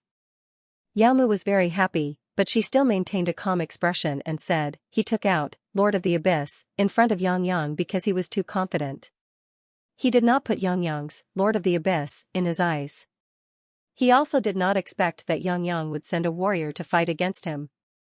A wizard fighting against a warrior in the early stages, it was like a son meeting his father. Even the nimble Mage Spike did not dare to go head-to-head with a warrior. Mage Spike's combo might not be able to instantly kill a warrior, but a warrior's 2 normal attacks could cripple a fragile mage. In a team battle, mages would usually take a detour when they saw a warrior. But in this match, Yi Xiaoyang directly used a warrior to play the mid lane, and let Qi Shua be the AP damage dealer. Pu Yuanqi had no way to avoid it. He couldn't just switch lanes and go top lane, right? As the first wave of minions was cleared, Pu Yuanqi's face became more and more unsightly. He had missed a minion. It had been a long time since he had made such a mistake in a match. In this match, Yi Xiaoyang's Kung Fu Master was very fierce. Every time he killed his shadow, he would slowly clear the minions. This made it very difficult for Pu Yuanqi to keep 3 shadows in hand. As the match progressed, Cui's body lit up with a level-up light effect. Almost at the same time, Yi Xiaoyang's body lit up with a blue light. The ATB jungler Tianhing's mid laner had both reached level 6. Yi Xiaoyang was able to reach level 6 immediately because Qi Shua had given him a lot of resources in the jungle. Cui, on the other hand, had reached level 6 even though he had farmed crazily. Cui placed an attack mark on the mid lane, kill the mid lane. Pu Yuanqi breathed a sigh of relief and stared intently at the screen. Okay, I'll lure him out with a wave of minions. At the same time, Qi Shua also came to the mid lane. From the spectators' omniscient view, they could see that the junglers on both sides, one on the left and one on the right, were lying in ambush in the bushes at the side of the tower. The spectators immediately tensed up. Who would make the first move? At this moment, the 2 armies met in the mid lane. Pu Yuanqi took a step to the side, and in the next moment, he saw a blue moonlight mark suddenly hit Yi Xiaoyang. A blue and white figure instantly sprang out from the bushes and used the moonlight mark to reach Yi Xiaoyang's side, Shadow of the Waning Moon, an extremely difficult jungler. Cui's movements were indeed very smooth and very cool. He used a set of combo moves and was about to stun Yi Xiaoyang. However, the moment he appeared, a hook flew out from the side and accurately locked onto him. This was the Demon Hunter's hunting's aim skill. When the Demon Hunter aimed at its prey, the prey would fall into a state of fear and be unable to move. Qi Shua's accurate judgment and perfect timing had interrupted Cui's combo move. Almost at the same time, Yi Xiaoyang dodged in the opposite direction and instantly arrived beside Pu Yuanqi. Pu Yuanqi was level 5, while Yi Xiaoyang was level 6. Pu Yuanqi was a fragile mage, while Yi Xiaoyang was a warrior with explosive power. Seeing Kung Fu Master close in, Pu Yuanqi subconsciously wanted to dodge. However, Yi Xiaoyang's reaction was too fast. Almost at the moment when Cui was about to kill him, he pressed the dodge button. Before Pu Yuanqi could press the dodge button, Yi Xiaoyang had already knocked him out. Kung Fu Master, S combo move enveloped, Lord of the Abyss, with a snow-white blade. Pu Yuanqi was not a weakling who would die on the spot. After the stun ended, he immediately switched positions with the Black Shadow and escaped. However, Kung Fu Master had a second stage Qinggong that allowed him to pursue and attack. This was also the reason why this hero was a huge deterrent to the backline. Yi Xiaoyang leaped and flew directly to the bottom of the tower. With a single strike, he killed Pu Yuanqi, who had switched positions with the Black Shadow. First blood. The system's sound effects caused the domestic audience to explode with 6666. Yi Xiaoyang leaped to kill with a first stage Qinggong and left the bottom of the tower with a second stage Qinggong. Cui He wanted to turn around and kill him, but it was too late. Qi Shua covered Yi Xiaoyang and quickly retreated. Cui He was so angry that he almost crushed his mouse. Pu Yuanqi's expression was ugly. Zong Jungler Alliance versus Zong Jungler Alliance. What happened next? The ATB's mid laner was instantly killed, and Tianheng's duo safely retreated. Brother Dong laughed. In this wave, Tianheng Liang was obviously cool. He took the initiative to jump over the tower and kill, then retreated with full health. He used his second stage Qinggong to completely avoid the tower's damage. However, Shuoyua's contribution was also huge. If he hadn't used a hook to control the opposing jungler and interrupted Cui He's Moonlight combo, Liang might have been controlled by Cui He. Then, Pu Yuanqi would have followed up with mark damage, and the one who died would have been Liang. Yao Mu said, yes, both of them are world-class mid laners, but when it comes to 2v2 coordination, Tianheng's mid laner is clearly faster, and his synchronization is also higher. Let's take a look at the replay of this wave. What's amazing is that Shuoyue and Liang both used their skills at almost the same time. Most mid laners' coordination consisted of you controlling the opponent first, then attacking after you controlled the opponent. Although they could still coordinate well and complete the kill, there would always be a slight time difference. The terrifying thing about Tianheng's mid laner's synchronization was, when you attacked, I attacked as well. They didn't need to discuss who would go first and who would go last, and they didn't need to see if their teammates' skills were accurate. They always believed that as long as they had their hands, they could leave their backs to the opponent. I always believed that you could do it. Just like when Cui He wanted to kill Yi Xiaoyang didn't hesitate to dodge in the opposite direction, as if he was sending himself to his death. It wasn't that he was reckless, but because he completely believed that Qi Shua could interrupt Cui He's combo and ensure his safety. This kind of trust didn't need to be acknowledged. Below the stage, Mingxing's eyes were slightly warm, and he said with a smile, Ah Shua is really lucky to have met Yang. When I cooperated with him, I couldn't do it like this, to leave my back to the opponent without worry. In the soundproof room, Yi Xiaoyang and Qi Shua didn't look at each other. Yi Xiaoyang didn't even shout beautiful. The two of them just pressed mid laner, come and get mana on Qi Shua's map. Yi Xiaoyang pressed got it and retreated back to farm mana. Mid laner, come and get mana was the sign that Qi Shua often used after Yi Xiaoyang joined the team. At this moment, Yi Xiaoyang felt incomparably warm when he heard this familiar system voice. He and Qi Shua didn't need to say anything more. Just focus on rushing and leave your back to me, this was the tacit understanding between them. Cui He and Pu Yushi were both strong individuals. The truly world-class Xianxia alliance still depended on Tianheng's Sun and Moon combination. The 2v2 mid laner PK in the middle lane ended with Tianheng Liang taking blood. The Korean netizens couldn't believe that Pu Yuanqi would be insta-killed by Liang. They had been bragging that Pu Yuanqi was the #1 mid laner in the world, but now they had no choice but to find excuses to defend themselves. Yuanqi hasn't reached level 6, but Liang got his first blue buff and is already level 6. That's right, it's normal for a level 6 to kill a level 5. If it were me, I would be able to kill someone lower level than me. Liang's Kung Fu Master this round is a counter to Assassin, and his level is higher than Primordial Spirit. Killing him doesn't mean anything, right? Once Primordial Spirit reaches level 6, he will definitely be able to fight back. In China, the streamer Little Wei said with a smile, Yang is so cool. I can already guess the reaction of the Korean netizens. They will definitely say that Yang was able to kill Pu Yuanqi because his level is higher. But they forgot that Cui He's level is higher than Qi Duan, so why didn't he kill Qi Duan? The audience came back to their senses. Our side is level 6 mid laner and level 5 jungler, and the opponent is level 6 jungler and level 5 mid laner. 2v2, they are actually evenly matched. That's right, you can't say that Pu Yuanqi's level is lower than Xianxia's, so it's normal for him to be killed. You really can't ignore it. Little Wei praised, in this round, I personally think that the Sun and Moon duo's coordination is better. Only then can they seize the initiative. Everyone can see the slow-motion replay. Shuaiyue and Liaoyang's skills are completely synchronized. There isn't even a difference of 1 second. It can be understood that they share the same brain and have absolute trust in each other. Some netizens commented, an alpha and an omega have absolute trust in each other? Why do I feel like I'm eating dog food? That's right, I almost forgot that Liaoyang is an omega. Little Wei realized that her words had caused controversy, so she quickly said, what I mean is that in terms of coordination and strategy, their understanding is the same. Don't talk nonsense. I've known Little for so long, and I've never heard of him being in a relationship. Every time I meet him, he's seriously practicing. On the screen, after Yi Xiaoyang got the mana, he followed Qi Shua to the top lane. Little Wei immediately changed the topic. He went to capture the top lane. Han Qingyu was very alert. Sensing that something was wrong, he immediately retreated.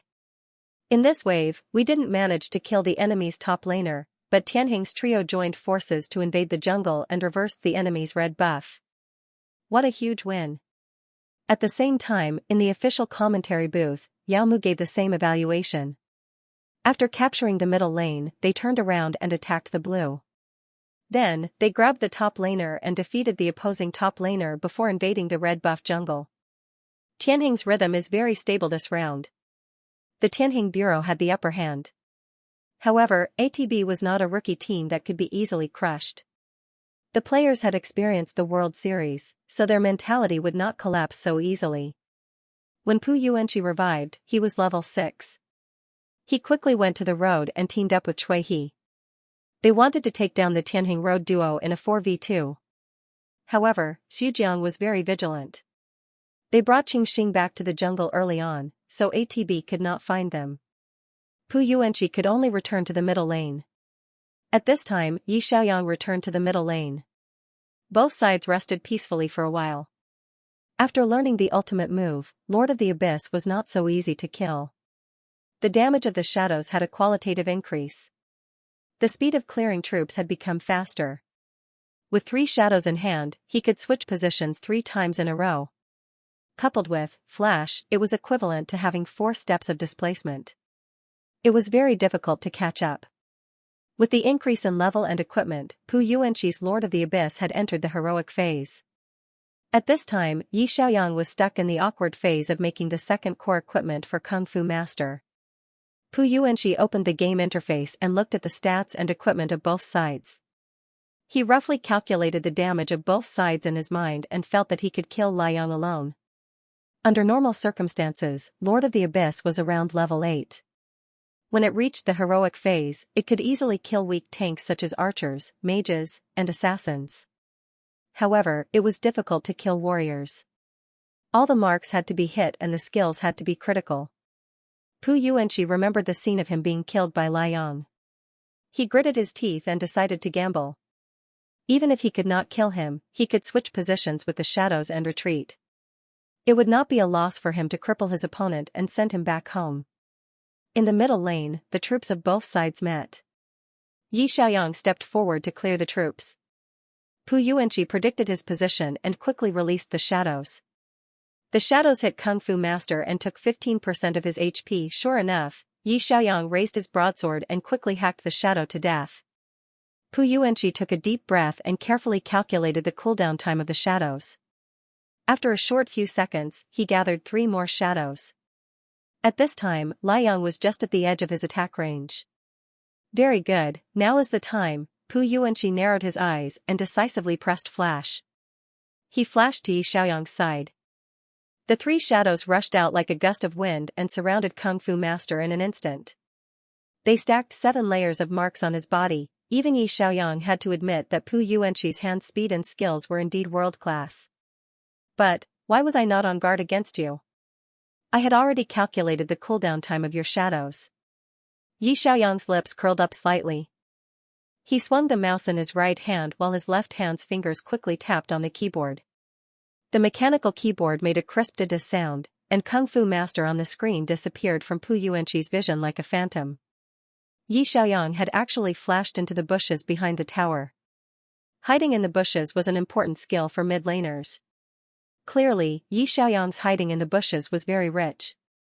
As long as he flashed into the bushes, Pu Yuanqi would instantly lose his vision and be unable to hit him with his skills. Originally, Pu Yuanqi would have used his big move and Yi Xiaoyang would have been killed if the marks on his body exploded. However, the moment Pu Yuanqi's finger pressed the R key, the words "lost target" popped up on the screen. Pu Yuanqi had a bad feeling and wanted to immediately recall the shadows and retreat. However, Yi Xiaoyang would not give him the chance to retreat.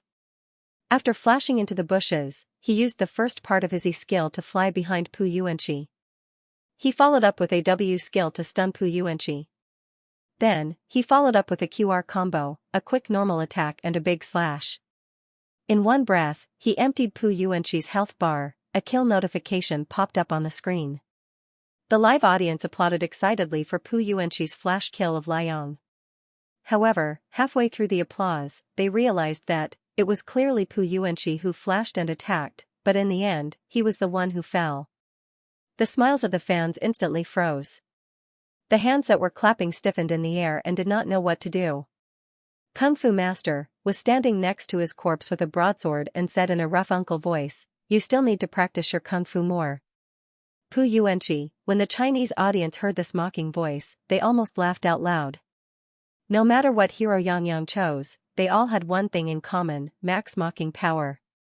Your kung fu is just fancy and impractical in front of me. Pu Yuanqi was really arrogant to play Lord of the Abyss in front of Liang. Yang Yang must have predicted that you were going to make a move and made preparations to counterattack in advance, world's mid laner. That's it. The Korean fans said that Liang won the individual competition because Pu Yuanqi did not participate.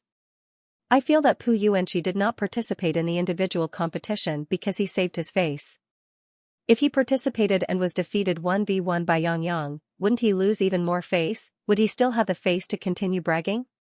I, Yang Yang, would never brag that I was the world's number one. Yang Yang's style was to not talk nonsense and directly beat the opponent. Pu Yuanqi's face was extremely ugly. This time, he could not say that his level was lower than his opponent because all professional players knew that level 8 was the strongest stage of Lord of the Abyss. Logically speaking, he could single-handedly kill Kung Fu Master, who had 90 HP. But he did not succeed and was even counterattacked. Then there was only one possibility: Liang guessed when he would make a move and purposely showed a flaw in his positioning. The moment he made a move, he quickly flashed and hid in the bushes to counterattack. Pu Yuanqi's palms were covered in a layer of cold sweat, as if someone was staring at him from behind. It made his hair stand on end. Did Liang really have such a terrifying prediction ability? It was as if he could guess what he wanted to do. Cui he asked in a deep voice, "What happened?" At that time, Cui he was farming buffs in the jungle and did not look at the situation in the mid lane. He was caught off guard when he heard the kill notification in his headset. Pu Yuanqi explained awkwardly, "It was a small mistake." Cui he frowned unhappily and said, "Mid-push, don't let Kung Fu Master nurture." A nurtured Kung Fu Master would deal a devastating blow to the backline. The 5 ATB players quickly gathered in the mid lane and wanted to surround and kill this troublesome mid laner. However, Tianheng's support came quickly and all his teammates arrived. Both sides were 5v5, and the ATB took the lead in a team battle. The top laner Han Qingyu's Black Dragon Knight roared and jumped into the crowd of Tianheng's players, instantly crowd-controlling Yi Xiaoyang. Cui he followed up and dealt damage. A blue moonlight mark appeared on Yi Xiaoyang, and the Lord of the Abysses, Black Gaze, appeared on Yi Xiaoyang. Xi immediately raised his shield to help Yi Xiaoyang block the damage. At the same time, Old Qin's Dark Angel suddenly flashed to the backline and threw a curse charm at the ATB's Holy Spirit Archer from a long distance. Qi Shua, who had been lying in ambush, moved at the same time. With a hook, he continuously controlled the ATB's hands and made them unable to move. In the blink of an eye, Yi Xiaoyang was insta-killed by the ATB. The ATB's hand, Jin Chonghao, was insta-killed by Qi Shua and Old Qin. Both sides traded one for one. Then, to the audience's surprise, Tianheng's hand was crazily dealing damage. Machine Gun Hunter, SQ skill was a straight-line attack, and a row of bullets came out like a storm, dealing full damage. Immediately after, Qingxing flashed over and used a big move. His fully loaded submachine gun swept through the crowd of ATB players, instantly killing all the ATB players who rushed over. Qi Shua turned around and easily took down the ATB's top laner and jungler. Pu Yuanqi saw that the situation was not good and immediately ran away. He had 3 black shadows, and Qi Shua was too lazy to chase after him. He led his teammates to push the tower. Our defense tower was destroyed. The ATB originally wanted to push the center of the tower and break Yi Xiaoyang's nurturing rhythm. He did focus fire on Liang at the first opportunity, but Qingxing, who was standing very far away, came back to life and dealt tons of damage in this wave of attacks. The ATB lost 3 players and a tower. It was a huge loss. He gradually felt anxious. Regardless of Yi Xiaoyang, he was suppressing Pu Yuanqi in the middle lane, so that Pu Yuanqi could not roam to support. However, if they focused fire on Liang, it would leave Qingxing unattended. Although Qingxing was only 18 years old, this young man could not be underestimated. He gritted his teeth and said, "Wave, brother Qingyu, keep an eye on Qingxing. I'll go kill Liang." The wave arrived quickly. Both sides were pulling at each other in the jungle. The ATB's top laner wanted to team up, but this time, Tianheng took the initiative to team up. Yi Xiaoyang was caught off guard. He flashed and used Qinggong to circle behind, and his sword hit, Lord of the Abyss, directly. Pu Yuanqi's eyes widened. He was clearly hiding in the bushes. How could Liang guess that? Did he use X-ray vision? What made him even more surprised was that Demon Hunter's hook flew over. Tianheng and his jungler worked together tacitly again. Lord of the Abyss was brutally killed by the two of them in less than a second. Sudden death in a team battle. In a 5v5 game, the biggest taboo in a team battle was dying before the center of the team could deal any damage. Pu Yuanqi was about to crush his mouse. He was speechless. He wanted to team up and circle around to kill Liang, but Liang got to Pu Yuanqi first in the bushes. Who would have thought? Pu Yuanqi's position just now was already cautious enough. Yi Xiaoyang really wanted to say, "When I play Lord of the Abyss, I like to stand there." The ATB was forced to retreat, and Tianheng's invasion of the jungler snowballed. 20 minutes into the game, the difference between the two sides had reached 3,000. The ATB desperately tried to defend the high ground, but Tianheng was very decisive. Yi Xiaoyang directly flashed over and attracted the ATB's firepower, allowing Qingxing to quickly take down the tower. The ATB was powerless and lost the third game. The score on the big screen changed to 12. The Korean fans in the stadium suddenly became anxious. They won't lose, right? Don't. I don't think so.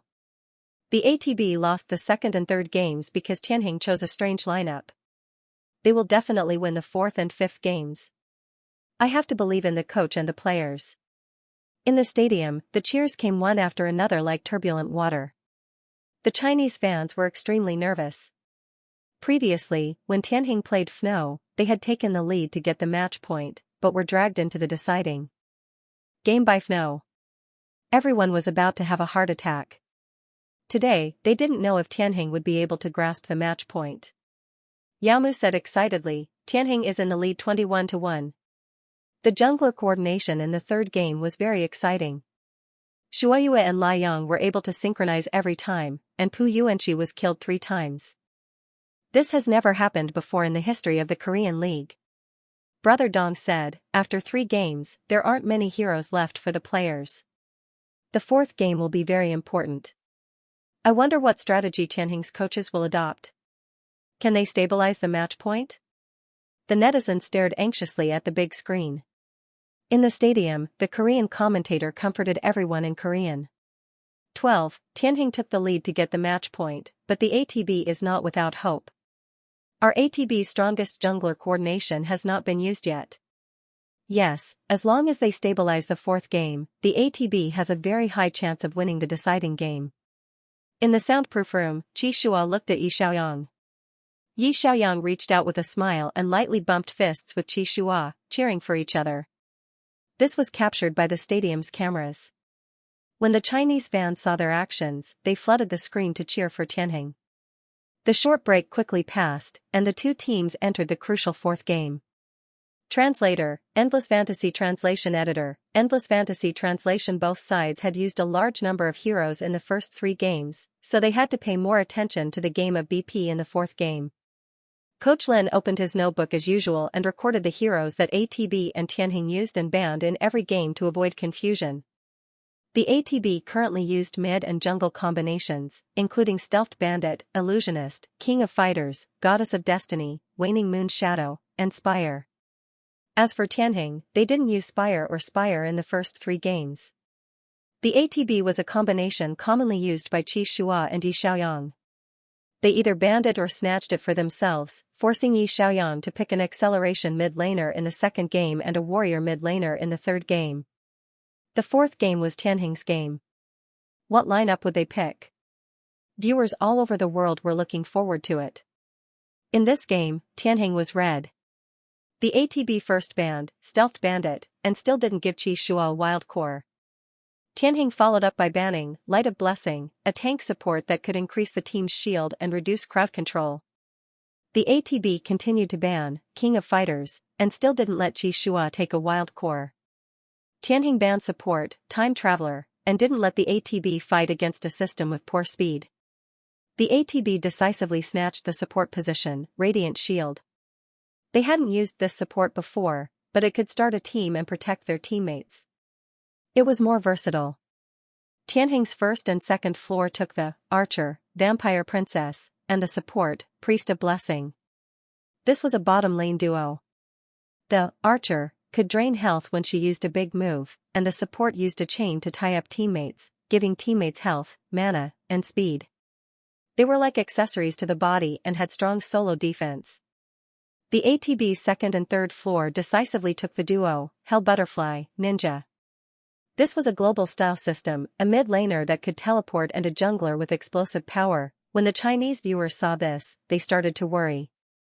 ATB chose global style. Are they going to go crazy in the jungle? The Korean team's operating skills are quite good. Tianheng needs to be careful. Tianheng used to play global style before, why didn't Tianheng take it today? I remember that Cheese, Soul Chaser, and Xianxia's Hell Butterfly translation. How can they win? Upstairs, this is an international competition. Tianheng. Can Tianheng? Tianheng's third floor on Tianheng's S pick. In this top laner, Chu Zhang's defense was one of the top 3 tanks. Old Qin had chosen this tank to make up for Chu Zhang's weak support. When Yamu saw this, he couldn't help but say, Tianhuan's jungler is still in the second stage. The coach is very confident in the jungler's hero pool. After being banned twice, he still won't choose jungler? Brother Dong said, after all, Tianhuan's strategy revolves around the middle and jungle. If you choose too early, you can be targeted by the opponent in the second phase. Translation let. Translation. Stage, let P2 translation of 2. Seeing that Tianheng didn't take the mid laner, the ATB simply continued to ban Yi Xiaoyang. Abyss Lord was banned 4 times in a row, and Goddess of Destiny wasn't used.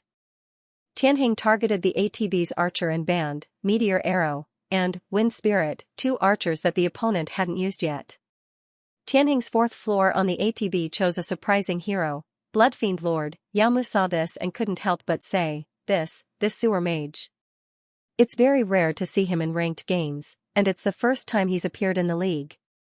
His damage is low, and he's more of a support. Brother Dong said, Bloodfiend Lord's big move can create a Bloodfiend domain that encircles teammates and enemies. The enemies within the domain will continuously lose health, and the teammates within the domain will receive bonuses in attack and critical hits. He can also cast a shield that has the same amount of health as himself to protect his teammates. Once the shield is cast, his own defense will drop to 0. Yao Mu said, this hero is more of a support. It's usually played with a life-for-life strategy, so it's rarely used in the league.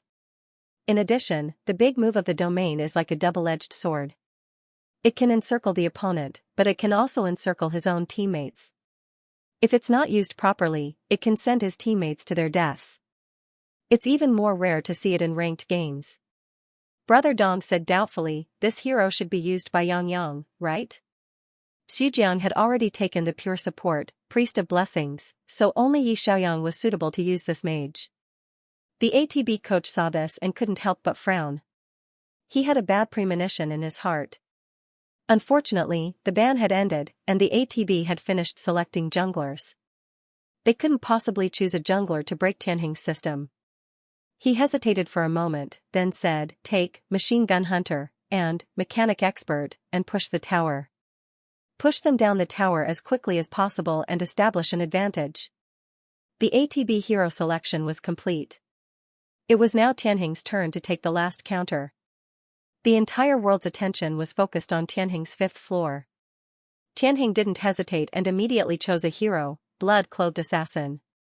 The audience was in an uproar. Yao Mu finally understood when she saw this. Tianheng's 4-to-1 lineup is to protect the wild core.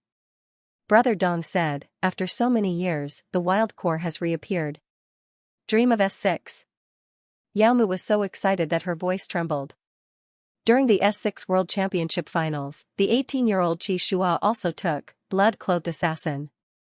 Mingshan didn't choose Bloodseeker Overlord as the mid laner, but Saint Necromancer was to protect him. Unfortunately, Tianheng was targeted too miserably in that match, and Tianheng lost in the end. Since then, Tianheng's Blood-Clothed Assassin rarely appeared on the scene. Brother Dong, who had been commentating for many years, also sighed. That's right. This hero is easy to target in the early stages and is very unstable. Because of his burst, his HP is lowered to the lowest. If he doesn't seize the opportunity, he will be instantly killed by the opponent the moment he enters the arena. However, today, Yang Yang chose Bloodseeker Overlord to protect Blood-Clothed Assassin. The combination of these two heroes has never appeared on the scene before. It requires an extremely strong sense of the overall situation and coordination, otherwise both of them will be defeated. Bloodseeker Overlord's Blood Clan's domain was a double-edged sword. If he didn't use it well, his teammates would be surrounded and he would be killed by the opponent. The shield he gave to his teammates was at the cost of his own defense being reduced to 0. It was easy to die suddenly. Blood-Clothed Assassin was also the most unstable wild core. The lower the HP, the higher the damage. He would enter a state of bloodlust. As long as he killed someone, the damage would stack. The more he killed, the fiercer he became. In theory, his damage would be the highest when his HP was 1. However, if an assassin with 1 HP entered the battlefield, he would die with a casual normal attack from the opponent. The combination of these two unstable heroes, it was enough to show the Tianheng coach's confidence in Qi Shua and Yi Xiaoyang. The Chinese fans excitedly spammed the screen, the wild core has reappeared. The familiar Blood-Clothed Assassin. Those anti-fans who are clamoring for Qi Shua's condition to decline, open your eyes and take a look. It's not that he doesn't dare to take the Blood-Clothed Assassin, it's just that he doesn't have the chance to. He took over as the captain at the age of 18. He has indeed contributed a lot to the team over the years. Yang Yang really understands him. She has accompanied him to practice the new core lineup of Blood-Clothed Assassin. I will always believe in the cooperation of the duo of Sun and Moon. In theory, the most unstable combination between the two players will become the strongest killing weapon in their hands. Old Qin, Brother Chu, Little Xing, Captain Qi, and Yang Yang, charge. The bullet screen in the live broadcast room was like a dense snowflake. The Chinese viewers' emotions were completely stirred up. The regret of S6, the unwillingness of China not being able to win the championship after so many years. At this time, Tianheng had once again taken the wild core system that they had lost in the S6 finals. They were going head-to-head with ATB's global team lineup. It was as if they were proving to the world that this team was tenacious. Tianheng was going to face the difficulties head-on. Where they fell, they were going to get back up and fight back. The ATB coach's expression was not very good. He whispered, "Keep an eye on, blood-clothed assassin. Leave some control skills to specifically target him. Let him use his big moves. In the early game, seize the time to destroy Tianheng's jungle. Archers, take down the bottom lane as quickly as possible and drag it out until the late game." Everyone responded, "Understood." On Tianheng's side, Lin Feng did not say much. He only smiled and stretched out his hands. At the same time, he patted Qi Shua and Yi Xiaoyang on the shoulders and said, "For this game, Yang Yang will be in charge. Qi Shua's wild core, go all out and fight." Yi Xiaoyang turned around to look at Qi Shua. At the same time, Qi Shua was also looking at him. The two of them exchanged glances. Just by looking at each other, they could guess what the other wanted to say. "Come on, our dream, let's go together." The game began. For the ATB team, this was a battle of life and death. If they lost, they would not be able to win the championship. Therefore, the ATB team started the game very fiercely. They directly attacked the red buff in a group of 4. Blood-cloaked assassin did not need mana, but it was more reliant on the red buff. Fortunately, Yi Xiaoyang guessed that the other team was going to invade, so he directly marked it on the map, counter the red buff. Qi Shua, got it. The two of them quickly went to the other side to get rid of the red buff. The ATB team did not manage to catch Qi Shua. They ran to the middle lane to steal the river crabs. Because Yi Xiaoyang's Bloodthirst Overlord had low early damage, Cui He managed to steal the first river crab with the help of Pu Yuanqi. Qi Shua turned around to kill mana, while Cui He buried his head in the jungle to develop. Both sides seemed to be developing peacefully in the early stages, but tension lingered in the hearts of everyone present. As the game progressed, Cui He was the first to reach level 6. As expected, he went to grab the bottom lane. Yi Xiaoyang reminded him, "Retreat from the bottom lane." Qingxing and Xujiang immediately retreated, and the creeps came over. The archer, Vampire Princess, had low early damage, but Xujiang's support, Priest of Blessing, could buff his teammates' attack and speed. With the help of the support, Qingxing cleared the creeps very quickly. Before Cui He even appeared, he had already cleared a wave of creeps and retreated to the bottom of the tower. The ATB team's jungler and support went over the tower to kill. It was a 4v2, and Xujiang healed Qingxing at the crucial moment, covering Qingxing's retreat while Cui He took his own life. First blood. Cui He got first blood, and the stadium burst into thunderous applause.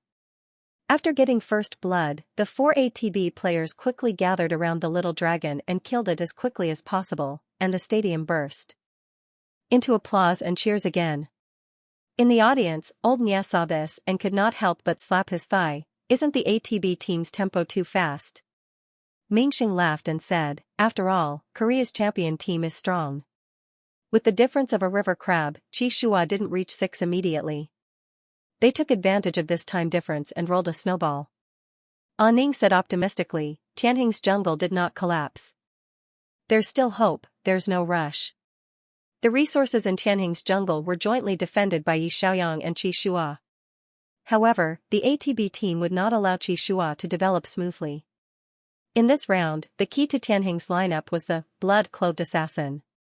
If they let Qi Shua make a 3-piece set, the threat to the ATB team would be too great. As expected, Cui He said, "Yuanqi is level 6, open up teleportation and directly attack their jungle." Pu Yuanqi had been solo killed by Yi Xiaoyang in the previous round, and had been holding back his anger for a long time. When he heard this, he immediately said, "Got it, I'll reach level 6 after this wave of creeps is cleared." If the global system wanted to attack, the mid laners and junglers had to be level 6 and above. Hell Butterfly, Tracking Butterfly, full map teleportation, could teleport teammates to a designated location.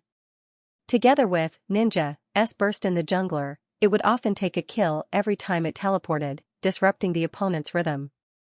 If the opponent's rhythm was disrupted twice in a row, the opponent would completely collapse.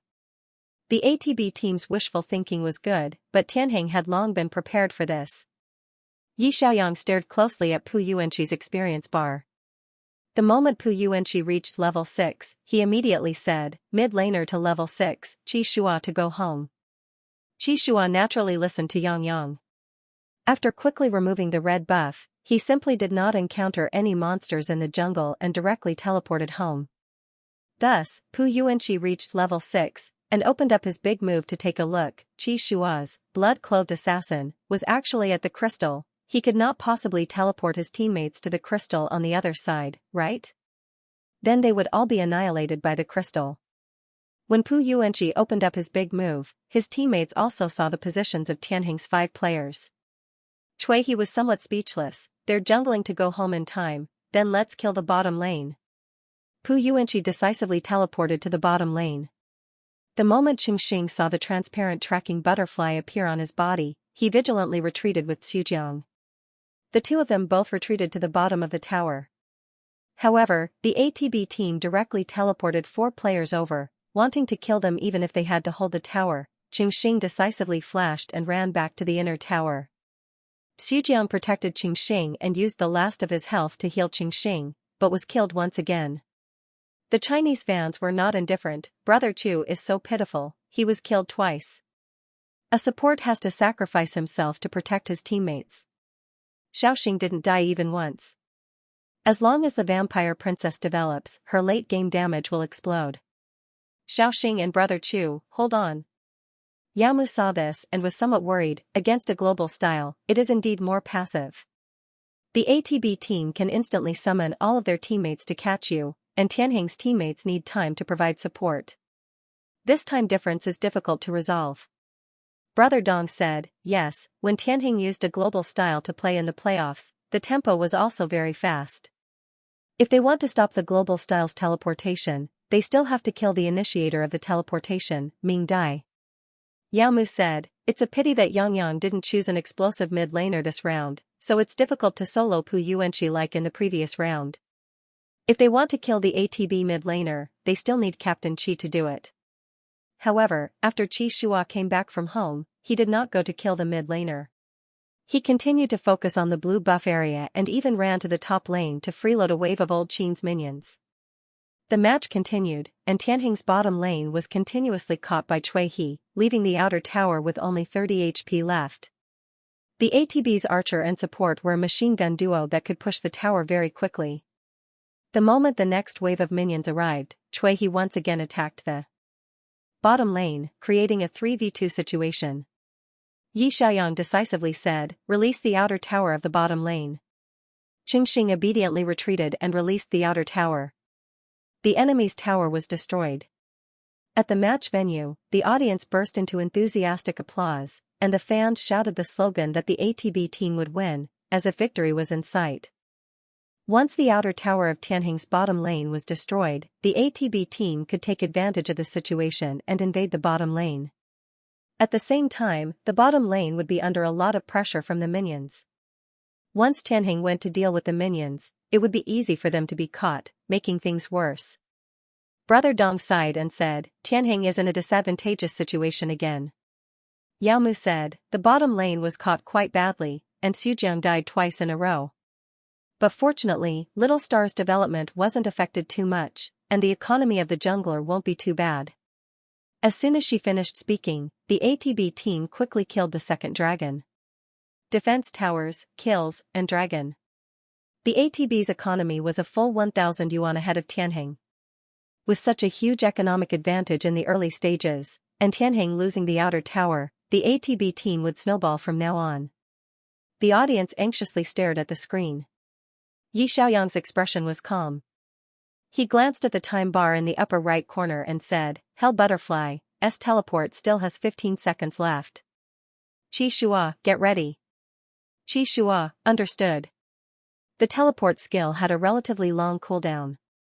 In the first wave of teleportation, Pu Yushi wanted to kill Qi Shua, but Qi Shua happened to return home. He didn't use his ultimate for nothing, so he went to the bottom lane to kill Xujiang. In the second wave of teleportation, he wanted to continue targeting Qi Shua. If Qi Shua admitted defeat and went home again, they would simply destroy the bottom lane. If they destroyed the archer position, the ATB team wouldn't lose out either. At this time, Cui was farming mana in the blue buff area. Pu Yushi said, "My ultimate is almost done." Cui said, "Okay, I'll get rid of my mana and join the team immediately." Ninja took the blue buff. Hell Butterfly's cooldown was over. Pu Yushi guessed that Qi Shua should also be farming mana at this time, so he directly used his ultimate and tried to teleport his teammates over. However, just as he was about to unleash his ultimate move, Yi Xiaoyang suddenly flashed over and used Great Leap on him, Bloodseeker Overlord's ultimate, Bloodthirsty Domain. A large red pool of blood appeared on the ground. Pu Yushi was trapped in the domain and couldn't move. Yi Xiaoyang was also trapped in the domain. At this time, Qi Shua, who was hiding in the domain, suddenly used his ultimate. His HP was instantly reduced to 1 HP, and he immediately waved his sharp dagger at Pu Yushi. Pu Yushi was instantly killed. Bloodseeker Assassin, who had self-inflicted damage to 1 HP, only needed 1 second to kill the crispy skin. When the Chinese viewers saw this scene, they were all excited, beautiful.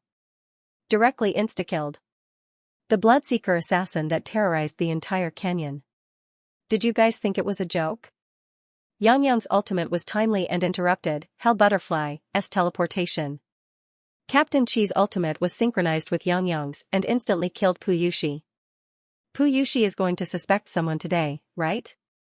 Awesome, there's no one they can't kill when they work together. Pu Yushi had just used his ultimate, but before he could teleport, he was instantly killed. The ultimate was on cooldown and could only be used after 1 minute. The ATB's rhythm was interrupted. Cui was a little unhappy, but he suppressed his anger and said, "Push down the tower, push down the inner tower as well." The ATB bottom lane duo and Cui quickly pushed down the tower. Qingxing and Xujiang didn't have enough damage in a 2v3, so they had no choice but to retreat. Tianheng's bottom lane was cleared, and only the high ground was left. Yao Mu said, although the sun and moon duo interrupted the enemy's rhythm in the middle lane, Tianheng is still in a headwind. The bottom lane's minions are at a huge disadvantage. If this continues, the ATB can use the minions to continuously pin them down, or directly teleport to steal the tower. First, we have to prevent them from stealing the tower. Brother. Dong said, yes, if Hell Butterfly directly summons his teammates to steal the high ground at the bottom lane, then Tianheng will be difficult to fight. Tianheng wouldn't just sit there and wait. Yi Xiaoyang looked at the equipment panel. Qingxing still needed a few hundred yuan to make a core lifesteal equipment, and Qi Shua also needed a few hundred yuan to make a core critical hit equipment. He said decisively, "Little Xing, take the mid lane. Qi Shua, take the top lane." The two of them quickly ran to the top and middle lanes to freeload the minions. Old Qin and Yi Xiaoyang gave up their finances. However, Tianheng's bottom lane's minions were at a disadvantage, so they had to deal with it. Otherwise, once the minions reached the tower, the enemy could directly teleport to steal the tower. Yi Xiaoyang said, "I'll go to the bottom lane." He boldly went to the bottom lane alone to clear the minions. The ATB saw the Bloodseeker Overlord in his field of vision, and Cui said, "Push the middle lane, I'll kill him." Cui went to the bottom lane, and Yi Xiaoyang was slowly clearing the minions. The moment Cui's shadow clone appeared out of the corner of his eye, Yi Xiaoyang decisively flashed into the grass and escaped. Cui. He runs really fast. At the same time, the ATB's top laner, mid laner, archer, and support were pushing together.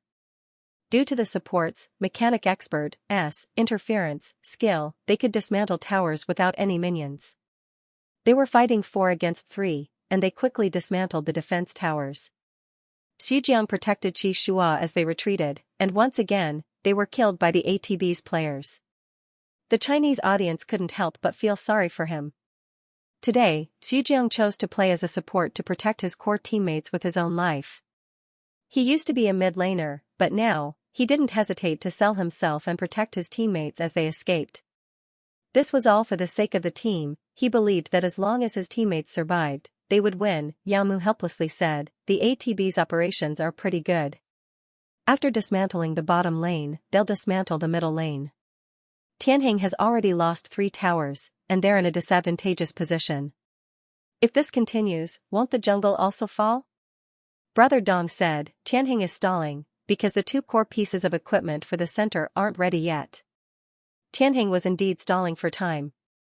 The ATB's mid-laner, Hell Butterfly's big move was finally ready. This time, Qi Shua didn't have time to return home. After Pu Yushi used the big move, he used the tracker butterfly's vision to find Qi Shua's position. He was in the blue buff area. Pu Yushi was overjoyed, and he decisively said, "Grab Qi Shua." The teleport was activated, and Pu Yushi instantly appeared in the blue buff area. Just as he was about to control Qi Shua, a burly man suddenly appeared from the bushes, Tianheng's top laner, Qin Yizhu. Old Qin protected Qi Shua's clearing area, and he decisively blocked a wave of damage for Qi Shua the moment the Hell Butterfly appeared. Qi Shua didn't die, and he quickly retreated. The ATB had no choice but to surround and kill Old Qin. At this time, the ATB had the advantage in kills, defense towers, and economy. The game had gone on for 20 minutes, which was the middle to late game. The coach sitting below the stage let out a sigh of relief, and a smile appeared on his face. The rhythm of this game is pretty good. Go back and grab the dragon, then continue to push the towers. Once you push the high ground, you'll definitely win. Cui made the same decision and went back to grab the dragon.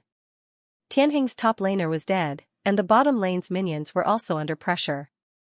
The 4v5 didn't dare to come over. Cui thought about this as he quickly attacked the dragon. But at this moment, a familiar figure suddenly appeared in his field of vision. Yi Xiaoyang flashed into the dragon pit and directly used a big move on the vanguard dragon. The blood-red pool instantly spread under his feet, and the 5 ATB players were all trapped in his blood clan's domain. Qingxing wasn't in the domain, but Qingxing's current position was just enough to hit all of the ATB players. Xujiang used a chain of speed and attack buffs to tie down Qingxing, and Qingxing began to frantically lose on top of the dragon pit. At this time, Qingxing had already completed a 3-piece set. After activating his big move, not only did his blood-red arrows stack the blood effect on the opponent, but they also dealt critical hits, and he also had a proportional amount of lifesteal. Although the ATB's archer and mid-laner were able to hit Qingxing, Qingxing's HP was maintained at around 60 as he attacked and lifesteal. In the blink of an eye, the front line of the ATB players were quickly decimated by Qingxing. Yi Xiaoyang immediately followed up with a QE combo, and the continuous HP effect of the Blood Clan's domain further reduced the opponent's HP. Just as the duration of the Blood Clan's domain was about to end, a youth wearing a black and red cloak suddenly appeared in his field of vision. His entire body was covered in blood-red light, and his HP had been reduced to 1 HP. He could die at any time. However, a red shield appeared on his body at just the right moment.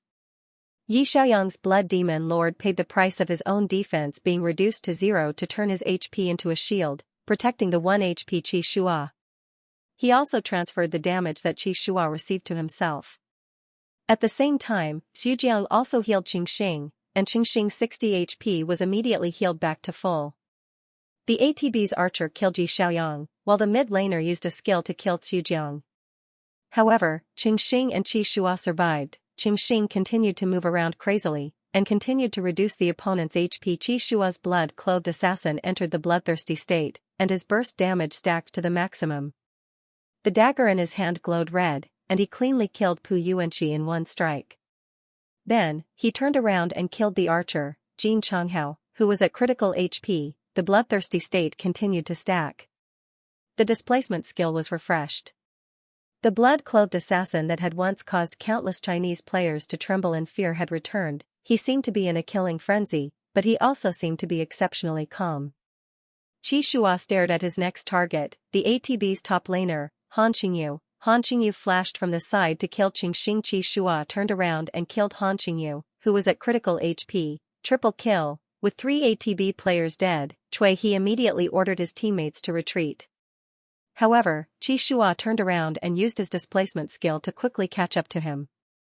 He raised his dagger and killed He at his own feet. Quadruple kill. The remaining support, Radiant Shield, didn't lose any power at all. Qingxing and Qi Shua worked together, and his 20 HP was quickly emptied. Quintuple kill. The blood-clothed assassin standing at the dragon's pit reaped the battlefield, and his opponents were wiped out in one wave. At this moment, he only had 1 HP left. However, he still had the thick red shield that Xianxia gave him before he died. In the Chinese livestream, the viewers' eyes were brimming with tears. Some fans even stood up and applauded excitedly. In order to find the most opportune moment, Xianxia, who had a strong grasp of the overall situation, flashed and controlled the opposing 5 players. In order to protect Qi, top laner Old Qin sacrificed himself. In order to protect Little Xing, support Xujiang sacrificed himself. In order to not panic in the face of danger, Xing helped his master to lower the opponent's HP. In order to restore the sharpness of wild nuclei, the 23-year-old Tianheng's third-generation captain, Qi, whose heart had never changed, the 18-year-old Qi lost the World Series. The 23-year-old Qi had turned the tide with a wave of pentakill against the wind. Qi and Xing quickly took down the dragon, and led the minions to push back and take down the ATB's high ground. Qi took off his headphones, turned around, and hugged Xianxia tightly. Xianxia smiled and hugged Qi back. Although both of them were smiling, their eyes were filled with tears. Tianheng, 3-2, defeated ATB, and won the championship. World Champions. OnClick equals Hui, Chapter 209, World Champions. In the soundproof room, Xujiang, Old Qin, and Xing came over and hugged Qi and Xianxia tightly. Xing's face was covered in tears, while Xujiang and Old Qin's eyes were red from excitement. Xianxia looked at his teammates and said loudly, "We won, we're the world champions." His teammates also shouted excitedly, "We're the world champions." Looking at the scene of the 5 hugging each other, the dense white bullet screen completely covered the screen, and countless fans were moved to tears. The old fans who had liked Team Huan for many years all posted on their WeChat moments and Weibo to congratulate Huan. Huan Esports Club's official Weibo also posted the good news immediately. Congratulations to Team Huan for defeating ATB 3-1 and winning the S10 God Wars World Championship.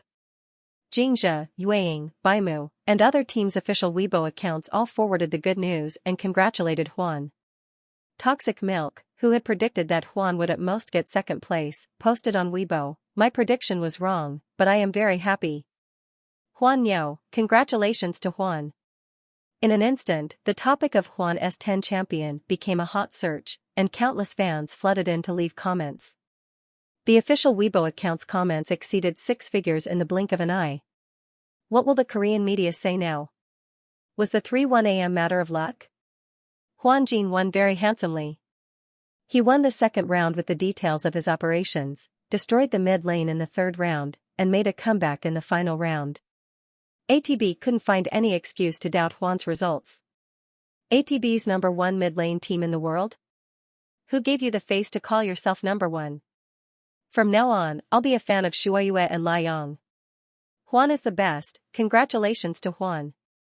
At the same time, in the chat section of Lunasolar Shine, the CP fans were happy as if they were celebrating the new year. Our Shuoyue and Liang are the most compatible in the world. I wish the Civil Affairs Bureau could move to the finals so they could register their marriage on the spot.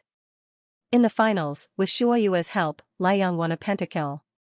In the finals, with Liang's help, Shuoyue won a pentakill.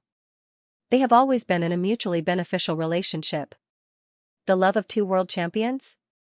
They hugged each other as soon as the competition ended. I'm going to die from their sweetness. The fans inside were celebrating. Tonight was destined to be a sleepless night for the esports fans. On the other hand, at the Seoul Sports Center, Korea's fans were in low spirits, and many of them were crying. Everyone was wiping their tears as they stared at the big screen in disbelief. Inside the soundproof room, the ATB contestants all had ugly expressions on their faces. Before the game started, they were so high-spirited. Now, after losing 1-3, they were so upset. The contrast between before and after was too stark. But soon, Qi led Huan's team members to the soundproof room to shake hands with their opponents. They wouldn't let their opponents wait for too long. They had to be polite. Qi expression was calm as he shook the hands of the 5 ATB members one by one. Xiaoyang, on the other hand, had a smile on his face. When he shook hands with Pu Yushi and Cui He He smiled and said twice, "Thank you for letting me win. Thank you for letting me win." Pu Yushi, Cui He, this smiling Omega, was she trying to slap them in the face? The 5 ATB members were full of anger. They came to the stage and bowed before leaving, looking unwillingly at the championship trophy. Huan 5 came to the middle of the stage. Lin Feng quickly ran over and raised the trophy high with his team members. The team leader, Tang Ken, had red eyes as he took a precious photo of this scene from below the stage. S6 won the runner-up. When the photo was taken, the faces of the team members weren't very good. Now, they had finally realized their dream. Holding the golden championship trophy in his hand, the smile on his face came from the bottom of his heart. Xiaoxing, who usually smiled awkwardly in front of the mirror, was smiling widely this time. Tang Xi was amused by Xiaoxing's smile and couldn't help taking a few more photos. In the commentator's seat, Yao Mu choked with sobs. Congratulations to Huan for winning the S10 World Competition. Huan's dream has finally come true. They have experienced too many difficulties. They have been questioned and cursed, but they have never given up. Huan is worthy of being the world champion. Brother Dong's voice was also trembling with excitement. That's right. This is Huan's world championship and the first world championship trophy of our flourishing districts. Congratulations to Huan again. They deserve the warmest applause. The Han commentator was very unhappy that the championship had been snatched by Huan, especially on their home ground. Before the game, everyone thought that ATB would win the championship, but they lost 1-3. It was like a cooked duck flying away, making his chest feel stuffy. But out of professionalism, the Han commentator interviewed Huan's 5 players according to the rules.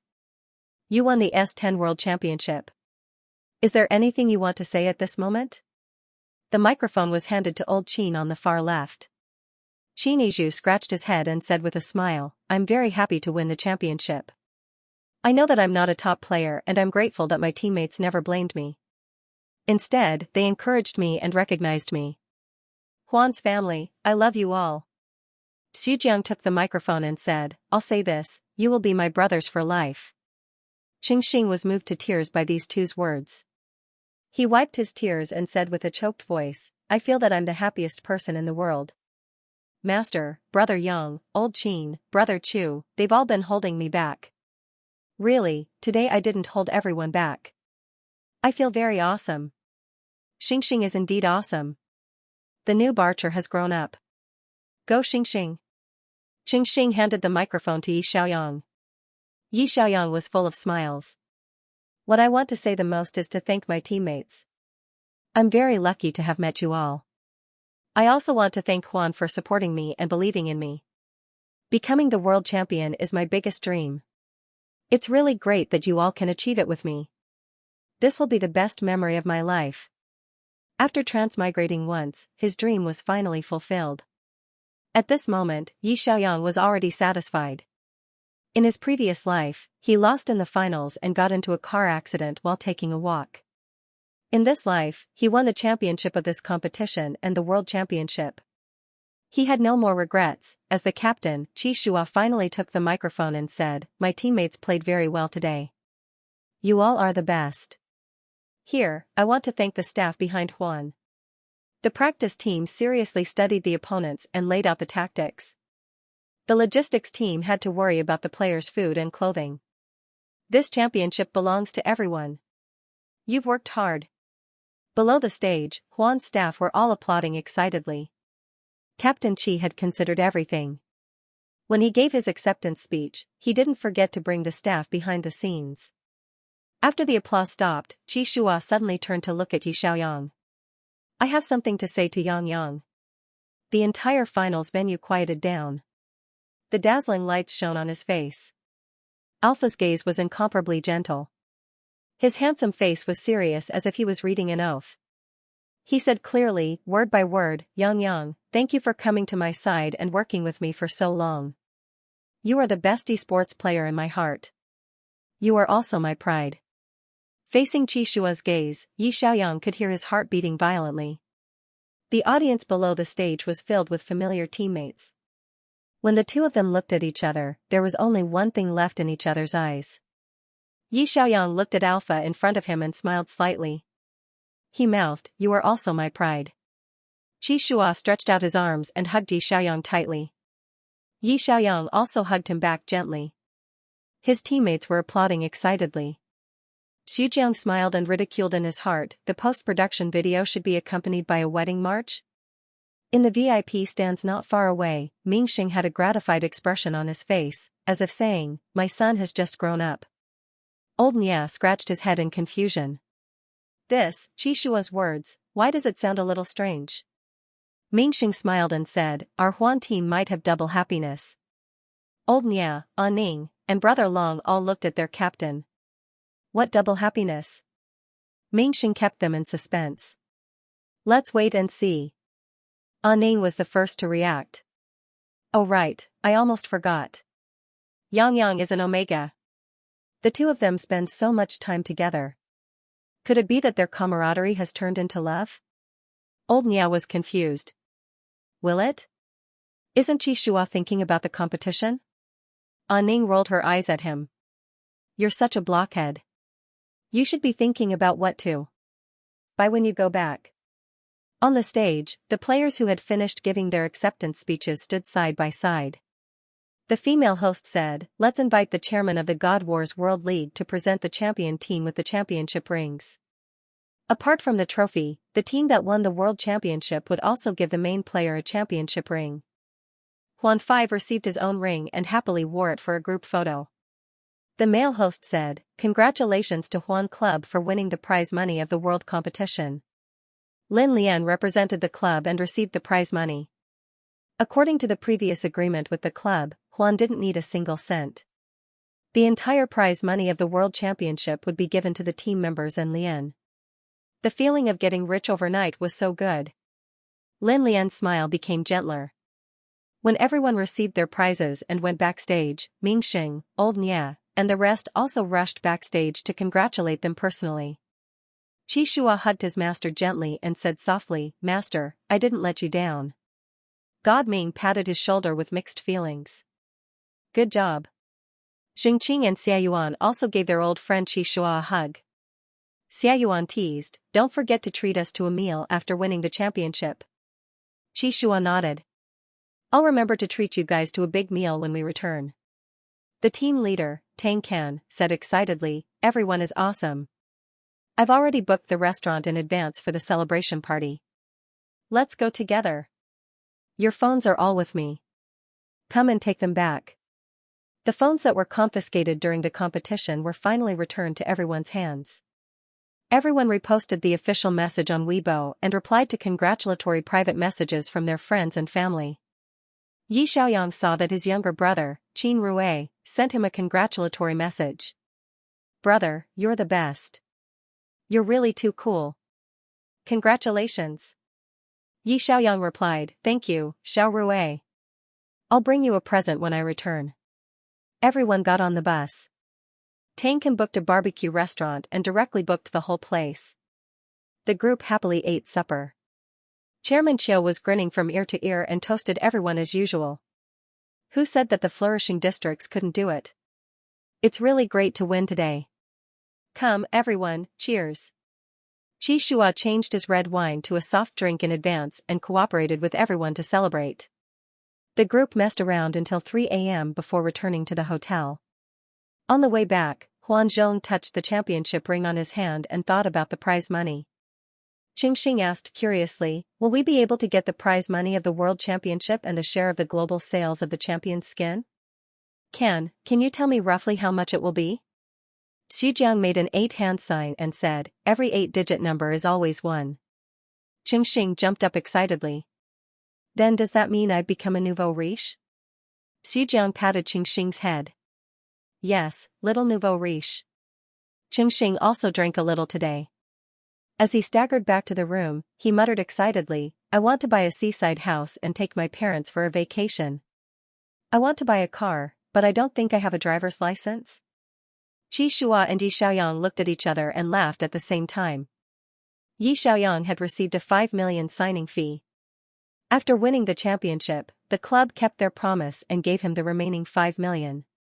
He did not lack money. The prize money was just icing on the cake. The meaning of winning the championship was the most important.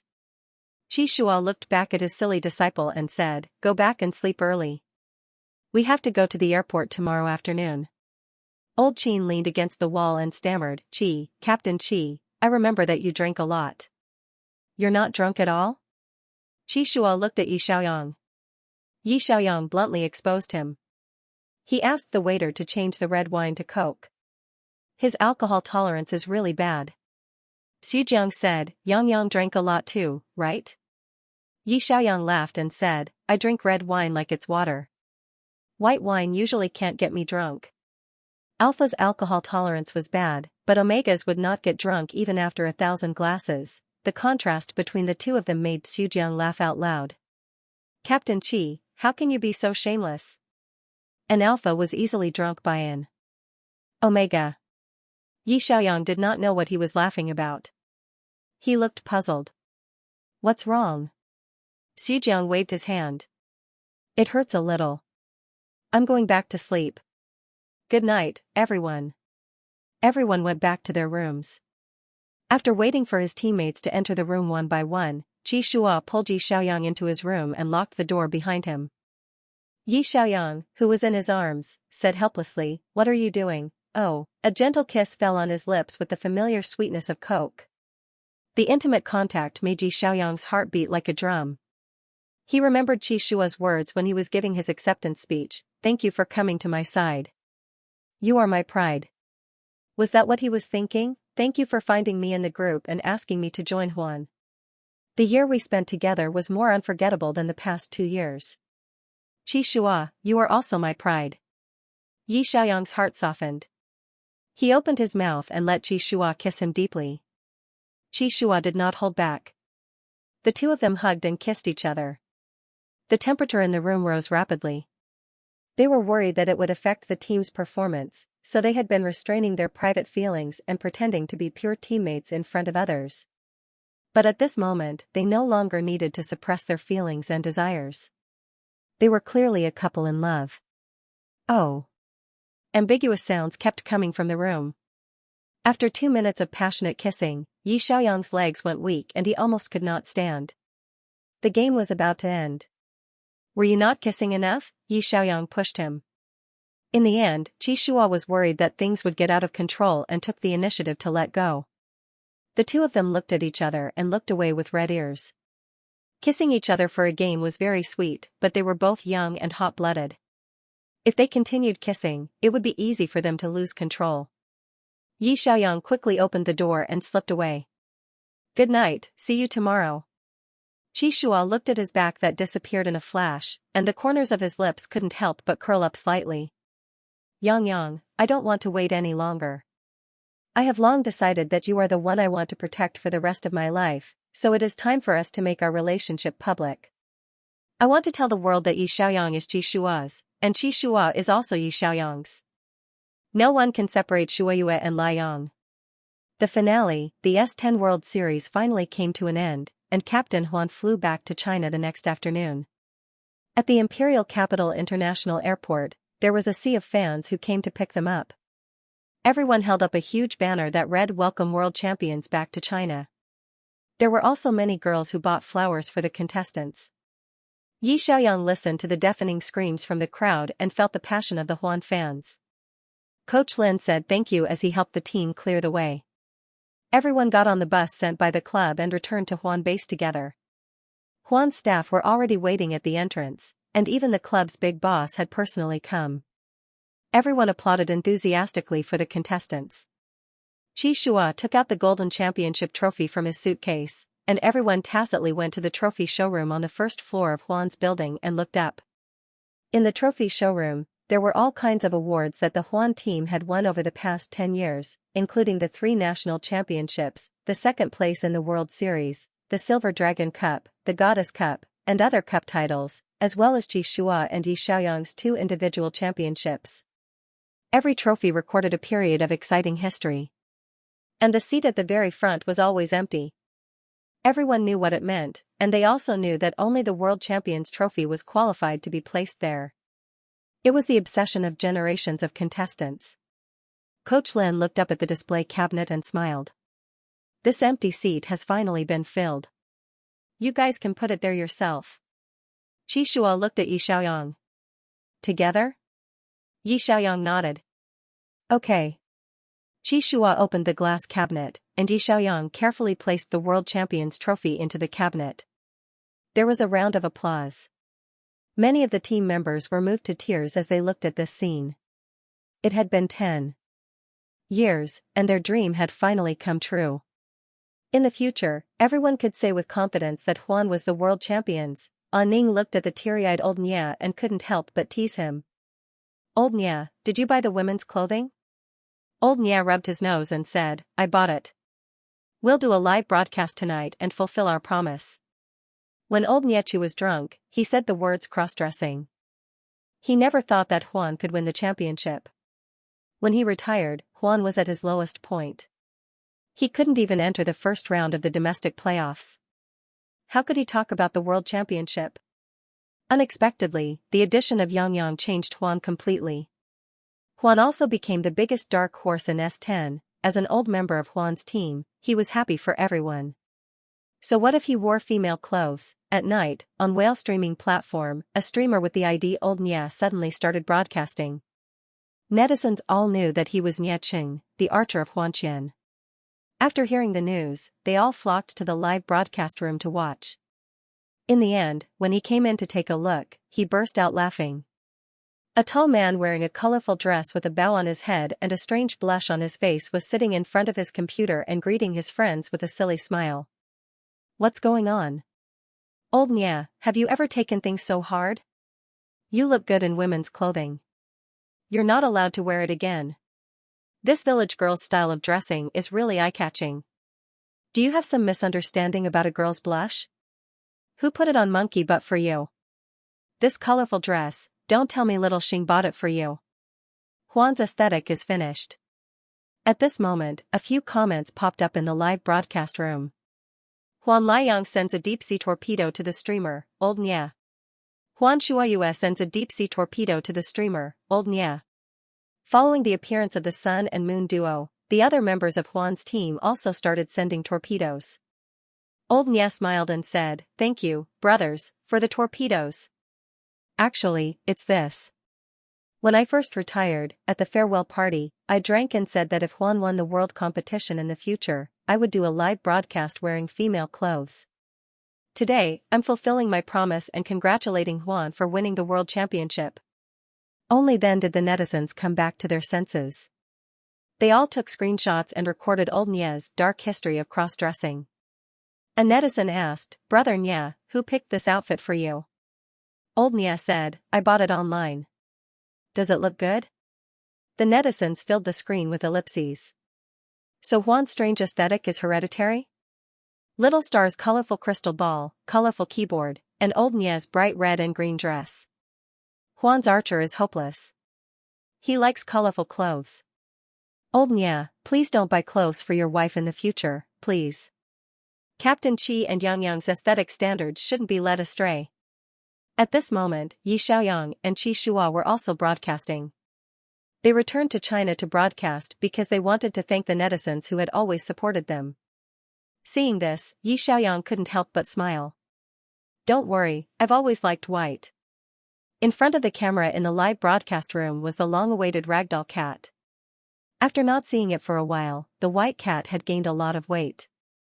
Her face was still cute and sweet as she sat on a stool and played with a furball seriously. Many netizens seemed to have returned to the time when Little White was still a newbie streamer. Every day, he would bring his cat to broadcast and even joke, the competition is for domestic cats. In a short period of time, the newbie streamer they followed actually became the world champion. Many old netizens sent gifts to congratulate Little White. A netizen asked with concern, Is Little White on vacation? What are you planning to do next? Yi Xiaoyang said, The club will officially give us a break from tomorrow onwards. We should bring the cat back to Star City to rest for a while.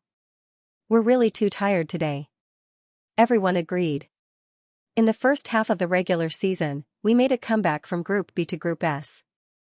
In the middle, we participated in the World Individual Competition, and after the individual competition, We didn't stop to rest to prepare for the playoffs and the world competition. We've been busy all year. That's right, you should. Rest well too. Do more live broadcasts when you're free. We want to help your cat get canned food. Xiaoyang said, we will. If we're free during the holidays, we'll bring Little White to broadcast. A netizen next door also asked, is Captain Qi going home too? Qi Shua said, yes, I'm going back with Yang Yang. The plane tickets have already been booked. Those who were familiar with Huan knew that Qi Shua and Yi Xiaoyang's hometown was in Star City, so it was reasonable for the club to book their plane tickets in advance. But what the netizens didn't know was that Qi Shua was returning to Star City this time to fulfill his promise to his old friends. Treat them to a meal. The next morning, Yi Xiaoyang and Qi Shua took their luggage to the airport. Little White went through the check-in procedures. After arriving at Star City, Qi Shua personally sent Yi Xiaoyang and Little White home. The two of them helped the cat settle down and filled its bowl with food. Only then did they turn around and go to Star City's famous restaurant in the sky. When they arrived at the restaurant, Fang Jingqing, Xia Yuan, Chen Qianhua, and Su Zhua, Qi Shua's 4 old friends from the youth training camp, had already arrived. Coach Su from the youth training camp was also there. Xia Weiyu was also invited by Yi Xiaoyang. The 8 of them met in the restaurant and hugged each other. Coach Su sighed and said with emotion, you're already 6 years old. When you first left the youth training camp in Star City, you were all children. In the blink of an eye, you've all grown up. Xia Yuan complained softly, Coach, we're actually quite young now. Coach Su hurriedly changed his words. Hee, that's true. You're only in your early teens, but you're much more mature than when you first started. In the future, you can proudly say that you brought out world champions. Qi Shua smiled slightly. Today's treat. Everyone, eat to your heart's content. In order to avoid being disturbed by outsiders, Qi Shua booked the VIP top floor of Starry Sky restaurant. The 8 of them ate and chatted at the revolving restaurant. Xia Weiyu and Yi Xiaoyang sat together. He leaned over and whispered, Yang Yang, have you and Captain Qi considered retiring? Qi Shua was now 24 years old, and Yi Xiaoyang was 23.5 years old. At this age, they should indeed consider retiring. However, Yi Xiaoyang's hand speed and condition were actually not bad. Perhaps it was because he had evolved relatively late, so he had maintained his peak condition for a longer time. Some time ago, Yi Xiaoyang had done a stress test on himself. He was about to turn 24 years old, and his condition was similar to when he was 20 years old in his previous life. He felt that he could still play for a few more years. He loved this arena. Even if he won the championship, he did not want to leave in a hurry.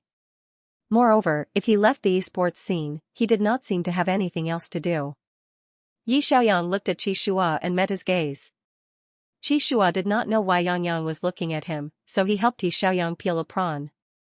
Yi Xiaoyang smiled softly and whispered to Xia Weiyu, he'll probably retire with Qi Shua. When he retires, he retires. Xia Weiyu asked curiously, are you guys dating? Yi Xiaoyang nodded. You're my best friend. I don't want to lie to you. The two of us are really together. Xia Weiyu had an expression that said, I already guessed it. She whispered to Yi Xiaoyang, I wish you all the best. If you get married in the future, I'll definitely attend your wedding. Omega and Beta were whispering to each other. Qi Shua asked curiously, what are you guys talking about? The two of them said at the same time, nothing. Qi Shua? Su Zhua raised his glass and said boldly, come, let's toast to everyone's friendship and to Huan's championship. Everyone stood up and raised their glasses. Although they fought to the death in the arena, they were still the best of friends in private. There was only one champion. But on the road to the championship, strong opponents would spur them on to constantly move forward. In the S10 season, Huan was undoubtedly the final winner. However, Xianxia, Yueying, iSeoul, Baimu, and other teams also played their own style. The players who did not win the championship were also worthy of respect. After the meal, everyone went home. Qi Shua drove Yi Xiaoyang home, but he couldn't bear to part with him. The two of them parked the car and left the neighborhood to take a walk in the nearby park. It was already dark, and there were very few pedestrians in the park. Qi Shua gently held Yi Xiaoyang's hand in the shade. Yi Xiaoyang didn't struggle and held his hand back, their fingers intertwined. Although it was winter at the end of December, they didn't feel cold holding hands. The two of them walked for a while before Yi Xiaoyang suddenly asked, Qi Shua, do you have any thoughts about retiring? Qi Shua stopped and looked at him. Yes. Huan's next generation of players aren't mature enough yet. If they leave after winning the championship, I'm afraid there will be another gap in Huan. So I'm thinking that when Yan Bin, Xia Xiao, and the others from Team 2 grow up and can take over their positions, I'll be more assured to leave. The reason why Huan fell from the top to the bottom was that during S6, Mingxing retired too hastily and directly threw the captain to his 18-year-old disciple. This caused Huan to have a gap in the players. However, Mingxing had his own difficulties and was under great pressure from his family. He made the choice to retire and participate in Huan's management, which had already minimized the losses. Qi Shua had never blamed his master. However, he didn't want to repeat the same mistake. He wanted to hand over the team properly before he left. Yi Xiaoyang smiled and said, I knew you would be here. Because Qi Shua was the most responsible captain Yi Xiaoyang had ever seen. Yi Xiaoyang held Qi Shua's hand and continued to walk forward as he said, What do you think of Team 2 Xia Xiao? Not bad, right? Qi Shua nodded. Yes, not bad. When you first joined the team, he was very unhappy and wanted to challenge you one-on-one, but you beat him so badly that he became your loyal fan. Yi Xiaoyang chuckled. It's inevitable that Ji Xiao will be arrogant, but fortunately, he's very good at learning. Whatever I teach him, he can learn in one go. So, I want to officially take him in as my disciple and let him be Huan's next mid-laner. What do you think? Qi Shua looked at Yi Xiaoyang in surprise. Why do you suddenly want to take him in as a disciple? Yi Xiaoyang said, It's not a sudden idea, because I want to retire with you. Before I retire, I have to hand over the team properly. The mid-laner is still very important. Once Xiao Xiao is trained, in the future, if Xiao Xiao and Little Star Archer are all strong, Huan won't have to worry about his performance slipping. Qi Shua's heart skipped a beat.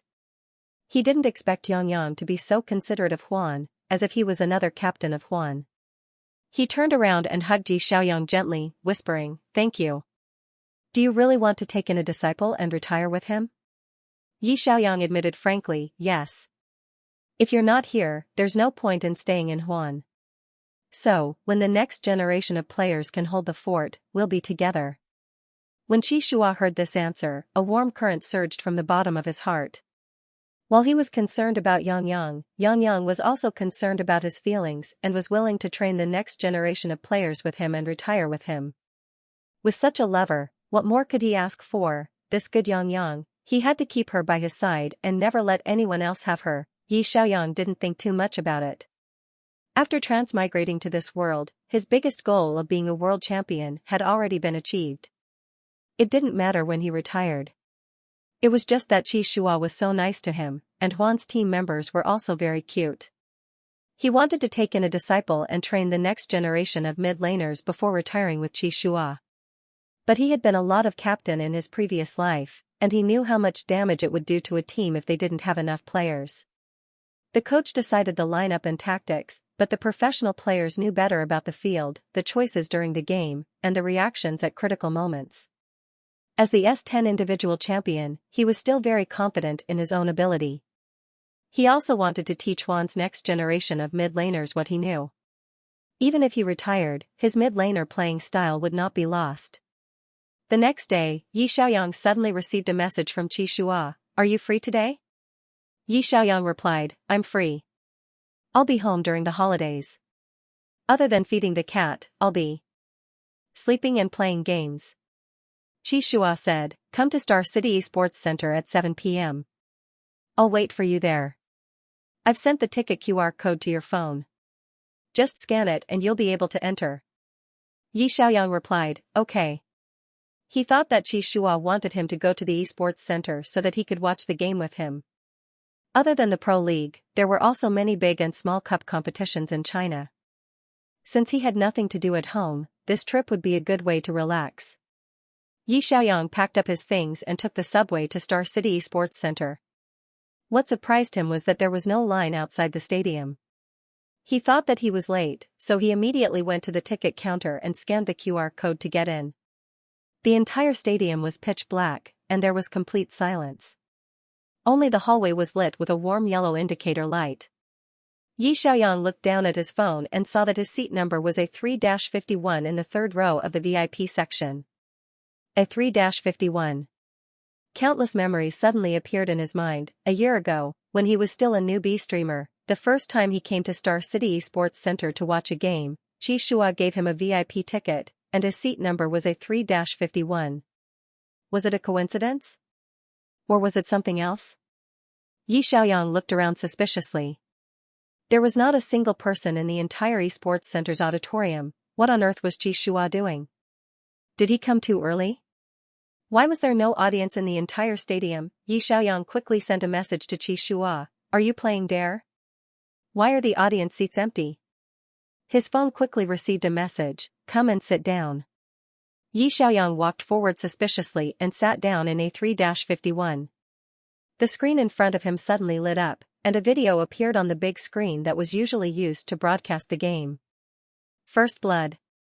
Xiaoyang immediately understood the exciting sound effects of the system and the familiar scene. This was his first game as a streamer, the exciting scene of Lord of the Abyss taking a pentakill. Following that, the constantly flashing scenes were like a fast replay of a movie.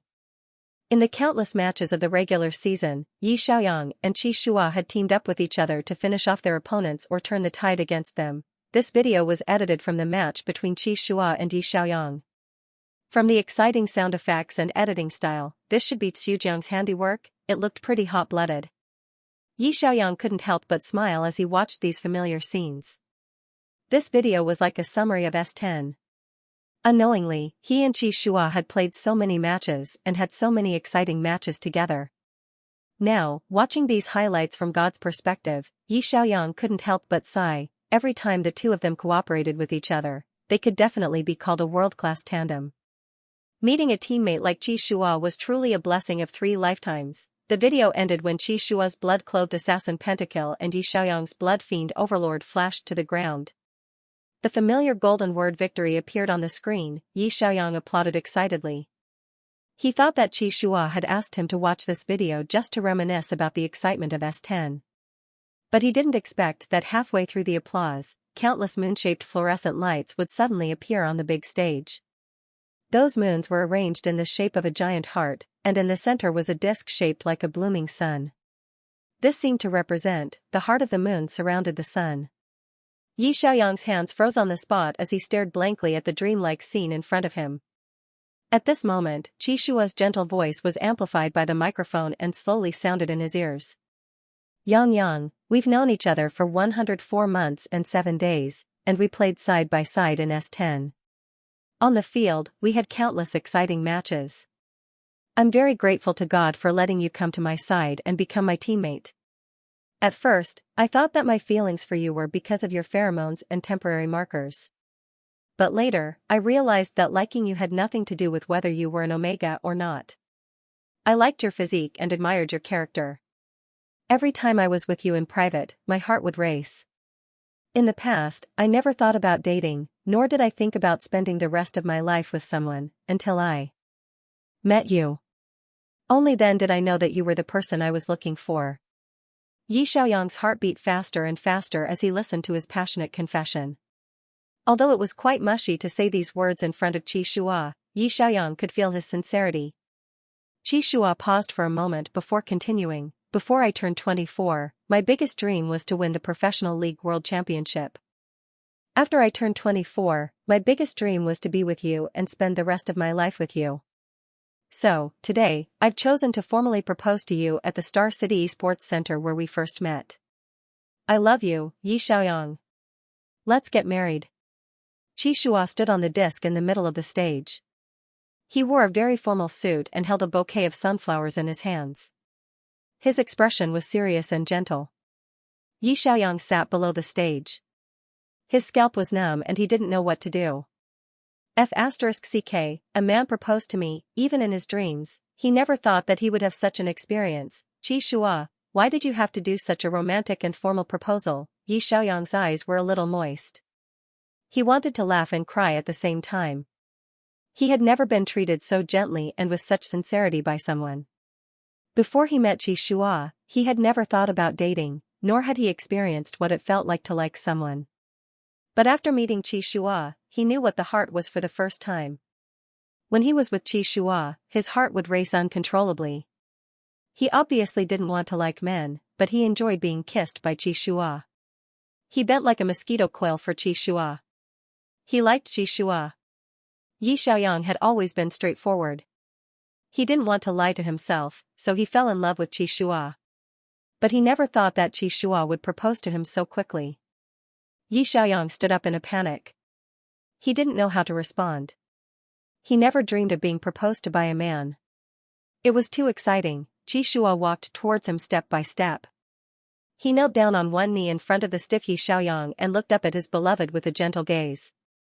Yang, will you say yes? I want to be your alpha and protect you for the rest of my life. Yi Xiaoyang said awkwardly, Is this necessary? Aren't we doing well in love now? Qi Shua said seriously, being in love and getting married are not the same thing. It's like the difference between a temporary mark and a permanent mark. A temporary mark can be changed, and a relationship can be broken up at any time.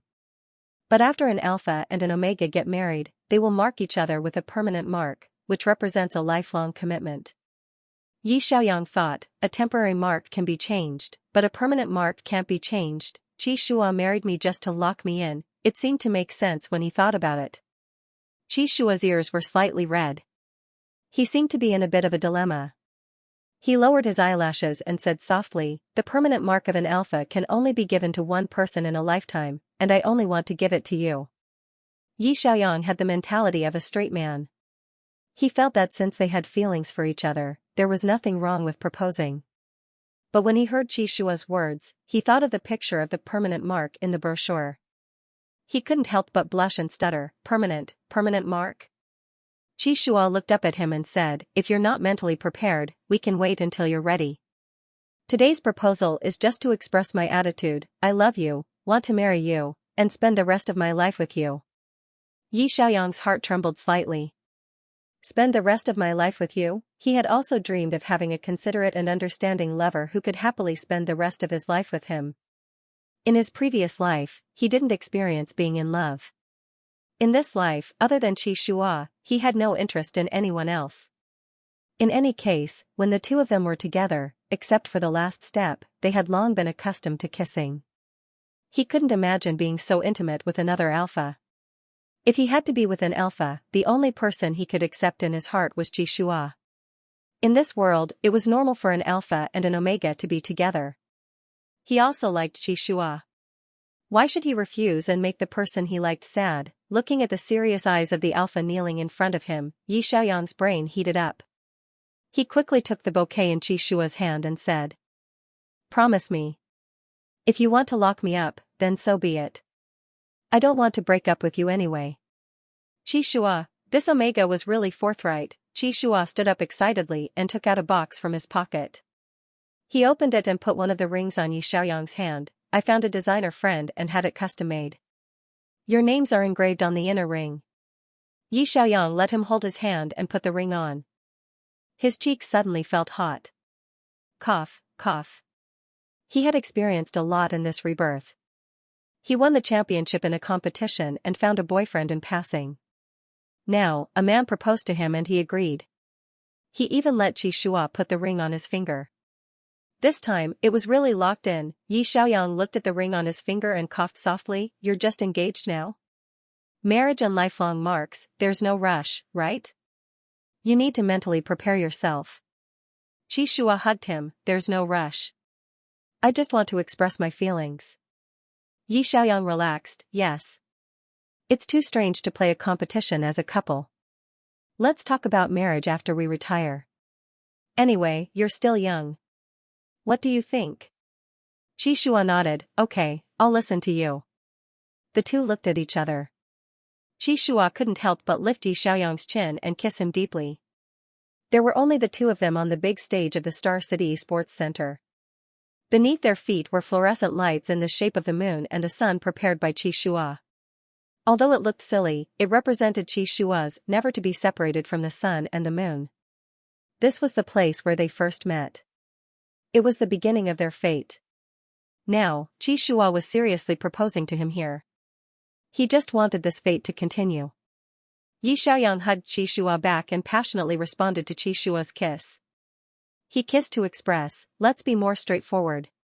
In this life, I also want you. Before they were 24 years old, their common dream was to win the world championship. After they were 24 years old, they had a new dream. It was to be together with the person they loved for the rest of their lives. The sun and the moon shone together, never to be separated. Extra 0/1, after the proposal was successful, Xianxia made plans for his future as a couple. Back when he marked Yi Xiaoyang for the second time, he had thought that if he were to marry Yang, he would definitely invite his friends from the alliance to the wedding. Although there was still a long way to go before the wedding, it was always good to plan ahead. For example, buying a wedding house, deciding on the wedding day, and choosing a honeymoon location. Xianxia couldn't help but smile when he thought about his life after marriage with Yang. Mingyu keenly noticed that her son had been hiding in his room every day ever since he returned home from the World Series. He was very secretive, and she didn't know what he was doing. The smile on his face had inexplicably increased as well. When they were eating, Mingyu couldn't help but ask, have you been in a good mood recently? Xianxia stopped smiling and said lightly, not bad. His parents looked at each other. Xianxia suddenly put down his chopsticks and looked at them seriously. Dad, Mom, I have something to announce. I like Omega, and I want to marry him. I will formally introduce him to you on another day, and I hope to receive your support and blessings. Xianxia's father, Qi Fengyan, looked puzzled. When did you start dating? Mingyu chuckled and looked at Xianxia. You mean Omega and Yang, right? Xianxia was stunned. How did you guess? Mingyu, when I went to watch the competition last time, I felt that the way you looked at him wasn't quite right. You've never looked at another teammate like that before. Xianxia guiltily looked away.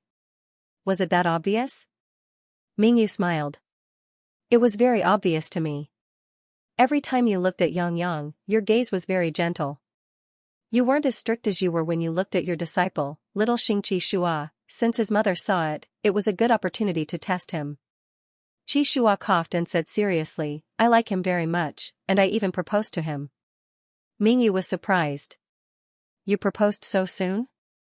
Xianxia, it's better to do it earlier. Besides, he's the one I've decided on a long time ago. In this life, I only want to marry him. Qi Fengyan whispered into Mingyu's ear, this kid has been single for more than 20 years and has never been in a relationship.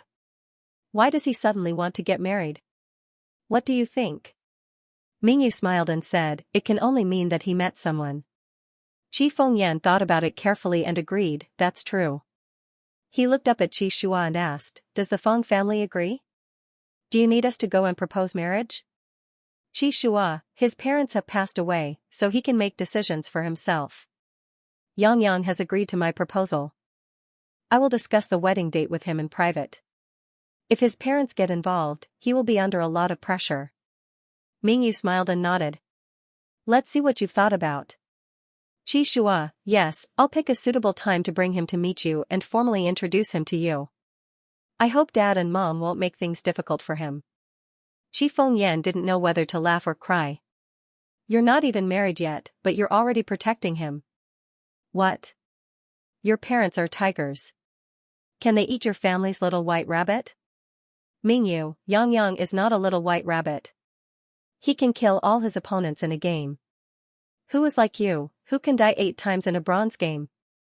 Qi Fengyan, cough, cough, cough. He spat out a mouthful of water on the table.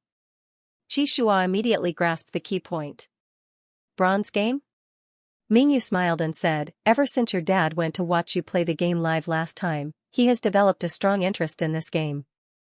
When he's free, he opens a side account to play ranked games. He's still in the bronze game. Xianxia, that night, Xianxia sent a message to Yi Xiaoyang. I told my parents about our situation. They like you very much. Do you want to have a meal together when you're free?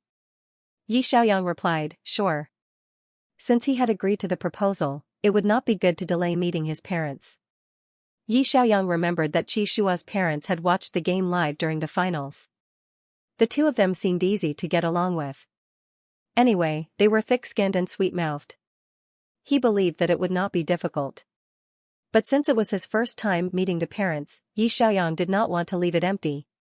He did not know what to prepare, so he asked Qi Shua privately, what do uncle and auntie like? Qi Shua, don't worry, I've already prepared it. It's in the trunk of my car. You can just bring it up and say that you bought it. He did not expect Qi Shua to be so considerate.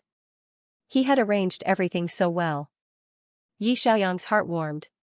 He typed, that won't do. This is my first time meeting your parents. How can I let you pay for a gift?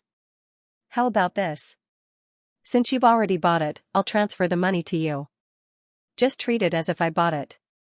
When I know what they like during the holidays, I'll buy it myself. Qi Shua replied, okay, I'll listen to you. The next day, Qi Shua took Yi Xiaoyang home. As soon as he entered the house, he heard the familiar sound of double kill and triple kill coming from the study. Obviously, someone was playing games. Mingyu came to greet him. Yi Xiaoyang greeted her politely, hello, auntie. Mingyu brought Yi Xiaoyang into the house. Yang, come in quickly. Why are you still so polite? What gift did you bring? Yi Xiaoyang smiled. It's my first time meeting uncle and auntie. Auntie, since your skin is so fair, I bought you a necklace. You can try it on later. If you don't like it, you can go to the mall and get another design. As a diplomat among Tianhing's fans, Yi Xiaoyang's answers to every post-match interview were flawless. He had the ability to speak human language when you see a ghost. With just a few words, he was able to coax Qi Shua's mother into smiling from ear to ear. She ran to the side to try on the necklace. Qi Shua looked at Yi Xiaoyang and asked in a low voice, aren't you nervous about meeting my parents for the first time? Yi Xiaoyang said in a low voice, I'm a little nervous this time. Usually, when he competed, even in the finals of the World Series, he was never nervous. But today, Yi Xiaoyang was indeed not so calm. After all, he had lived for more than 20 years in his previous life and had never met anyone's parents, let alone his boyfriend's parents. He couldn't help but feel nervous and awkward. His smile was so forced that his face was almost distorted. Qi Shua gently held Yi Xiaoyang's hand. Don't worry, my parents are very easy to talk to. Besides, I'm here. If you feel awkward, I'll send you back after dinner. Yi Xiaoyang breathed a sigh of relief and said with a smile, it's okay, I feel much better. In the study next door, the sound of the system rang out again. Pentakill. Ace. Yi Xiaoyang was puzzled. Who's playing? Qi Shua said helplessly, probably my dad. He just started a round and hasn't finished yet. Yi Xiaoyang was surprised. Uncle knows how to play Gods of War too. He actually wiped out the entire team. That's amazing. Qi Shua leaned over and whispered, it's a bronze game. He's definitely on the team that got wiped out. Yi Xiaoyang. A moment later, Qi Shua left and greeted Yi Xiaoyang. Yang, come and sit. Mingyu also put on her necklace and went to the living room with a smile. This necklace suits me very well. Thank you, Yang. Yi Xiaoyang, auntie, you're welcome. The meal was already prepared, and the whole family sat around the dining room to eat. To Yi Xiaoyang's surprise, Qi Shua's parents did not ask anything and only passionately served them food. He was originally worried that it would be difficult to answer them when they asked about his family and marriage plans. In the end, he was worried for nothing. Qi Shua's parents knew their limits. After the meal, Qi Shua's mother gave Yi Xiaoyang a big red packet. Yi Xiaoyang was too embarrassed to accept it, but Qi Shua whispered, take it. It means that my parents approve of you. Yi Xiaoyang accepted the red packet and secretly looked back. 10001, which meant that he was the best out of 10,000. Yi Xiaoyang was also very happy to receive the approval of Fang Jingji's parents. Although he and Qi Shua would not live with their parents after marriage, Qi Shua and Qi Shua had relatives in this world. He heard that Qi Shua even had an argument with his parents when he was running for the position of TV host. Yi Xiaoyang also did not want Qi Shua to have any conflicts with his family when it came to marriage. After the meal, Qi Shua wanted to send Yi Xiaoyang home, but Qi Shua suddenly said, "Can you take me to play 2 games?" Qi Shua's mouth twitched. "A bronze game?" Qi Shua smiled. "I've already played silver." Qi Shua was about to refuse, but Yi Xiaoyang generously said, "No problem, uncle, I'll take you." So, the two of them walked into the study and turned on 2 computers. Qi Shua logged into his account. His username was Moon Daddy. Yi Xiaoyang tried hard not to laugh as he logged into a side account and entered the ranking room with Qi Shua's father. In the silver game, Qi Shua's father randomly killed. Qi Shua's father chose a jungler, but he only knew how to stick tiles in the jungler area. Yi Xiaoyang used his mid to kill all 3 lanes and quickly ended the game with 3 kills. Qi Shua's father, Yang 6666. Then, he started another game and continued to randomly kill, helping Qi Shua's father to win. In a short 2 hours, Yi Xiaoyang helped Qi Shua's father to the diamond game. Qi Shua's father smiled as he logged out of the game. "Amazing." Qi Shua frowned and was about to speak when Qi Shua suddenly said, "Qi Shua, go to the kitchen and get a plate of fruit. I have a few words to say to Yang Yang." Qi Shua glanced at Yi Xiaoyang. Yi Xiaoyang nodded at him, so he turned around and left. After sending his son away, Qi Shua smiled. "To be honest, when Qi Shua went to play esports, I didn't understand and didn't support him. I even cut off his credit card and didn't give him any living expenses." Yi Xiaoyang had heard about the past. Qi Shua's time in the youth training camp was very difficult. Because his parents didn't support him, he didn't have enough money to eat every month. In addition, he didn't have a good rapport with Fang Jingqing, so he often lost. When he went to the youth training camp, he was also complained about. Fortunately, Suzhua and Xiaoyuan helped Qi Shua through that year. Qi Shua was a decisive person. Once he set his mind on something, he wouldn't turn back. Therefore, he didn't care about his parents and signed a contract with Tianheng to become an esports candidate. After all these years, his parents slowly understood his decision. They personally went to watch the finals of this year's competition, which was a sign that their relationship was better. Now, Father Qi had even started to play games himself. He finally understood why his son chose to become an esports candidate. Qi Shua sighed and said, "Qi Shua is very stubborn.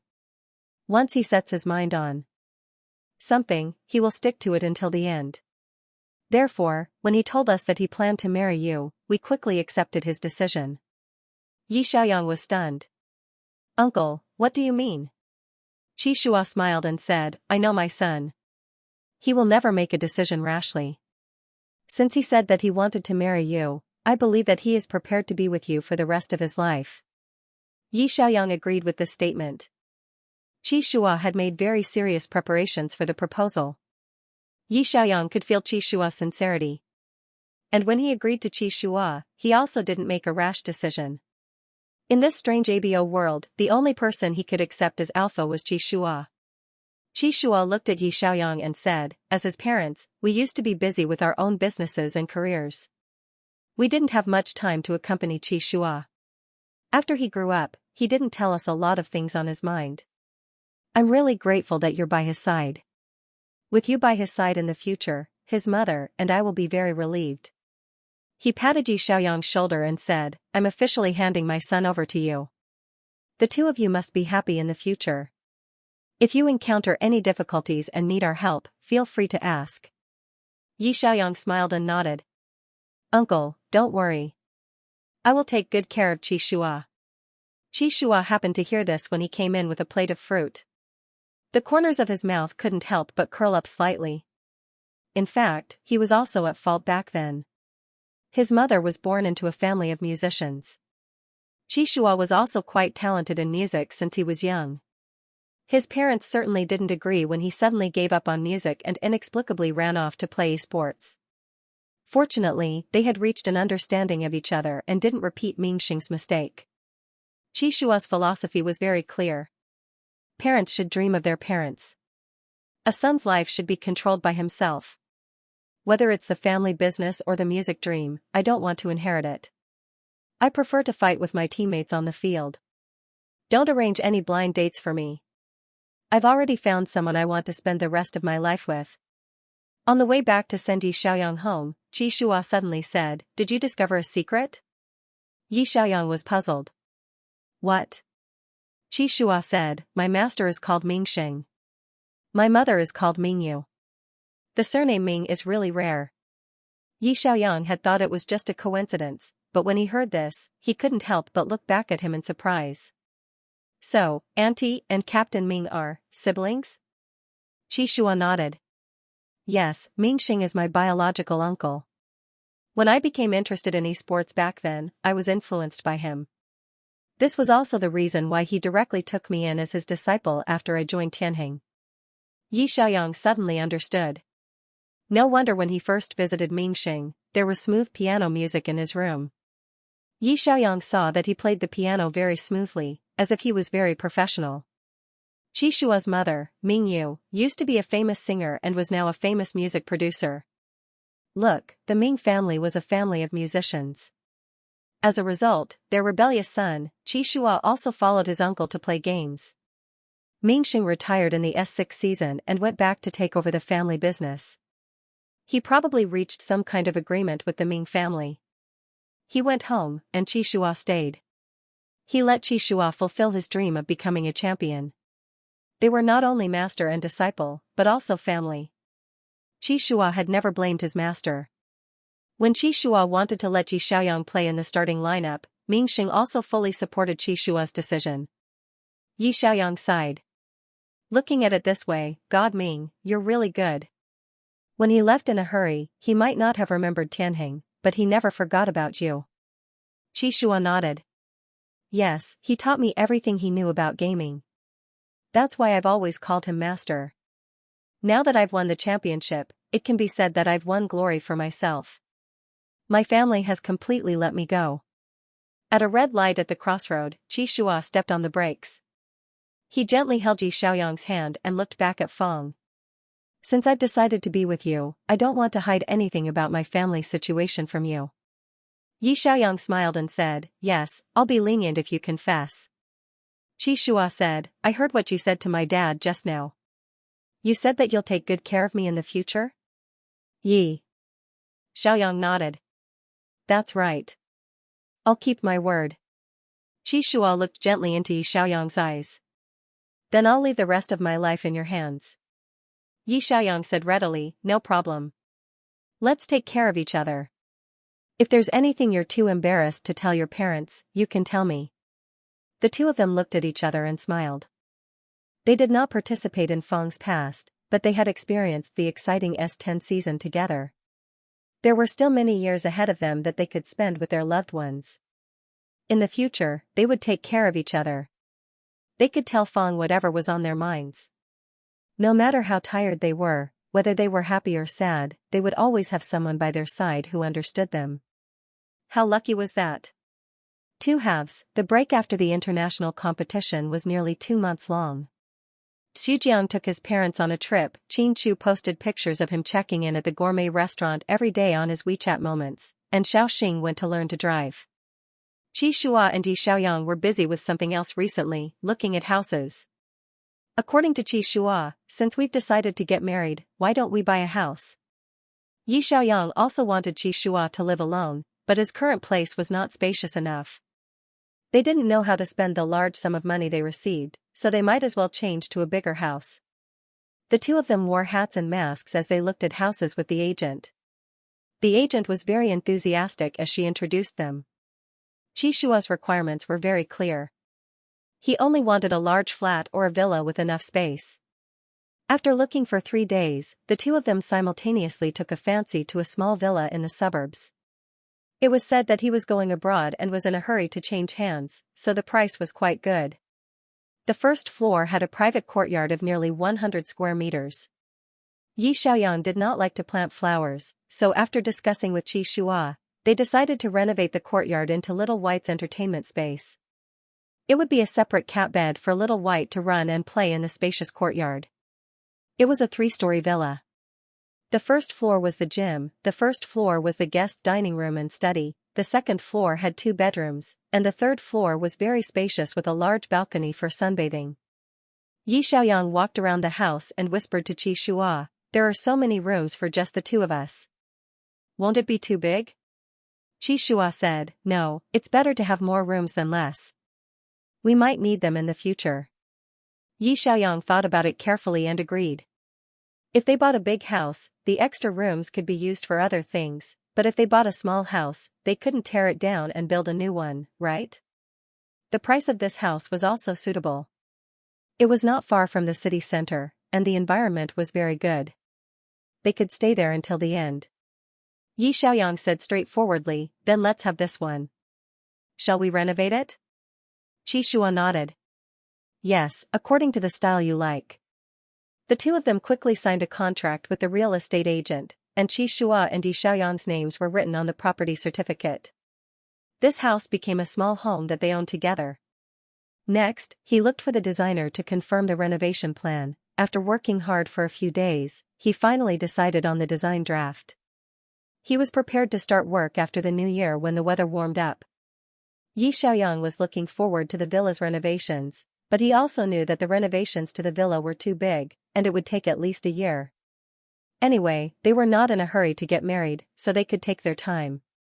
After confirming the decoration of the wedding house, the 2 of them felt relieved.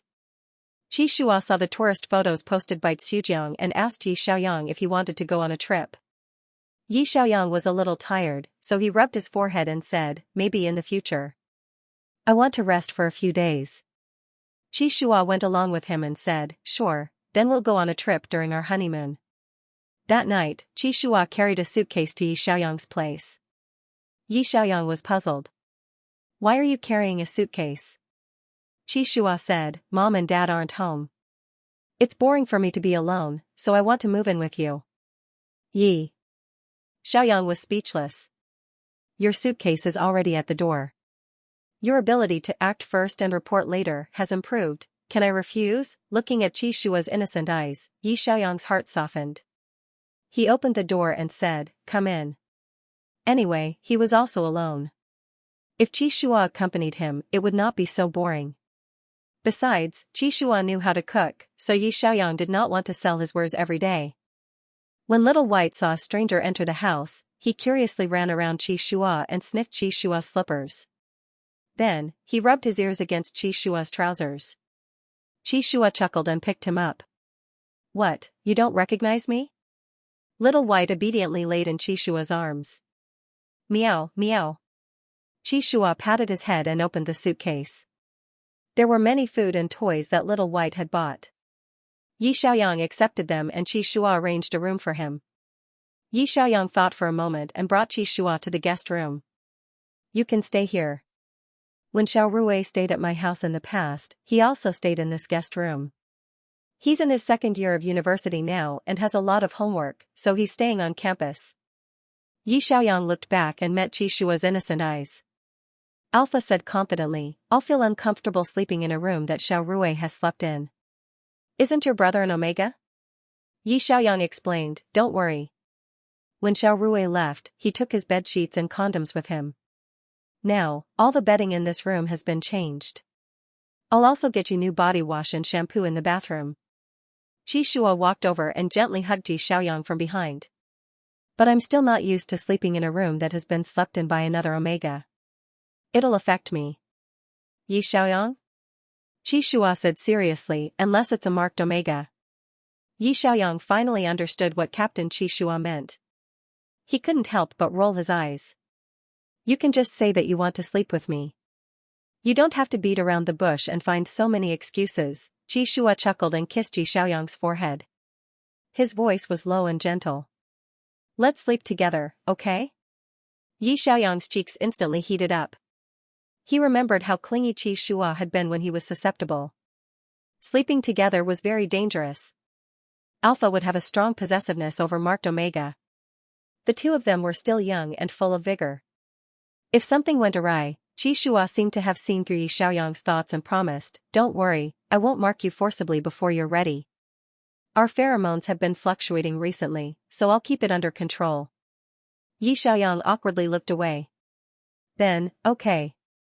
Thus, Qi Shua enthusiastically carried the luggage to Yi Xiaoyang's bedroom and hung his clothes in Yi Xiaoyang's closet. He didn't have the self-awareness of being a guest at all. Little White circled around the two of them. She seemed very confused. Why was there another person in their room? That night, Yi Xiaoyang let Qi Shua take a shower first. He went to the bathroom and didn't come out. Although the two of them were engaged and he didn't reject Qi Shua's many kisses, he still found it hard to accept this final hurdle. A lifelong mark. An alpha would have to form a knot inside an omega's body. It was equivalent to the union of soul and body, and having sex without a condom. Yi Xiaoyang's scalp went numb just thinking about it. Or was he not completely bent? Qi Shua leaned against the headboard and looked at his phone. He found that Yi Xiaoyang had been in the bathroom for half an hour. He worriedly walked over and knocked on the door. Yang? Are you okay? Yi Xiaoyang turned off the shower and said awkwardly, I'm fine. I'll come out now. When Yi Xiaoyang came out of the bathroom, his hair was wet and his whole body was steaming. It was as if he had been steamed in a pot. His ears were also a little red. Qi Shua's heart skipped a beat. He reached out and pulled Yi Xiaoyang into his arms. He lowered his head and kissed him. Yi Xiaoyang felt that if he hid it this time, it would be too embarrassing. What was there to be shy about? It was fine if he kissed his boyfriend. It wasn't his first time anyway. Thus, he closed his eyes and hugged Qi Shua as a response. The two of them quickly rolled onto the bed. Qi Shua pressed Yi Xiaoyang on the bed and kissed him carefully. He even flipped Yi Xiaoyang over and kissed his omega glands. Yi Xiaoyang's legs immediately went weak. He resisted with a red face. What are you doing? Qi Shua's voice was hoarse. Can I mark it temporarily? Otherwise, I'm afraid I won't be able to control it. Temporary marking could stabilize the omega's pheromone at a safe value and prevent it from going out of control. Although Yi Xiaoyang's data had been tested every day without any problems, after the two of them lived together, it was inevitable that the marking would fail because of each other's influence. Qi Shua wanted to reinforce the effects of the marking. Yi Xiaoyang stopped struggling and buried his face in the pillow. Okay. Qi Shua gently bit the edge of the gland with his teeth and gently injected his own pheromone into it. They had already had many experiences with temporary marking, but this was the first time they had done it on a bed in a bedroom. Such an ambiguous environment made Yi Xiaoyang feel a little embarrassed. He felt like they were fighting in bed. His mind was in a mess. The familiar scent of green bamboo under the moonlight spread throughout the bedroom. It was as if his entire body was covered in Qi Shua's unique scent. After a long time, Qi Shua finally completed the marking. Yi Xiaoyang's entire body was sore and limp. Perhaps his body had already gotten used to Qi Shua's pheromone, but after the marking, every pore on his body screamed, comfortable.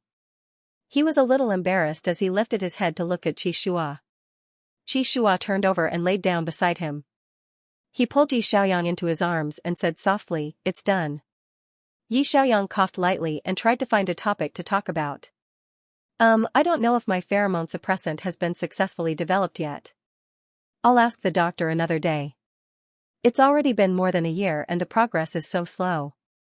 Qi Shua chuckled and stroked his hair. Am I not your body suppressant? Yi Xiaoyang was speechless. That was true. With Qi Shua around, there had been no problems with his pheromone in the past year or so. The worries that his pheromone would affect his performance in the competition did not happen either. Yi Xiaoyang teased, You bit me once and it lasted for a few months. The effects of this body suppressant aren't bad. Qi Shua said, Thank you for your good comments. I'll continue to improve it in the future. The two of them looked at each other and laughed at the same time. Fate was still strange.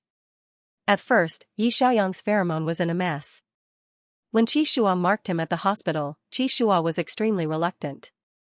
In order to prevent this omega from going out of control, he reluctantly bit Yi Xiaoyang. But after that, his heart beat like a drum for Yang. He thought about him day and night and worried about him. He gradually realized that even without the influence of his pheromone, he still liked this person. Qi Shua was extremely glad. On the day Yi Xiaoyang lost control of his omega pheromone, he was the one who sent Yi Xiaoyang to the hospital. He was the one who was by Yi Xiaoyang's side. If it had been another alpha by Yang Yang's side at that time, another alpha mark, Qi Shua didn't dare to imagine such a possibility. He was very lucky to have barged into Yi Xiaoyang's life from the beginning. Because of his pheromone, he had this fate with Yang Yang and received the favor of such an outstanding Yang Yang. Qi Shua lowered his head and met Yi Xiaoyang's clear eyes. His heart couldn't help but feel warm.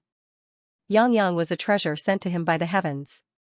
He gently kissed Yi Xiaoyang's lips and whispered, "Yang Yang, I like you." Yi Xiaoyang was silent for a moment. Suddenly, he asked curiously, "Qi Shua, if one day, I don't have the smell of the omega pheromone on my body and I'm not an omega, will you still like me?" Qi Shua didn't hesitate, "I will." Yi Xiaoyang's heart skipped a beat. What if in that world, men can't get married and can't publicize it openly? What if they can only secretly get together? Qi Shua was a little curious. What world are you talking about? Yi Xiaoyang coughed guiltily, "I'm just hypothesizing. What if there is such a world? You're not an alpha, and I'm not an omega. If the two of us are together, there may be many people who can't understand." Qi Shua gently hugged Yi Xiaoyang. "No matter what others say, I will choose to be with you. I only know that. I will only like one person in my life, and that person is Yi Xiaoyang." Yi Xiaoyang, his eyes suddenly felt a little sour. He didn't expect Qi Shua's feelings for him to be so pure and sincere. Although Yi Xiaoyang had transmigrated to the ABO world, he sometimes couldn't help but wonder if Qi Shua would still like him if he was in his own world. Qi Shua liked him in the beginning because his pheromone had gone out of control and was marked by Qi Shua. Alphas would become possessive of the omega they had marked. This was unavoidable in life. If there were no pheromones, no inhibitors, no marking, would they become a couple? Now, he got a clear answer from Qi Shua. No matter what world it was, Qi Shua would fall in love with Yi Xiaoyang. It had nothing to do with pheromones or alpha-omega. It was just because he was Yi Xiaoyang. What Qi Shua liked was the soul in his body. Extravaganza 3. The next morning, when Yi Xiaoyang woke up, Qi Shua was not in the bedroom. He went to the bathroom to wash his face and went to the dining room to find Qi Shua in the kitchen with an apron on, preparing breakfast. On the balcony, the kitten's bowl was already filled with food, and the house had been swept clean.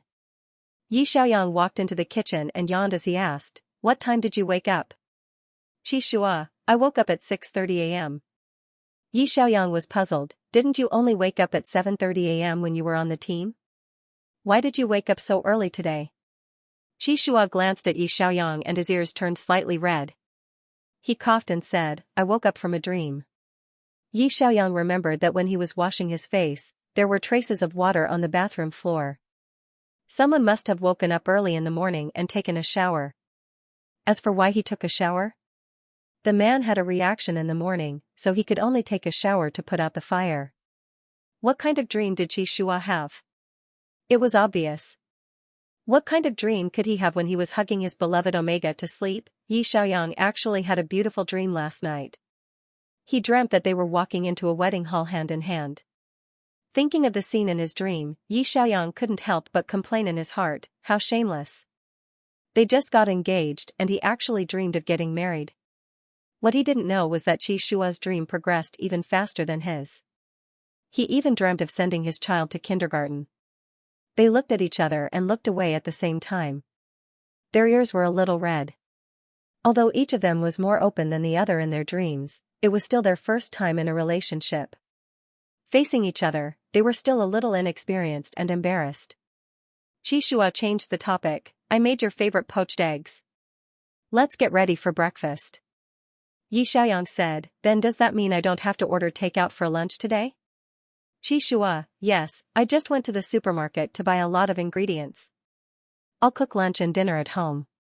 He scooped the poached egg from the pot into a bowl and handed it to Yi Xiaoyang.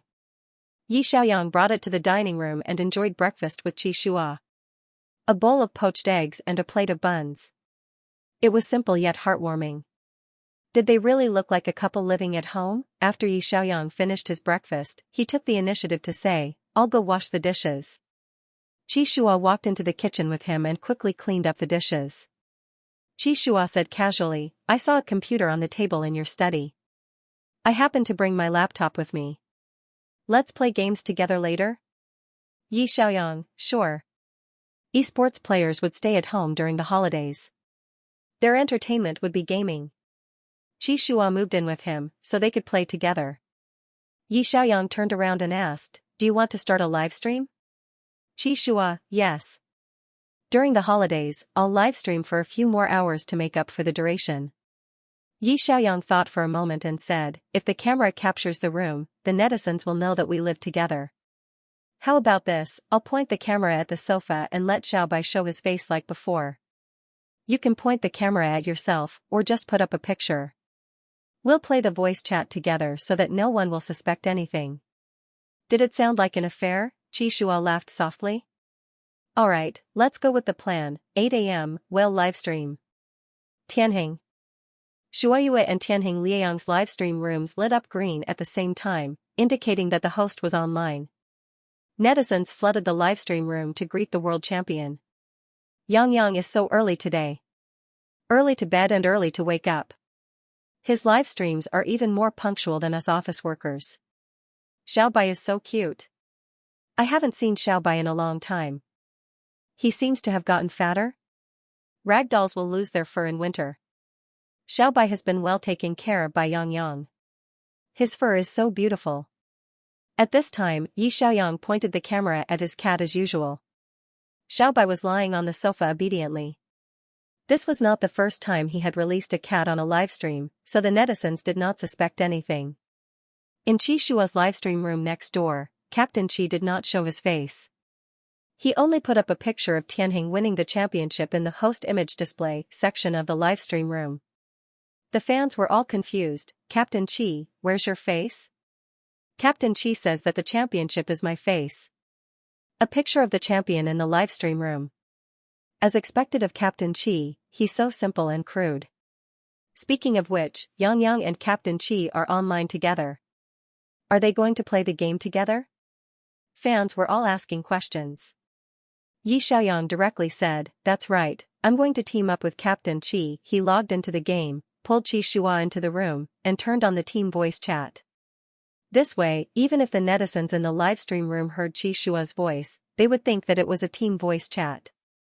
Qi Shua put on his headphones and asked, are we going to ranked in the international server or the entertainment bureau? Yi Xiaoyang said, ranked, let's practice our heroes. He logged into the international server with a SMF account. Yi Xiaoyang asked, what hero does everyone want to see us play? Yi Xiaoyang's livestream room was crazily spamming Abyss Master, while Qi Shua's fans were spamming Blood-Clothed Assassin. One was a mid-core, and the other was a wild core. They were both famous heroes. However, the compatibility of these heroes was not very high. They both needed financial support, and there would be conflicts in resource allocation. Yi Xiaoyang smiled and said, Abyss Master and Blood-Clothed Assassin both need to develop quickly, and the team's financial support will not be easy to allocate. How about? He turned to look at Qi Shua. Let's go wild? Qi Shua said, no problem.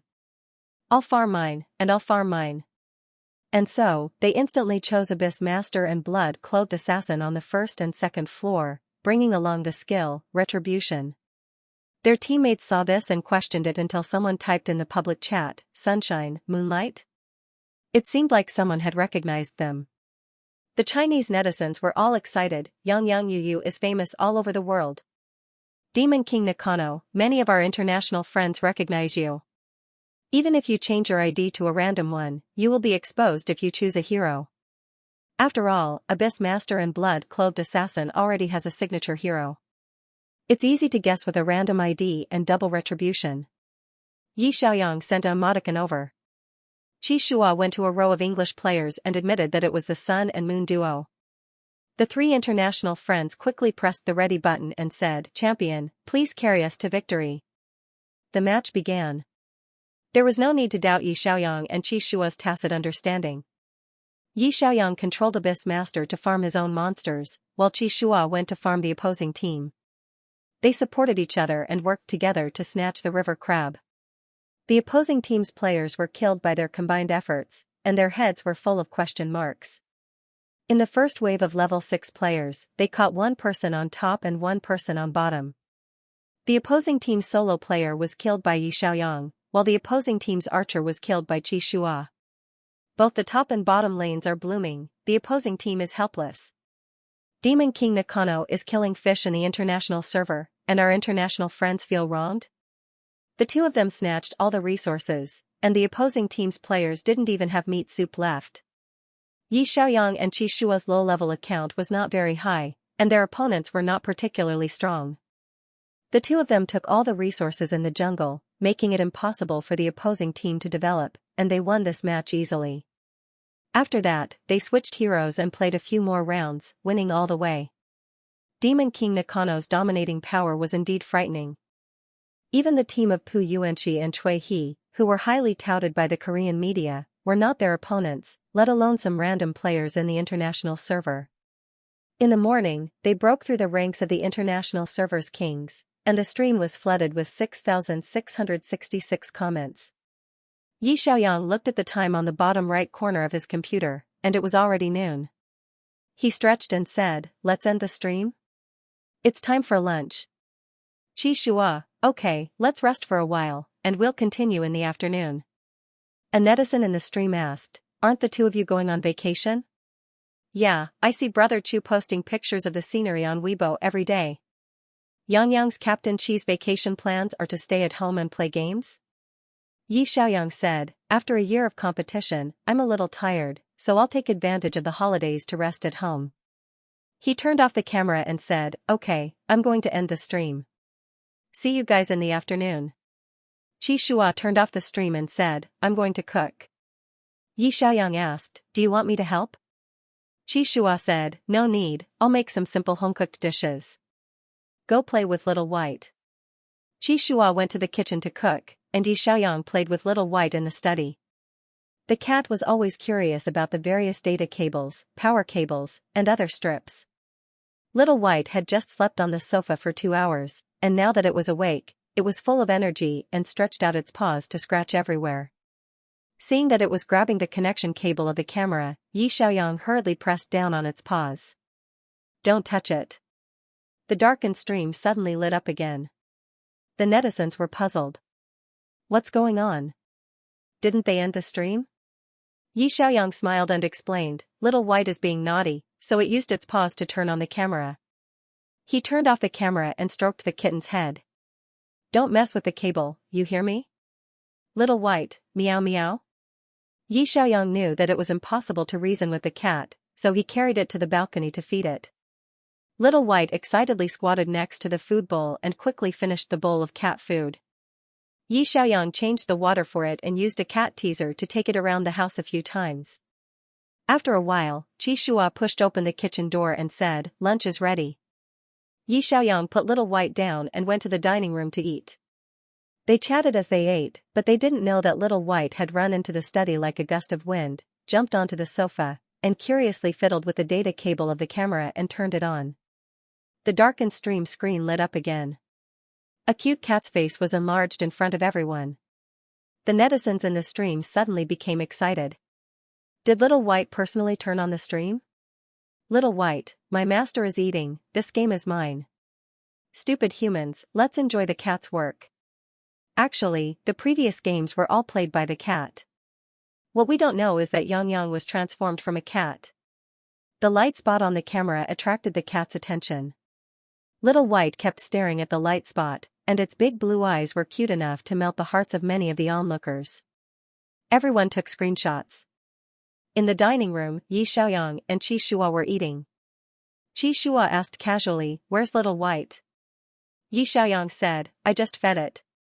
After it was full, it went out to do some parkour. Because Little White liked to run around at home, it was much more obedient now. It didn't scratch the sofa or tear down the curtains. If it wanted to sharpen its claws, it would go to the balcony to find a scratching board. Yi Xiaoyang didn't restrain it much. After eating, Yi Xiaoyang called, "Little White?" A white shadow came out of nowhere. Yi Xiaoyang carried it to the balcony to bask in the sun. He walked into the study to see if Little White had pulled his data cable again. However, just as he entered, Qi Shua followed him in and asked gently, are you full? Yi Xiaoyang rubbed his stomach and said with a smile, I'm so full. You don't have to cook so much next time. Just one dish is enough for us. Qi Shua said, I just want to cook more delicious food for you. In Whale Platform's livestream room, the netizens were dumbfounded when they saw the live broadcast. The livestream room was filled with white question marks. Does Captain Qi live together with Yang? Captain Qi even cooks for Yang?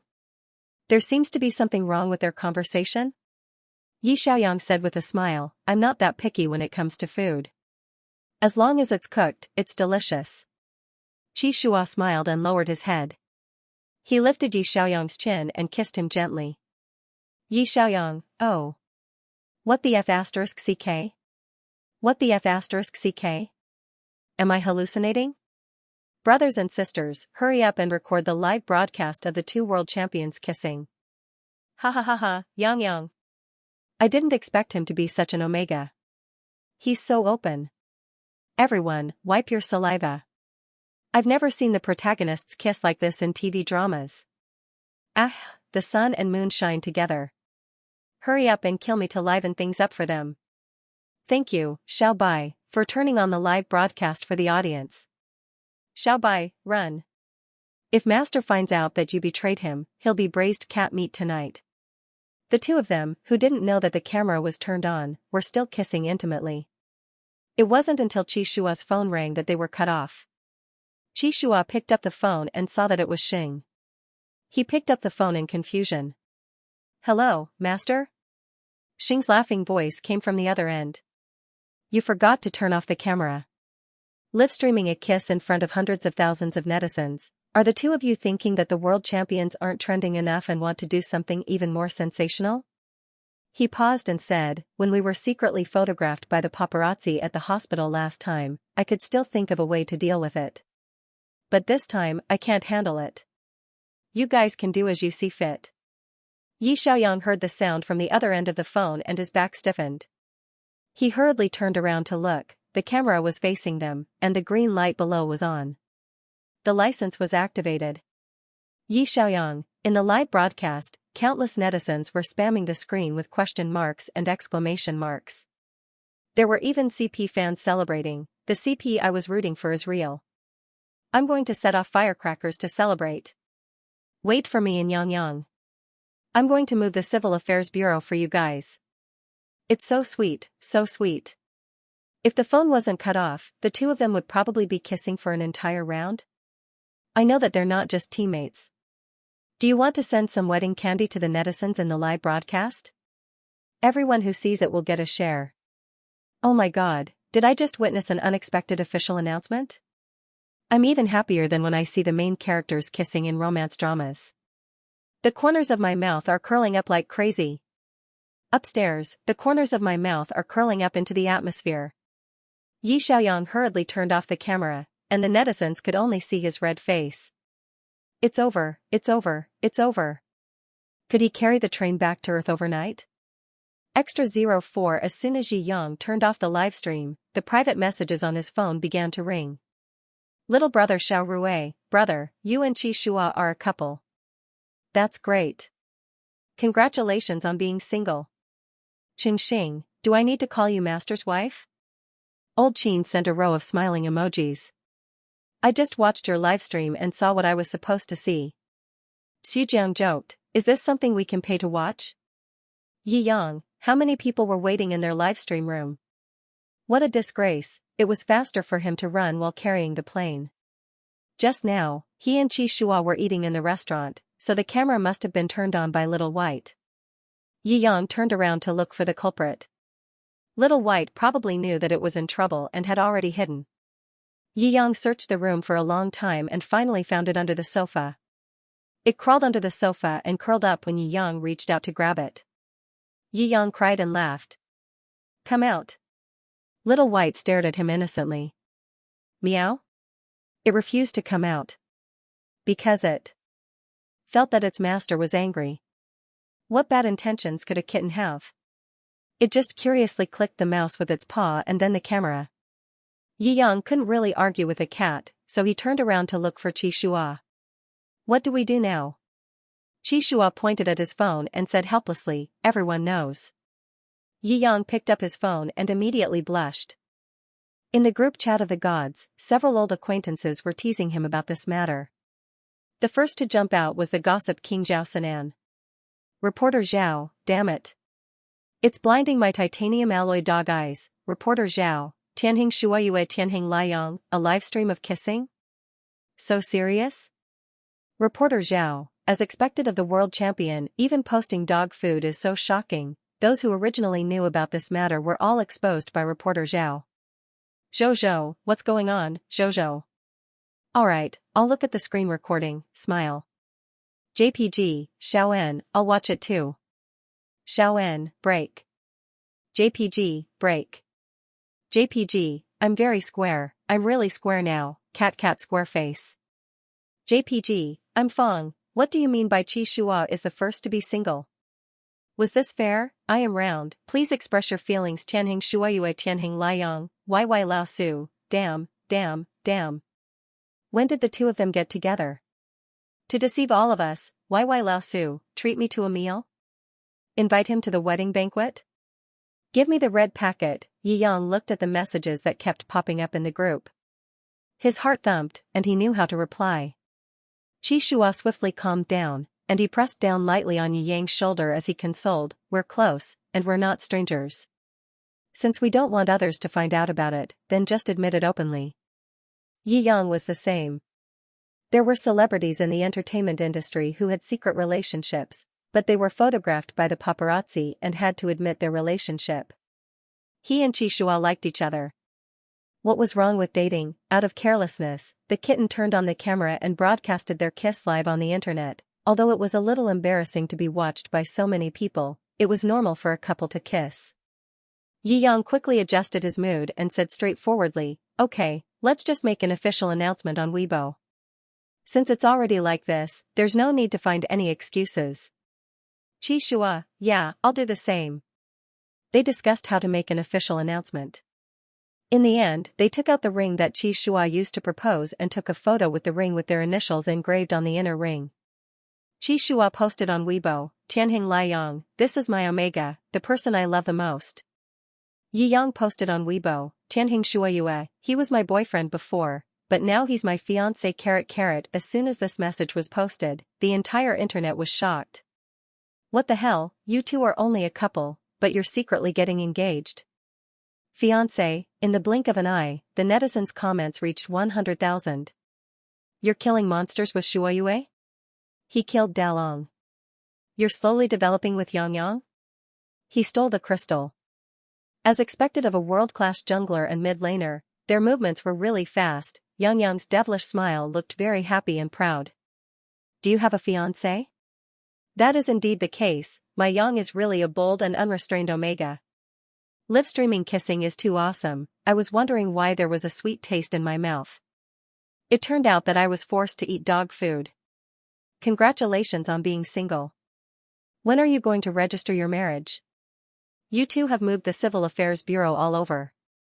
At the same time, the fans in the #Lunasolar hashtag section were extremely excited. There was nothing more delightful than this. The CP fans started to look back at the interactions between Shuayue and Liang. For example, every time they looked at each other or hugged each other during the regular season, the more they looked at it, the sweeter it felt. In the World Individual Competition, Qi Shua went to South Korea to train with Yang. After Yang won the individual competition, he publicly thanked Qi Shua. In the World Finals, Tianhing won the championship. During the interview, Qi Shua once said in front of the whole world, thank you for coming to my side. Not to mention, Qi Shua helped Yang win the pentakill in the National League.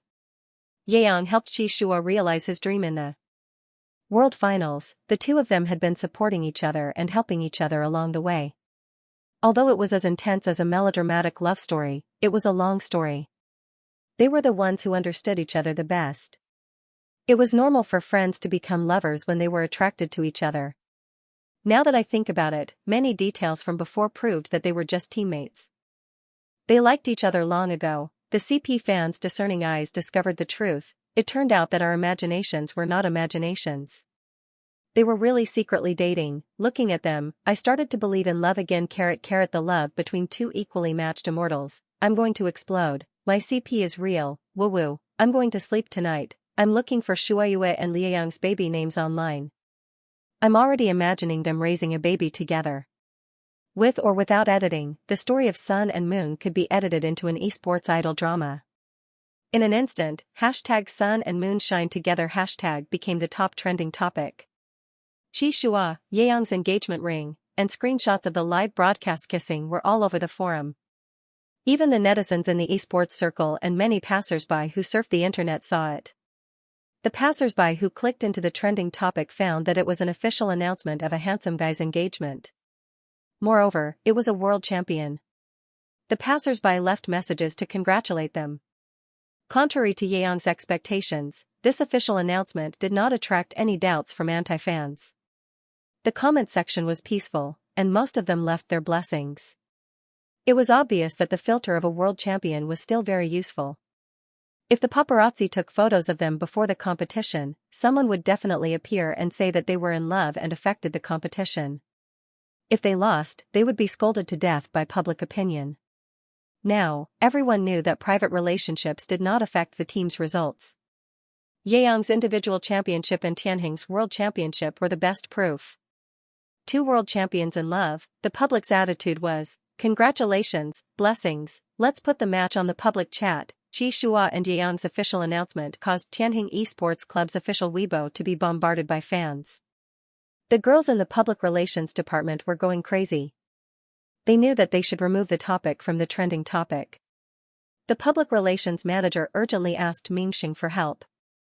Mingxing typed a message and asked them to post it.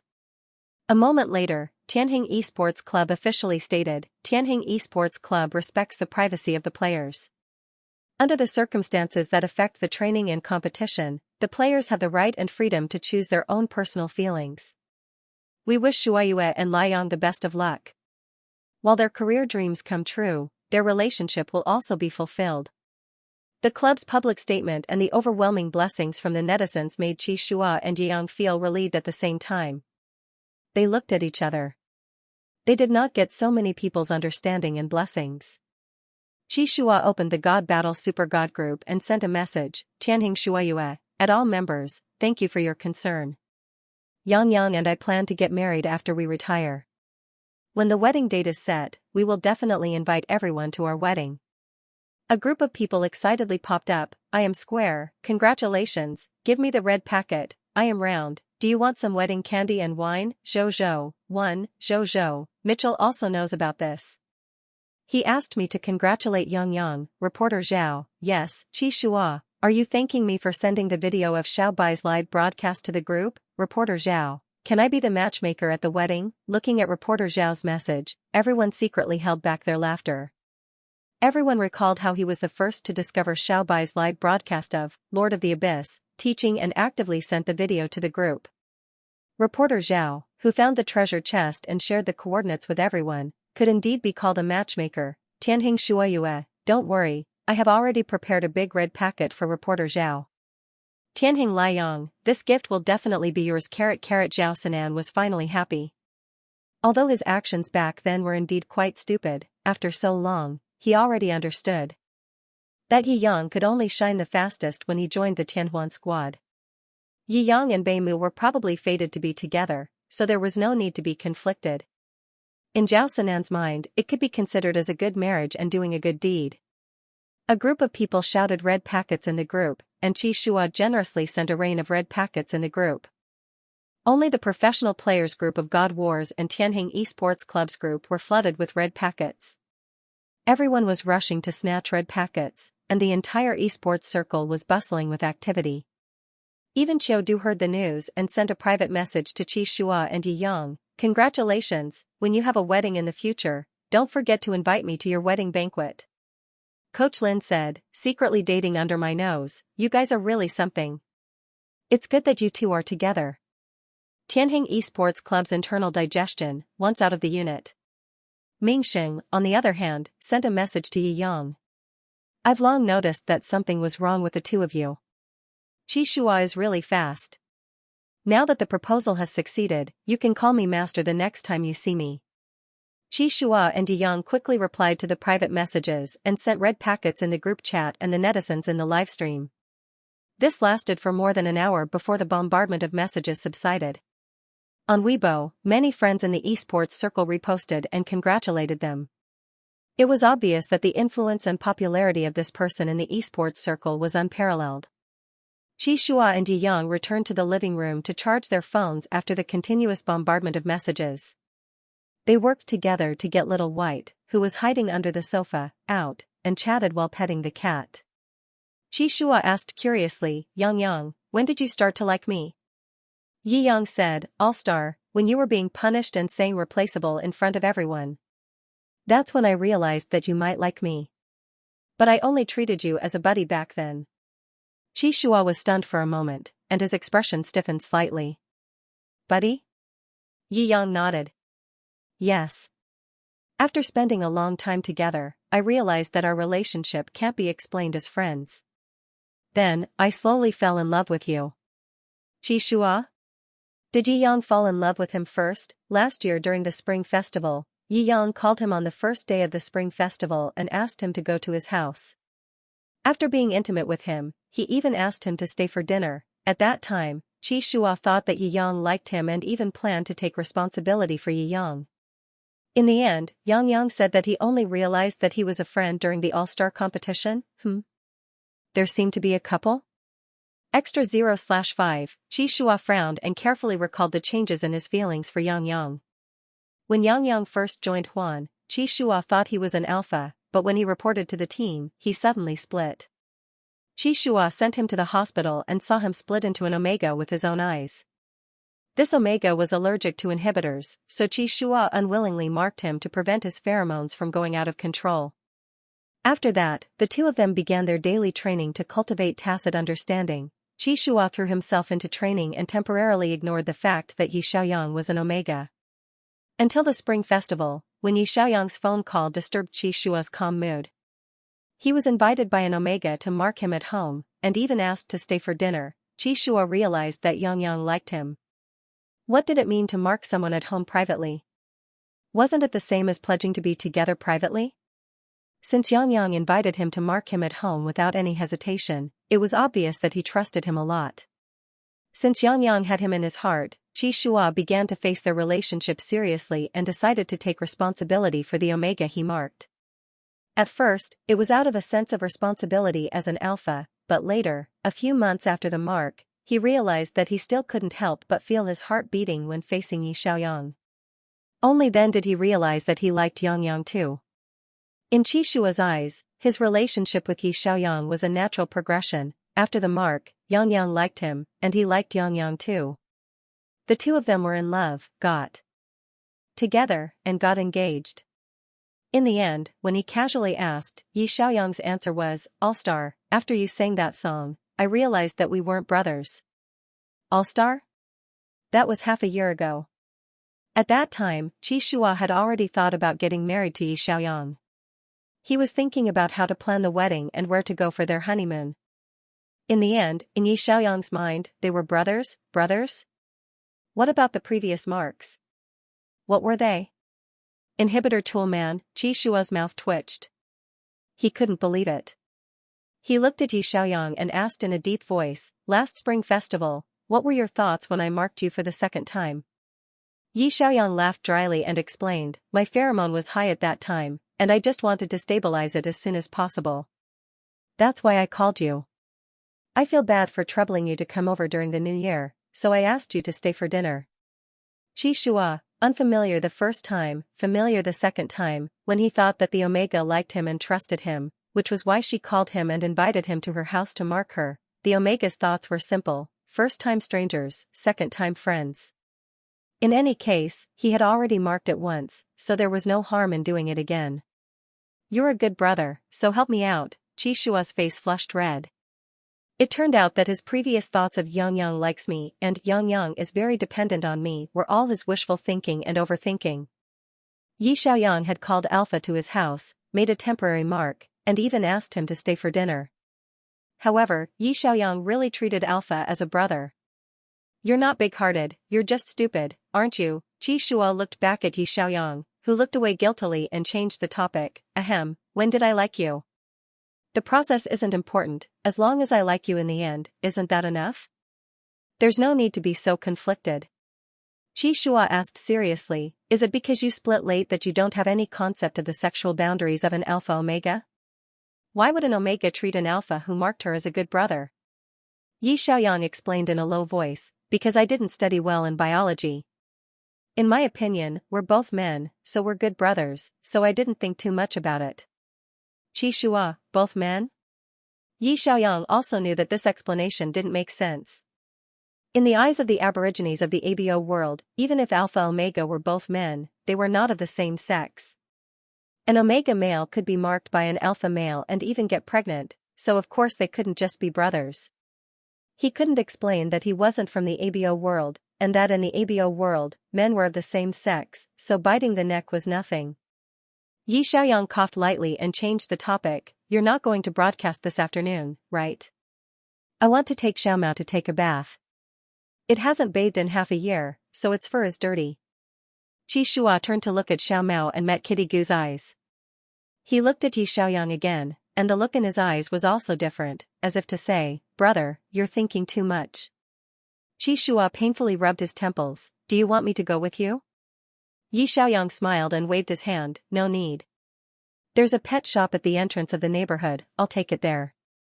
Qi Shua said, then I'll prepare dinner at home and wait for you to come back. Yi Xiaoyang changed his clothes, put Xiaomao into the cat bag, and carried it out the door. He didn't know how to explain that he had been marked twice by Qi Shua, and that he still treated Qi Shua as a brother, so he simply slipped away with the cat on his back. It was already 4:30 in the afternoon, and Qi Shua was in the kitchen preparing dinner while frowning in thought. Normally, when an omega was marked by an alpha, it would develop a sense of dependence on the alpha. When he marked Yang for the second time, Yang actually still treated him as a brother. Was he not charming enough? Or did his pheromone smell bad? Qi Shua couldn't figure it out. He originally thought that Yang liked him first, but now it seemed that he had imagined a bunch of things.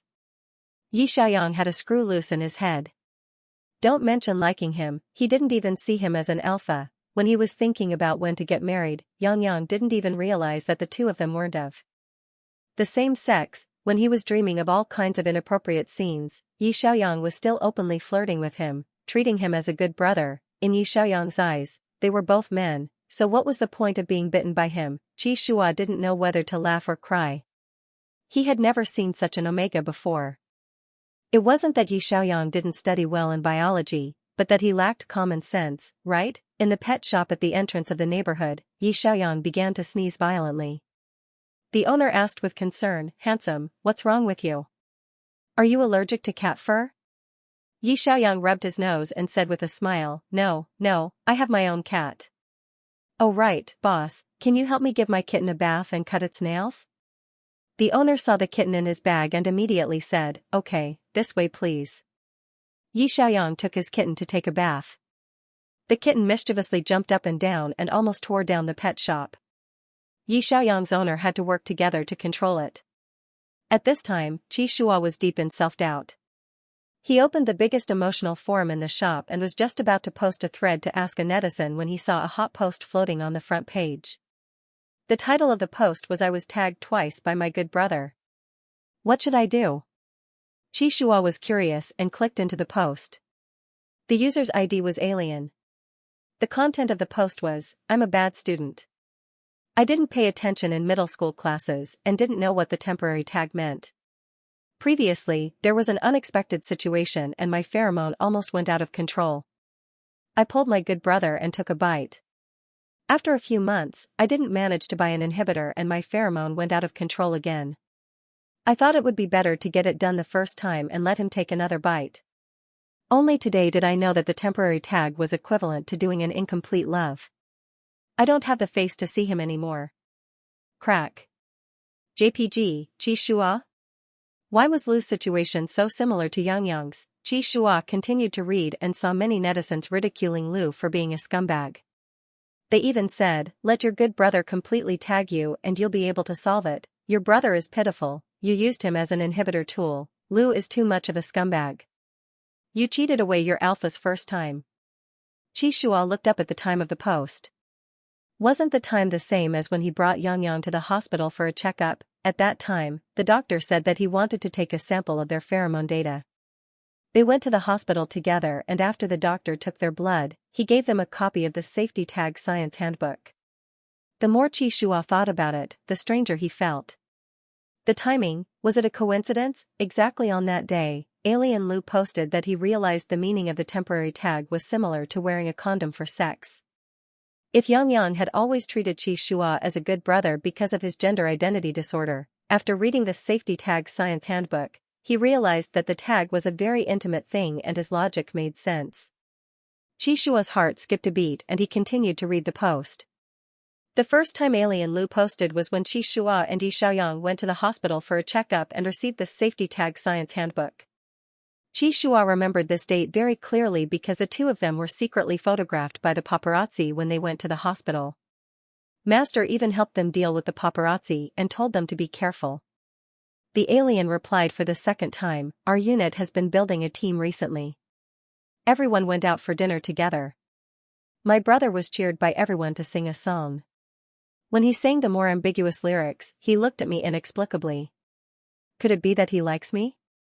Am I thinking too much?" Qishua glanced at the time. It was the All-Star Entertainment competition, the day he was punished to sing. A strange feeling grew in his heart. Although Lu deliberately blurred out the words colleagues and team building, the development of the story was exactly the same as the two of them. Alien Lu posted for the third time, "Thank you, brothers and sisters. I'm with my brother now. A few of our colleagues went on a business trip and my brother suddenly became susceptible. After all, he helped me solve my pheromone problem before. I couldn't just leave him alone and leave him to take care of. In the end, I was kissed by him and he told me that he liked me. I thought that since I don't hate him, I might as well get together with him."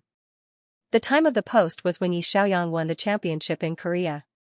Qishua was drunk and triggered his sensitive period. Xianxia asked him to take care of her, but he couldn't control himself and kissed Xianxia. The next morning, Xianxia accepted. Then the alien Luchin posted a reply. Qishua, the hospital checkup, the all-star singing, the kiss at the beginning of the susceptible period, and the confirmation of their relationship. The timing all matched up. It was impossible for a couple's relationship experience to coincide with theirs, right? Moreover, this alien Lu's carefree narrative style was exactly the same as Yi Xiaoyang's. There was also the strange idea of unfamiliar at first, familiar at second when he was marked. It was exactly the same as Yi Xiaoyang's. Wasn't the entire thread of events related to Qishua, Yi Xiaoyang's story? Was there a brainless omega like Yi Xiaoyang in this world? Yi Xiaoyang, you're the one who posted this, right? Qishua held back his laughter and replied in the post, "Lu, you've lost your horse. As the alpha that you've always treated as a good buddy and a human suppressant, shouldn't I feel honored?" When the netizens saw this reply, they all popped up to watch the show. F***CK. Lu Cheng's buddy has appeared. Ah, is it the person involved? The good buddy who marked Lu Cheng? Interviewing a Mr. Alpha. Are you two really together? What do you think of the fact that he treats you as a buddy? Qishua replied, "We're together. I'll tell him that I've never treated him as a good buddy." That night, Yi Xiaoyang washed Xiaoxiao clean and carried her home. He realized that Qishua didn't seem quite right. Although Qishua's expression was still very gentle, his gaze seemed to have seen through something, and it made the hairs on Yi Xiaoyang's back stand. Yi Xiaoyang carried Xiaoxiao out and said, "After a bath, the cat's fur has become fluffy." Qishua patted Xiaoxiao's head, "Okay, let's eat." The meal on the table was very sumptuous, and it was personally prepared by Qishua. Yi Xiaoyang ate heartily without a care in the world. After eating and drinking to his heart's content, he went to the kitchen to clean up the dishes. After a while, Yi Xiaoyang walked out of the kitchen and met Qishua's deep gaze. Qishua said, "Yang, I found a very interesting post. Come and take a look." Yi Xiaoyang thought it was a post about the game, so he curiously followed Qishua to the study. He leaned in front of Qishua's laptop and took a closer look. "Alien Lu, what should I do if I've been marked by my buddy?" The red headline was a hot topic on the emotional forum. Yi Xiaoyang froze in place. Wasn't I the one who posted it? Why was it discovered by Qi Shua? Qi Shua gently hugged Yi Xiaoyang's waist from behind and said in a calm voice, Wei Lu, and Alpha tagged him twice and he actually treated him as a good brother. He even said that he was unfamiliar the first time and familiar the second time. He's quite similar to you. Yi Xiaoyang, can you not expose me in front of everyone? Give me some face. Translator, Endless Fantasy No Ads, Side Story 06 Yi Xiaoyang didn't know how Qi Shua had found this post. At first, he didn't understand the relationship between Alpha and Omega in this world very well. He wanted to ask for the opinions of the natives, so he ran to the forum for help in his frustration. He opened an alien SMF account and deliberately used words like colleagues, project, and team building to hide the real information. He never thought that this post would be exposed one day. Or that it would be exposed in front of Qi Shua. Yi Xiaoyang guiltily looked away and pretended to be indifferent. Why are you suddenly interested in this kind of emotional forum post? This OP is obviously making up a story. You can't believe it. When the time comes, he can ask for any form of compensation he wants. Yi Xiaoyang saw the words he had written and regretted it so much that his intestines turned green. Any form of compensation was okay, Qi Shua stubbornly said, that's not the case. I have a careless Omega next to me. He's quite similar to the OP, and he's also very bad at physiology. He doesn't know the meaning of the temporary mark, and he doesn't even know the difference between Alpha and Omega males. He's still thinking about apologizing to his good buddy. Qi Shua hugged Yi Xiaoyang's waist with his left hand and held him in his arms. His right hand reached out to the desktop and quickly moved the mouse to one of the forum posts. He remembered the URL M26KSW. The alien OP repeated, this project is very important to us. I can't affect the whole team because of personal reasons. After the project is over, I will sincerely apologize to my buddy. Yi Xiaoyang tried to smooth things over. In the eyes of the OP, Alpha and Omega males are both men. They are pure good buddies. He didn't expect that he would be with this good buddy, so he wants to apologize properly and compensate for the mental damage his buddy has suffered? Qi Shua asked in a low voice, then what do you think his good buddy should ask for compensation? Yi Xiaoyang felt guilty and even his voice became softer. I don't know. If this OP story isn't true, then why are you being so serious? Yi Xiaoyang had indeed thought this way back then. He always felt sorry for Qi Shua. He had been careless and dragged the innocent Qi Shua down with him. He had originally planned to apologize to Qi Shua after the World Series. At that time, he would agree to any compensation that Qi Shua wanted. But now, he suddenly regretted it. It felt like he had dug a huge hole for himself. Yi Xiaoyang stiffly looked at Qi Shua. Alpha's eyes didn't show any emotion. He didn't seem angry, nor did he have his usual gentleness. He just calmly looked at Yi Xiaoyang. Yi Xiaoyang gulped nervously, alright, I admit it. I was the one who posted the post. How could she continue to pretend in front of Qi Shua? Before he could finish, Qi Shua suddenly bit Yi Xiaoyang's ear gently and whispered, are you still pretending? Do you need me to use the computer to log into the forum to verify it? Yi Xiaoyang's whole body went numb. Yi Xiaoyang couldn't move at all as the tall Alpha pressed him against the computer table from behind. His ear was a very sensitive position. When he was bitten, his back felt as if it had been electrocuted. Who else could be so careless other than Yi Xiaoyang? Qi Shua had already confirmed his identity as an alien. Yi Xiaoyang's excuses were useless. Thinking of this, Yi Xiaoyang coughed guiltily and braced himself to say, I'm sorry. I didn't know what it meant for Alpha to mark Omega. I thought it was just friends helping each other. I let you mark me again and again. This practice is really bad. I should apologize formally. His disguise had been completely destroyed long ago. The tacit understanding between the two of them. Qi Shua could recognize Yi Xiaoyang from the way he said alien. Every time the OP posted, it was exactly the same as the progress of their story. How could there be such a coincidence? In addition, Yi Xiaoyang had just said 1 time, 2 times today. Qi Shua saw the OP's bold words in the post, anyway, I've already marked you. 1 time, 2 times. After a long time, Xianxia retreated and whispered against his lips, "Since you lack physiological knowledge, as your fiancé, I have the responsibility to let you know the real difference between alpha males and omega males." Yi Xiaoyang froze for a moment. Before he could react, Xianxia picked him up. Xianxia walked into the bedroom. Little White seemed to sense that his master was in danger. He ran over and meowed, and stopped Xianxia from leaving. Xianxia locked Little White outside the bedroom door, put Yi Xiaoyang on the bed, and pressed his body on top of him. Meeting Yi Xiaoyang's nervous eyes, Xianxia suddenly lowered his head and kissed him. This kiss was more passionate than the previous ones. Alpha was like a declaration of ownership.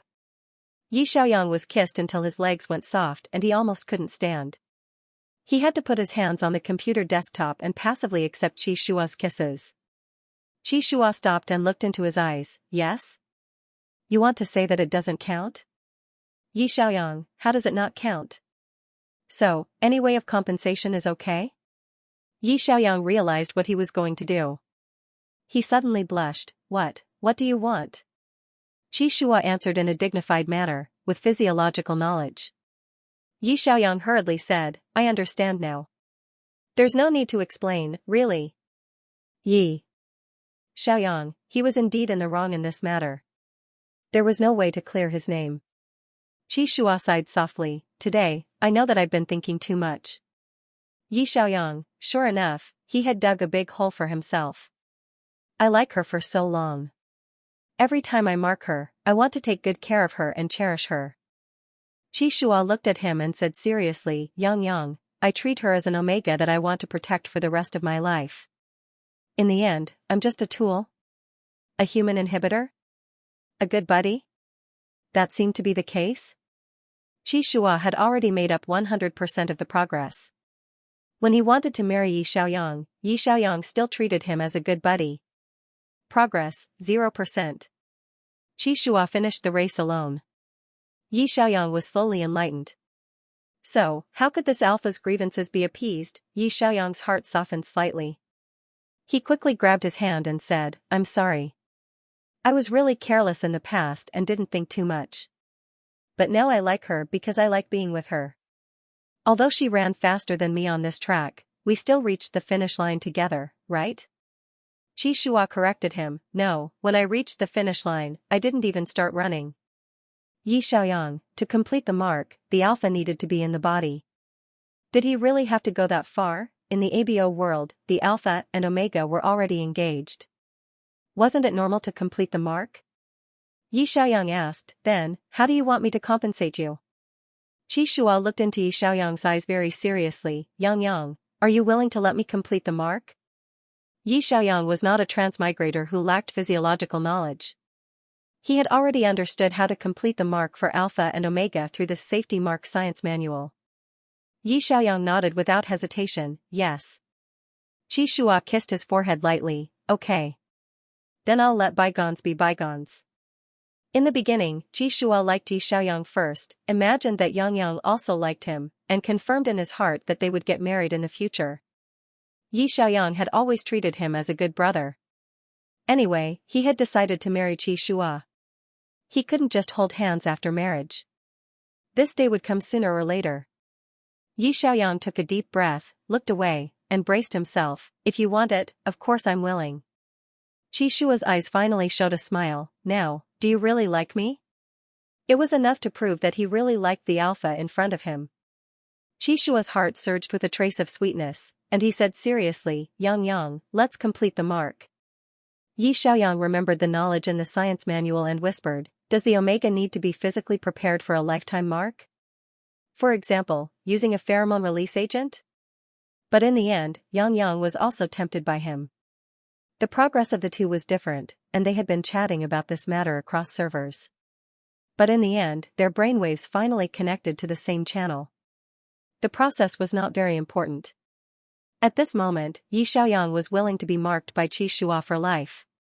Xianxia lowered his head again and bit his omega gland. This time, it was different from the previous temporary marks. He didn't know what Xianxia was doing, but Yi Xiaoyang only felt as if some kind of seal had been unlocked, and his body temperature began to slowly rise. His whole body felt as if he had a fever. Soon, his whole body became sore and weak, and he lost the ability to resist. Qixua explained, the situation is a little special. I've never been injected with a drug inhibitor, so this step is not necessary. He paused, leaned over to Yi Xiaoyang's ear, and said in a low and gentle voice, I'm the inhibitor, and I can stabilize the pheromone. Similarly, I can also make the pheromone go out of control. Yi Xiaoyang was very curious. What would it be like to lose control of the omega pheromone? Anyway, he was a transmigrator, and his understanding of this world was limited to popular science articles. Compared to Qixua's detailed and comprehensive knowledge, he could not compare. So he simply lay down and said, okay, then I'll leave it to you. Qixua chuckled and asked in return, now, do you have the strength to take a shower by yourself? Yi Xiaoyang said self-righteously, no, help me. The bold and unrestrained Omega was not very shy about this kind of thing. So this was what it felt like to lose control of the Omega pheromone. Yi Xiaoyang was not quite used to this change. But then, Qixua gently carried him into the bathroom and whispered, let's take a shower first. We need to relax for a while. I don't want to hurt you. Yi Xiaoyang asked, together? Yangyang's straightforward and ignorant look made Qixua's heart beat faster. He would treat Yangyang very gently later and personally teach himself what the Omega mark was for life. Translator, Endless Fantasy No ads, Side Story 07. Yi Xiaoyang was still in his development period, and his rationality was still there. According to the description in this safety mark book, when an Omega enters its development period, an Alpha can mark an Omega for life, branding them with a pheromone. At first, Yi Xiaoyang didn't understand the concept of mark, but after research and analysis, he found that this setting was actually similar to the behavior of some animals in the natural world. An Omega would feel very safe during its development period, instinctively wanting to escape and fiercely resisting. When an Alpha becomes a mark, it can control the other party and let the other party escape. Does it sound weird? It's like turning a human into a beast. However, Yi Xiaoyang's pheromone has been very stable recently, and it's not in its development period. He didn't quite understand how Qixua could mark him completely, so he stayed still and let Qixua do whatever he wanted. Qixua put Yi Xiaoyang into the bathtub and explained gently while taking a bath, the Alpha's pheromone can affect an Omega, causing the other party to enter its development period directly. I'll release a lot of pheromones later, and you'll enter your development period because of your resistance. At that time, I'll be able to mark you completely. Yi Xiaoyang asked curiously, I remember the doctor said that I'm allergic to inhibitors. If I'm completely marked by an Alpha, it can also solve the problem of pheromone disorder, right? However, Yi Xiaoyang had already accepted the fact that he was an Omega, and had also accepted Qixua as his boyfriend. Therefore, if Qixua wanted to mark him, he would be able to let it go. Wasn't it just making a mark and stamping on the body? Remember in 1 second. 260,000, little c. Yi Xiaoyang was thoughtful. In other words, no matter where he went, he would carry the scent of Qixua's pheromone, which meant that he was an Omega of Qixua. Other Alphas would know that he had been marked by Qixua, and they wouldn't have any other thoughts about him. No wonder the sense of Alpha and Omega in the ABO world was so strong. Qixua nodded, yes. At that time, you will carry the scent of my pheromone. Yi Xiaoyang, is there a smell that can't be washed away even if you take a bath? Qixua looked at him tenderly and said in a low voice, yes. The kind that is engraved in your bones. He smiled and hugged Qixua's shoulders. Come on, I'm ready. Qixua, this Omega was not shy at all. They had already stamped each other's names, so cheating was almost impossible, right? Noticing that Yangyang was absent-minded, Qixua stopped what he was doing. He gazed at Yi Xiaoyang, who was sitting in the bathtub with his bright black eyes, and said word by word, so, are you really willing to be marked by me? Won't you regret it? Yi Xiaoyang came back to his senses and said seriously, in this world, the only Alpha I can accept is you. If the lifelong mark represents our commitment to each other, of course I am willing to accept it. Yi Xiaoyang was wrapped in Alpha's pheromone, and his body began to heat up gradually. Qixua lowered his head and kissed his Omega gently. The temperature in the bathroom continued to rise, and Yi Xiaoyang began to sweat profusely. Qi Shua kissed him while carefully judging whether he had entered the period of ejaculation. On the contrary, he had an excited look of curiosity and expectation on his face. Qi Shua chuckled and carried Ji Xiaoyang out, and carefully dried him with a bath towel. Alpha usually restrained their pheromones, and even used a concealment spray. But at this time, Qi Shua released his pheromone as an inducer. The unique cold bamboo fragrance quickly spread in the bathroom, stronger than before, like the sea at high tide, quickly drowning Yi Xiaoyang. The sense of exhaustion caused by the separation of his consciousness and body made Yi Xiaoyang a little absent-minded. For a moment, he even wanted to run away, which was the instinct of an omega to escape danger. But on second thought, wasn't Qi Shua the person he liked? For him, Qi Shua's mark was not a danger, but a promise of only you in this life. Why did he want to run? When Yi Xiaoyang was almost ready, Qi Shua carried him to the bedroom. Yi Xiaoyang was a little uncomfortable, and said with red eyes, "I feel a little uncomfortable." Qi Shua comforted him softly, "Don't be afraid, I will take good care of you." Qi Shua's back stiffened slightly, thinking that Yang didn't struggle at all, and even hugged him confidently. At that moment, Alpha's heart was filled with a strong sweetness. Qi Shua couldn't help but kiss Yi Xiaoyang's forehead, and said softly, "Yang, I love you." Yi Xiaoyang's eyelashes trembled slightly, and he responded with a tighter hug. Yi Xiaoyang didn't know how to react to an omega at this time. He only knew that he was willing to complete the lifelong mark with Qi Shua and completely merge with him. Yi Xiaoyang took the initiative to hug Qi Shua tightly. Yi Xiaoyang fell asleep and didn't wake up until the next night. He found that Qi Shua's scent had already seeped into his bones. He lay down in Qi Shua's arms and said bluntly, "I like your scent very much." Qi Shua chuckled and rubbed his hair, "You really look like an omega."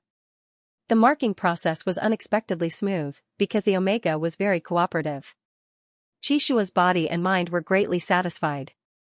Yi Xiaoyang seemed to think of something, and suddenly asked, "By the way, what time is it?" The marking started from dinner last night. The blackout curtains in the bedroom blocked the outside light, so Yi Xiaoyang didn't know what time it was. Qi Shua looked at the bedside phone and said, 9 p.m. Yi Xiaoyang chuckled and said, "Haven't you personally verified whether or not I'm an omega?" Qi Shua's heart suddenly softened when he thought of last night's merging of body and mind. He hugged Yi Xiaoyang tightly and said, "The world's most unique omega is now mine." In the room, the scent of their pheromones had already merged. By the way, his birthday was December 31st. It was indeed today. Yi Xiaoyang's birthday was March 25th.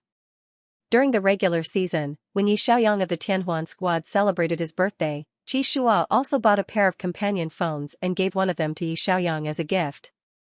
He thought about how Yang would also remember his birthday. Yi Xiaoyang froze for a moment. Did we do it all day and all night? He couldn't help but blush when he thought of this, and quickly changed the topic. I remembered wrongly. It's your birthday today, right? I prepared a birthday present for you. Qi Shua was a little surprised. Birthday? Qi Shua was interested. You prepared it in advance? What kind of present is it? Yi Xiaoyang was a little embarrassed. He lowered his eyes and said, I didn't know what to give you, so I found an official manufacturer to customize a pair of hero building blocks. You made the Blood Cloak Thorn, and I made the Lord of the Abyss. We put them together personally. It can be considered a commemoration of S10. Qi Shua kissed Yi Xiaoyang's hair. I like this present very much. This meant that he had completed the lifelong marking on Qi Shua's 25th birthday.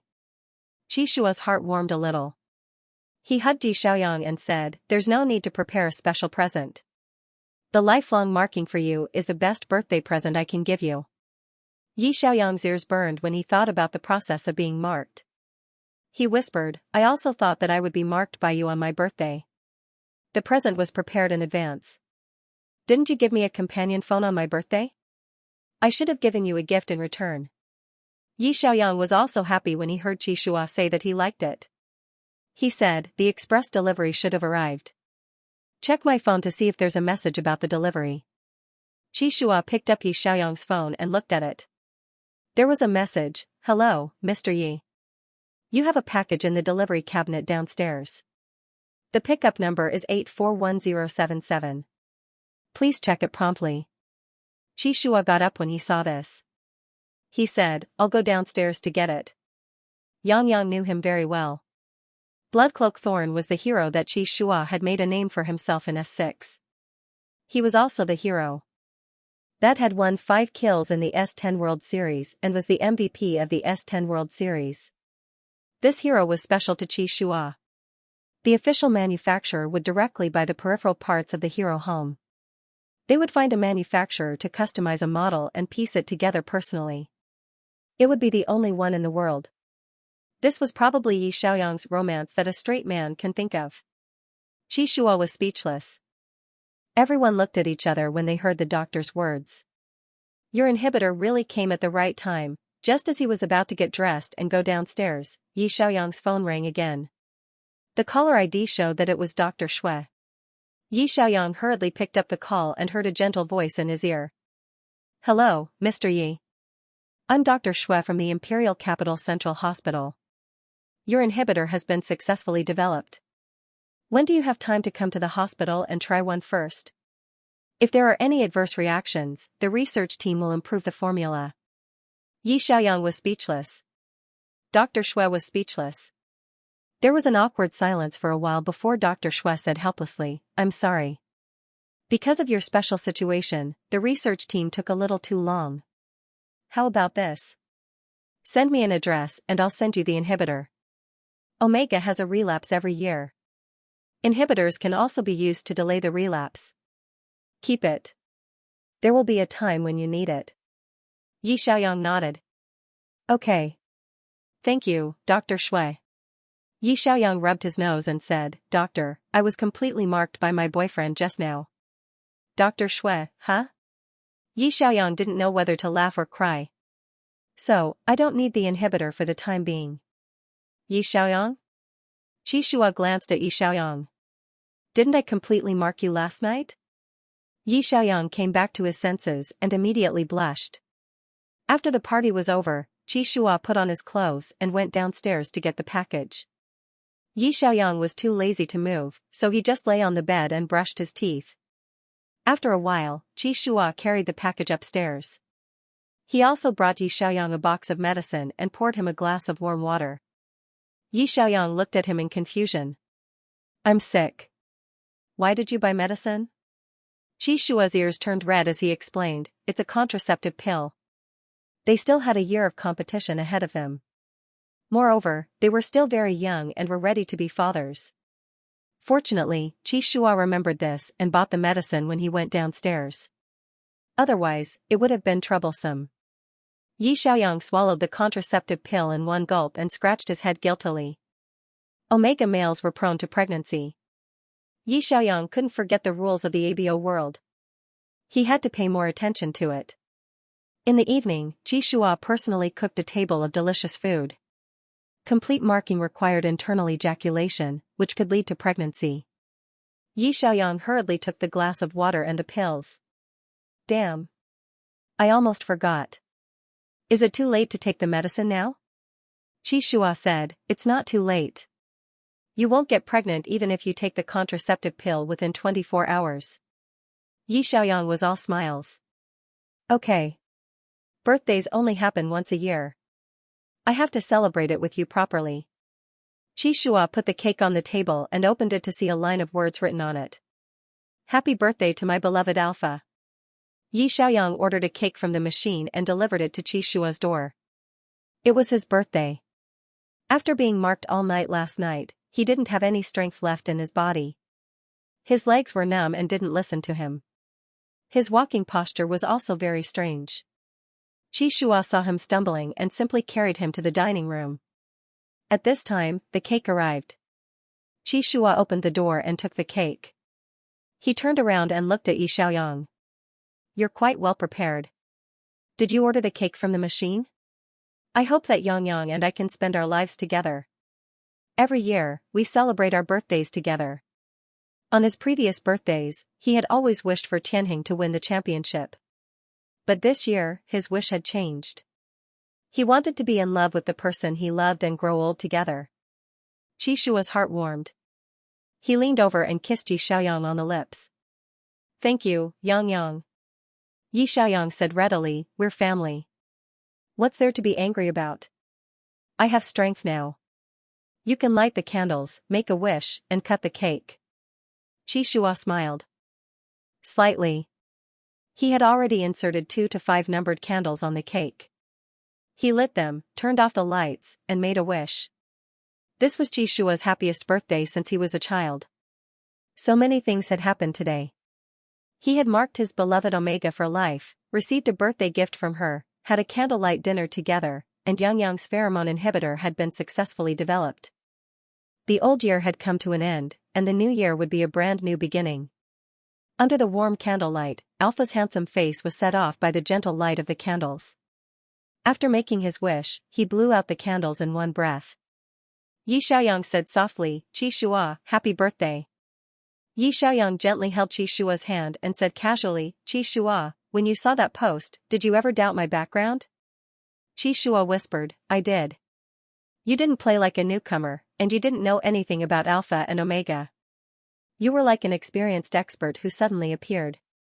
But that's not important." He looked at Xiaoyang in his arms and said gently, "I only know that you are my Yang, the lover I want to spend the rest of my life with. That's enough." From now on, their bodies would have the scent of each other's pheromones. Their love for each other had been branded in the depths of their bodies, deep into their bones. Their pheromones were completely intertwined, as if their souls were nestled together. Outside the window, the New Year's bell suddenly rang, and several gorgeous fireworks bloomed in the night sky. Xianxia held Xiaoyang on his lap, and they sat together on the balcony to watch the fireworks. Xiaoyang's heart warmed, and he took the initiative to raise his head and kiss Xianxia. "My background is difficult to explain clearly. Thank you for having doubts and wanting to get to the bottom of it. You just need to know that I truly love you. Before, I was your teammate Liang. From now on, I am your Omega, Xiaoyang. I will stay in this world and accompany you for the rest of my life." Translator, Endless Fantasy. No advertisements. The Parallel World, 01. Xianxia had a very strange dream. In the dream, he opened the forum and saw the alien reply to the post, "Brothers and sisters, I'm really an alien, so I understand the rules of your ABO world. I'm going back to my own planet. See you again. Xianxia was about to type a reply when he was awakened by a noise. He suddenly sat up in bed and looked around. Everything here was very strange. He was in Yang's bedroom. There was no white cat running around in the room, and he didn't see Xiaoyang's shadow. Xianxia frowned and opened the curtains. The dazzling sunlight shone in, making him dizzy. He hurriedly took out his phone and wanted to call Xiaoyang. However, the model of the phone on the bedside table was obviously his. But it was strange that he could unlock this unfamiliar phone with his fingerprint. The Qing in the mirror looked very similar to him, but what confused him was that he didn't have the smell of the pheromone on his body.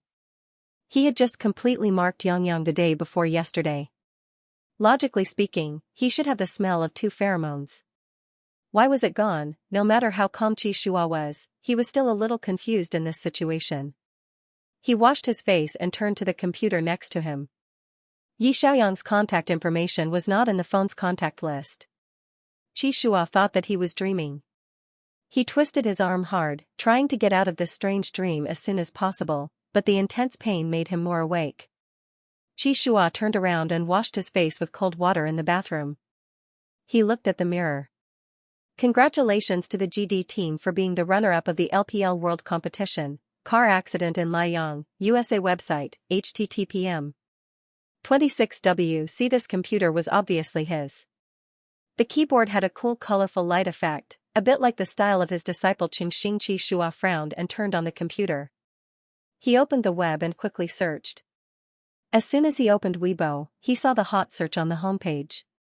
GD Team 23 lost to Korea's KOT. Xianxia searched for GD Liang's information and soon found the promotional photo released by the company's official Weibo account. In the photo, the man with black hair and black eyes was handsome and had a bright smile. His facial features were very similar to Xiaoyang, whom Xianxia knew. However, his eyes and smile were exactly the same as Yang's. What's going on? Xianxia's mind was in chaos. Xianxia's heart skipped a beat when he saw the familiar name Liang. He immediately clicked on the third trending topic. GD Liang was an esports player in the GD team. It was said that he had gotten into a car accident after the competition and was in the emergency room. He had suspected Yi Xiaoyang's background many times in the past.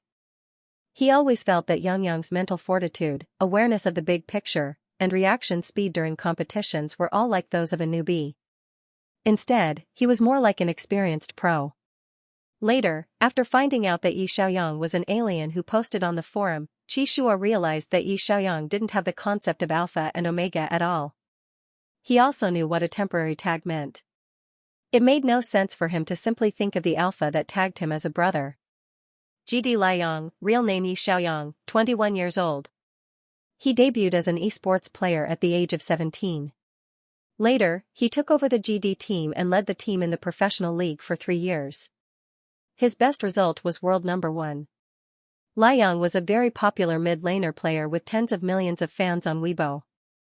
The more Qi Shua read the information, the more shocked he became. After the competition, their souls and bodies became one. Their pheromones completely blended, and the feeling between them became even sweeter.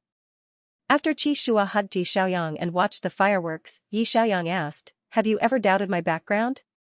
Yi Xiaoyang explained this mistake by saying that he didn't learn anything about physiology.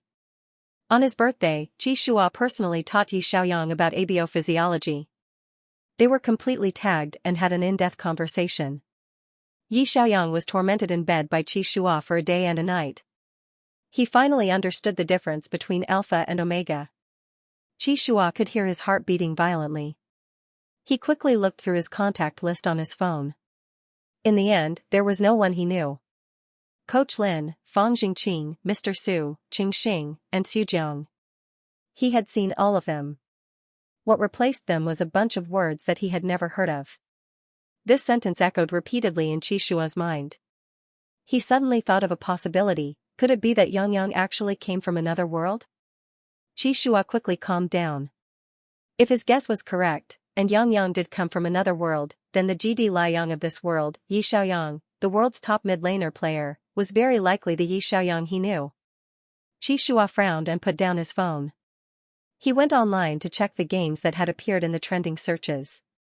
LOL, League of Legends, was a 5v5 tower-pushing game similar to War in his world.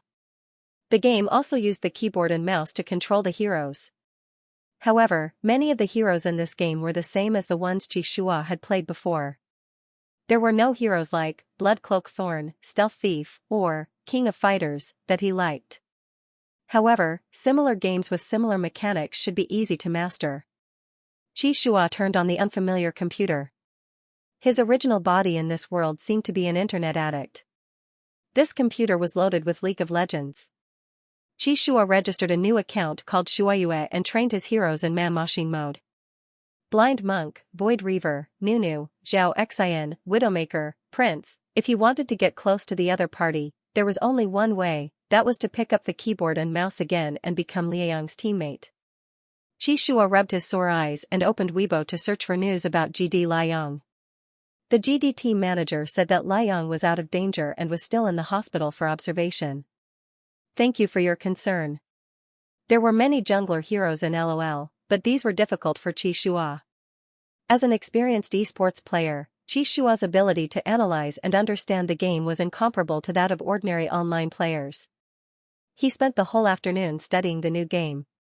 By evening, he had figured out the mechanics and strategies of most jungler heroes. The Weibo war between fans and haters had generated hundreds of thousands of comments in the blink of an eye. Qi Shua frowned. He still remembered that when he returned to China with the runner-up trophy after losing the finals of the Tianjin S6 World Competition, he had also been questioned and scolded by netizens. The 18-year-old Qi Shua was scolded so badly that he became autistic. For a period of time, he didn't even dare to go online. On this Weibo post, a few fans breathed a sigh of relief and sent their blessings. Yang, you must be back. My heart aches for you. How did you get into a car accident? I hope you're okay. I still want to see you continue competing. Liang, get well soon. But there were also haters who mocked and ridiculed him.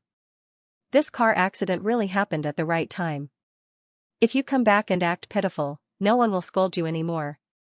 You should take the opportunity to announce that your hand is injured and that you're retiring, right? Liang, you might as well retire and recuperate. You've already caught up with the new game. Qi Shua turned off his computer with mixed feelings and went back to his bedroom to sleep. If this was a nightmare, he hoped that he could wake up soon. He still had to cook for Yang and feed Little White. Sure enough, wherever there was the internet, there would be keyboard warriors. Had the other world Ji Xiaoyang endured this before?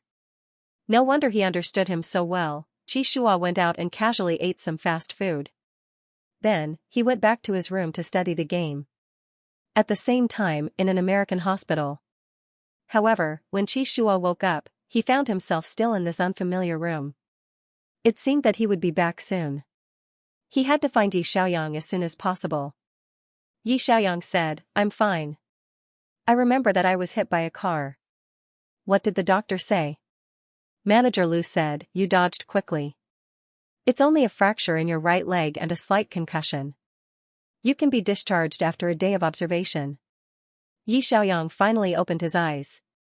He moved his fingers and found that his hands could move freely. Only then did he heave a sigh of relief. GD Team's manager Lu hurried forward and said, Yang, are you okay? How do you feel?" The doctor came to check on him, so Yi Xiaoyang did not say anything else. He only felt a splitting headache, and his mind was empty. It was as if he had forgotten a very important memory. Yi Xiaoyang smiled apologetically. "Yes, I've troubled everyone. I was supposed to return to China today."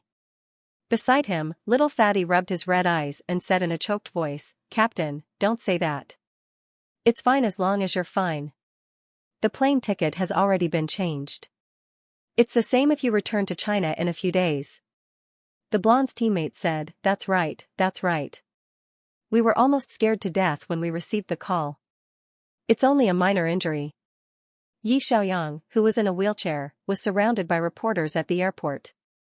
Many people asked him how his recovery was after the car accident, whether it would affect his competitive state, and whether he planned to retire. A week later, GD Team returned to China. Yi Xiaoyang said, "GD Team won second place in the world competition and disappointed our fans. As a team, I'm really sorry. In the last game, our team cooperation did make mistakes.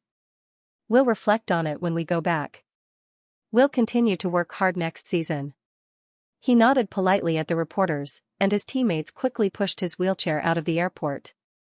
Yi Xiaoyang smiled and said, "Thank you for everyone's concern.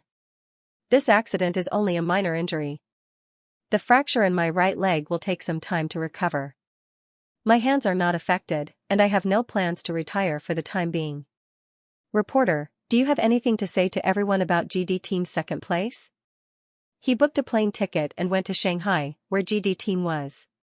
The next day, GD Team's assistant coach sent a message in the group chat. "A few newcomers will come to our base for an interview this afternoon. Some of them are kids from the youth training camp, and one of them is a little strange.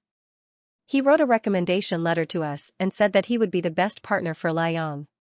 I've looked at his information. He's already 21 years old and has no competitive experience." Qi Shua saw the video of Yi Xiaoyang being interviewed on the news. Although he was in a wheelchair, he was smiling and calm. When he spoke, his voice was clear and bright, and it was exactly the same as the Yi Xiaoyang he knew. Qi Shua had been worried about Yi Xiaoyang's situation for the past few days. Now that he saw Yang in a wheelchair, he couldn't bear it for a moment. Fatty held back his ridicule. Could it be my brother Yang's brainless fan? Using the interview as an excuse to get close to his idol? Yi Xiaoyang, F***K, you're giving me goosebumps. I don't think I have such a fan, right? Yi Xiaoyang saw the message and held back his laughter. Become my best partner? What a big mouth. The assistant coach said, "Yes, I've already politely rejected him. I told him that it's too late to start playing at 21 years old. The club can't train a 21-year-old newcomer. But he's very stubborn. He said that you can judge a person's level by their age. He's already booked a plane ticket to come for an interview, and he wants Captain Yi to interview him personally." At noon, GD Team's semi-annual interview for newcomers was held in the training room on the first floor of the club. After all, GD was one of the top clubs in the country. There were more than 10 people who came for the interview, and most of them were young masters. The 21-year-old Xianxia seemed out of place among them. It was a little cold in Shanghai at the end of the day. Xianxia was wearing simple black pants and a light gray sweater. His handsome face was very cold. The young masters beside him thought that he was a staff member of the GD team and asked curiously, "Big brother, are you the coach of GD? Have you interviewed before?" The assistant coach said, "Yang has been very active recently." "Forget it." Yi Xiaoyang was interested. "It's okay, I'll take a look. The interview will be held at the club anyway." Soon, the assistant coach in charge of the interview pushed Yi Xiaoyang's wheelchair over. The young masters immediately surrounded him excitedly. "Yang. Brother Yang is here too, I like you. Brother Yang, can you give me an autograph? I'm a mid-laner who wants to learn from you." Xianxia said coldly, "I'm also here for an interview." The group of people, Yi Xiaoyang looked at Xianxia in confusion. "Where have we met before?" "Xianxia?" Xianxia stood up and looked in Yi Xiaoyang's direction. Their eyes met across the crowd. At that moment, Xianxia's expression softened. He was sure that this was his Yang. Even though this face was too similar to the blonde mixed-race version of Yi Xiaoyang in Indonesia, Xianxia's heart still fluttered when he saw those eyes. Xianxia, not only did he look familiar, but they had already touched skin to skin and marked each other for life. The assistant coach was stunned and asked in a low voice, "Yang, do you know him?" Yi Xiaoyang smiled and shook his head. "I know him, but he looks a little familiar." The group of people around them looked at each other. Xianxia looked at him in silence for a long time before saying, "It's okay, let's get to know each other again." Xianxia looked at him with a complicated expression and asked in a low voice, "Do you remember me?" Yi Xiaoyang looked puzzled. "Have we met before?" It was very likely that this was a parallel world, the world where Yang came from. He remembered that Yang had once asked him if he would still like him if there were no Alpha and Omega in his world, no mark, and no pheromones. Yi Xiaoyang did not have the familiar scent of pheromones. There were no Alpha and Omega in this world either. Xianxia said decisively, "Yes, because I like your pheromones, your truest soul." This time, he would prove it himself. No matter which world it was, Yi Xiaoyang was the only soulmate he wanted. Translator, Endless Fantasy No Ads, Parallel World-02 GD Team's interview was very strict. First, there was a talent test that all esports clubs would do. These tests were similar, so it was a piece of cake for Xianxia. Those who came for the interview lined up in the test room on the first floor. Yi Xiaoyang and the assistant coach watched from the side. Most of the children who came from the youth training camp passed. Usually, they could stay for a look if they had 3S test results. Xianxia was last in line. Yi Xiaoyang focused his attention on this 21-year-old newcomer. He saw Xianxia sitting in front of the computer, his slender fingers quickly tapping on the keyboard. The small colored squares on the screen were precisely eliminated by him. His instantaneous reaction speed was stable at 0.1 seconds for several consecutive tests. His dynamic visual capture, anti-interference test, and so on were also very good results. Xianxia stood up and said calmly, "I've never played this game before. I only started learning recently." He paused and looked at Yi Xiaoyang. "If I remember correctly, the captain is also 21 years old, right? Do you think 21 is too late?" Yi Xiaoyang smiled and said, "It's not too late. Age is not the standard to measure a professional player. At present, the oldest player in the professional scene is 24 years old." The assistant coach originally thought that 21 years old was too late, but after Yi Xiaoyang said this, he hesitated. He turned around and called the head coach. After a while, he came back and said, "Let's move on to the next test. Xianxia, which position do you like to play? Do you have any other heroes that are good at?" The boy's eyes were calm and focused. There were test results, all full marks. Yi Xiaoyang looked at the results and praised, "His hand speed and reaction speed are very fast." The assistant coach looked at Xianxia with some surprise and said regretfully, "He is indeed a good seedling. Why is he only considering esports at 21 years old? What a pity." Remember the URL M26KSW. Xianxia sat there and trained as if nothing had happened. The assistant coach looked at his data from the referee's perspective. His economy gain per minute and farming efficiency were excellent. Yes, it was not enough for junglers to only know how to control heroes and farm monsters. The most important thing was a sense of rhythm. Xianxia said, most heroes know how to play the jungler position. The assistant coach brought Xianxia to the training room next door.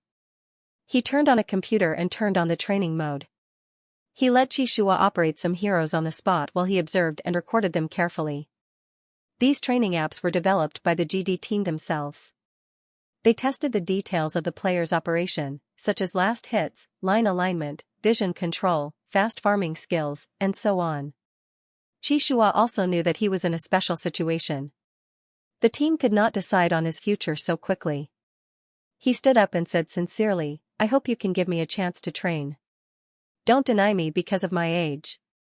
As he spoke, he looked at Yi Xiaoyang. The latter smiled and said, don't worry, our GD club is very flat. We won't bury talent. Oh right, did you rush over from the land? Xianxia, yes, I'm from Shenzhen. As a hero who roamed the field, junglers needed to help their teammates establish an advantage and gank frequently. A jungler who played well could help his teammates fly. A jungler who did not play well could often bring down 3 lanes. A 21-year-old player might be considered for a support position. However, how could they be at ease with giving the very important jungler position to a 21-year-old who had just started playing games? The assistant coach was hesitant. He called the head coach and said, Xianxia, your test results today were quite good. The club needs to discuss it again. Go back and wait for the notice. Xianxia's heart warmed. He nodded and said, thank you, Captain. Yang was indeed a responsible captain. He was so considerate to the people who came for the interview. It was no wonder that he took care of the newcomers of Team 2 in the ABO world. He even helped Xianxia to groom Qingxing. Xianxia came in a hurry this time. His luggage was very simple. He only packed a change of clothes and toiletries. Yi Xiaoyang asked with concern, do you have a place to stay? Xianxia said, I came for the interview directly after I got off the plane. I didn't have time to book a hotel. Yi Xiaoyang thought for a moment and said, you're not familiar with this place. There aren't any good hotels nearby. How about this? There are empty dormitories on the 2nd floor.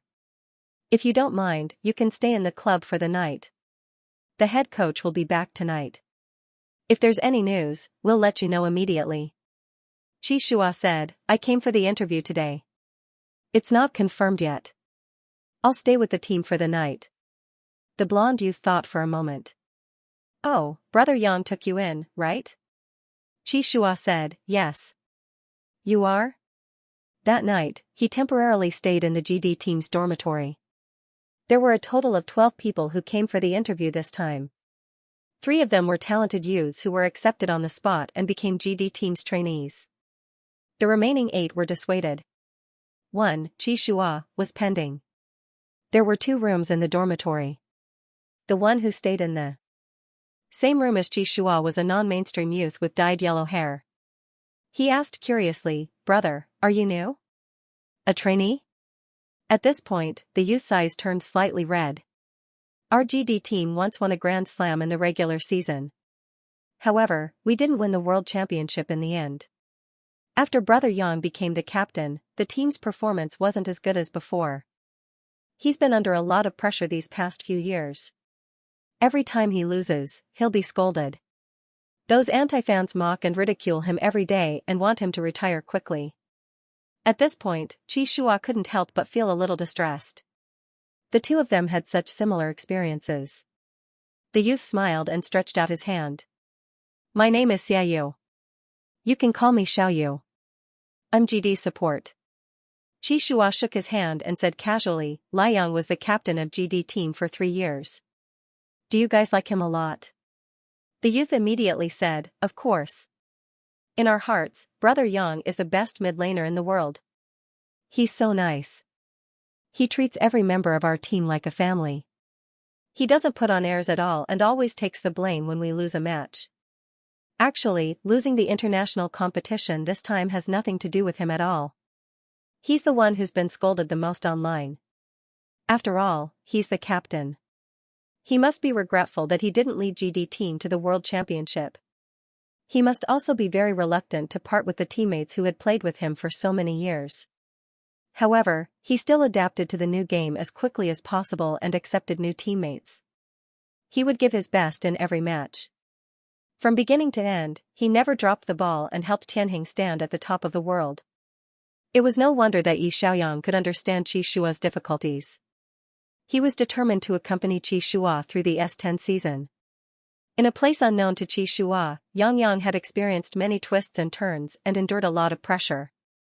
After coming to the ABO world, he didn't know much about Alpha and Omega. However, he didn't hesitate to pick up the keyboard again and walk the path of esports. Was it because of the unwillingness in his heart? This time, I came to your world to help you realize your dream. That night, the head coach of GD team, Brother Rue, took the 12 o'clock flight back to the team. As soon as he went upstairs, Yi Xiaoyang opened the door and said with a smile, "Brother Rue, want to talk?" Such a strong Liang made Qi Shua's heart ache, but he also admired him. No wonder he was the best esports player in his heart. Yang, you're in my world and you've helped me realize my dream. Yi Xiaoyang comforted him. Don't worry, the cast will be removed before the start of the next season. Brother Rue turned around and poured a glass of water for him. Tell me, what's the matter? Why did you wait for me to come back? Yi Xiaoyang said directly, among the people who came for the interview today, there's someone called Qi Shua. Do you know him? Brother Rue was stunned. He looked at Yi Xiaoyang in the wheelchair and couldn't help but complain. It's so late and you're still awake. What are you doing? Don't you know you're sick? Yi Xiaoyang shrugged. I can't move a leg, not my brain. Brother Rue didn't know whether to laugh or cry. Were you waiting for me to come back? He walked into Yi Xiaoyang's room and closed the door. He even lifted the thin blanket covering his legs and observed Yi Xiaoyang's cast leg. Yi Xiaoyang said, I'm also 21 years old. Age doesn't mean anything. If he's really talented, he can play as soon as possible in the next season. I saw him training today. He was very focused when playing games. His hand speed and reaction were also very fast. He's not worse than a 17 or 18-year-old player. More importantly, Yi Xiaoyang paused and said very seriously, among the people who came for the interview today, he was the only one who wasn't nervous at all. Some of the newcomers were so nervous that their faces turned pale. I think psychological quality is also a very important indicator. No matter how good one's performance is during training, once they're nervous during a competition, they'll make mistakes. Yi Xiaoyang looked up at the coach and said with certainty, ignoring age, I think he's the best in this batch of people who came for the interview. The 21-year-old? Brother Rue drank water and said, I heard that his test results were not bad. 21 years old is indeed a little late. He'll be trained from the beginning. By the time he's here, he'll probably be past his peak. He won't be able to play in competitions. It's not worth it. Yi Xiaoyang said, I want to keep him. Brother Rue looked back at him in surprise. Why? Yang's words were reasonable and there was no way to refute them. If they missed a talented person because of age, they would be the ones to regret it. Whether it was a mule or a horse, they would know once they brought him here. They had to give him a chance, right? Brother Rue made a prompt decision. Okay, I'll listen to you this time. Let him stay for a month of trial training first. If his performance in all aspects satisfies the coaching team after a month, then we'll sign a contract and let him join. I'll say this in advance. It's a trial, not an admission. If his performance in the trial is not good enough, then we'll still have to persuade him to leave. Brother Rue touched his chin thoughtfully. Not nervous? What if he's faking it? Yi Xiaoyang smiled and shook his head. His eyes can't deceive me. From what I can see, he's a very calm player. Moreover, he sent an email to recommend himself and said that he'll be my best partner. Since he has such confidence and talent, why don't we give him a chance? Let him try? Brother Rue was speechless. Qi Shua immediately accepted the message. The other party sent a message. Qi Shua, I'm GD's captain, Liang. I have good news for you. The head coach is back. I told him about your situation and he's willing to let you stay for a month of trial training. If you can pass the trial, GD will be able to sign you. Come on, make them look at you differently. Qi Shua was speechless. Yi Xiaoyang breathed a sigh of relief and smiled. Thank you, Brother Rui. At midnight, Qi Shua tossed and turned in bed at GD's club. He didn't know if GD would keep a player like him, and he didn't know if Yi Xiaoyang would be willing to help him. Suddenly, his phone lit up. It was a friend request with the name Liang. He could also see the determination and passion in the other party's eyes. Qi Shua quickly typed a reply. Thank you, Captain. I'll definitely do my best. He paused and couldn't help but ask with concern, does your leg still hurt? The familiar smiley face made Qi Shua feel a trace of warmth in his heart. It seemed that Yang had helped him get a chance to try out. Yang could understand him. Even without the memories of the other world, they could still communicate mentally. They had the same dream and obsession. Yi Xiaoyang pressed the voice message. He couldn't help but smile when he heard the low and magnetic voice in his ear. Why did this new player feel a little weird? Yi Xiaoyang didn't hate it. On the contrary, he liked how calm and focused Qi Shua was when he played games. Yi Xiaoyang said, it doesn't hurt. It's fixed in a cast. It can be removed next month. Qi Shua really wanted to go to his side and hug him. Even now, Yang didn't have any memories. If Qi Shua acted too intimately, he would be seen as a pervert and be kicked out of the club. Qi Shua suppressed the impulse in his heart and sent a voice message. Your injury hasn't healed yet. Rest early and take care of your body. Go to sleep. Good night.